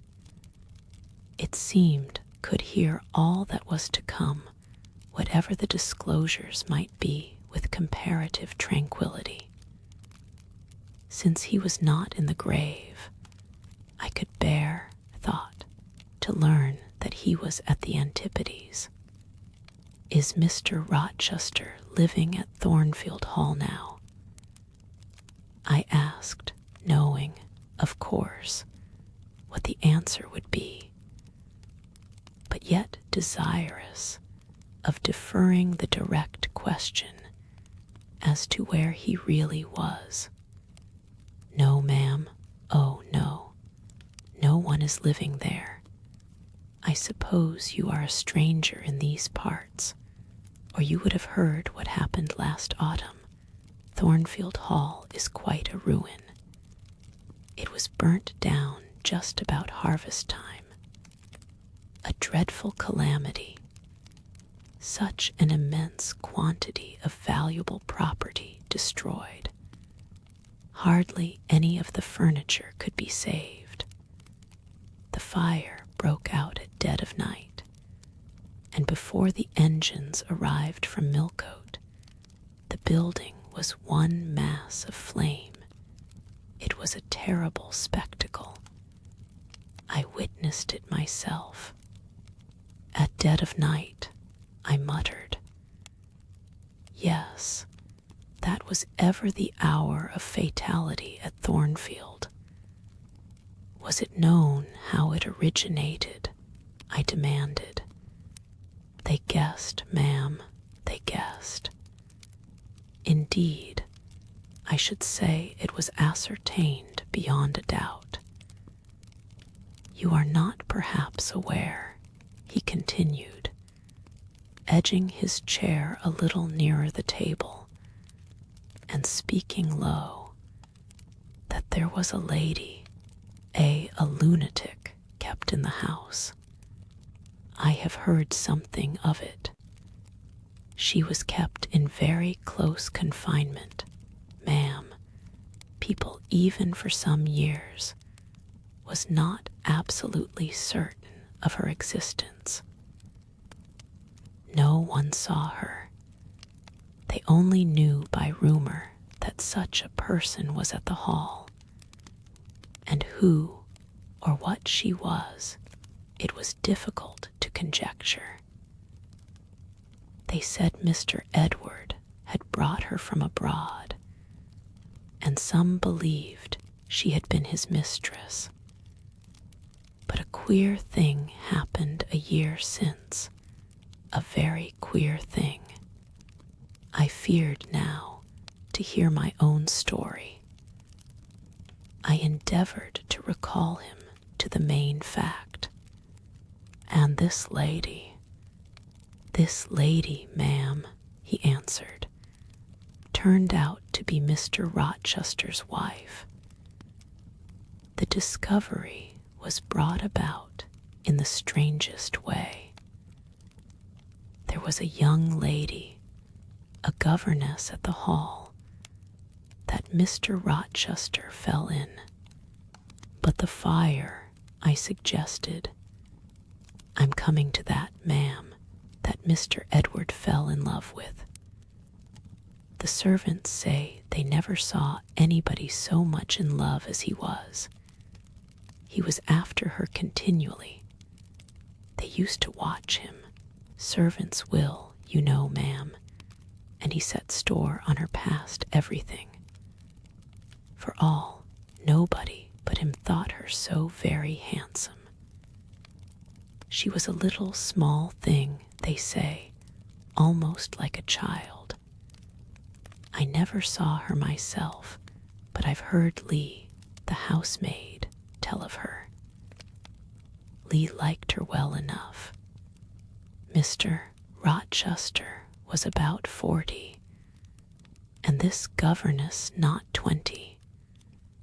And you see, when gentlemen of his age fall in love with girls, they are often like as if they were bewitched.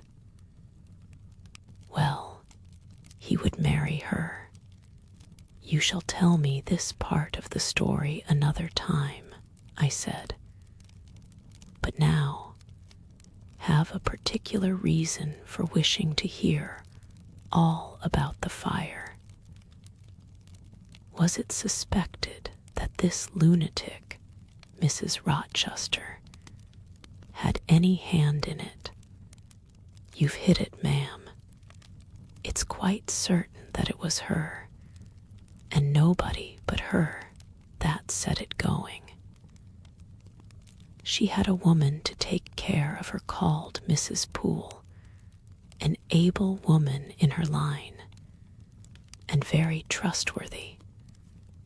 But for one fault, a fault common to a deal of them nurses and matrons, she kept a private bottle of gin by her, and now and then took a drop overmuch. It is excusable, for she had a hard life of it. But still, it was dangerous, for when Mrs. Poole was fast asleep after the gin and water, the mad lady, who was as cunning as a witch, would take the keys out of her pocket, let herself out of her chamber, and go roaming about the house, doing any wild mischief that came into her head. They say she had nearly burnt her husband in his bed once, but I don't know about that. However, on this night, she set fire first to the hangings of the room next her own, and then she got down to a lower story and made her way to the chamber that had been the governess's. She was like as if she knew somehow how matters had gone on and had a spite at her, and she kindled the bed there. But there was nobody sleeping in it, fortunately. The governess had run away 2 months before, and for all Mr. Rochester sought her, as if she had been the most precious thing he had in the world, he never could hear a word of her, and he grew savage, quite savage, on his disappointment. He never was a wild man, but he got dangerous after he lost her. He would be alone, too. He sent Mrs. Fairfax, the housekeeper, away to her friends at a distance. But he did it handsomely, for he settled an annuity on her for life. And she deserved it. She was a very good woman. Miss Adele, a ward he had, was put to school. He broke off acquaintance with all the gentry and shut himself up like a hermit at the Hall. What, did he not leave England? Leave England? Bless you, no. He would not cross the doorstones of the house, except at night, when he walked just like a ghost about the grounds, and in the orchard as if he had lost his senses, which it is my opinion he had.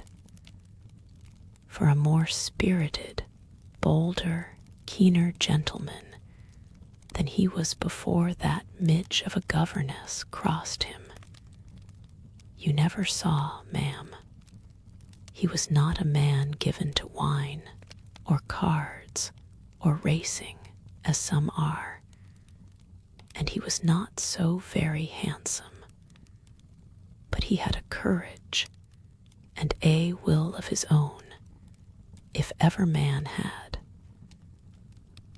I knew him from a boy, you see, and for my part, I have often wished that Miss Eyre had been sunk in the sea before she came to Thornfield Hall.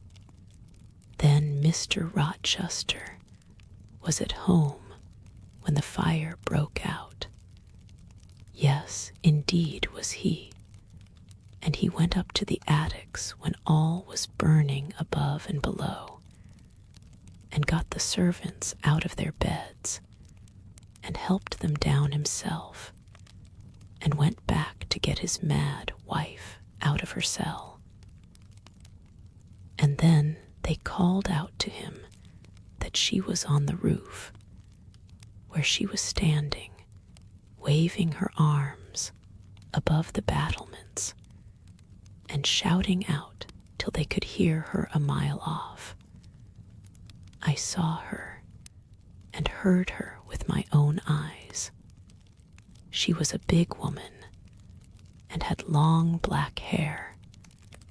We could see it streaming against the flames as she stood.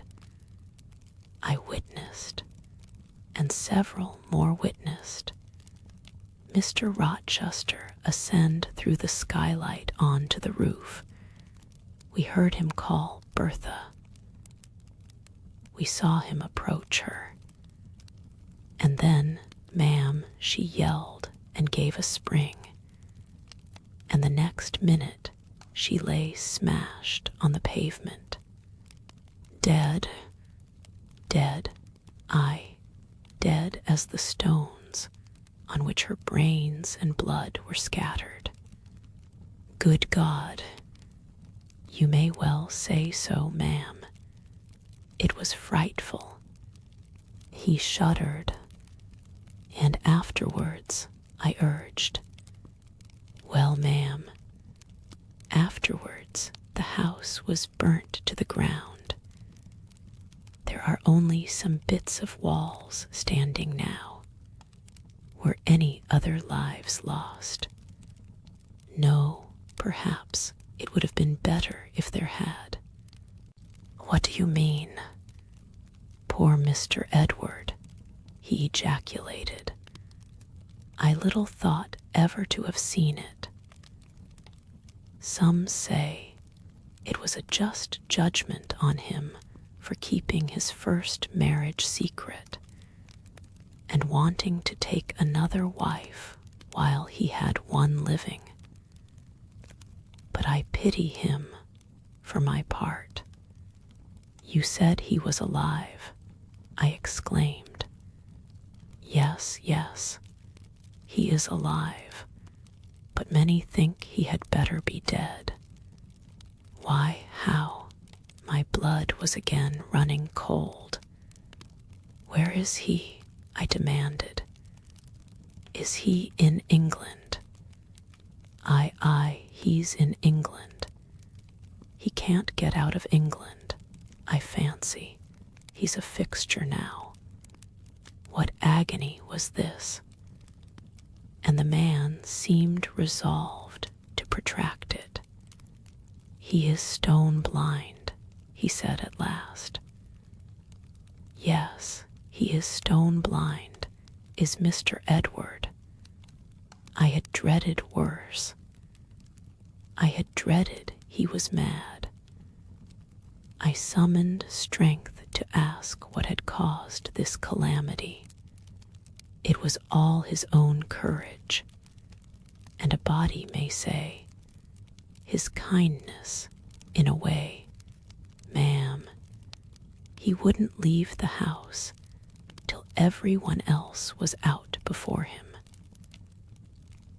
As he came down the great staircase at last, after Mrs. Rochester had flung herself from the battlements, there was a great crash. All fell.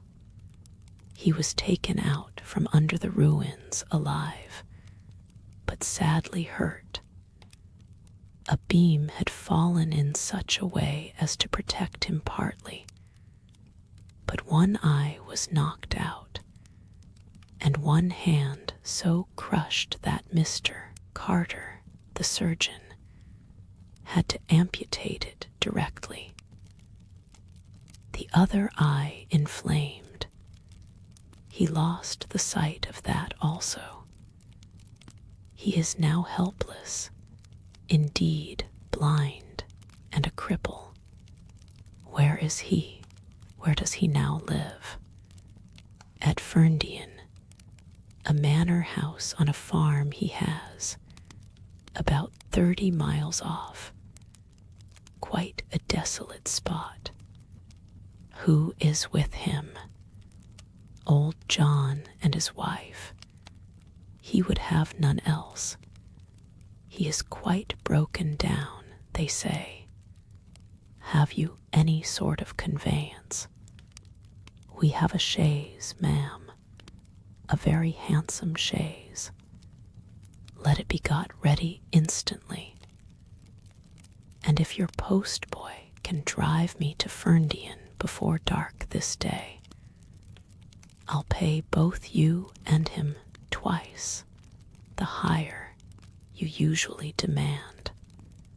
Chapter XXXVII.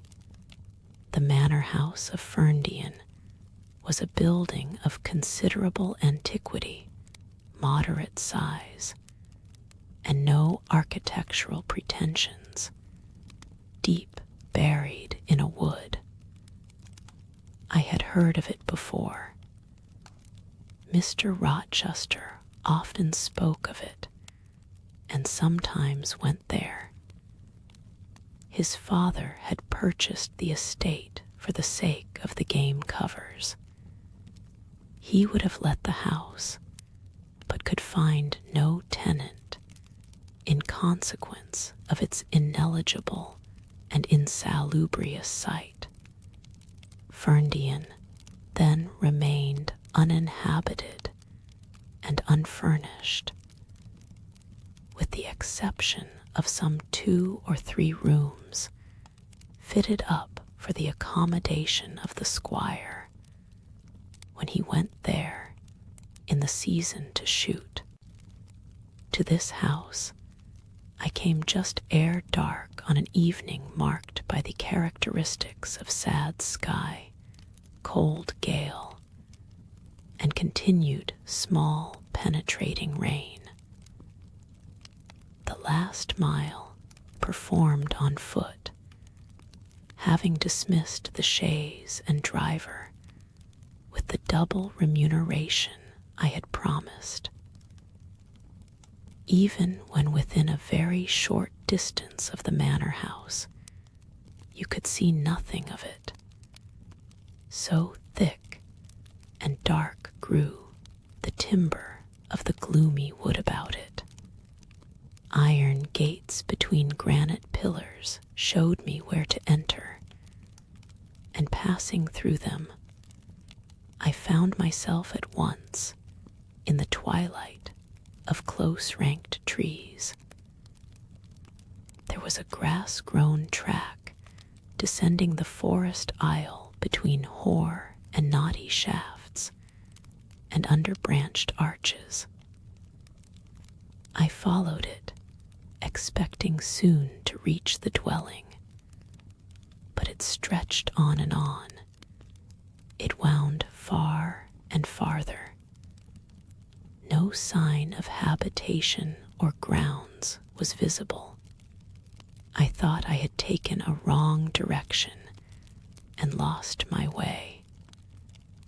The darkness of natural as well as of sylvan dusk gathered over me. I looked round in search of another road. There was none. All was interwoven stem, columnar trunk, dense summer foliage, no opening anywhere. I proceeded. At last my way opened. The trees thinned a little, presently beheld a railing. Then the house scarce, by this dim light, distinguishable from the trees, so dank and green were its decaying walls. Entering a portal fastened only by a latch, I stood amidst a space of enclosed ground, from which the wood swept away in a semicircle.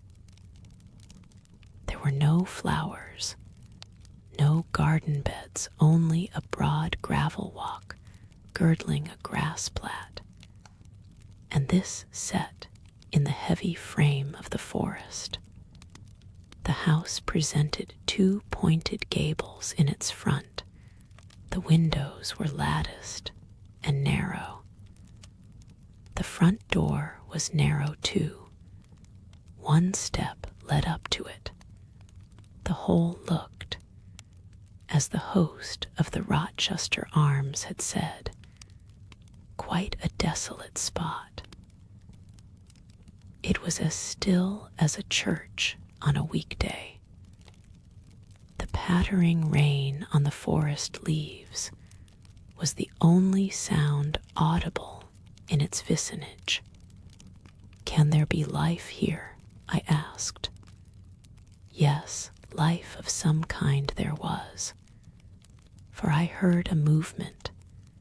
That narrow front door was unclosing, and some shape was about to issue from the grange. It opened slowly. A figure came out into the twilight and stood on the step, a man without a hat. He stretched forth his hand as if to feel whether it rained. Dusk as it was, I had recognized him. It was my master, Edward Fairfax Rochester, and no other. I stayed my step, almost my breath, and stood to watch him, to examine him myself unseen, and alas, to him invisible. It was a sudden meeting, and one in which rapture was kept well in check by pain. I had no difficulty in restraining my voice from exclamation, my step from hasty advance. His form was of the same strong and stalwart contour as ever. His port was still erect. His hair was still raven black, nor were his features altered or sunk. Not in 1 year's space, by any sorrow, could his athletic strength be quelled or his vigorous prime blighted. But in his countenance I saw a change that looked desperate and brooding, that reminded me of some wronged and fettered wild beast or bird, dangerous to approach in his sullen woe. The caged eagle, whose gold-ringed eyes cruelty has extinguished, might look as looked that sightless Samson. And reader, do you think I feared him in his blind ferocity? If you do, you little know me. A soft hope blent with my sorrow that soon I should dare to drop a kiss on that brow of rock, and on those lips so sternly sealed beneath it.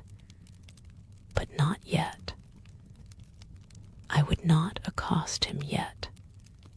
He descended the one step and advanced slowly and gropingly towards the grass plat. Where was his daring stride now? Then he paused, as if he knew not which way to turn. He lifted his hand and opened his eyelids, gazed blank, and with a straining effort on the sky, and toward the amphitheater of trees. One saw that all to him was void darkness. He stretched his right hand, the left arm, the mutilated one, he kept hidden in his bosom. He seemed to wish by touch to gain an idea of what lay around him. He met but vacancy still, for the trees were some yards off where he stood. He relinquished the endeavor, folded his arms, and stood quiet and mute in the rain, now falling fast on his uncovered head. At this moment, John approached him from some quarter. "Will you take my arm, sir?" he said. "There is a heavy shower coming on. Had you not better go in?" "Let me alone," was the answer. John withdrew without having observed me. Mr. Rochester now tried to walk about, vainly. All was too uncertain. He groped his way back to the house, and re-entering it, closed the door. I now drew near and knocked. John's wife opened for me. "Mary," I said, "how are you?" She started as if she had seen a ghost. I calmed her. To her hurried, "Is it really you, miss? Come at this late hour to this lonely place?" I answered by taking her hand, and then I followed her into the kitchen, where John now sat by a good fire. I explained to them in few words that I had heard all which had happened since I left Thornfield, and that I was come to see Mr. Rochester. I asked John to go down to the turnpike house where I had dismissed the chaise, and bring my trunk, which I had left there. And then, while I removed my bonnet and shawl, I questioned Mary as to whether I could be accommodated at the manor house for the night, and finding that arrangements to that effect, though difficult, would not be impossible, I informed her I should stay. Just at this moment, the parlor bell rang. "When you go in," said I, "tell your master that a person wishes to speak to him, but do not give my name." "I don't think he will see you," she answered. "He refuses everybody." When she returned, I inquired what he had said. "You are to send in your name and your business," she replied. She then proceeded to fill a glass with water and place it on a tray, together with candles. "Is that what he rang for?" I asked. "Yes, he always has candles brought in at dark, though he is blind. Give the tray to me. I will carry it in." I took it from her hand. She pointed me out the parlor door. The tray shook as I held it. The water spilt from the glass. My heart struck my ribs loud and fast. Mary opened the door for me and shut it behind me. This parlor looked gloomy. A neglected handful of fire burnt low in the grate, and leaning over it, with his head supported against the high, old-fashioned mantelpiece, appeared the blind tenant of the room. His old dog, Pilot, lay on one side, removed out of the way, and coiled up as if afraid of being inadvertently trodden upon. Pilot pricked up his ears when I came in. Then he jumped up with a yelp and a whine, and bounded towards me. He almost knocked the tray from my hands.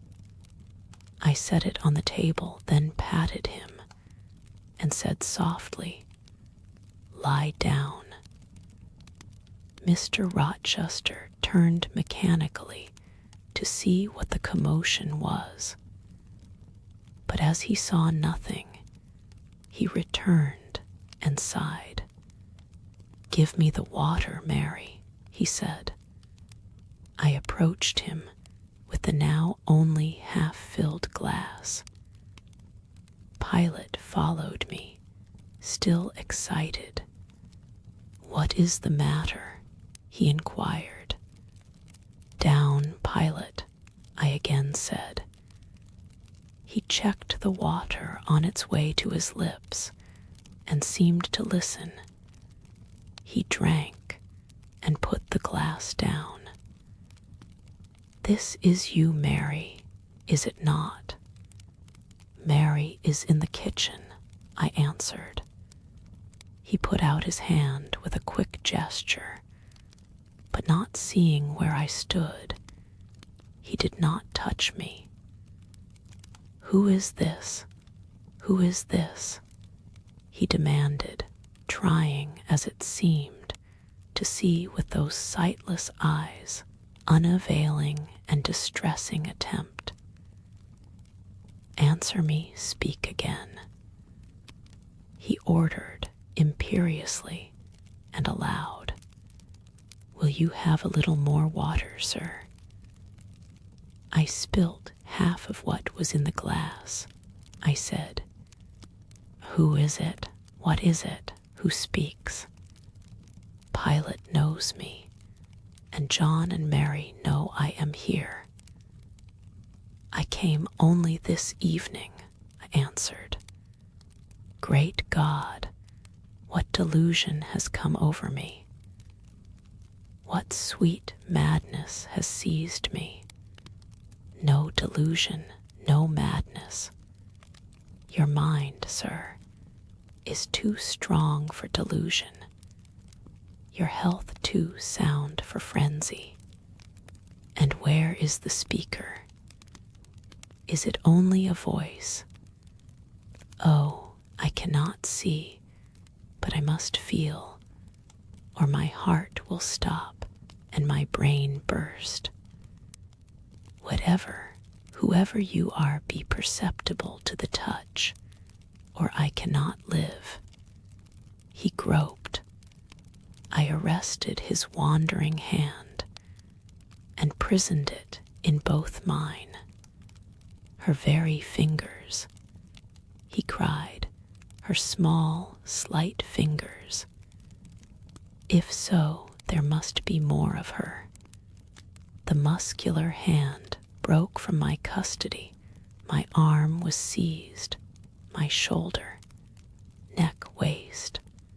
I was entwined and gathered to him. Is it Jane? What is it? This is her shape, this is her size, and this her voice, I added. She is all here, her heart too. God bless you, sir. I am glad to be so near you again.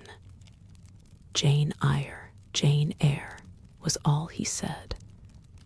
My dear master, I answered, I am Jane Eyre. I have found you out. I am come back to you. In truth, in the flesh, my living Jane. You touch me, sir. You hold me, and fast enough. I am not cold like a corpse, nor vacant like air, am I, my living darling. These are certainly her limbs, and these her features, but I cannot be so blessed after all my misery. It is a dream, such dreams as I have had at night when I have clasped her once more to my heart, as I do now, and kissed her as thus, and felt that she loved me, and trusted that she would not leave me, which I never will, sir, from this day. Never will, says the vision. But I always woke and found it an empty mockery, and I was desolate and abandoned, my life dark, lonely, hopeless, my soul athirst, and forbidden to drink, my heart famished, and never to be fed. Gentle, soft dream, nestling in my arms now, you will fly too, as your sisters have all fled before you. But kiss me before you go, embrace me, Jane. There, sir, and there. I pressed my lips to his once brilliant and now rayless eyes. I swept his hair from his brow and kissed that too. He suddenly seemed to arouse himself. The conviction of the reality of all this seized him. It is you, is it, Jane? You are come back to me then. So I am, and you do not lie dead in some ditch under some stream. And you are not a pining outcast amongst strangers. No, sir, I am an independent woman now. Independent? What do you mean, Jane? My uncle in Madeira is dead, and he left me £5,000. Ah, this is practical, this is real, he cried. I should never dream that, besides. there is that peculiar voice of hers, so animating and piquant, as well as soft. It cheers my withered heart, it puts life into it. What, Janet, are you an independent woman? A rich woman. Quite rich, sir. If you won't let me live with you, I can build a house of my own close up to your door, and you may come and sit in my parlor when you want company of an evening. But as you are rich, Jane, you have now, no doubt, friends who will look after you, and not suffer you to devote yourself to a blind lamb-eater like me. I told you I am independent, sir, as well as rich. I am my own mistress, and you will stay with me, certainly, unless you object. I will be your neighbor, your nurse, your housekeeper. I find you lonely. I will be your companion to read to you, to walk with you, to sit with you, to wait on you, to be eyes and hands to you. Cease to look so melancholy, my dear master. You shall not be left desolate, so long as I live. He replied not.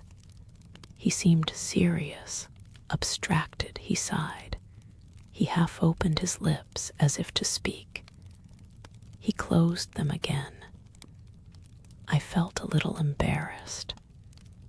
Perhaps I had too rashly overleaped conventionalities, and he, like St. John, saw impropriety in my inconsiderateness.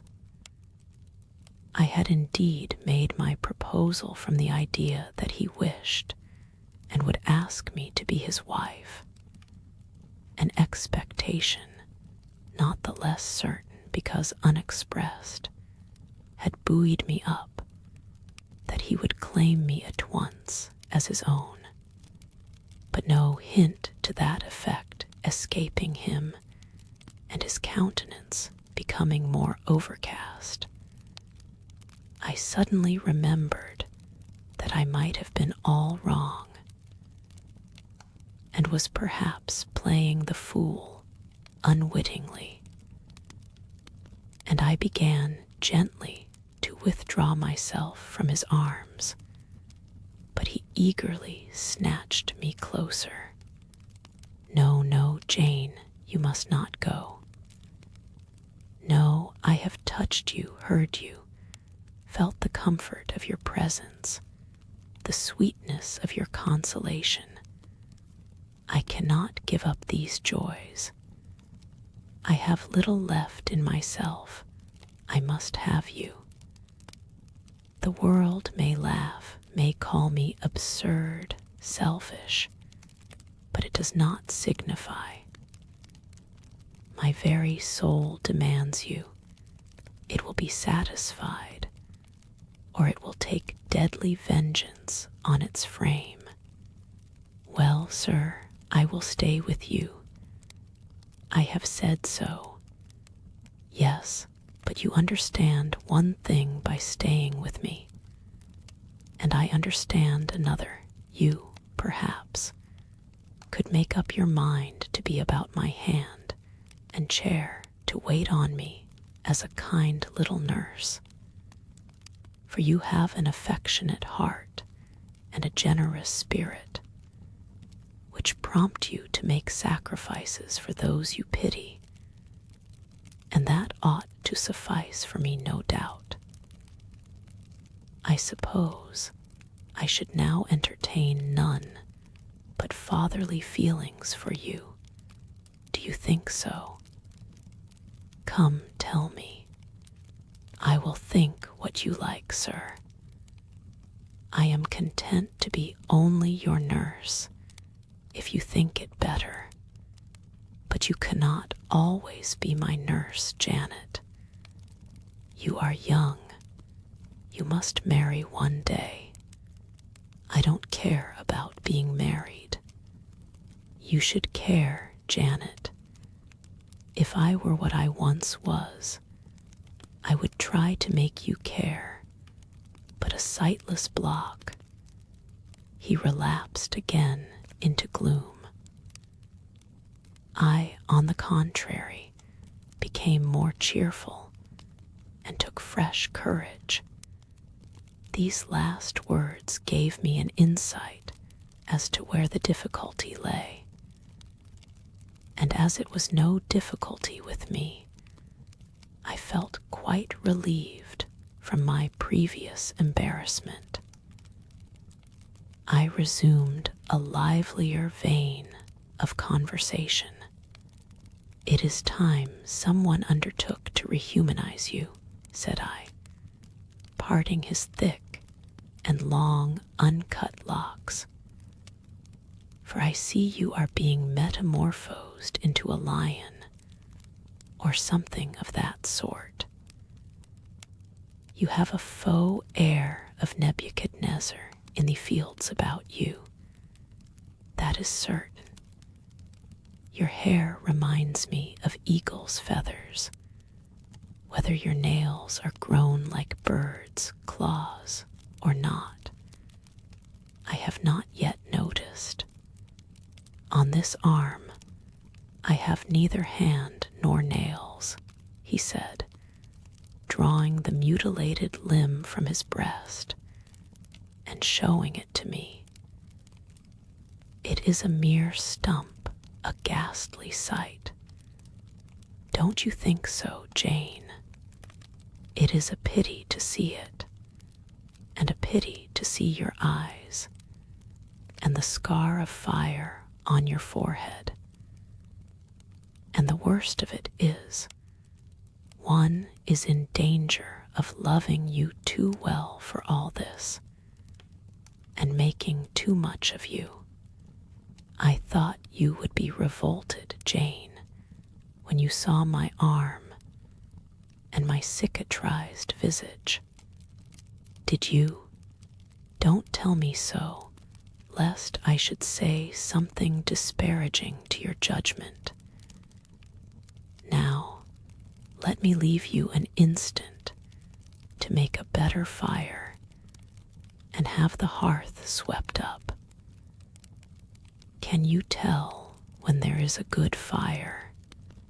Yes, with the right eye I see a glow, a ruddy haze, and you see the candles. Very dimly, each is a luminous cloud. Can you see me? No, my fairy, but I am only too thankful to hear and feel you. When do you take supper?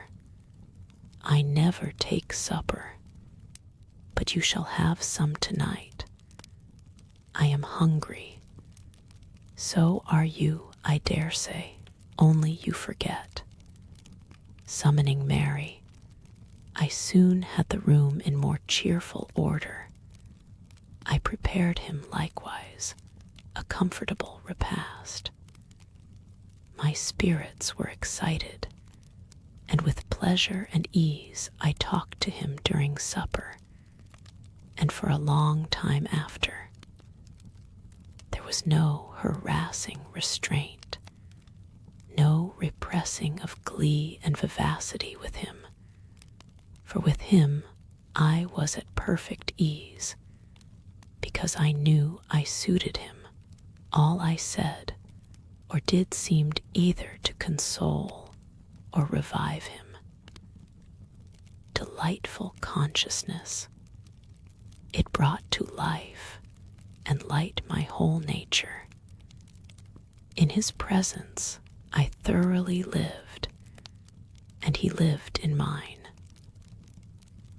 Blind as he was, smiles played over his face. Joy dawned on his forehead, his lineaments softened and warmed. After supper, he began to ask me many questions of where I had been, what I had been doing, how I had found him out. But I gave him only very partial replies. It was too late to enter into particulars that night. Besides, I wished to touch no deep thrilling chord, to open no fresh well of emotion in his heart. My sole present aim was to cheer him. Cheered, as I have said, he was, and yet but by fits. If a moment's silence broke the conversation, he would turn restless, touch me, then say, "Jane, you are altogether a human being, Jane. You are certain of that. I conscientiously believe so, Mr. Rochester. Yet how, on this dark and doleful evening, could you so suddenly rise on my lone hearth?" I stretched my hand to take a glass of water from a hireling, and it was given me by you. I asked a question, expecting John's wife to answer me, and your voice spoke at my ear, because I had come in Mary's stead, with the tray, and there is enchantment in the very hour I am now spending with you. Who can tell what a dark, dreary, hopeless life I have dragged on for months past, doing nothing, expecting nothing, merging night in day, feeling but the sensation of cold when I let the fire go out, of hunger when I forgot to eat, and then a ceaseless sorrow, and at times a very delirium of desire to behold my Jane again. Yes, for her restoration I longed, far more than for that of my lost sight. How can it be that Jane is with me, and says she loves me? Will she not depart as suddenly as she came? Tomorrow, I fear I shall find her no more. A commonplace, practical reply, out of the train of his own disturbed ideas, was, I was sure, the best and most reassuring for him in this frame of mind. Passed my finger over his eyebrows and remarked that they were scorched, and that I would apply something which would make them grow as broad and black as ever. Where is the use of doing me good in any way, beneficent spirit, when, at some fatal moment, you will again desert me, passing like a shadow, whither and how to me unknown, and for me remaining afterwards undiscoverable? Have you a pocket comb about you, sir? What for Jane? Just to comb out this shaggy black mane. I find you rather alarming when I examine you close at hand. You talk of my being a fairy, but I am sure you are more like a brownie. Am I hideous, Jane? Very, sir. You always were, you know. Humph, the wickedness has not been taken out of you, wherever you have sojourned. Yet I have been with good people far better than you. 100 times better people, possessed of ideas and views you never entertained in your life, quite more refined and exalted. Who the deuce have you been with? If you twist in that way, you will make me pull the hair out of your head. And then I think you will cease to entertain doubts of my substantiality. Who have you been with, Jane? You shall not get it out of me tonight, sir. You must wait till tomorrow. To leave my tale half told will, you know, be a sort of security that I shall appear at your breakfast table to finish it. By the by, I must mind not to rise on your hearth with only a glass of water then. I must bring an egg at the least, to say nothing of fried ham. You mocking changeling, fairy born and human bred. You make me feel as I have not felt these 12 months. If Saul could have had you for his David, the evil spirit would have been exorcised without the aid of the harp. There, sir, you are redd up and made decent. Now I'll leave you. I have been traveling these last 3 days, and I believe I am tired. Good night. Just one word, Jane. Were there only ladies in the house where you have been? I laughed and made my escape, still laughing as I ran upstairs. A good idea, I thought with glee. I see I have the means of fretting him out of his melancholy for some time to come. Very early the next morning, I heard him up and astir, wandering from one room to another. As soon as Mary came down, I heard the question, "Is Miss Eyre here, then? Which room did you put her into? Was it dry? Is she up? Go and ask if she wants anything, and when she will come down." I came down as soon as I thought there was a prospect of breakfast. Entering the room very softly, I had a view of him before he discovered my presence.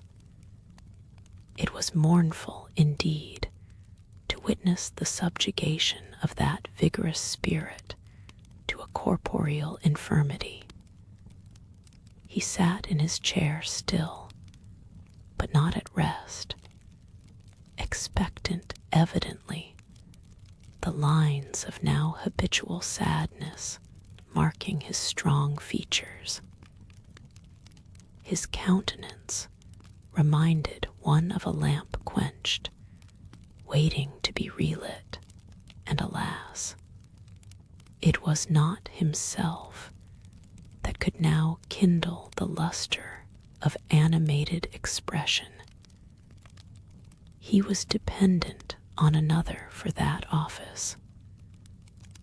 I had meant to be gay and careless, but the powerlessness of the strong man touched my heart to the quick. Still accosted him with what vivacity I could. "It is a bright, sunny morning, sir," I said. "The rain is over and gone, and there is a tender shining after it.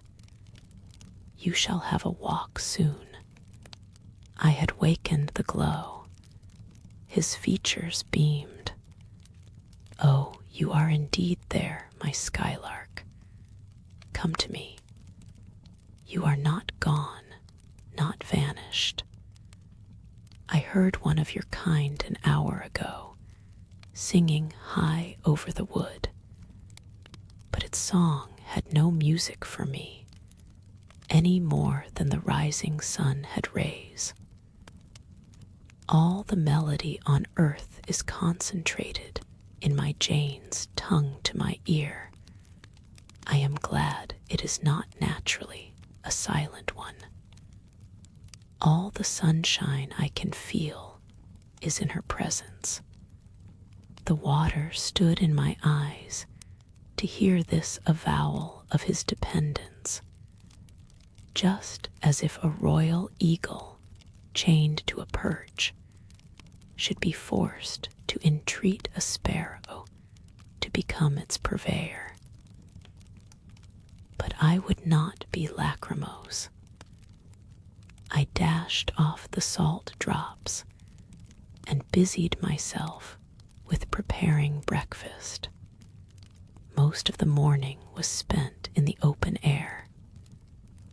I led him out of the wet and wild wood into some cheerful fields. I described to him how brilliantly green they were, how the flowers and hedges looked refreshed, how sparklingly blue was the sky. I sought a seat for him in a hidden and lovely spot, a dry stump of a tree, nor did I refuse to let him, when seated, place me on his knee. Why should I, when both he and I were happier near than apart? Pilate lay beside us. All was quiet. He broke out suddenly, while clasping me in his arms. Cruel, cruel deserter.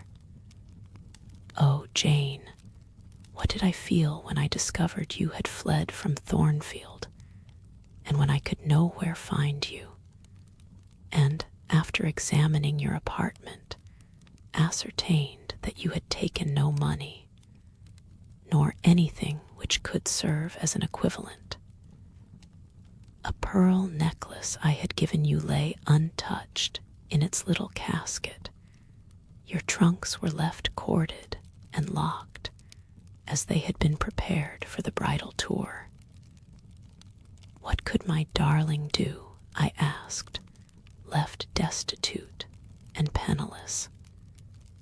And what did she do? Let me hear now. Thus urged, I began the narrative of my experience for the last year.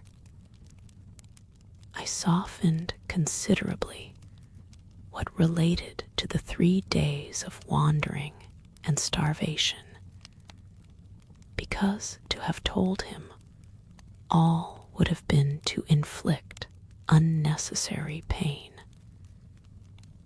The little I did say lacerated his faithful heart deeper than I wished.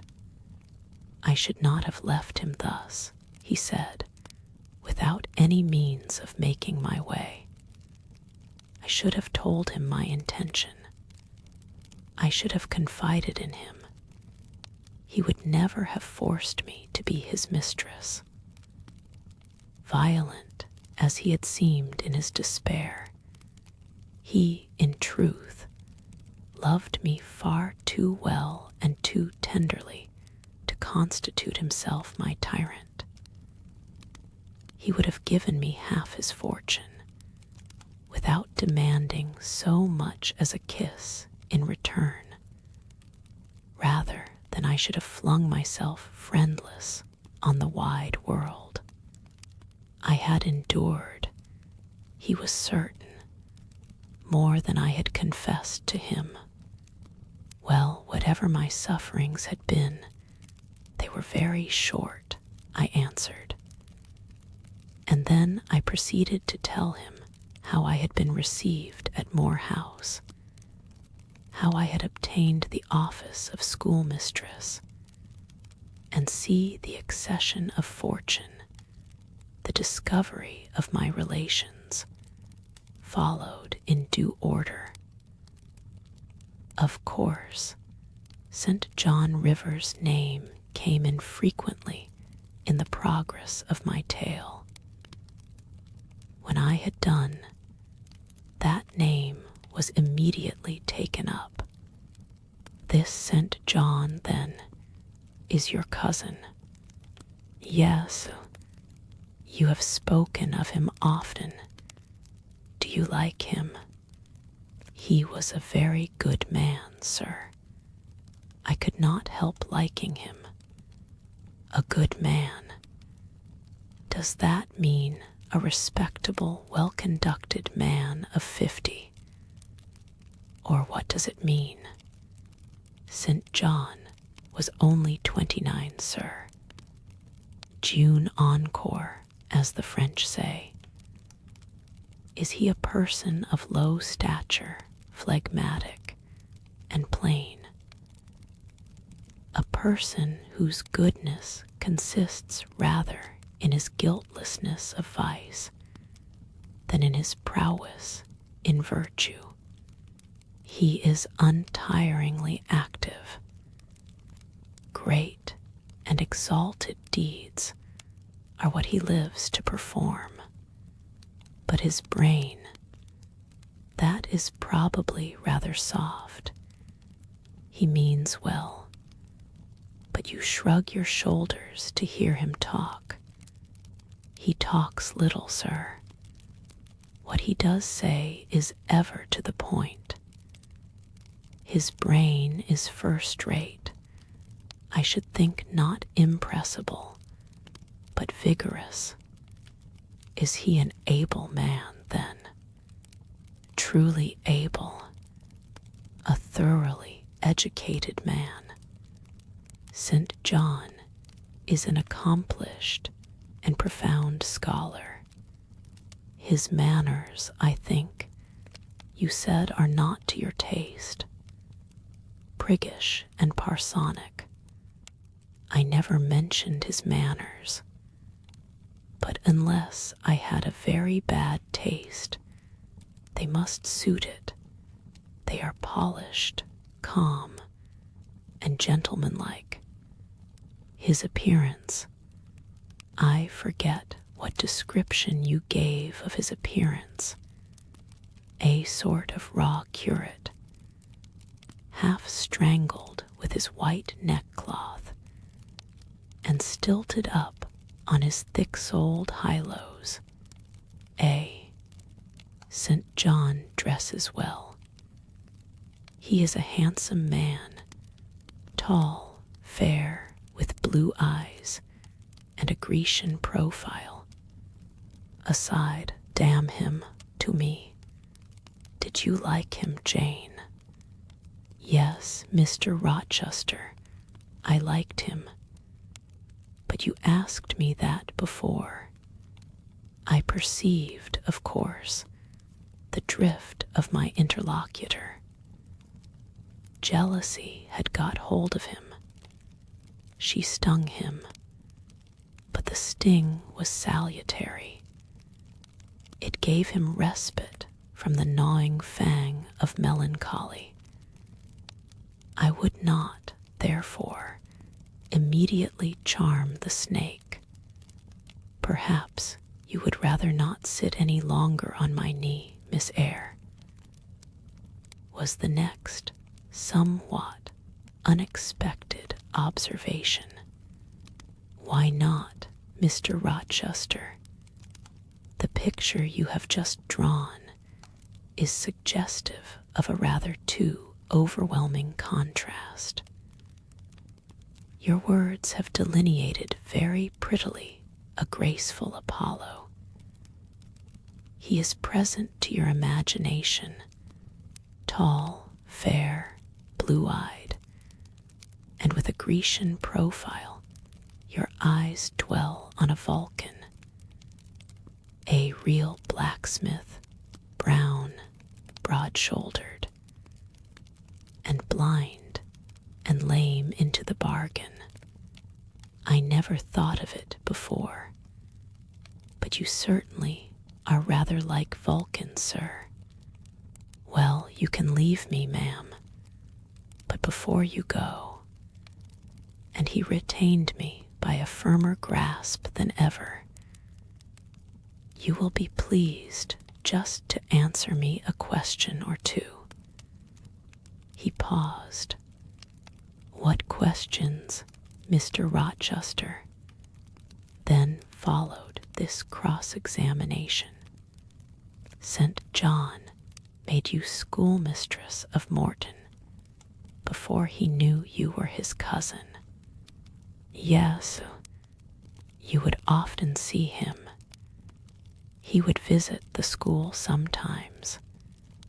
Daily, he would approve of your plans, Jane. I know they would be clever, for you are a talented creature. He approved of them, yes. He would discover many things in you he could not have expected to find. Some of your accomplishments are not ordinary. I don't know about that. You had a little cottage near the school, you say. Did he ever come there to see you?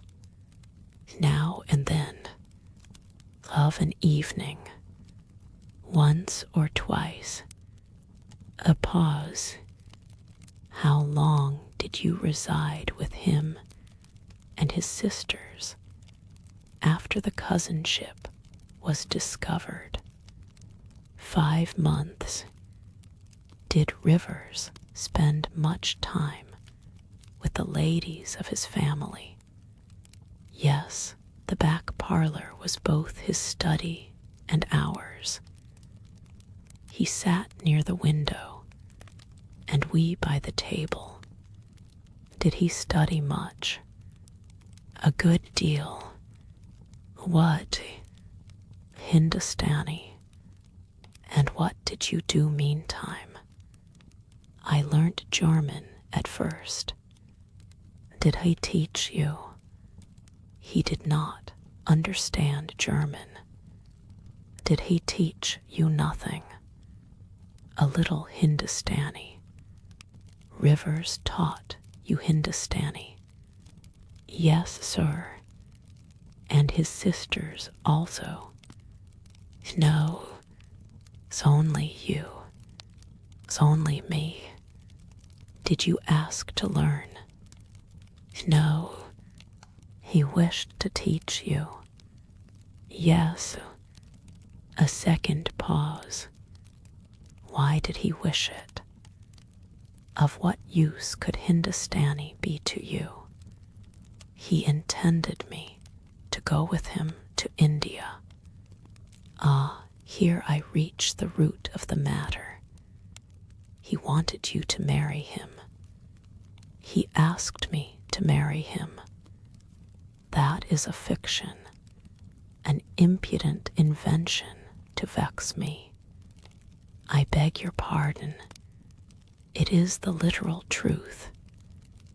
He asked me more than once, and was as stiff about urging his point as ever you could be. Miss Eyre, I repeat it, you can leave me. How often am I to say the same thing? Why do you remain pertinaciously perched on my knee when I have given you notice to quit? Because I am comfortable there. No, Jane, you are not comfortable there, because your heart is not with me. It is with this cousin, this St. John. Oh, till this moment, I thought my little Jane was all mine. I had a belief she loved me even when she left me. That was an atom of sweet in much bitter. Long as we have been parted, hot tears as I have wept over our separation, I never thought that while I was mourning her, she was loving another. But it is useless grieving. Jane, leave me. Go and marry Rivers. Shake me off then, sir. Push me away. For I'll not leave you of my own accord. Jane, I ever like your tone of voice. it still renews hope. It sounds so truthful. When I hear it, it carries me back a year. I forget that you have formed a new tie. But I am not a fool, go. Where must I go, sir? Your own way, with the husband you have chosen. Who is that? You know, this sent John Rivers. He is not my husband, nor ever will be. He does not love me. I do not love him. He loves as he can love, and that is not as you love a beautiful young lady called Rosamond. He wanted to marry me only because he thought I should make a suitable missionary's wife, which she would not have done. He is good and great, but severe, and for me, cold as an iceberg. He is not like you, sir. I am not happy at his side, nor near him, nor with him. He has no indulgence for me, no fondness. He sees nothing attractive in me, not even youth, only a few useful mental points. Then I must leave you, sir, to go to him. I shuddered involuntarily and clung instinctively closer to my blind but beloved master. He smiled. What, Jane? Is this true? Is such really the state of matters between you and Rivers? Absolutely, sir. Oh, you need not be jealous. I wanted to tease you a little to make you less sad. I thought anger would be better than grief. But if you wish me to love you, could you but see how much I do love you, you would be proud and content. All my heart is yours, sir. It belongs to you, and with you it would remain, were fate to exile the rest of me from your presence forever. Again, as he kissed me, painful thoughts darkened his aspect. My seared vision, my crippled strength, he murmured regretfully. I caressed in order to soothe him. I knew of what he was thinking and wanted to speak for him, but dared not. As he turned aside his face a minute, I saw a tear slide from under the sealed eyelid and trickle down the manly cheek. My heart swelled. I am no better than the old lightning-struck chestnut tree in Thornfield orchard, he remarked ere long. And what right would that ruin have to bid a budding woodbine cover its decay with freshness? You are no ruin, sir, no lightning-struck tree. You are green and vigorous.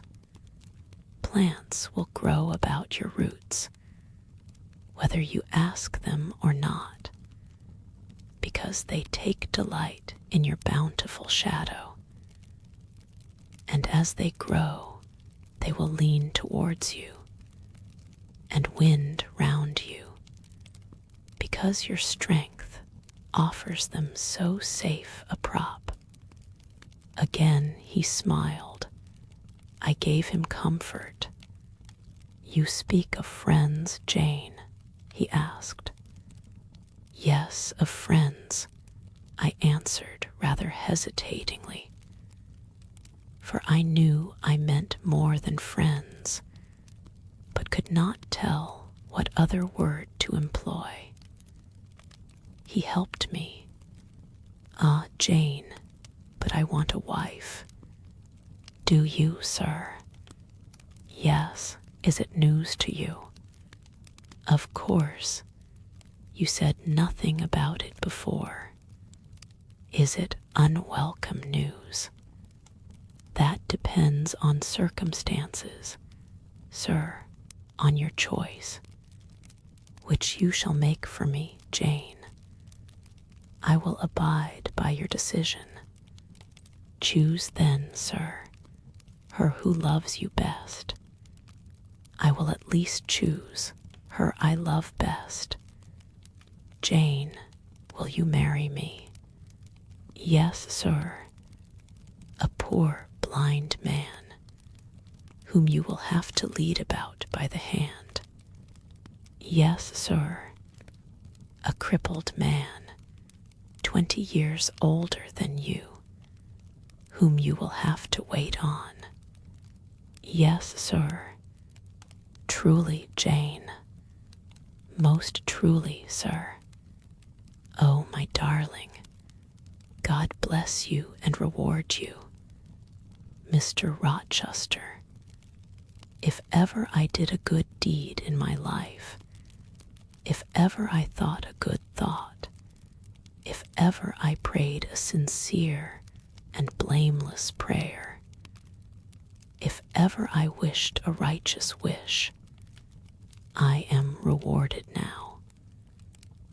To be your wife is, for me, to be as happy as I can be on earth, because you delight in sacrifice. Sacrifice. What do I sacrifice? Famine for food, expectation for content. To be privileged to put my arms round what I value, to press my lips to what I love, to repose on what I trust. Is that to make a sacrifice? If so, then certainly I delight in sacrifice, and to bear with my infirmities, Jane, to overlook my deficiencies, which are none, sir, to me. I love you better now, when I can really be useful to you, than I did in your state of proud independence, when you disdained every part but that of the giver and protector. Hitherto I have hated to be helped to be led. Henceforth I feel I shall hate it no more.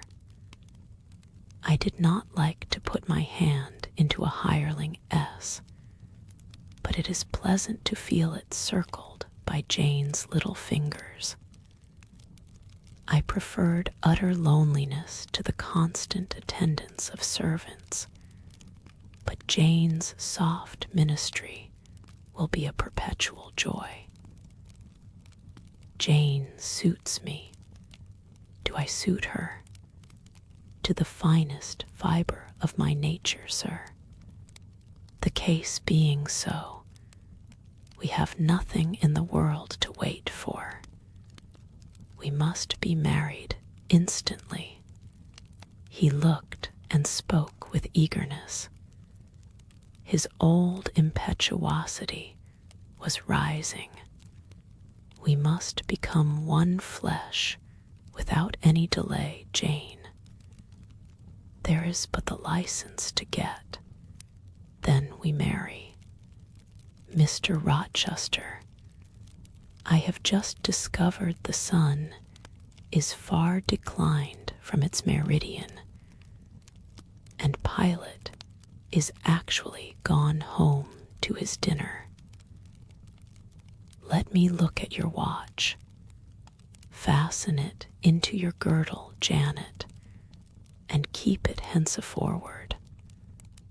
I have no use for it. It is nearly 4 o'clock in the afternoon, sir. Don't you feel hungry? The 3rd day from this must be our wedding day, Jane. Never mind fine clothes and jewels now. All that is not worth a fillip. The sun has dried up all the raindrops, sir. The breeze is still. It is quite hot. Do you know, Jane, I have your little pearl necklace at this moment fastened round my bronze scrag under my cravat. I have worn it since the day I lost my only treasure, as a memento of her. We will go home through the wood. That will be the shadiest way. He pursued his own thoughts without heeding me. Jane, you think me, I dare say, an irreligious dog, but my heart swells with gratitude to the beneficent God of this earth just now. He sees not as man sees, but far clearer, judges not as man judges, but far more wisely. I did wrong. I would have sullied my innocent flower, breathed guilt on its purity. The Omnipotent snatched it from me. I, in my stiff-necked rebellion, almost cursed the dispensation. Instead of bending to the decree, I defied it. Divine justice pursued its course. Disasters came thick on me. I was forced to pass through the valley of the shadow of death. His chastisements are mighty, and one smote me which has humbled me forever. You know I was proud of my strength, but what is it now, when I must give it over to foreign guidance, as a child does its weakness? Of late, Jane, only of late, I began to see and acknowledge the hand of God in my doom. I began to experience repentance, the wish for reconcilement to my Maker. I began sometimes to pray. Very brief prayers they were, but very sincere. Some days since, nay, I can number them, for it was last Monday night, a singular mood came over me, one in which grief replaced frenzy, sorrow, sullenness. I had long had the impression that since I could nowhere find you, you must be dead. Late that night, perhaps it might be between 11 and 12 o'clock, ere I retired to my dreary rest, I supplicated God that, if it seemed good to him, I might soon be taken from this life and admitted to that world to come, where there was still hope of rejoining Jane. I was in my own room and sitting by the window, which was open. It soothed me to feel the balmy night air, though I could see no stars, and only by a vague, luminous haze knew the presence of a moon. I longed for thee, Janet. Oh, I longed for thee both with soul and flesh. I asked of God, at once in anguish and humility, if I had not been long enough desolate, afflicted, tormented, and might not soon taste bliss and peace once more, that I merited all I endured. I acknowledged that I could scarcely endure more. I pleaded, and the Alpha and Omega of my heart's wishes broke involuntarily from my lips in the words, "Jane, Jane." Jane, did you speak these words aloud? I did, Jane. If any listener had heard me, he would have thought me mad. I pronounced them with such frantic energy, and it was last Monday night, somewhere near midnight. Yes, but the time is of no consequence. What followed is the strange point. You will think me superstitious. Some superstition I have in my blood, and always had. Nevertheless, this is true at least it is, that I heard what I now relate. As I exclaimed, "Jane, Jane, Jane," a voice, I cannot tell whence the voice came, but I know whose voice it was, replied, "I am coming, wait for me," and a moment after went whispering on the wind the words, "Where are you?" I'll tell you, if I can, the idea, the picture these words open to my mind, yet it is difficult to express what I want to express. Ferndean is buried, as you see, in a heavy wood, where sound falls dull and dies unreverberating. "Where are you?" seemed spoken amongst mountains, for I heard a hill-sent echo repeat the words. Cooler and fresher at the moment, the gale seemed to visit my brow. I could have deemed that in some wild, lone scene, I and Jane were meeting. In spirit, I believe we must have met. You no doubt were, at that hour, in unconscious sleep. Jane, perhaps your soul wandered from its cell to comfort mine, for those were your accents. As certain as I live, they were yours. Reader, it was on Monday night, near midnight, that I too had received the mysterious summons. Those were the very words by which I replied to it. I listened to Mr. Rochester's narrative, but made no disclosure in return. The coincidence struck me as too awful and inexplicable to be communicated or discussed. If I told anything, my tale would be such as must necessarily make a profound impression on the mind of my hearer. And that mind, yet from its sufferings too prone to gloom, needed not the deeper shade of the supernatural. I kept these things then, and pondered them in my heart.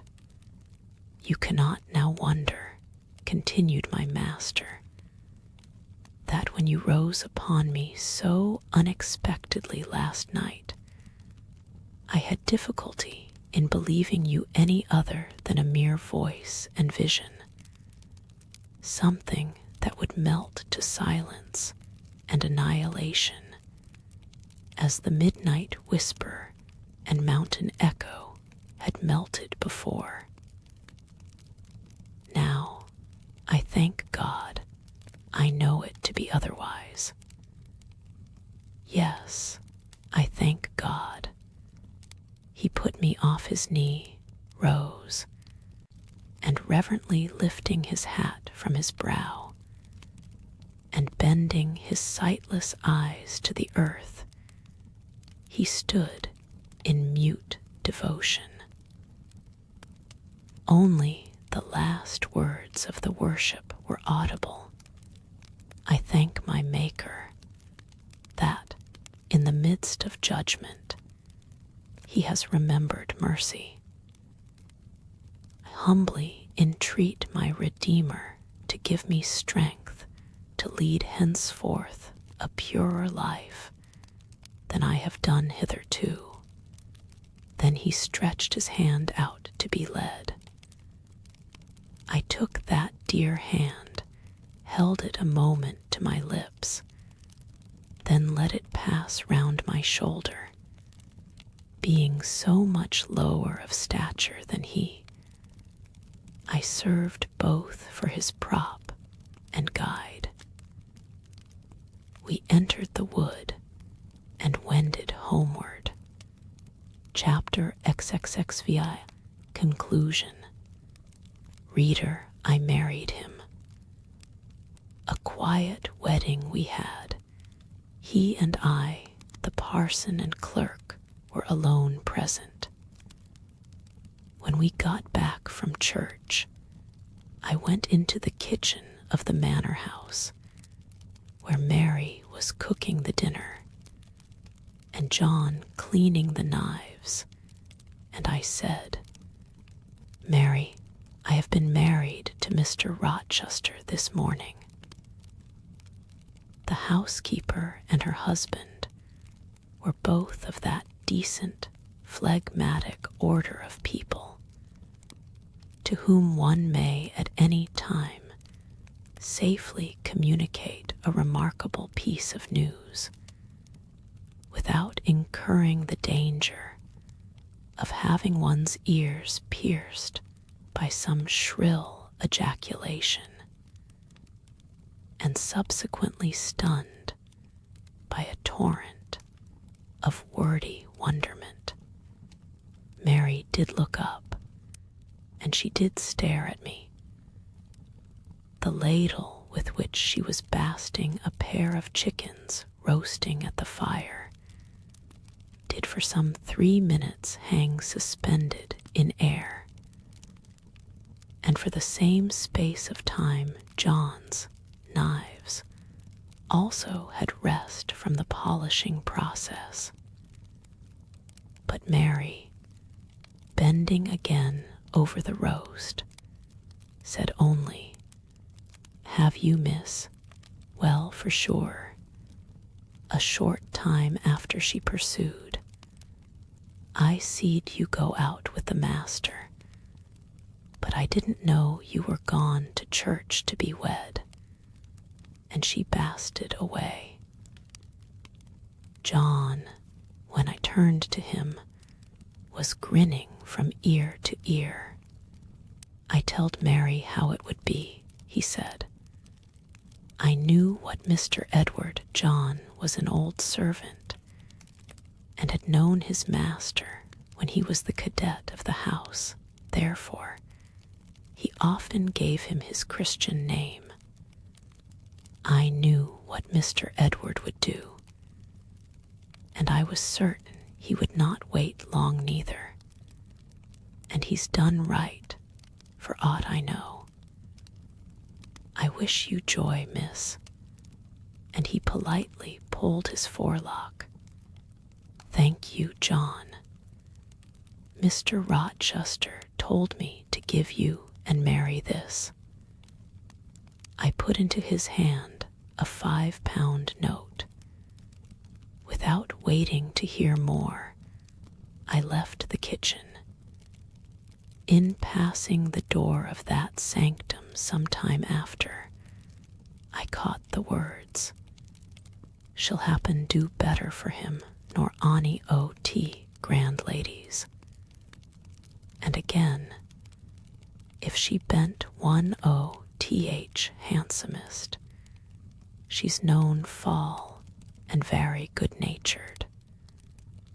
And I his een she's fair beautiful. Anybody may see that." I wrote to Moor House and to Cambridge immediately to say what I had done, fully explaining also why I had thus acted.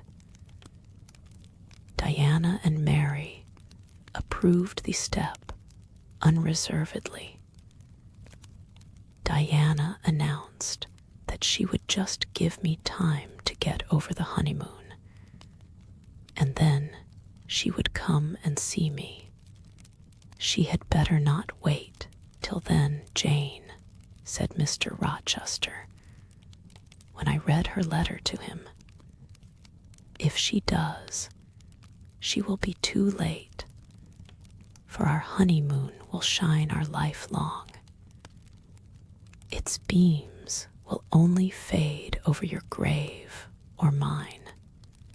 How St. John received the news, I don't know. He never answered the letter in which I communicated it. Yet 6 months after he wrote to me, without, however, mentioning Mr. Rochester's name or alluding to my marriage. His letter was then calm, and though very serious, kind.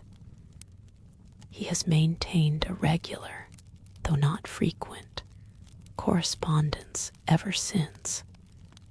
He hopes I am happy, and trusts I am not of those who live without God in the world, and only mind earthly things.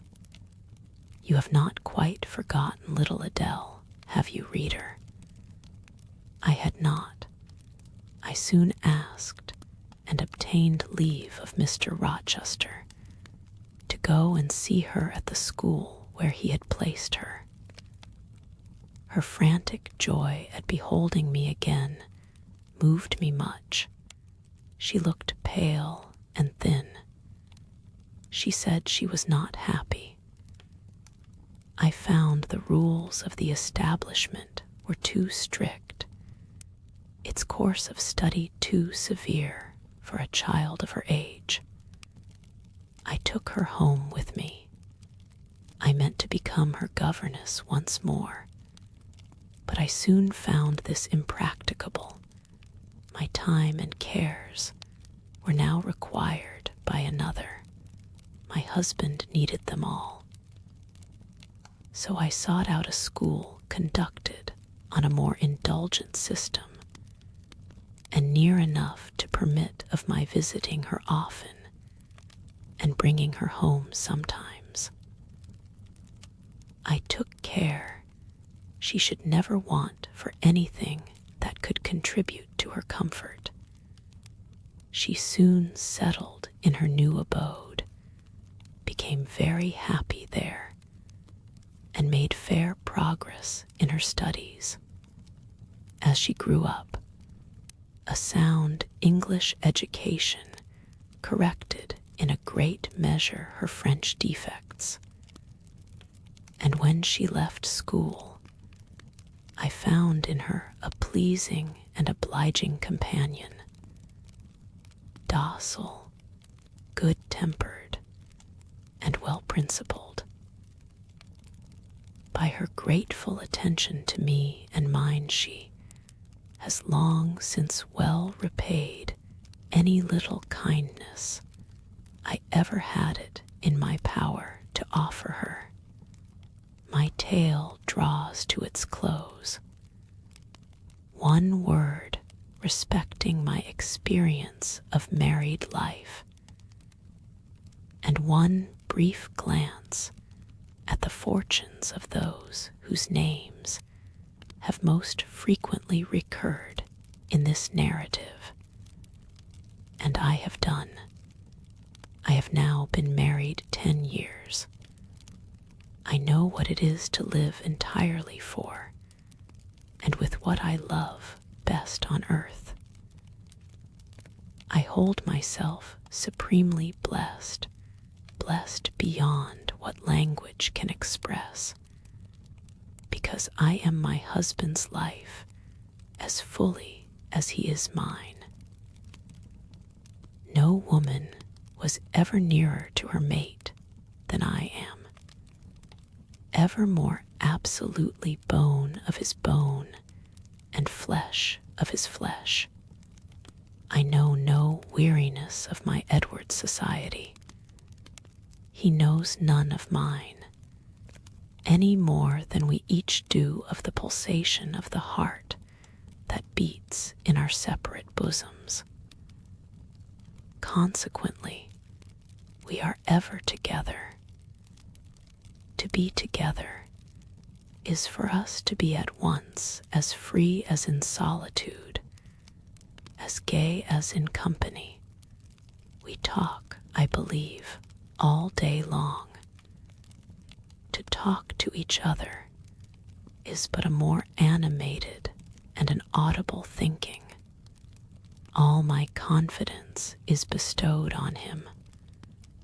All his confidence is devoted to me. We are precisely suited in character. Perfect concord is the result. Mr. Rochester continued blind the first 2 years of our union. Perhaps it was that circumstance that drew us so very near, that knit us so very close. For I was then his vision, as I am still his right hand. Literally, I was what he often called me, the apple of his eye. He saw nature, he saw books through me, and never did I weary of gazing for his behalf, and of putting into words the effect of field, tree, town, river, cloud, sunbeam, of the landscape before us, of the weather round us, and impressing by sound on his ear what light could no longer stamp on his eye. Never did I weary of reading to him. Never did I weary of conducting him where he wished to go, of doing for him what he wished to be done. And there was a pleasure in my services, most full, most exquisite, even though sad, because he claimed these services without painful shame or damping humiliation. He loved me so truly that he knew no reluctance in profiting by my attendance. He felt I loved him so fondly that to yield that attendance was to indulge my sweetest wishes. One morning, at the end of the 2 years, as I was writing a letter to his dictation, he came and bent over me and said, "Jane, have you a glittering ornament round your neck?" I had a gold watch chain. I answered yes. "And have you a pale blue dress on?" I had. He informed me then that for some time he had fancied the obscurity clouding one eye was becoming less dense, and that now he was sure of it. He and I went up to London. He had the advice of an eminent oculist, and he eventually recovered the sight of that one eye. He cannot now see very distinctly. He cannot read or write much, but he can find his way without being led by the hand. The sky is no longer a blank to him, the earth no longer a void. When his firstborn was put into his arms, he could see that the boy had inherited his own eyes, as they once were large, brilliant, and black. On that occasion, he again, with a full heart, acknowledged that God had tempered judgment with mercy. My Edward and I then are happy, and the more so because those we most love are happy likewise. Diana and Mary Rivers are both married, Alternately, once every year, they come to see us, and we go to see them. Diana's husband is a captain in the Navy, a gallant officer and a good man. Mary's is a clergyman, a college friend of her brother S, and from his attainments and principles, worthy of the connection. Both Captain Fitzjames and Mr. Wharton love their wives, and are loved by them. As to St. John Rivers, he left England. He went to India. He entered on the path he had marked for himself. He pursues it still. A more resolute, indefatigable pioneer never wrought amidst rocks and dangers. Firm, faithful, and devoted, full of energy and zeal and truth, he labors for his race. He clears their painful way to improvement. He hews down like a giant the prejudices of creed and caste that encumber it. He may be stern, he may be exacting, he may be ambitious yet, but his is the sternness of the warrior Greatheart, who guards his pilgrim convoy from the onslaught of Apollyon.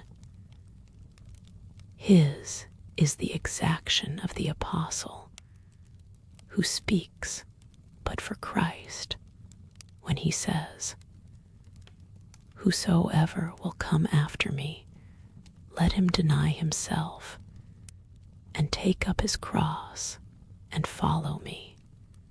His is the ambition of the high master spirit, which aims to fill a place in the first rank of those who are redeemed from the earth, who stand without fault before the throne of God, who share the last mighty victories of the Lamb, who are called and chosen and faithful. St. John is unmarried. He never will marry now. Himself has hitherto sufficed to the toil, and the toil draws near its close. His glorious sun hastens to its setting. The last letter I received from him drew from my eyes human tears, and yet filled my heart with divine joy. He anticipated his sure reward, his incorruptible crown.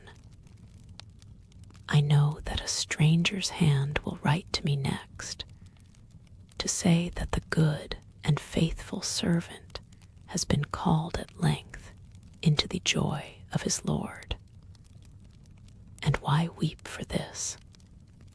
No fear of death will darken St. John's last hour. His mind will be unclouded, his heart will be undaunted, his hope will be sure, his faith steadfast. His own words are a pledge of this. My master, he says, has forewarned me. Daily he announces more distinctly, surely I come quickly. And hourly I more eagerly respond, Amen, even so come, Lord Jesus.